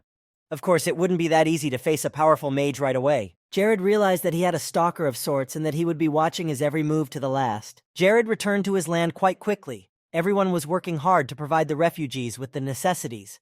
Many had already been given medicine for the infection and were waiting for the results, or at least statements from patients who said they felt better. Jared was very polite and gentle with everyone who came here from neighboring countries, which surprised people because they hadn't heard that from their rulers. But now something else was much more important. The Lord asked how the patient who had recently taken the potion was feeling. She did indeed feel her strength returning to her body, but it was an extremely heavy load on her body, weakened by the disease, and she was dizzy so much that she felt as if she was going to faint. Jared suspected that this might be due to a lack of potion tolerance, so he asked Hayes to use healing magic at a low level, the two of them having to mix their powers so that Hayes could conserve her mana, because they still had a long way to go. The woman was almost falling, losing her last strength. Then the two came to their senses, and instead of discussing, they started to act. Fortunately, Jared could use healing magic 365 days a year. Later, they finished the session, but that was not all. 2 people came to pick up Jared. They had been looking for him for a long time, and they wanted to ask permission to work in the quarantine department. Marie and Maroon were very eager to help. The guy had general medicine skills, and the girl had the abilities of a healer and psychologist. They wanted to repay Jared's kindness in some way. The Lord remembered them. They were people he had recently healed, but they already looked as if they were completely healthy and full of energy. Jared was able to read their abilities with his spiritual eye, and these two were good candidates to help, because these skills are not often found, especially since they could use a few pairs of hands right now. Marie and Maroon were brother and sister, and Jared knew that they still lacked something to become his seniors, but their abilities were more than enough to run the control tower in the field. He agreed, looking at the way they were eager to work, but he said that they shouldn't try to get in over their heads. This was the quarantine department, and their help should be within its limits for now. The Lord told them that whenever they went in or out of the ward, they would have to go through a magic circle to be disinfected. They were very happy that they would no longer be idle, and promised that they would do everything possible for the patient's recovery. Marie, who has psychological skills, also said that she would support people so that they would not feel too lonely. Jared was undoubtedly pleased that these people were so motivated, and it made him feel better. Together with Hayes, they decided to go for a walk to unwind after work. The girl's divine power turned out to be a necessity for the treatment of patients. Her abilities were irreplaceable. If not for her, the treatment would have been delayed 3 or more times. Hayes felt happy when she saw that she was saving the lives of these people. She was surprised by this power herself. It all developed very quickly, and she realized for the first time that her power was a blessing for other people. Jared was pleased to see her grow.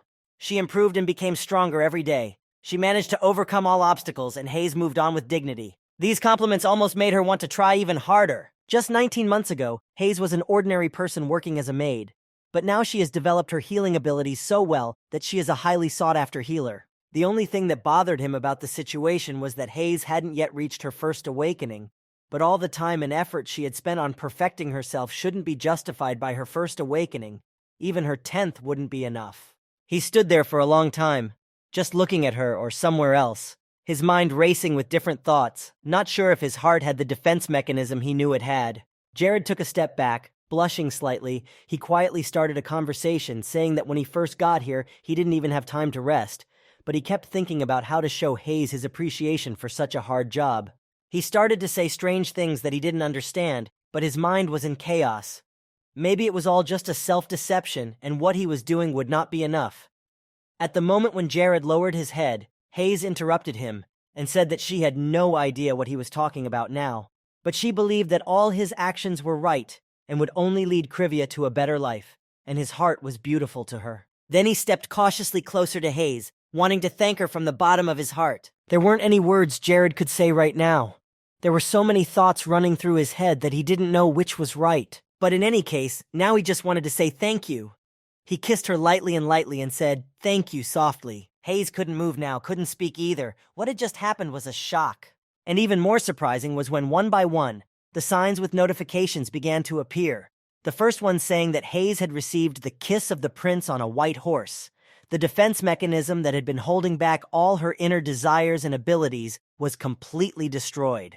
Loyalty increased 3 times in a row, reaching its maximum, and after that, Hayes entered 3 stages of awakening at once. Jared was a little scared. For the first time, he had no idea what was going on, even though he knew the game inside and out. He had never heard of this title or the Third Awakening before. But in reality, he was lonely because of his crazy passion for the game and his long hours. He hadn't met anyone, so it was lucky that at least here he could kiss someone. Hayes suddenly started to fall over. For some reason, she was very sleepy. The 3rd stage of awakening was something incredible, but he still didn't understand how it could happen after just one single kiss. He took Hayes to the room where Marie was and asked her to take care of her. Hayes hardly needed treatment. She just needed to rest and recuperate, because her body was not expecting this and was instantly exhausted. Jared would have loved to stay by Hayes' side right now, but he needed to find something as soon as possible to turn the Sonari neighborhood into a world-class location for Radius Church. His target was the Platinum Holy Grail of Radius, one of the 5 holy relics of the church. It was hidden far in the north on the island of Tatar, which is the home of the Dark Elves. He had a very long way to go and had to cover the distance as fast as possible. It was his first trip across the sea, but there were no other ways to get there, only by crossing the sea. Now that Sonari's neighborhood has been cleaned up, they need to find the last piece of the puzzle. When they do this trick with the artifact, they will be able to give Sonari a divine blessing. The territory of the Dark Elves should not be an obstacle to this, so he confidently moved to the north. In the lands of Krivia, they continued to help people, and many were getting better, but there were many who still needed more attention and treatment. In the Temple of Krivia, 2 people stood in the middle of the dark hall, discussing something with each other, standing next to the only lights there. St. Luna noticed that the high priest of Krivia, Neod, had been very disturbed all day, and she asked if he was all right. She could tell that something was bothering him, but Neod replied that everything was fine.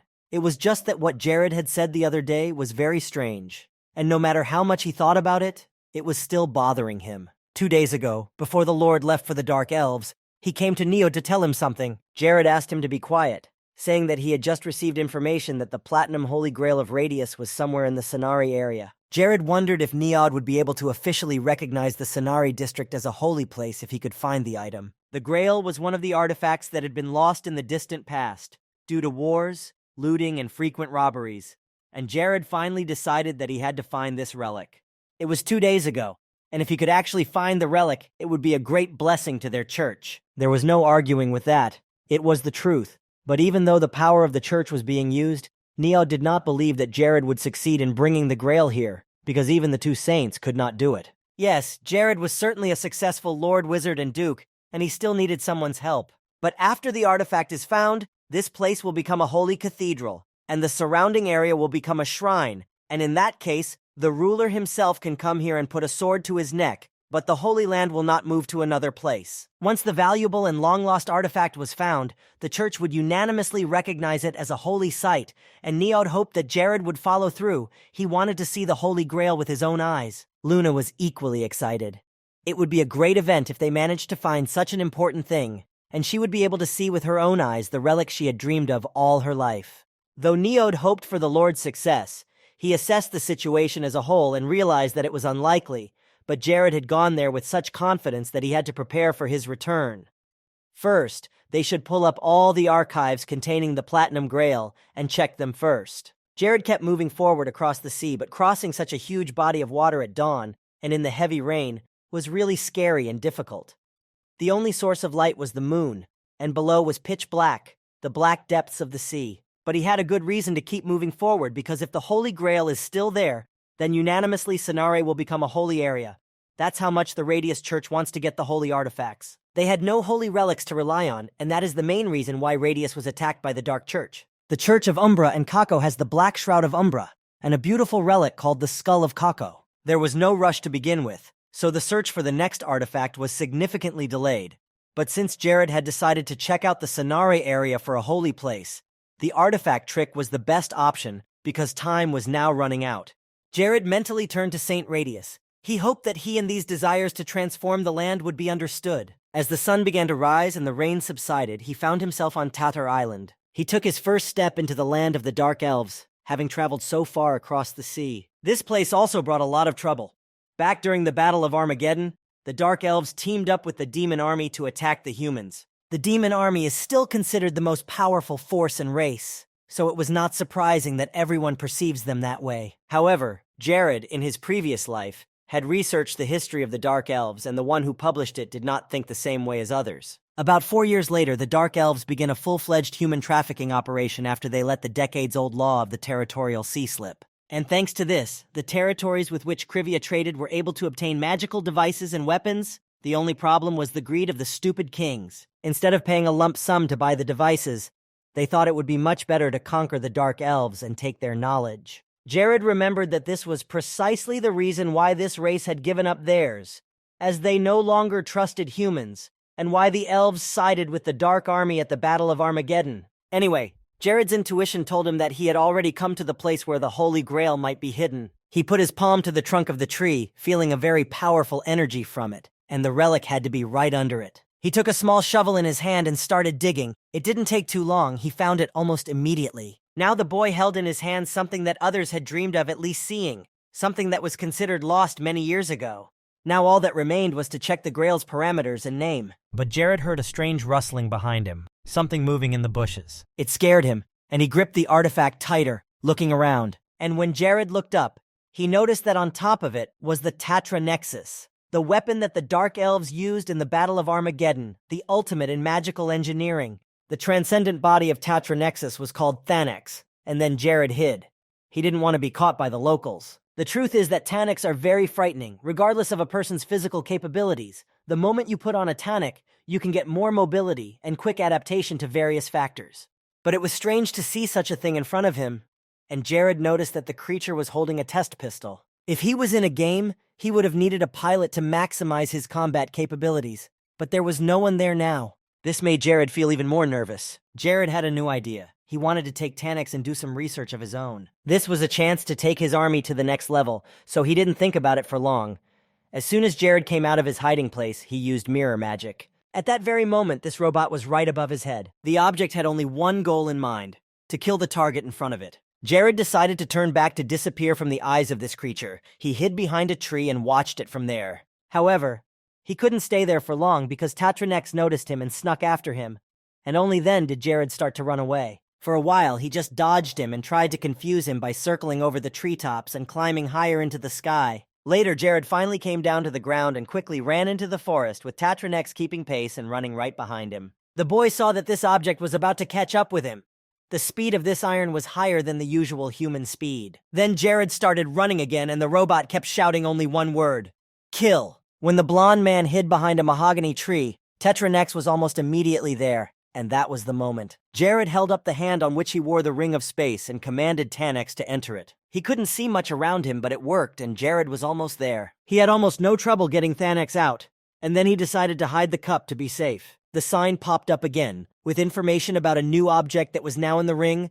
The Tanex added the effect of maneuvers to the user up to 5 times. It could also be used to disrupt up to 7 bombs that were created by condensing magical energy at a time. It could also give you better health, and it gave you the opportunity to protect your vulnerabilities with magic stones. Jared reread it all, even though he remembered all the functions of this magical find. The Tanex was the creation of a very famous dark elf, Sabio, and he would probably be very angry if he found out that his creation had disappeared. Now Jared had it all, the sacred cup, and as a bonus, Tanex, his goal was 200% accomplished. He had neither the desire nor the time to face the dark elves, so it was time to get out of here. But things weren't as great as he thought. He was being spotted.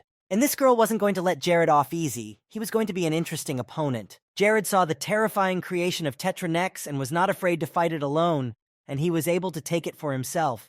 He was definitely no ordinary person, especially considering that he was able to reach their lands, which are accessible only through the Dark Sea. She couldn't see what he had dug up, but she assumed it was some kind of treasure.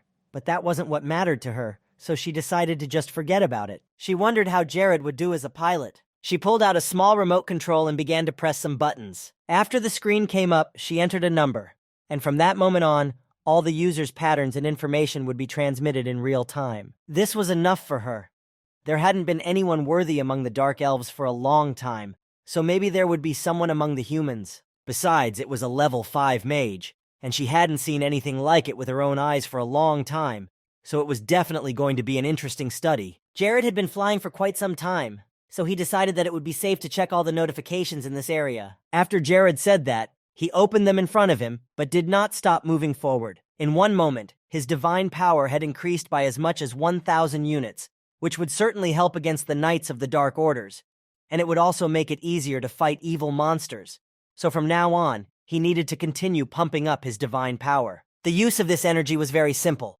If the enemy has the characteristic of evil, then in magic attacks and sword attacks, the damage will increase by a percentage equal to the number of divine energy. For example, if you use 100 units, it will be equal to 100%, which means that the damage will increase by 2 times. If you use 900 units, the total damage will be increased by 10 times. Jared was indeed leveling up his abilities very quickly, even managed to get Tanex, so he hoped that he would be able to withstand level 7 mana. If you think about the next target, you can go to the kingdoms of Bonus and Malice without any 3 of them. Everything could be left to the Wanderers, and it was better to think about everything else later. The boy sped up and flew for a moment along the sea under the sun, which was only slightly covered by clouds in the sky. Luna saw what he was holding and quickly ran to the high priest Naod. The man was still working on his papers when Luna ran into his office, breathless, unable to believe that Jared had done it. Luna caught her breath after running in quickly, but the news was worth it. Jared had found the sacred goblet of their order, something to be proud of. Without realizing it, he asked if it was true,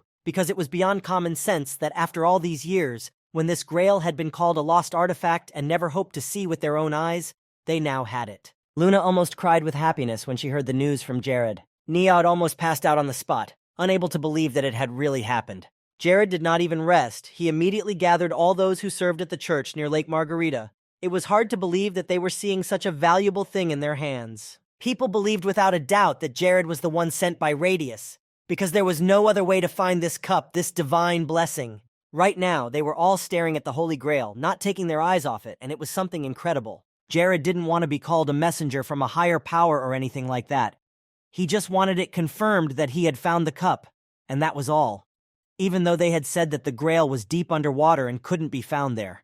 Jared had taken it out to make sure it was real, but he didn't see any problem in putting it back. Neod wanted to believe that Jared was the only one who knew about this place, and he couldn't let anyone else know where the cup was, not even Neod himself. Jared understood perfectly well what the High Priest of Krivia wanted to convey with these words. Neod also added that during the night they had received a message from the Church of Radius in Transylvania that from now on, Lake Margarita and the lands around it were to be recognized as holy, that the Grail was the perfect sacred object, and no one was to doubt its authenticity. This is the object from which the light of the Radius itself comes. Now everything was complete.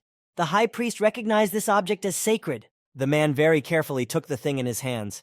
A very powerful and light energy was coming from the cup. Everyone who served at the church was delighted and very happy to hear that Neod recognized the cup. Radius presented his gratitude to the ruler of Krivia, and the others began to shout Jared's praise and admiration. Neod also could hardly hold back his tears. Feeling a strong surge of happiness, he thanked the Lord once again and wished him that the blessing would continue to stay with him and accompany him wherever he went. In fact, Jared could feel the blessing flowing throughout his body just by saying that, and at that moment he felt a certain peace, and his divine power immediately increased. Although it could not be raised by points, it increased by as much as 50 points. The head must personally come to this place to confirm the validity of the proclamation of these places as holy. Now Jared had to prepare properly for his visit. Neod hoped for his lord, and he was also very grateful because this was a very important find for the church. Jared could be relied on to make Sanari a holy place, and he would get it done, no matter what it took, because after that, the divine energy would have no end. And there was one more thing he wanted to check immediately. Since Sanare was now a holy place, Jared was curious to see how the status had changed. He almost fainted when the window of the holy site appeared before him. Of course, this window was different from the others only in that it included the sacred faith, but the name Holy Site Window sounded so special that his heart involuntarily began to beat faster. The beginning had been laid. There was still a lot to be done on this land, and the characteristics were all very low, so it would take a long time and hard work. But there was a silver lining, because the gods were showing interest in this place. In fact, there were many gods who were watching this world with interest, and the fact that he had died of extreme overwork in his previous life and was miraculously able to start over must have had something to do with the influence of a god. However, he would never have been able to find out which of the 4 categories did this and gave him a new life. There were 4 groups in total: the lowest, middle, highest, and most powerful. The first sacred land of the strongest order in Nars, the Order of Radius, if developed. This project will bring a lot of money in the future, so Jared thought about organizing an even larger project. They say that a crisis gives you new opportunities, so he got them. Of course, compared to the crisis, the opportunity he got was much bigger. But there was something else, and this something was keeping him awake at night. He had a new enemy, and not just anyone, but Klaus himself, a powerful magician who would never give up. Soon it was completely dark, and Jared entered one of the tents in Sanar. It was the middle of the night, and it was just the 2 of them, so it was a strange atmosphere. Ella was holding a glass of the red wine she loved so much, and congratulated Jared on finding the sacred goblet, perhaps the most joyous news she had heard. Ella was the head of training for the Aggresho Civil Guard, and indeed it may feel like something new to her, because her faith is much stronger than any other. For her, the Radius is both the beginning and the end of her life, and the main reason why she hates the Dark Lord orders so much. Jared reached for his empty glass to drink some wine as well. This was the one meeting with the Lord that was so hard to see in person, so there was no way she was going to miss this opportunity to have a drink with him. Jared asked Ella how she was going to develop her relationship with Chloe in the future, and then took a sip of his drink. She wondered if this was a topic that was not the most pleasant for her. September was about to start. There were only 4 days of summer left, and the official end date of the contract would be the first day of autumn. They had already finished talking about mutual agreements. And when the contract comes to an end, they will all go their separate ways. Chloe was a great student. Ella finished all the wine that was left in her glass. She used to think that if you told Chloe one thing, she would understand a few more points, even a little greedy. A student from the Grey Elves is something special, and she was really very talented, embracing on the way and striving for more every day. Jared was only interested in one thing. He didn't see the point in letting go of such a capable student, but Ella replied that she had taught Chloe everything she could teach herself. And there was one more very important thing. Chloe had an even better mentor than she did. Jared was a little embarrassed. It was awkward to ask about such things, but he asked if she was talking about him now, and Ella calmly confirmed it. After Chloe started studying with Jared personally, her abilities began to develop at a tremendous rate. So much so that Ella was even ashamed that she had taught her so few techniques in the entire year. Ella loved money, but being a warrior was much more important to her, so she decided to let Chloe go, and now the elf is free to choose her own path. Jared's chest tightened. Ella cared about her student very much. She was a great mentor, so he decided it would be better to close the topic. However, Ella liked that Jared was so calm about such things. The past should stay in the past and not interfere with the present. In fact, Jared hadn't asked her here tonight to talk about Chloe. He pulled out another bottle of alcohol. There was something that needed to be discussed in confidence. Ellie thought it was strange that he said that usually Jared would talk to someone else, and the fact that he wanted to talk to her about something secret now struck her. Jared immediately got to the point. He knew that soon they would be attacked by the Umbra Order. He couldn't even guess what the exact scale would be, but he was 9 out of 10 sure that something would definitely happen. This is Klaus. He is specifically waiting for a moment of happiness and joy to sneakily ruin everything, so one could only expect that he would not miss the moment when Sanark became a sacred land. Ella understood what he was getting at. He needed her experience in fighting the Dark Orders, which had already been accumulated over the years of fighting, and Jared confirmed that a crisis could come to the lands of Sanark. But thanks to this chance, they could defeat the followers of the Dark Forces. Another glass was empty, and she asked what Jared knew about Klaus. Jared knew enough about him. Clouseau was the second in command of the Umbra sect, a man with gray hair and a bandage that helped conceal his identity. It was strange to hear him say such things, something that could only be learned by penetrating the heart of the Umbra. Jared immediately thought of a way to justify this moment, and said that he had simply had a great interest in the Dark Orders since childhood, and that was why he knew such facts. But this answer did not dampen Ella's interest. But in any case, she was willing to do what she could. Jared smiled as he began to tell her that Umbra had a very large army, but not enough money. So he suggested using the golden stones as a trap to lure Klaus and his men here. And as always, Jared guaranteed a good salary for the work done. Ella's eyes lit up the moment she saw a large bag filled with gold coins in front of her. Ella was ready to get started and asked Jared if he was free tonight. The question stumped him, and he was embarrassed and unable to answer, his face and eyes showing that he was in a state of shock. So Ella added that she would like to discuss the tactics and strategy of her actions, because an operation of such a large scale needs to be analyzed to the smallest detail. If some point is not worked out, then only one problem will happen later. Jared laughed slightly, pretending that everything was fine, and agreed to talk to her. 2 days had passed since then, and more deliveries were being made in Sanare. Jared continued to make the potion and sell it to the neighboring kingdoms. There were also a lot of pure magic stones in Sanare, which helped Jared a lot in his defense. A lot of provisions and gold bars and coins were brought into the territory, and today it was time to go into battle. Ella was ready to make sure that the next shipment of food would reach them in one piece. The Aggressio guards cheered her on with loud shouts, but her facial wounds still hurt from time to time. Jared had managed to do this during their training, so she must have underestimated his abilities. But in that case, and with those capabilities, Klaus would be hard to get to. He was definitely even stronger than Jared. Then it definitely wasn't the level 1 missiles that Ella had initially thought. If they were just magic missiles, there wouldn't have been more than 5 of them, and she counted at least 80. She smiled. It was a shameful past, but as she said, the past should stay there. So Ella confidently exclaimed that right now they were starting their operation. She gave the order to speed up so that even if someone was hunting them, Ella and Aggressio could trap them and kill them. Each of them had to focus on the front line and not look around. The warriors heard her order and prepared to fight. Ella turned her back to them and stood in front of them. These were the last moments before the war against the Great Wizard began. The Aggressio were a special and well-trained unit, who were knee-deep in the sea, had excellent weapons of the highest level and perfect armor. Their red flag had the emblem of a black lion, which symbolized power. She was also well fortified, especially since she had a lot of experience in fighting. Now she wondered how Jared would finish the job when she and the army, where she was a trainer, had led Klaus and his aides to a dead end. The deliveries continued unabated. The carriages traveled to Sanare, and Jared watched them closely, flying high in the air. Now he was using a magic that was only available at level 5. Invisibility magic, a good way to hide from prying eyes. As long as he did not attack or change his position, he could maintain this state, although it had to be renewed every minute by using magic. However, he knew that whoever attacked now must know that each of them would be mixed with the mud. To put it more precisely, they want to make them angry on purpose. They have prepared very well, so if the whole plan goes wrong, it will be quite sad and unpleasant. They have spent enough time. There was also a small problem. They had one guy who came here a little early. They expected him to come here a little later.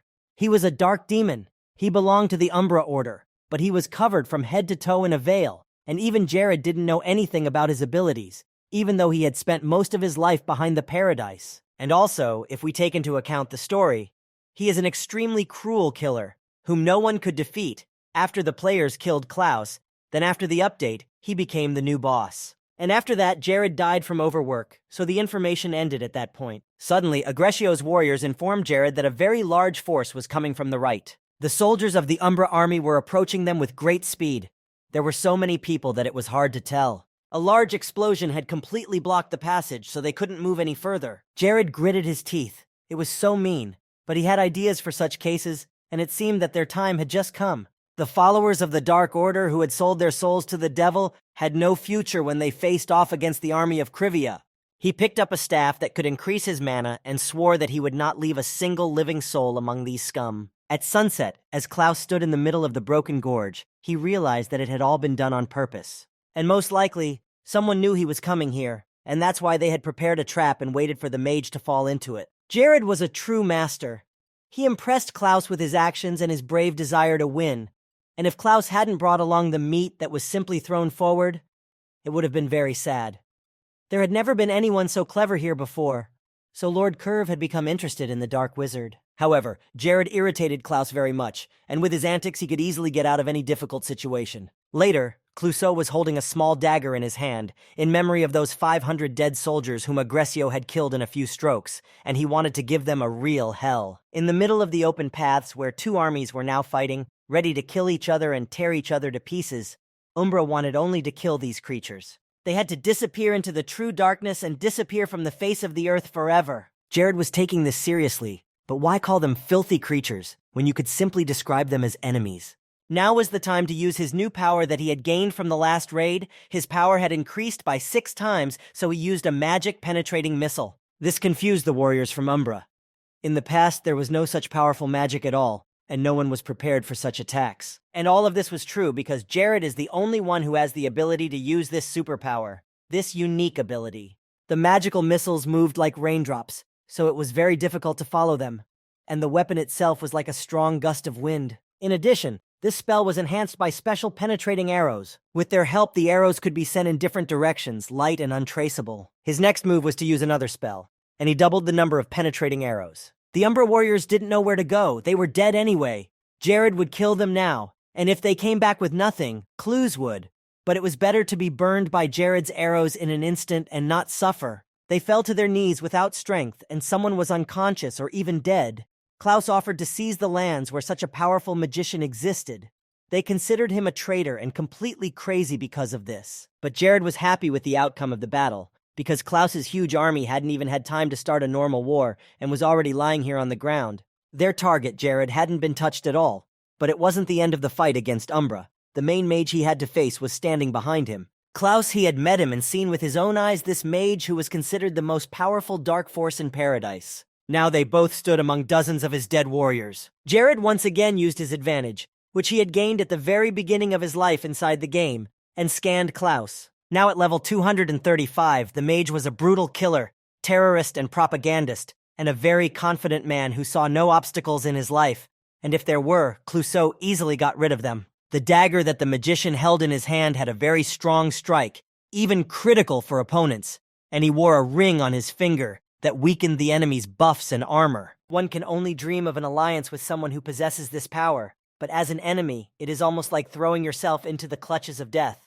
Clouseau calmly walked a few steps closer to Jared, who had already spent so much time just looking at him. Jared looked down at the staff in his hand, which was increasing the amount of mana he had left untapped. Clouseau approached him again, and then Jared began to slowly back away, which made him want to destroy him even more, because to Clouseau, his enemy trying to move away looked very insignificant in his eyes.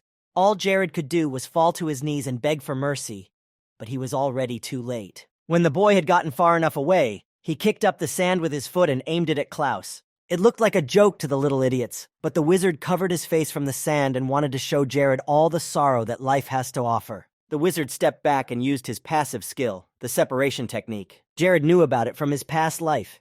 It was neither magical nor physical. It was a mixed technique, which was why it was difficult to resist. Of course, the best option was to just kill him right there, but if he couldn't show him that trick, then the ring was definitely his target. Klaus was tired of waiting for Jared to do anything. He was hoping for some fun and adrenaline in this battle, for a victory, but definitely not for his opponent to stare at him for minutes and stand there silently. There were now many Klaus clones around Jared, and he couldn't tell the difference between the real Klaus and the real one. Suddenly, one of the clones lunged at Jared with a dagger, and he quickly jumped back, flying into the air. Yet Jared was not as simple a man as it might sometimes seem.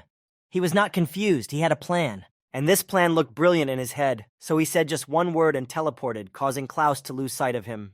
Jared was right behind him, and it happened in just a moment. The magician was even more amazed by such actions. The Lord quickly grabbed him by the neck and arm to prevent him from stabbing him, and Klaus didn't understand how Jared managed to recognize the real him among all the clones. Jared was squeezing his neck tighter and tighter, cutting off his breathing, and Clouseau's self-confidence and determination evaporated as Jared began to show his abilities. He reminded him of how he had recently pelted him with sand, and there was a shiny dust in that sand, magic like that, which made it possible to tell where the clones were and where the magician himself was. All the moves were thought out in advance. Jared knew that Klaus was just perfect in the distribution technique, and he also knew that this technique had a drawback, a weakness. If the original, creating the copies, did not notice that something had changed, then these changes would not be reflected in the clones. Therefore, completely unnoticed by Klaus, Jared was able to find the real one when he simply examined the cloak where the gold dust was located. Having finished his explanation, Jared put his hands on Klaus's shoulders and used penetrating telekinesis. From his hands came bright rays of green that glistened in the sun. There was a big plus here because thanks to the magical force of gravity, fashion can add considerable momentum to penetrating telekinesis. There was even evidence somewhere that one such strike could produce a momentum of 86, and even if the body of the person being hit by the magic was very trained and hardy, this momentum would be just enough to knock out the enemy. And of course, Jared had also taken the ring before sending Klaus on his merry way. Jared had collected a lot of these artifacts, but he never had too many, and it was good that now he had a debuff to add to his collection, and he was also lucky enough to get the ring much easier than he thought. But while Jared was admiring the jewelry, Klaus had already come to his senses and reached out for the artifact that belonged to him. He returned quickly. In fact, Jared had expected a slightly longer effect from his magic, but apparently Klaus was indeed too strong a magician for such an effect to last long. The wizard was already subject to this magical force of gravity, but he had never felt anything like what Jared had made him feel before.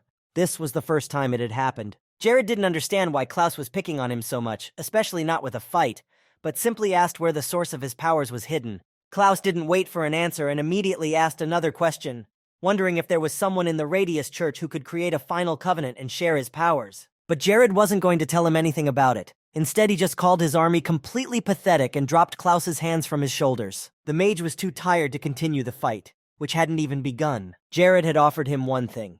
If Klaus managed to defeat him, all of Jared's soldiers would become his army, which should have made the mage fight harder. But then the boy glanced at Klaus's dagger, which he kept on the post. All this time, no one had wanted to see and discover the true and full powers of Clouseau that he had been hiding. In the last few decades, no one had ever seen Clouseau use his magically transformed body. Jared prepared himself that Clouseau would soon be attacked. The boy stepped back a little for safety. And then Klaus's body began to gradually transform. His hands grew larger, and Jared watched with horror and some curiosity. In a few more seconds, the magician was completely transformed into a large monster, a rather frightening sight. But Jared could not take his eyes off what was happening in front of him. As soon as the transformation was complete, Klaus was at it again, shouting death wishes at Jared. He ran right at him and continued to growl like a beast. It was good that Jared was a little farther away from Klaus, and he managed to use the spatial portal door that appeared right in front of him. And then, more and more of these doors appeared, spreading them everywhere as Klausy moved closer by the second. For a brief moment, the monster stopped, seeing the doors of the 10th dimension in front of him, as if he began to go even more insane. He was now completely possessed by aggression and evil. Most of all, he wanted to defeat the one who had destroyed his army and disrupted his plans. But Jared's desire to win was also very great. He wanted to do everything in his power, to give his best to prevent the plans of the Dark Church of Umbra from becoming a reality on the Nars continent.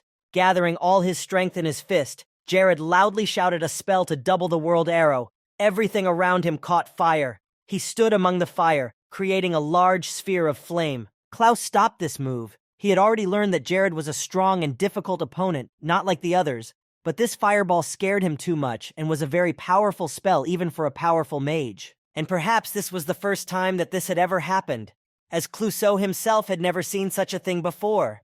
and he was witnessing someone using such a rare technique. In addition, Klaus was constantly watching the spatial doors. He could not understand what was going on here. Since there were so many of them, it was impossible to understand which portal was connected to which one, and this was a disincentive for the magician to fight to the fullest, because all his thoughts were occupied with not getting into these portals. Jared was only a 5th-level mage at first glance, not even on the level of Klaus, the leader of the Umbra sect, and Klaus could only rely on the strength of his altered body. This might be the last battle of the great mage, but he wanted to kill Jared, even if he died in the process. The boy could see that the big monster was already closing in on him, so he cast another spell that created even more spatial doors and doubled light arrows. Klaus didn't let this stop him. He was only motivated by the desire to end this battle with a victory, so he kept going. As soon as the magician got close enough to him, and there were only a few meters between them, Jared used teleportation to get behind Klaus, who was about to jump on him. The spatial doors began to merge into a single one, the magic working. She began to pull Klaus towards her, not letting go of him. He could not get out of the spell's grip. His body was covered with scratches, and the opponent's magic was beginning to drain him, but he did not want to submit to Jared's power so easily. But with every second, he seemed to lose the ability to move, as if something was holding him back. Besides, he was stuck in place, and now it was impossible to move at all. The magician tried his best to get out, and Jared calmly approached him from behind, using telekinesis to immobilize the monster and take away his ability to move. And to be more precise and more detailed to this description, now Klaus's body was controlled by telekinesis, and he was in Jared's hands. And now this telekinesis made the magician stand still. Without losing this opportunity, Jared approached him, using the magic of light arrows. He shot them straight at Klaus's body, which was barely able to move. It was something incredible and almost impossible, a powerful mage standing in front of Jared, who was only level 5, but winning. Clouseau was getting more and more tired as the fight went on. The monster, even if he ran it all through his head 100 times and assumed that Jared could be a level 6 mage, still couldn't believe such power. It was too much for such magic. Jared's magical abilities were on a completely different level compared to the time when the guy was killing Klaus's followers. Most likely his level was about 2 times higher than before, and it seemed that Jared's mana had no limits at all. After making these assumptions, the transformed Clouseau looked Jared up and down, holding the staff of Muditus, the ring of Deluca on one finger, and the ring of absolute weakening on the other. Then Jared approached the mage from behind, using the ring of total weakening. With this artifact, one could completely destroy one's enemy if one used the opportunity correctly. Klaus still couldn't move, but now not only was magic an obstacle, he was very impressed that Jared had learned the capabilities of this ring. Now the great wizard's body began to deform again, and Jared stepped away from him, completing the spell. Klaus tried his best to fix everything and defend himself. He wanted to use a defensive stance, but he was unable to complete the spell. Jared felt victory was already in his hands. Clouseau looked so pitiful and worthless, and seemed to have completely lost his mind, afraid to play and die. Then Jared decided to end the fight by picking up a knife. The wizard could only move his eyes now, and he saw that Jared was holding a stellade. It was a magical tool of Master Bullet, a thing made of stellade, a material stronger than the soul stone, and it could even cut the stone, engrave a mark on it, or a magic circle. It could also be used to inflict a fatal wound that would leave the opponent bleeding to death. Jared added a few words after he stabbed him. He said that if Klusk's body had been transformed as before, this knife would not have been able to hurt him too badly, and it would definitely not have been fatal. But since Jared had used total destruction, the mage was now completely defenseless against him. Jared had already walked away, but suddenly remembered something else when he turned to Klaus. He sat down next to him, saying that he would take his dagger for himself. Klaus was still bleeding, holding on with his last strength, and even breathing was difficult because of the wound. Jared took the mage's weapon and stabbed him in the back.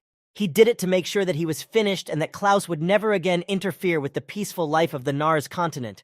The mage screamed out loud in great pain. Many innocent people died or suffered from the actions of Klaus, who was greedy and cruel, committed evil at every opportunity and abused others, so he could hardly ever repent for his actions. Klaus's body transformed back to its normal form. The magician fell to the ground. He still had no strength to start and continue the fight, but Jared's speech even made him laugh a little, and he was amused that someone like Jared was still a common lord of a small territory of the kingdom of Krivia. Finally, he added that if he had known at the beginning that Jared would be such a powerful mage, and that Klaus would not be able to defeat him, he would not have tried to fight him.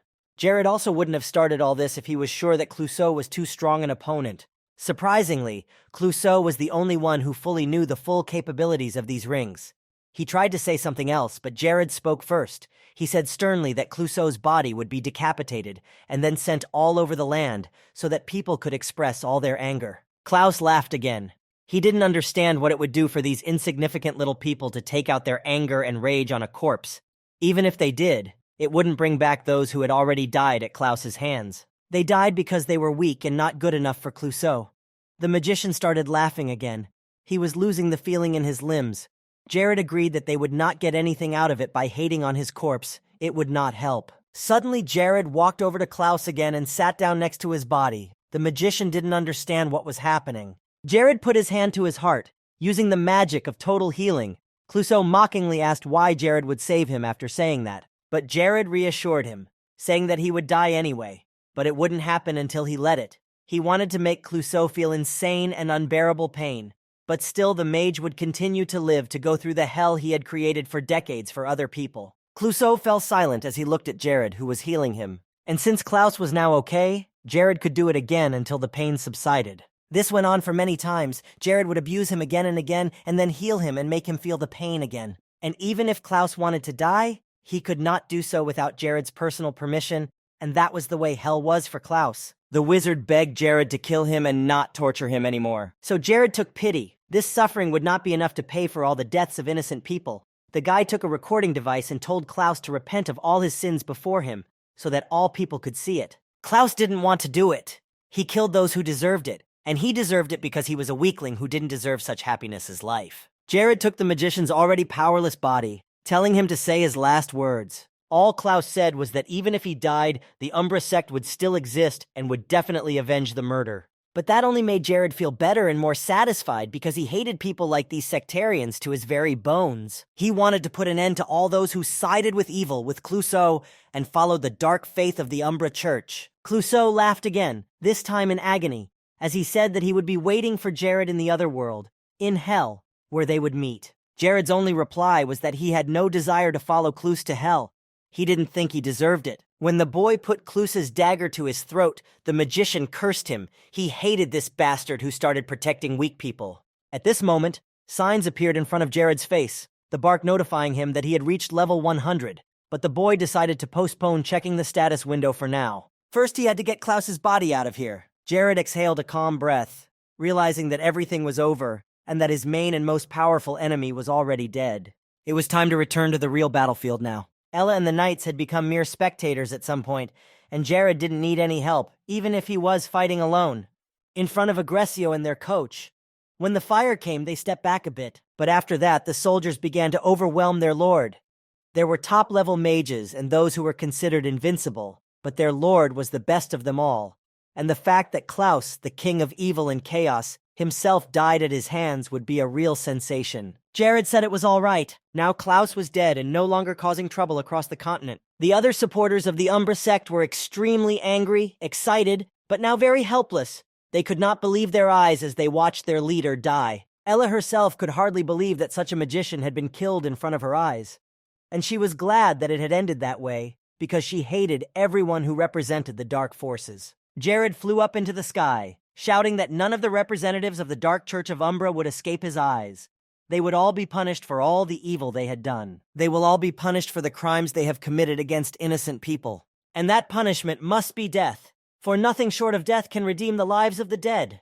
So, without wasting any time, Jared used his magic again to put an end to the terrorists. Jared's movements and magic made it impossible to even touch him, as he was in the midst of daggers being thrown in all directions as if he were in a dance. The lives of Umbra's followers came to an end in a split second when he used magic against them. Jared killed 1,000 people and was promoted to the rank of executioner, after which he was awarded the new title of Devil's Game, and his spiritual eye level was increased to 100. Without waiting, Jared used the new spell along with the triple spiritual eye. He had never expected to get his hands on the Devil's Game, such a powerful force. This is an artifact that is produced after killing 1,000 people at once. It means that 10,000 people killed would be equal to 8 stars, 100,000 would be 9 stars, 1 million would be 10 stars, and he was showing that this was the score. Behind Jared stood Ella and the Aggressio soldiers. She was very surprised to see him. She quickly approached him, asking how he had managed to defeat Klaus and the entire army of this powerful magician. He smiled, saying that it was simply the skills and experience he had gained. The only answer was between himself, who had gained the spell of space. There was too much difference between what had happened here. The Church of Radius would definitely have been very grateful to Jared after he killed Klaus and all of his minions. Jared had destroyed someone who had been ruining everyone's lives and killing innocents for so many years, and he had kept the people of the mainland in fear. Jared thanked Ellie for the praise. Being Klaus's executioner was something special for him, because he had always been the main enemy of the Radius Church. It was a great honor that he was the one who ended the suffering of the people and freed them from the grip of fear that enveloped the entire Nars continent. Later they returned, taking Klaus's corpse with them, and now the events were taking place near an antique shop. Someone entered the dark room, which was slightly covered with cobwebs, wearing a black cloak with a hood. A girl sitting in the middle of the room said that it was okay to call her by her first name now, because this was a personal meeting. The dark hood hid someone's face, and the figure quietly spoke Linkisa's name. The Black Mantis had called her by her first name so many times, and Linkisa wanted to know her real name, not to use this nickname all the time. But Black Mantis was the only name the man had ever been called. Linkisa smiled as she said that it was only a nickname. She was still trying to find out what this mysterious man's real name was, and maybe it would be better to even choose something else. If it was an order, Mantis would agree, but if it was just advice, he would object. This person hadn't changed, but Linkisa had been calling her ward Mantis for so many years that she was used to it. But that wasn't what she wanted to talk about. Linkisa wanted to talk about the fact that Klaus was already dead. The Black Mantis knew about it. The information had already been passed on, and they had all the latest news. And they also knew that it was that same bastard Jared who was behind it all again. And besides the fact that this small kingdom lord had taken all of Klaus's artifacts, Jared had also displayed the mage's corpse on all the streets of the cities. Linkisa held up her hand, saying that she had ordered all of Jared's movements to be reported to her. Otherwise, not knowing about his idiotic plans could have ended badly. The Black Mantis then asked about the Oath of Allegiance, to which Linkisa replied that she had received it when the Klaus sect surrendered. In any case, they weren't happy with him either, so there was no other way out. Umbra had lost a key face in their sect, and that would definitely affect their pay. An outcome that was very ironic, but that was life after all. The church was also a place where people ruled, and the girl also wanted to talk about the position of deputy. The Black Mantis immediately replied that he would rather refuse such an honor. The head asked if the Mantis was really planning to become a deputy in the future. However, the mysterious person said that he did not like such positions, especially since everyone is now busy trying to destroy the Dark Church. And there was trust in the current deputy, who was already known to everyone. Mantis pulled off his hood and showed his face, saying that he wasn't going to act like Klaus and go crazy over Jared. So the best option was to finish all of his and focus all of his attention on Jared to find out all the information about him. From the day he was born to the day he died, he needed to know everything. And there was another topic of conversation, namely that the Church of Radius had recognized Sanare as holy ground, and now the area would receive more attention than usual, so it was time to lay low. Still, it was a good thing they hadn't needed Klaus's help in the first place, and now they hadn't lost too much. However, Linkisa did not want to lose another strong person, so she advised Mantis not to overdo it, even though she did not know what the life of her ward was worth. Linkisa exhaled, saying that sometimes she wondered if God really existed. Too many people had died just because of the name Dark Church. Mantis, as always, calmly replied that it all depends on whether she believes in it or not. But whatever it is, or wherever other deities other people believe in, the God Mantis believes in is right in front of her eyes. Linkisa smiled and took this as an attempt at flirtation. However, this thought was too stereotypical. It was not in this man's style to praise people for nothing. Ending the conversation, the Black Mantis said not to look for her until he could complete his investigation. As for Jared, it would take quite some time. Linkus was sometimes annoyed by such coldness, and there was no need to pretend to be such a hard-working person in front of her. She would also be fighting in the dungeon tomorrow. And the head of the church was talking about the cave of the Spider Queen Morgina. She was going to meet the Red Queen there, and they planned to attack the dungeon together. The Mantis was worried about the security. This Spider Queen and her wards are very dangerous people. But Linkisa proudly stated that this was not the first time she had contacted her, so there was no need to worry. Linkisa was the head of the Umbra Church, which meant that she was the one who held everything together, so she shouldn't be so safe. The whining and unnecessary words were getting to her, and she yelled at her to go where she was going and leave her alone. Once the red-haired girl was alone in the room, she breathed a sigh of relief. Her hatred for Jared grew. Even his simple name irritated Linkisa, but she knew that she would kill him one day, no matter what the cost. Later, as the summer ended and September 1st arrived, Jared was at the main mansion in Krivia. He had been so busy delivering and reading the new First Awakening alerts that he hadn't had time for anything else. The notifications kept coming, but the one that caught his eye the most was the one in the golden frame. Jared had once again received the new title of First Crisis Survivor, and he was drawn to it primarily because he knew that the system in Paradise only gives out this title when a player has an important change. He also received a part of the map of Tristis Island as a reward. Jared took the paper in his hands, looking at all the markings there, and at the same time he tried to remember what kind of island it was. This island was not very far from the lands of Krivia. It was located to the west of the continent of Nars, and there was a large continental dungeon called the Great Labyrinth of Nars. However, what he had just been given was a map that could destroy part of this labyrinth, a place that attracted absolutely every player in Paradise. Seeing this place seemed to be a real challenge and simply impossible to pass by. The Great Labyrinth of Nars is a very notorious dungeon with many deaths. First of all, it is a structure that goes down underground to suit its creator's tastes, and Jared liked their prisons very much. At the underground entrance was a measuring door that changed color every minute. This meant that the labyrinth that a person entered a minute ago and the labyrinth that he would enter the next minute were completely different places. The starting point of the dungeon was connected to a spatial door, and it also changed its color. The problem was that it was impossible to match the type and color of the door, and even when preparing for an attack, in accordance with the type A maze, you could end up in a type Z maze due to simple bad luck. If yesterday the light door was type A, today it might be a dark measured door. However, now he had the solution to this labyrinth, the initial instructions, the correlation between the date, the color of the portal, and the type of labyrinth, all of which was classified information. The Great Labyrinth of Nars belongs to absolutely all people on the continent, and should not be subject to any concerted force or country.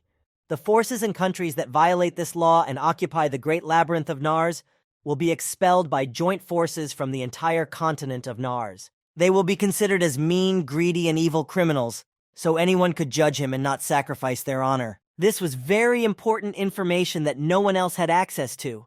But Jared realized that he couldn't attack the maze right now, so it was better to wait for the right time. Besides, he remembered that Chloe should have come to see him by now, but she wasn't here yet. She was standing right outside the door, very nervous, and that's why she couldn't get in. Suddenly, Hayes approached Chloe, who was already on edge, and started asking her questions about when she would return.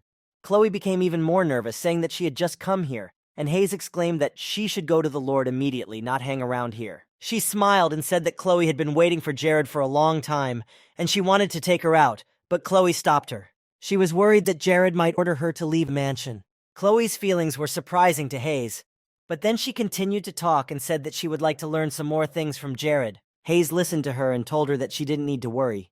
She should just tell Jared what she was telling her now. She shouldn't keep these worries and feelings inside. Hayes advised her to be honest and tell the truth. After wishing Chloe good luck and courage, Hayes quickly ran down the hall to her room. She had to practice to continue to improve her skills. The elf was left alone. She tried to calm down and soon entered Jared's office, starting to talk. Jared asked her how her training was going, and if she had practiced deception and disguise. Chloe answered quietly enough that she practiced every day. Then he decided to move on to the topic that was on her mind, because Jared could see that she still had some questions. Jared continued to talk, and Chloe, as always, answered briefly, often with just one word, yes. This made him jokingly consider calling her a yes bot, and she laughed, saying that she would then answer the opposite to his last question. They soon put these jokes aside and got down to the topic that had brought Jared to see her today. He could really use her skills in the future.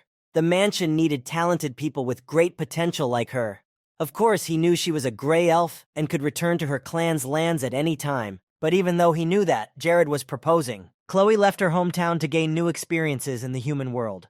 And from now on, everything that happens inside and outside the mansion will greatly expand her knowledge. The Great Labyrinth of Nars was the dungeon that Jared wanted to clear before he died, and Chloe would be a great help in this endeavor. That night, he talked about this situation with Ella, and it seemed that Chloe would accept his offer after all. She thought about it, but she was very insecure. Chloe had never thought about it, so she thought it wouldn't work out, and she wanted to leave tomorrow. Jared froze in his tracks. Hearing her confess this, it sounded very strange. In fact, based on what he had heard yesterday, Hayes, Isabel, and Lena were planning to attack the Nightmare Forest. He was beginning to think that she was raising the price just to keep herself alive. Then Jared exhaled, smiled, and told Chloe that she was worrying too much about the situation. The elf was indeed the right character for him, so she could stay here as long as he needed. Jared wanted her to help him with the mansion and in the battles. Despite the fact that Chloe was indeed a strong warrior, she did not believe in her own strength, so the fact that she was needed here was very impressive to her. She looked down, not knowing what to say or do.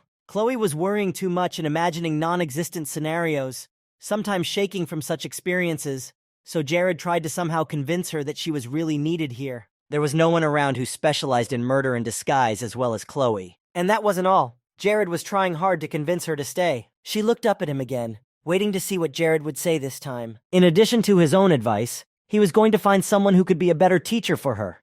Jared promised to look into the matter and do so within a year. He wasn't lying. Jared really wanted to give his students everything he could to improve her level. The guy promised that this person would teach evil even more than Ella herself. He already had a candidate for this role, Formido, now 70 years old and someone who had spent his entire life following the path of the assassin to achieve his goal. Unfortunately, Formido was not present in 1424 at the Battle of Armageddon. The man died of illness when he was 79. In any case, he suggested that Zelaya should stay and not worry about anything.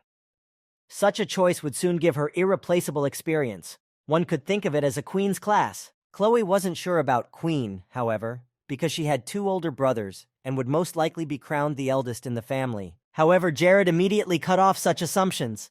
He stopped for a moment, but he had already started talking, so it was impossible to change the subject. He said that these people would die in the end. They would be killed. Chloe jumped out of her seat when she heard Jared say that. It sounded too much and maybe he was wrong, but there was no point in hiding the truth either. He couldn't tell her all the details though, so he decided to just close the subject gently. So he suggested that she stay here for 1 year, and after that period Jared would give her a choice and not have to convince her of anything. Still, Chloe agreed. These words that she was needed here kept her from refusing the offer. Jared was very happy to hear that the elf was staying. He was too emotional, but he couldn't help it. So he exclaimed that he had to try, to which Chloe again replied in a calm tone that she would do whatever was required of her. He picked up a paper from a drawer and Jared said that it would be a good idea for them to go into mining in Keldia. The metal was stronger than steel, and it might be worthwhile for the Krivia to increase its production in Keldia.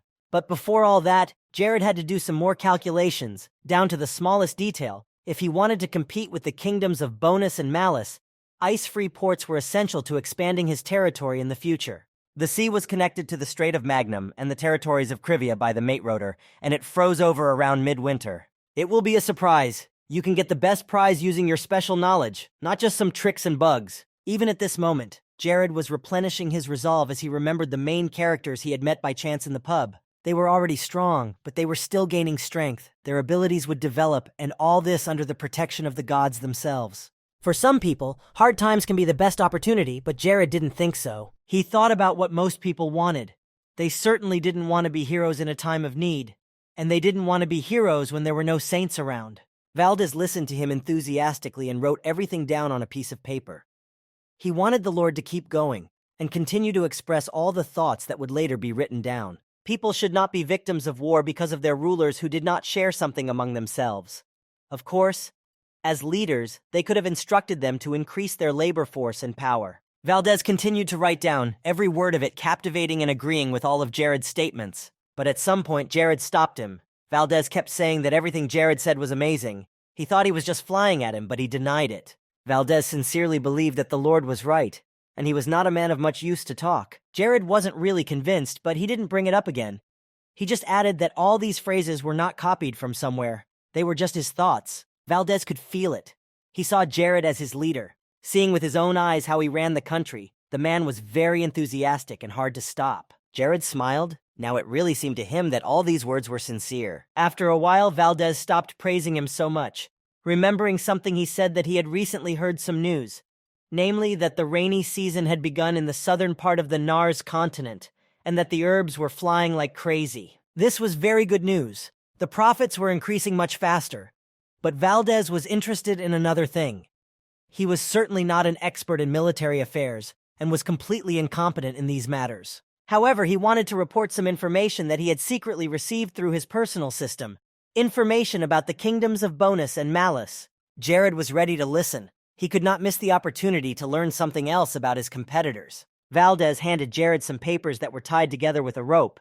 He added that they were news about the Army and Navy personnel who managed the coastal cities, ports, and general territory. Jared began to look at the sheets he had received, not wanting to ask about the source of the information, because the focus of the material was on the stories of naval generals who were treated as foreigners by the two kingdoms and had no respect for them. All of this was true, but maintaining a fleet was too expensive when compared to its profits. This must have looked very funny in the eyes of these two foolish rulers. And now their loyalty was as tenuous as a sandcastle on the verge of collapsing completely. Jared knew exactly what Valdez was trying to tell him. What the fleet needed right now was opportunity and a reason.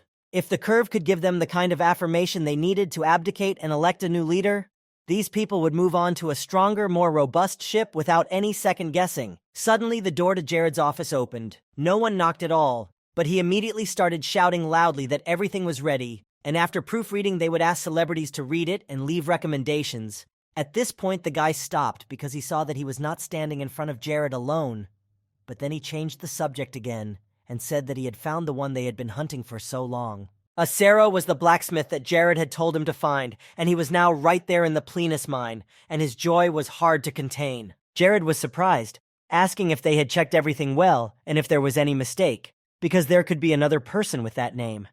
But the boy only got more angry because he thought that Jared didn't believe him anymore. He had come all this way himself, so it was all true. Aki looked quite convincing, although Jared still had some doubts about it, but the boy insisted that it was true. Acero was one of the few blacksmiths who knew how to handle this material properly. He was like a fish in water in this area. He was even called the father of metallurgy. Now Jared had to meet with him himself and arrange a job. He and Aki took off when it was deep into the night and the sky was full of bright stars. It was the first time Aki had ever flown, and he loved it, even thinking that the thing Jared had should be called an artifact, and he wondered how the Lord had managed to get something like that. Jared didn't go into details and simply replied that he had picked it up by chance, and it was now useful. Anyway, it was very strange. Now Aki is high in the sky and now looking at the same place as Jared. But Jared said to leave the romance out of it.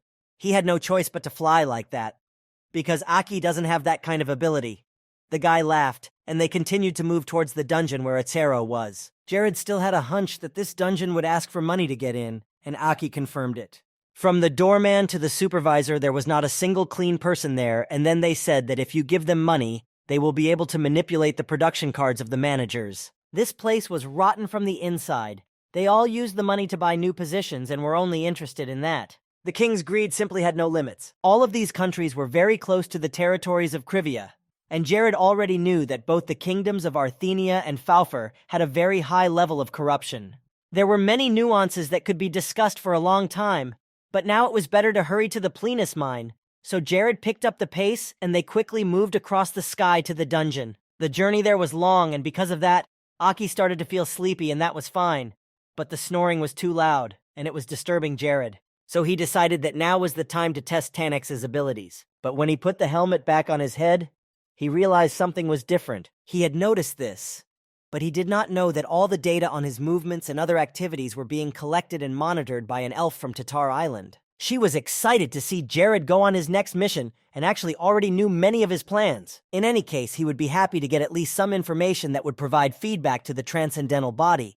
And if the system was used correctly, it might become even more interested and perhaps even come after him. Suddenly, Jared felt that Aki was about to fall out of his arms, so he decided to hold him tighter. The boy didn't say anything, and it seemed as if he couldn't hear Jared at all. It also seemed that Aki had become much heavier, and Jared thought that it was his own fault and that he had overstretched his assistant. So in the future, it would be better to include a training course for him. It was quite difficult, but they did see the Plenum mine on the horizon after a while. At the center, among countless people, was a talented man whose abilities had not yet fully blossomed. And among the many workers going about their business was Acero himself, the father of metallurgy, a fine and talented blacksmith. 3 years after the Battle of Armageddon, while he was exploring for ore, Acero found Keldia. From that moment on, weapons made of Keldia were distributed to all the Holy Alliances, giving them a significant advantage over the Demon King's army, which was armed only with iron weapons. With his intervention, it was 12 years ahead of past history if his math was correct.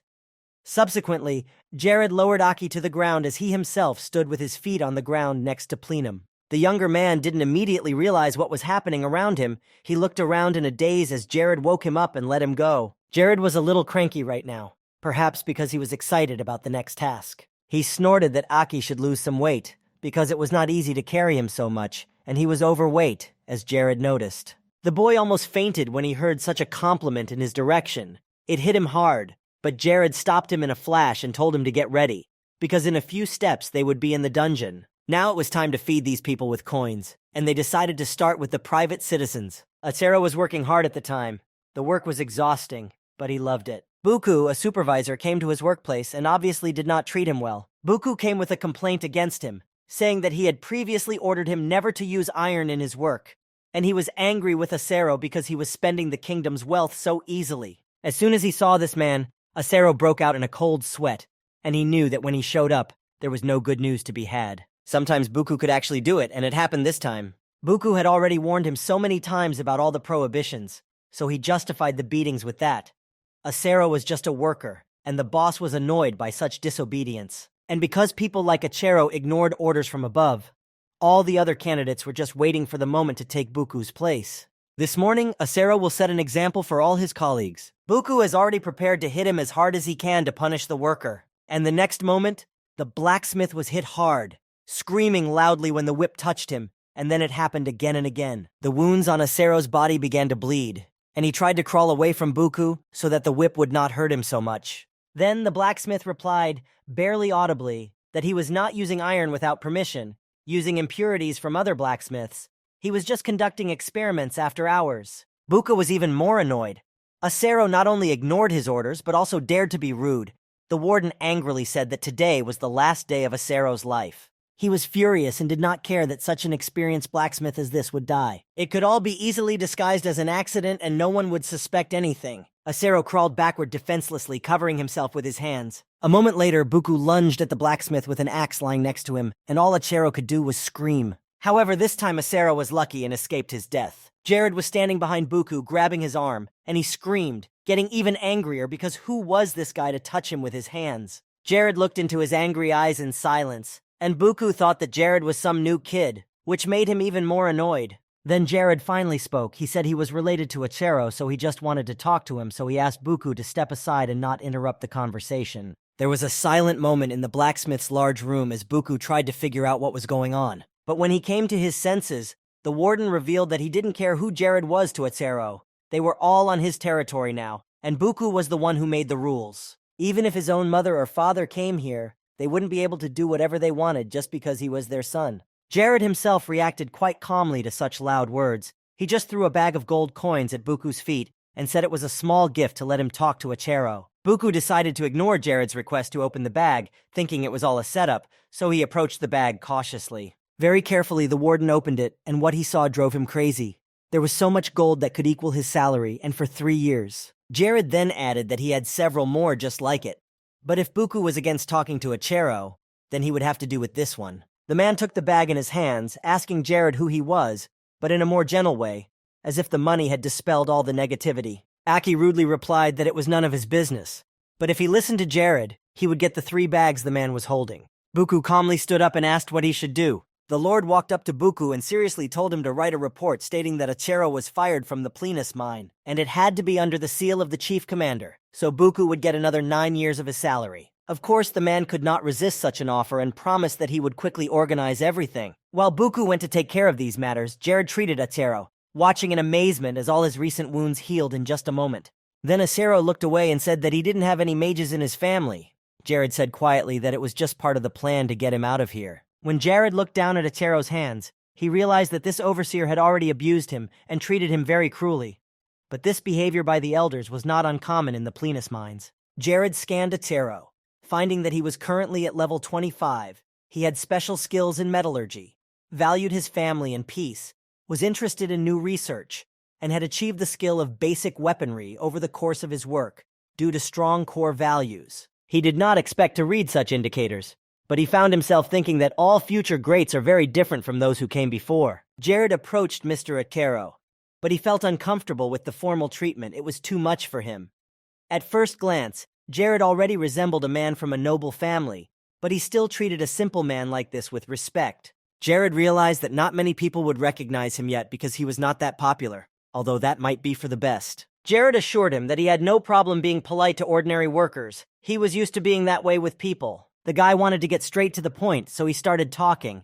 Jared wanted Atsuro to leave this mine and move to a new place with his new family. Atsuro was not prepared for this development, even though he had already heard what Jared had ordered the supervisor, Buka. Jared had already asked Buka to write a letter of resignation for the blacksmith, so that shouldn't have been a problem, and the Lord then removed his hood and introduced himself as the ruler of the vast territory of Krivia. And with all sincerity, Jared wished to invite Atsuro to his domain. The usual artisan thought such words were too strange, being asked by a feudal lord of a larger domain. But why? Atsuro was just an ordinary blacksmith who could be found anywhere near a mine. However, Jared did not give up, and to look more confident, he decided to make 3 promises to Atsuro. The Lord assured him that he would make sure to create the best forge with the highest quality equipment.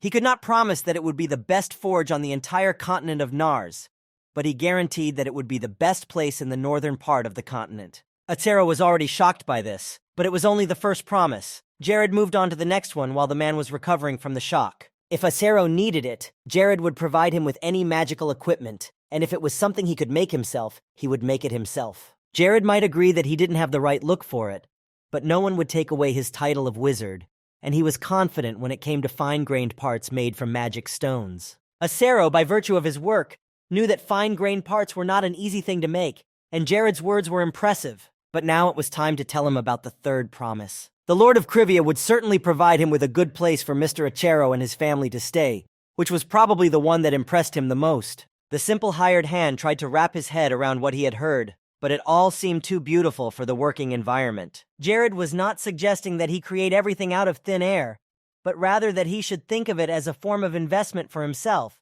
because he would have the opportunity to do research and manufacture different types of metals, both of which were Atsuro's favorite activities. Although Jared couldn't tell us exactly what Atsuro would be working with, he could guarantee that it would be much stronger than steel. The amount of inventory that Curvature had was more than enough to make anything on a large scale, and Jared pulled out a sword that was one example of what Atsuro would be able to make. Atsuro could barely hold it in his hands out of surprise, but asked to do a little test for himself. Jared gave the go-ahead and moved away with Aki, giving the blacksmith more space. The man walked over to the weapon his friends had given him in honor of his 10 years in the field. Then he swung with all his might to test the power of the sword Jared had given him. It was amazing, but he managed to break the powerful sword given by his friends with it, and it just broke into 2 pieces. Jared and Aki stood there satisfied, and for Atsuro, as a blacksmith, a man who burns with the desire to create better and better weapons, it was a real find, more valuable than gold. Most of all, Atsuro was interested in where Jared had managed to get such a strong metal.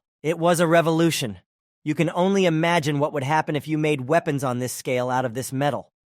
All the Lord could add was that now they have as much of it as iron. Here the power was on a completely different level. Atsuro was overjoyed. He even felt a certain responsibility holding this sword in his hands. Jared said he would be generous if Atsuro needed support. Whatever it was, he tried his best to persuade him to come with him. This was the man Jared needed. The man didn't hesitate, but he was surprised by the 2 perfect conditions.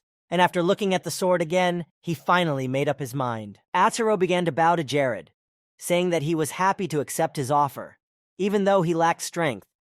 If his abilities were needed for the Lord, he was ready to help and follow him wherever he went. Jared smiled and looked at Atsuro. It was still a little strange for him to have people react like that when they talked to him. Later, Buku burst into the office, exclaiming happily that he had finished the paperwork.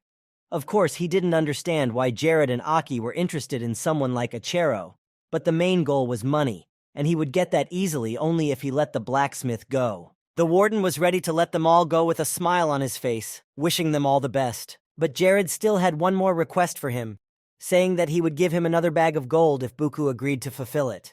Because of his excessive love of money, Buku agreed, asking what exactly the Lord wanted. The request was very simple. Jared just had to hit Buku once. That was all he needed. The Lord laughed, thinking that life had been good to Jared's face, and he was stressed out to ask such a thing. But Buku agreed. He was very resilient to blows, so he told Jared to show his best, and he would try to take it with dignity. Jared smiled, and his magic appeared in his hands, which had been enhanced several times with the new abilities.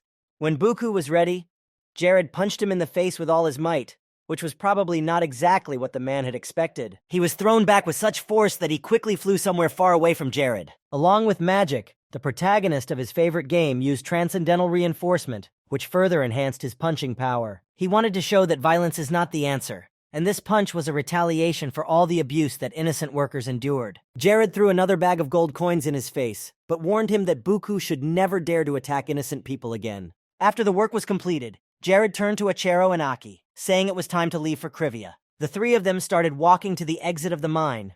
On the way, Jared asked Aki if he had done everything he was supposed to do. Aki said that he had already collected all the information about Buka, and since he had already sent it to the authorities, all these statements and allegations would be submitted to the court. Acero went to get ready to go to his future home, so Jared decided to wait for him at the Plenum bathhouse, which was a nice place to relax, and there was no one there, and Jared assumed it was because of the high entrance fee. Aki also entered the bathhouse, and Jared was surprised, saying that he had to wash before entering. It was rude to just walk into a place like that. Aki blushed and told Jared to rest here alone, but he wanted to see this bathhouse first, because he had never dreamed that he would be able to get to these hot springs. In Jared's opinion, it was just an ordinary bathhouse, so he reiterated that Aki should take a shower and then come back to him. Aki did not know how to answer Jared. He lowered his head, blushing even more. Jared was surprised by this reaction. There was nothing unusual about the royal's body. The younger man tried to speak again, but he couldn't get anything out. He felt embarrassed looking at his naked body. The Lord interrupted Aki again and said he would go first if the younger man was so embarrassed. The boy just nodded his head quietly in agreement and looked away from Jared, his cheeks still red. Later, the blonde was in the water, finally able to relax. This hot water allowed him to forget about all his troubles for a moment. If they built such a luxurious Yuanyu next to the Forest of Nightmares or Mahat's tomb, it would definitely bring in a lot of money. Krivyuri needs to expand the industrial district significantly now, not only to sell alcohol but also for people to enjoy nightlife and cultural life. Even though Jared spoke out loud, there was no response from Aki, so the Lord took a small towel off his eyes to at least see if he was not alone. The kid was sitting next to him, but for some reason he didn't go into the water, and Aki just put his feet down slightly, trying not to look at Jared at all. Arkeen started to say that he couldn't stand the hot water, so he didn't go in, but then Jared asked why he had to wrap himself in towels. He could just put his legs down, and then Aki came up with a new excuse so that Jared wouldn't touch him so much. Then the blonde man reassured him and told him that he could take the towels off. There was nothing to be ashamed of. However, realizing that Aki would not agree to this, Jared assured him that he would close his eyes while he was also in the bathhouse. Aki was more comfortable with this option, but his body was so tired that he was about to fall asleep in the water. Later, when the stars were shining brightly in the sky, they both went to bed to gain strength before leaving. Aki wrapped himself in a blanket and fell asleep in his bed in no time. Jared was starting to worry a little about him. He suspected something was bothering Aki. He was acting strange lately. Whenever they attended a formal meeting, the younger man would talk to him informally, but his reaction would change immediately when they were alone, or when it came to tactile contact. Jared could not understand what was going on in his head. He was completely unaware of his feelings. Aki's shyness was meaningful, but Jared couldn't be sure exactly what the younger man was feeling. It was all just confusing and hard to concentrate. Soon, morning came to the kingdom of Faufur, and the sun rose high in the sky, illuminating all the dark corners. Achero, his wife and 2 children were ready to leave, and they took several sacks with everything they needed. But the blacksmith still didn't know how to thank the Lord for his kindness. Jared was saddened that all the things they had brought with them fit in the small bags. He tried to broach the subject, asking if that was all they wanted to take with them, but Achero assured him that it was okay, they travel very often, so the less stuff they take when they leave, the better. Achero replied, a little embarrassed, still feeling uncomfortable in front of Jared, because he realized that he had nothing to return the favor. Jared then turned to Aki, who was standing behind him, and asked him if he knew where the Zumar mansion was. Of course Aki knew the place, and the Lord had given him orders to prepare everything so that the Achero family would be comfortable living there. Aki also had to make sure that they would have the best possible furnishings in the house. Everything they needed. Aki understood the order, and then Jared turned his attention back to the blacksmith. But then Aki interrupted him, asking Jared why he wasn't coming with them. The guy was going to use a large teleportation circle, so it wouldn't take long to get there. But Jared said that he had some unfinished business to attend to right now. He promised to come back as soon as he was done. Aki was surprised by Jared's sudden departure, as he hadn't said anything about any urgent business until then. Later on, Jared left them, leaving the matters concerning the Acero family to Aki. The Lord himself was already in the place where he had to fulfill his task.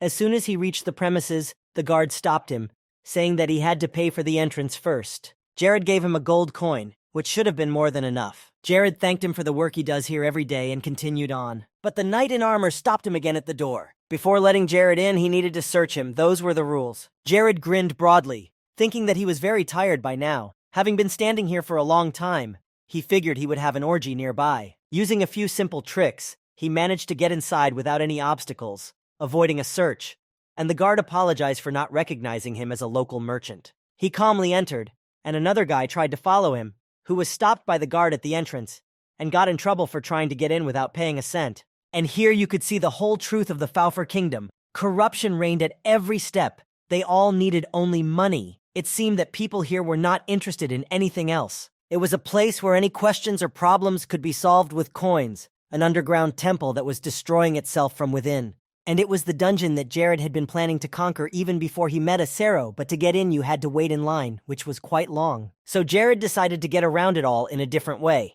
He approached one of the guards and handed him a piece of bread, saying that if he was hungry, it would be a good peroxide. The guard took it in his hands, wondering what Jared had to say. And inside it, the guard noticed a gold coin. He almost shouted in surprise. The knight immediately realized that Jared was a nobleman and ordered all the people to disperse and let him pass. In his mind, Jared knew that if he did not change this country, the absurdly corrupt structure would never fall. In the end, he wanted to bring change to this kingdom, to bring it with his own hands. Everyone around Jared started shouting after him that he could only meet death on this path. The survival rates for courses A and B were too different, but he knew that, and that's why he was going there. To outsiders, the fact that he was going to course B meant only that Jared was looking for a place of death, because no one had ever made it out alive. He looked around and thanked everyone for their concern and excitement, but said that he would be fine. It was another tragedy. They lost another good hunter, which is not too many here anyway. The ruined underground mosque hid two paths. These two courses led in different directions, and most people tend to choose course A because it is easier. It was much safer, and since everyone shared knowledge about this path, there was an idea of how to go through it. The way B was the exact opposite. It was known only for being extremely dangerous. All the stories of people who entered it ended in disaster. At least 15 people were needed to create a squad to go through the way B. But Jared came here as a genie. He was confident in himself, in his abilities and capabilities. One of the reasons he came here was to beat the boss and take all the rewards for himself. And he also needed to upgrade his bracelet, which he had won in the battle with DeLuca. In the present tense, it had 810 out of 1,000 nightmares. So Jared decided to try to increase his stats while he was here. He didn't know when he would have to face someone or something more challenging. The continent of Nars was very large, and there were a lot of different monsters, some weak ones that anyone could fight, and some that you just couldn't survive. Jared was haunted by various thoughts, but there was no fear that he would not be able to. And eventually he found himself standing in front of the entrance to the infamous B course, which has taken hundreds of lives outside its doors. He braced himself and his skin crawled with goosebumps, realizing what was about to happen behind that entrance. And since he needed to have the Taniks with him to complete the course, he needed to get it right away so he wouldn't waste any time there. Sabio would probably be very happy if he saw his creation here, helping him through such a difficult path. Jared shouted the word equipped to be in the suit and calmly enter inside. Its magical power was 100%. Its condition was perfect, and there were no malfunctions at the moment. Jared felt protected in the Taniks. A creation like this is hard to defeat even for strong monsters. He thought that this must be how a superhero from a movie who saves everyone must feel, but he didn't want to waste any time. As long as he was in a good mood and in perfect condition, it was better to deal with everything as soon as possible. When the aisle opened for Jared on Wednesday, he moved quickly through the dark door. The elf watching him was very surprised to see this strange stranger enter the decaying underground temple, which was one of the most dangerous places on Nars. She thought Jared might be taking advantage of the dungeon to get what he wanted, but she couldn't believe her eyes when she saw the techniques Jared used to get past all the monsters in the dungeon unnoticed. The boy flew high above the heads of the goblins, who couldn't reach him even if they wanted to. He flew right under the ceiling so that the monsters could not grab him. Apparently, Sabio did not expect his creation to be used in this way. It was a really interesting technique. Jared was sure that he would get out of here alive and could confidently say that he was much more suitable for the role of the best pilot of the Tetra Nexus than Sabio himself. The elf couldn't believe what she was seeing on the screen. Jared felt like a fish out of water in this suit. Suddenly, Jared stood right in front of the screen through which Sabio was watching him, and he confidently told him to watch him closely, and he would prove that he had mastered the Tetra Nexus perfectly.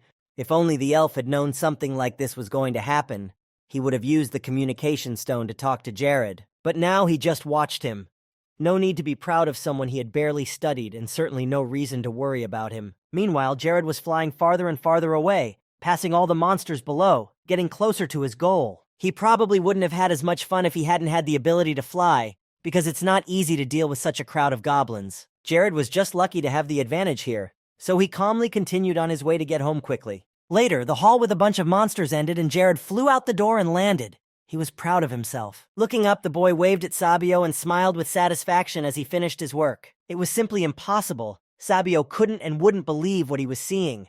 Jared had gone through all 8 rooms so easily, and not a single monster had noticed his presence. But the guy spent no more than 2 hours on this dangerous journey, while others spend several days and cannot go out to take a breath, which is why they die on the spot. Now Jared was standing right in front of the Room of the Fallen.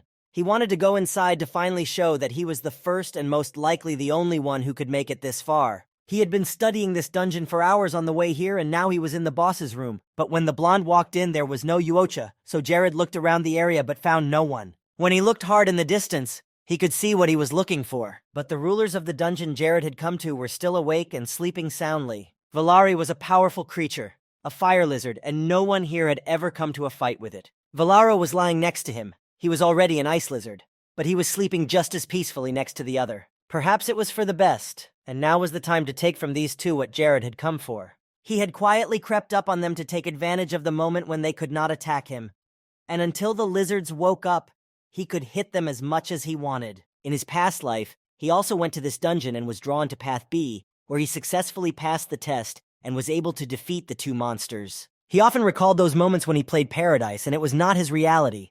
Even then, it was clear that a lot of experienced specialists worked here to maintain this huge system, this world. As a result, there were a lot of different ways that could lead the player to victory in an easier way. And because of this, it became more common for several messages about changes and fixes to appear on the same day. This was because Paradise was not perfect. It was a game that was trying to be a better version of itself. However, the point at which Jared was reborn was on the main story 10 years ago, which meant that at that point most of the Yuan had not yet been disqualified. He was saying that he wasn't going to compete with Valari and Valaro in a fair fight, but since there was still the possibility of using bugs, it made no sense for Jared to miss this chance. Soon he found the same place, the safe zone he remembered from the game. Of course, it was hard to know the exact number of people who had been sacrificed to find this one spot that could be used as a decoy. All the other areas were to be traps into which the player would lure them. The plan was good, and it was only a matter of executing it without deviation. However, something went wrong. When Jared approached one of these places, he realized it was fake. All of them were fake, and the only good thing was that Jared hadn't had time to attack them from here yet, because that would have ended badly. The 2 lizard brothers would have eaten him in a heartbeat, tearing his body to pieces. All they would have needed to use was an unexpected jump. He would either die from being squeezed by their terrifyingly strong paws, or be eaten alive. And while these monsters would enjoy the taste of fresh human flesh, Jared would slowly die of excruciating pain. He would die if he let himself be caught. These were the words that other people used to describe this place and the dungeon boss himself, and they were true. However, it was comforting to know that at least these walls would not collapse due to fire or freezing, and would stand firm. Still, he had already come here with the intention of winning and proving that this was not a deadly path that could not be overcome. So he was curious to see what would happen. A new artifact had recently appeared on his finger, the Ring of St. Ifnos, which was classified as a 5-star ring.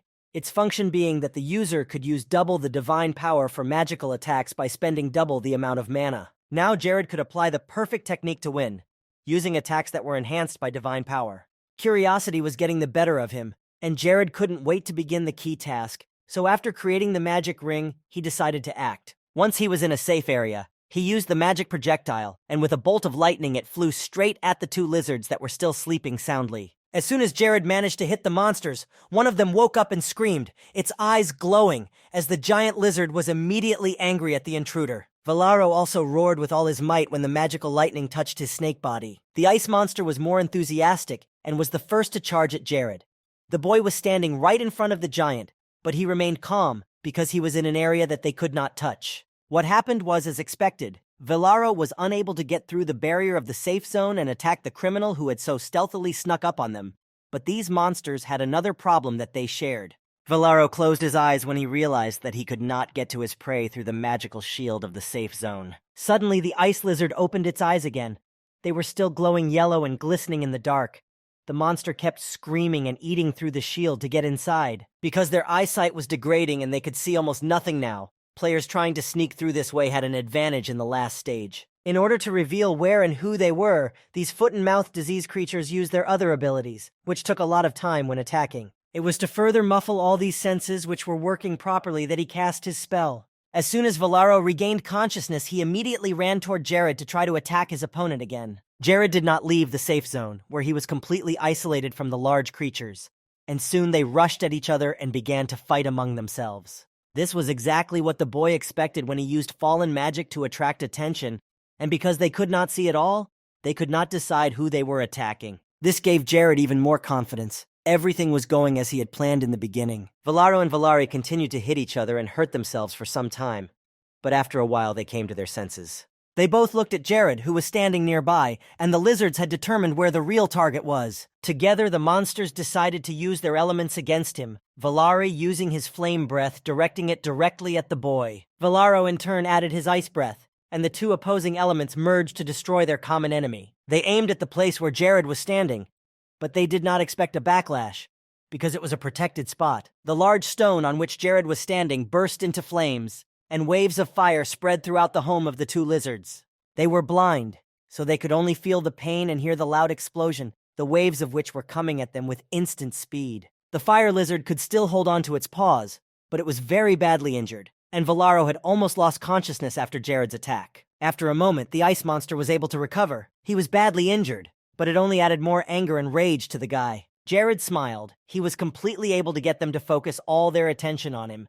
It didn't matter if the two of them attacked again, because he was sure that he would get out of here alive and in one piece. Valaro tried to strike Jared again, but he only moved away from the barrier, deeper into the distance, and exclaimed gleefully that they would never get him here. Valari let out a fire from his mouth, which stopped suddenly when the monster once again realized that it would do him no good. But the two lizard brothers didn't give up and started attacking again together. Two elements rushing towards Jared. He noticed that this monster's skill was already improved. This lizard spell did not directly hit the safe zone, but the ability to fly was necessary for Jared to avoid the improved fire and frost skills. It gets pretty dangerous if you miss the time to upgrade this skill, and there's a reason this trick took a while to discover. Well, the two of them had attacked, and now it was Jared's turn to strike back at the lizards that had been hunting him so relentlessly in the underworld. The boy repeated the same spell that had awakened the lizards in the beginning. The magic projectile quickly hit the monsters. However, now the power of this spell was improved and took much more health than before. Jared even enjoyed hitting them. These monsters had so much meat and space to enjoy it, so he didn't think about stopping. Now was the time when the target was too big to miss, so he hit it all the time. Here, during the battle, he could even get into the gap between them to annoy them even more. The attacks of both brothers would only hit each other, and the probability of their energy hitting him was very small. Jared used a magic polishing spell that allowed for wide areas on both sides. The intelligence of these foot-and-mouth disease was not particularly high, so they then foolishly turned to each other and stopped the attack. It was very important here that Jared already knew about their poor eyesight as soon as he entered this dungeon, so he was able to prepare and build a certain tactic, which he followed when he met the monsters. He also remembered from Paradise that these creatures were able to use divine energy, which was used by hunters to locate themselves. The battle continued at this pace for another 30 minutes, the walls stained with the blood of the lizards, which had spilled all over the floor of their home. As expected, the participation of the Tannex created by Sabio was the best option and greatly increased the stability of the attacks. Jared, along with this wonderful elf creation, could safely cast flight spells and still receive the benefits that the suit provided during a fight. And the fact that the Tannex didn't need to be removed for this was good news, since he knew how to use the transcendental connection.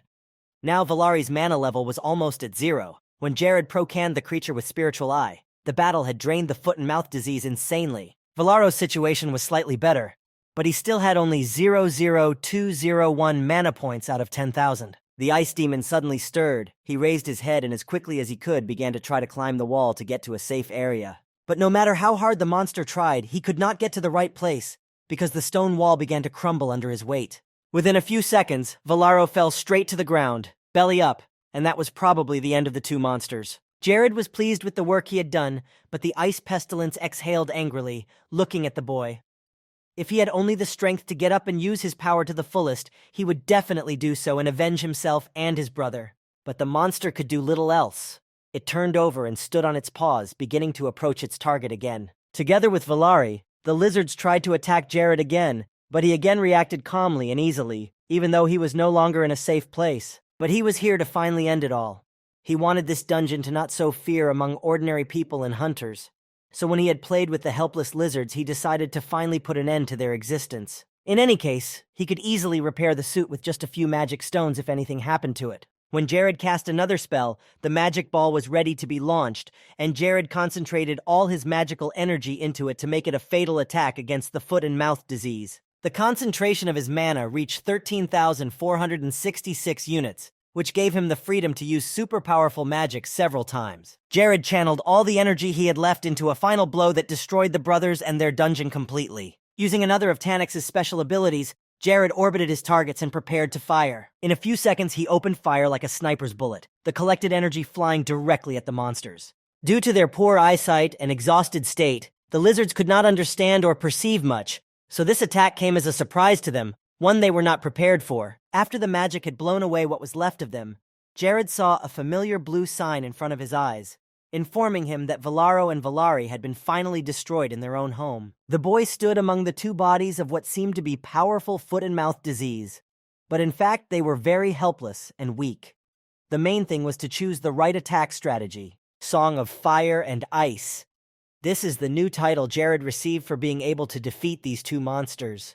He used to think that such a title could only be obtained after conquering the 10th floor of the Great Nar's Labyrinth, but it turns out that these foot and mouth disease were as strong as those he would have met in the underground corridors of the labyrinth.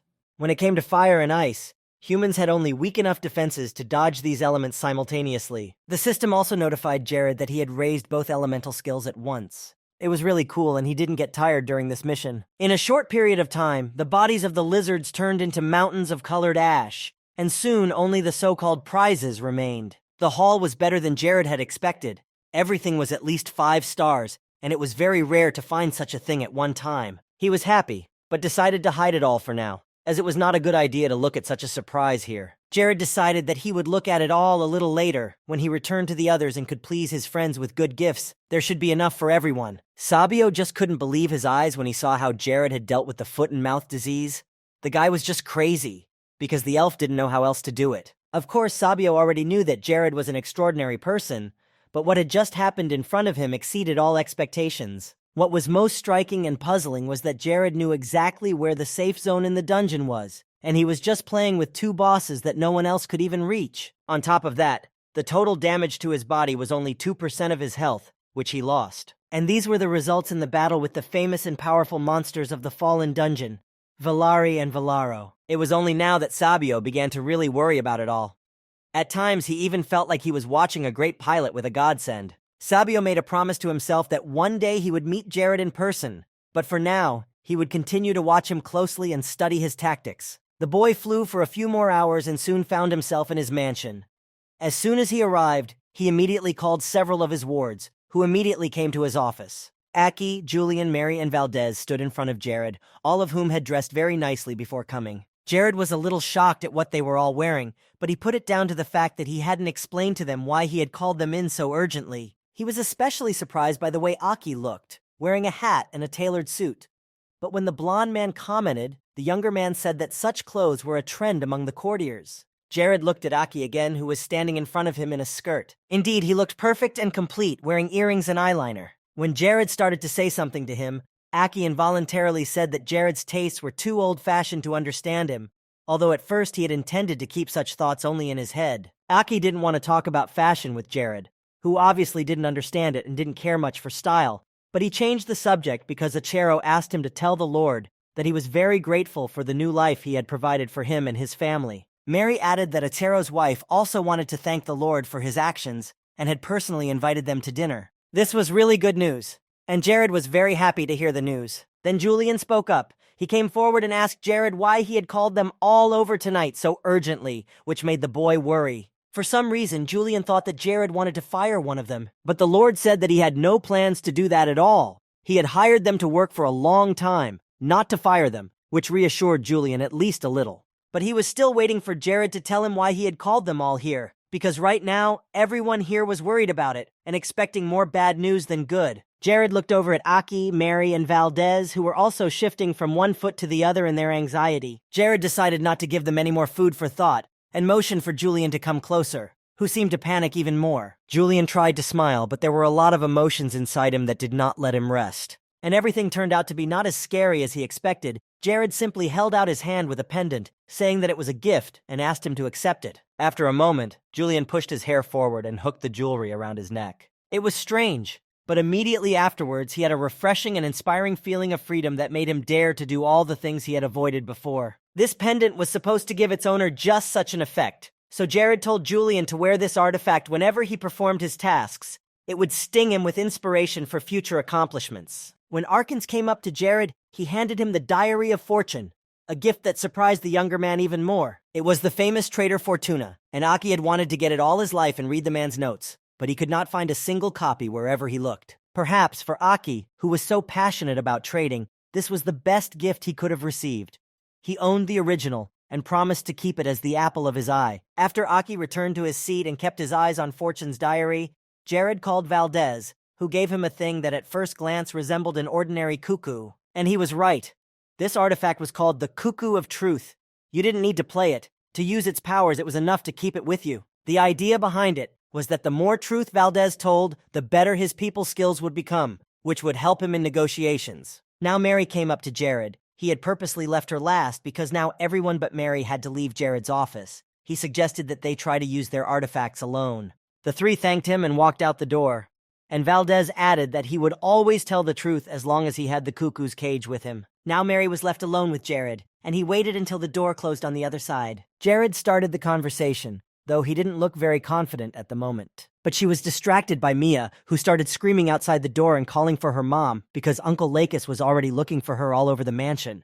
Mia burst into the room and loudly announced that her boyfriend was looking for her mom, and Mary only managed to say that she was not alone here, and Jared didn't need to know. Jared laughed awkwardly, feeling out of place in this conversation. He had put a puzzle together in his head when Mia called Lakis Mary's boyfriend. Mary hadn't been looking to get into a relationship with anyone before.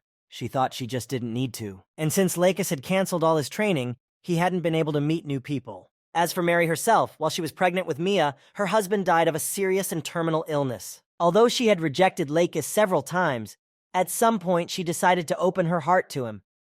He did not insist on anything, and took his time until Mary was willing to accept his proposals.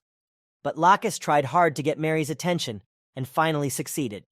Later, as the three of them sat in Jared's office with the family, Mary apologized for her child's directness. She felt that what Mia had said was really unnecessary for the Lord's ears, and that the situation should not have affected him at all. However, Jared tried to assure her otherwise, and told her not to worry about him when it came to her personal life and happiness. Mary understood that people often said that nothing could get in the way of two people in love, but she wanted to make sure that Jared didn't care. Jared laughed. As long as it didn't affect the kingdom, he wasn't going to forbid his people anything. It was just their business. Then Jared found it funny himself that he wasn't even interested in his personal life, but he was worried about making those who lived with him comfortable. Especially, he didn't want to be the one to get in the way of lovers. Mary also smiled, but she was still embarrassed by what Mia had said, so she apologized again. The little girl sat next to her mother and asked Jared if her mother had done something wrong. She was already getting ready to scold her. This made the Lord laugh even more. The blonde man broke into a smile. Jared put the tea down by addressing Mary by her first name, but then corrected himself by calling her head chef. He just wanted to say once again that he would be only too happy to have her share with him her fond memories of the man she loved, and as long as she disciplined herself to do her job even better, he swore on his own title of Lord that he would continue to support his charges. She apologized again, and then thanked him for his understanding. But he also wanted to tell Mia something else, namely that if her mother and her boyfriend had a fight, she should run quickly to report it to him. Mary's daughter smiled and said that she would tell him everything, even without her mother knowing. They just laughed at Mia's comment. Jared had forgotten that he was supposed to give Mary a gift in the form of a special artifact, so when he remembered, he immediately handed her the ladle. Like all the other artifacts that the Lord gave to his wards, this ladle was unusual. It had previously belonged to Saint Ifnos. In addition, the object had healing magic. He hoped that Mary would continue to work with it so that the other mentees and Jared could enjoy the meals she prepared under her guidance. She made a promise that she would, but she also felt warm and energized just holding the ladle in her hands. Jared then drew attention to her important position in this place. He emphasized that sooner or later there would come a time when her abilities would become essential and indispensable, and he told her to be prepared for that time to come very soon, so she had better be ready. Mary nodded and then patted her daughter on the head, and she promised to do everything in her power when the kingdom needed it. Jared realized even then that if they could make and sell her concoctions in large quantities, it would bring them a lot of income and help, whether they were on the battlefield or not. Unlike the conventional potions they had always used, Mary could create a recipe and prepare food that could increase the healing and restorative powers of those who ate it. Later, Jared and Mia walked out of the mansion, and he led her by the hand and asked her if she was doing well in her training. She happily replied that besides spending time with her mom and eating, she was practicing hard and working on her magic. Then he remembered the next question. He wanted to know if Mia still practiced only wind magic, and the girl's answer was yes. In her opinion, elements such as ice and fire were very boring, so she did not pay attention to them. Now her dream was to become the best at using wind magic, so that in the future she could meet the wind elemental face to face. Even after trying different types of magic, Mia had settled on just one, wind magic. Her current level was 65. Her characteristics were very good, especially considering that she was still a child, but Jared saw great potential in her, and knew that she was already capable of great things. The most impressive thing was that the girl was able to reach rank 5 in the wind song in just a year and a half. Then Jared realized that all these trainings gave her incredible results. She was talented and spent a lot of time on improvement, and it paid off. But according to his calculations, such progress would have taken at least 3 years, even in paradise. Mia couldn't hold out for long because of her rather low mana levels, but if you looked at the child's magical abilities alone, she was unbeatable. Jared looked at her with a very serious expression on his face, which confused her a little. He suggested that she go on a trip to the Animos Plateau by next spring. Hearing the name made her light up. Mia had heard that cool and refreshing breezes roamed there, and there were many beautiful flowers in the field. Jared stopped, adding that there he would teach her how to maximize the effectiveness of the wind power. Mia was so excited that she couldn't wait for the moment they would go on the trip. But now it was only September on the calendar, and spring was still 6 months away, so she suggested January, the girl's birthday.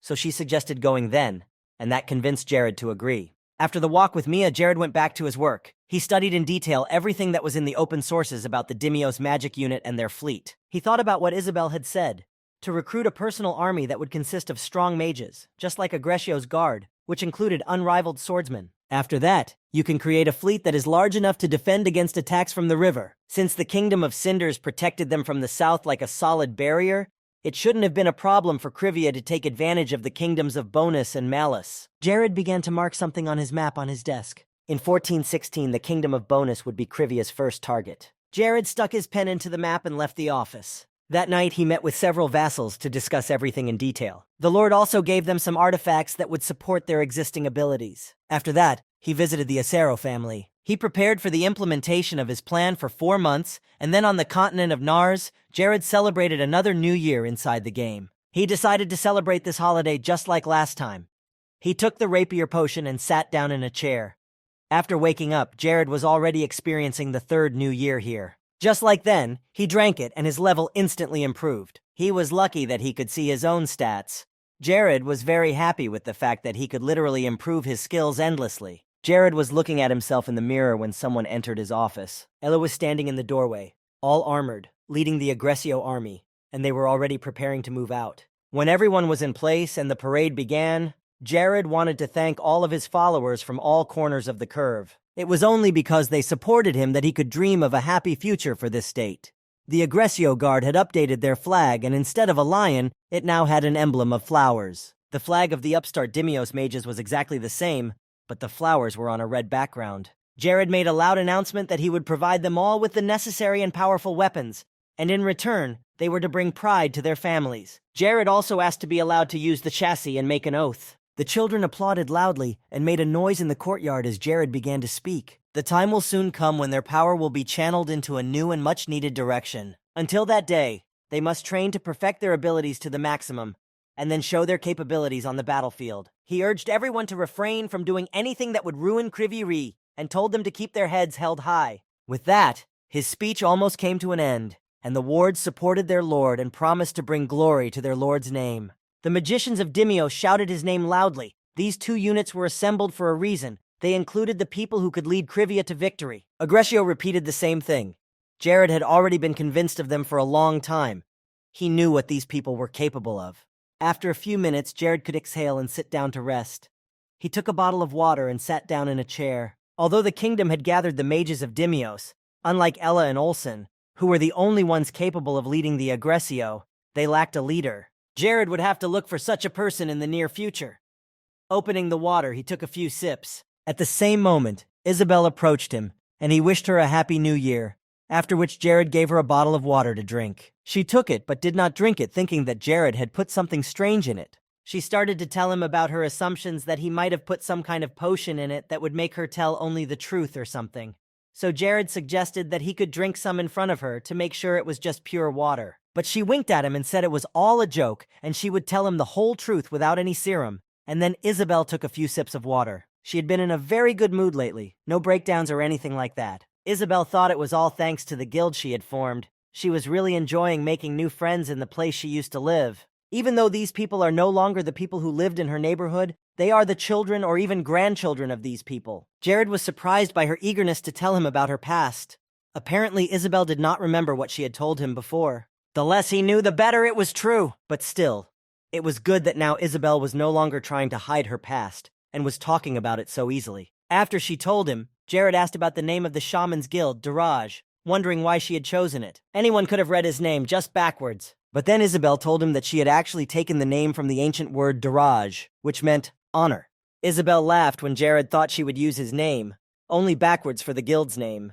However, without explaining the truth that Isabel had put into the name, all the members of the guild thought the same as Jared.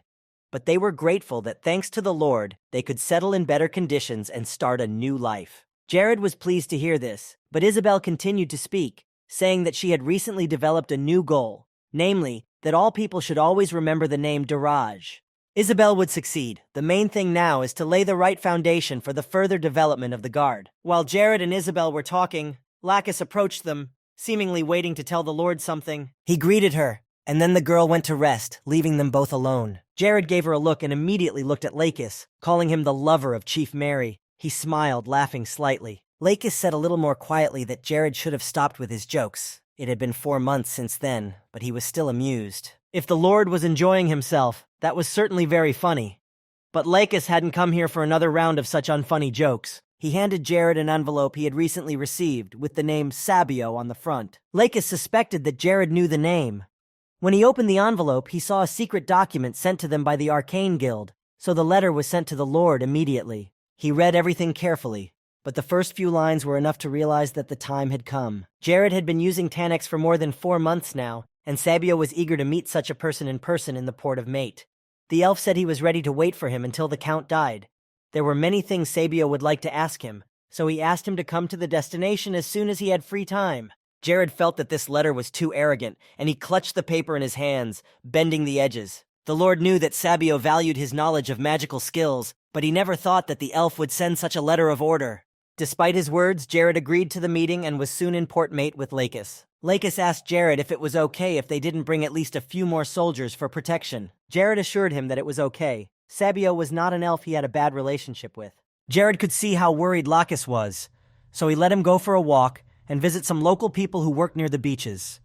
But even before he left, Lacus said it would probably be difficult to get the attention of the Admiral of the Northeastern Navy of the Bonus Kingdom and win him over. He wasn't the kind of man who could be easily lured by a small pile of money. He was a soldier from birth, but that didn't mean that hope was completely gone. Jared suggested finding some reason for the Admiral to betray his country. Apparently, in this case, it was impossible to avoid bloodshed, and if so, it would be sure to demonstrate the great difference in power between the two kingdoms. Lacus added that over the past 2 years, they have been able to gather information that the budget of both kingdoms for their navy has hit rock bottom. And with the current strength of the Krivia, the army should be capable of conquering the coastal cities of the Kingdom of Bonus and Malice. Jared thought about it and looked at Lacus silently. He said that for now, they needed to wait a bit.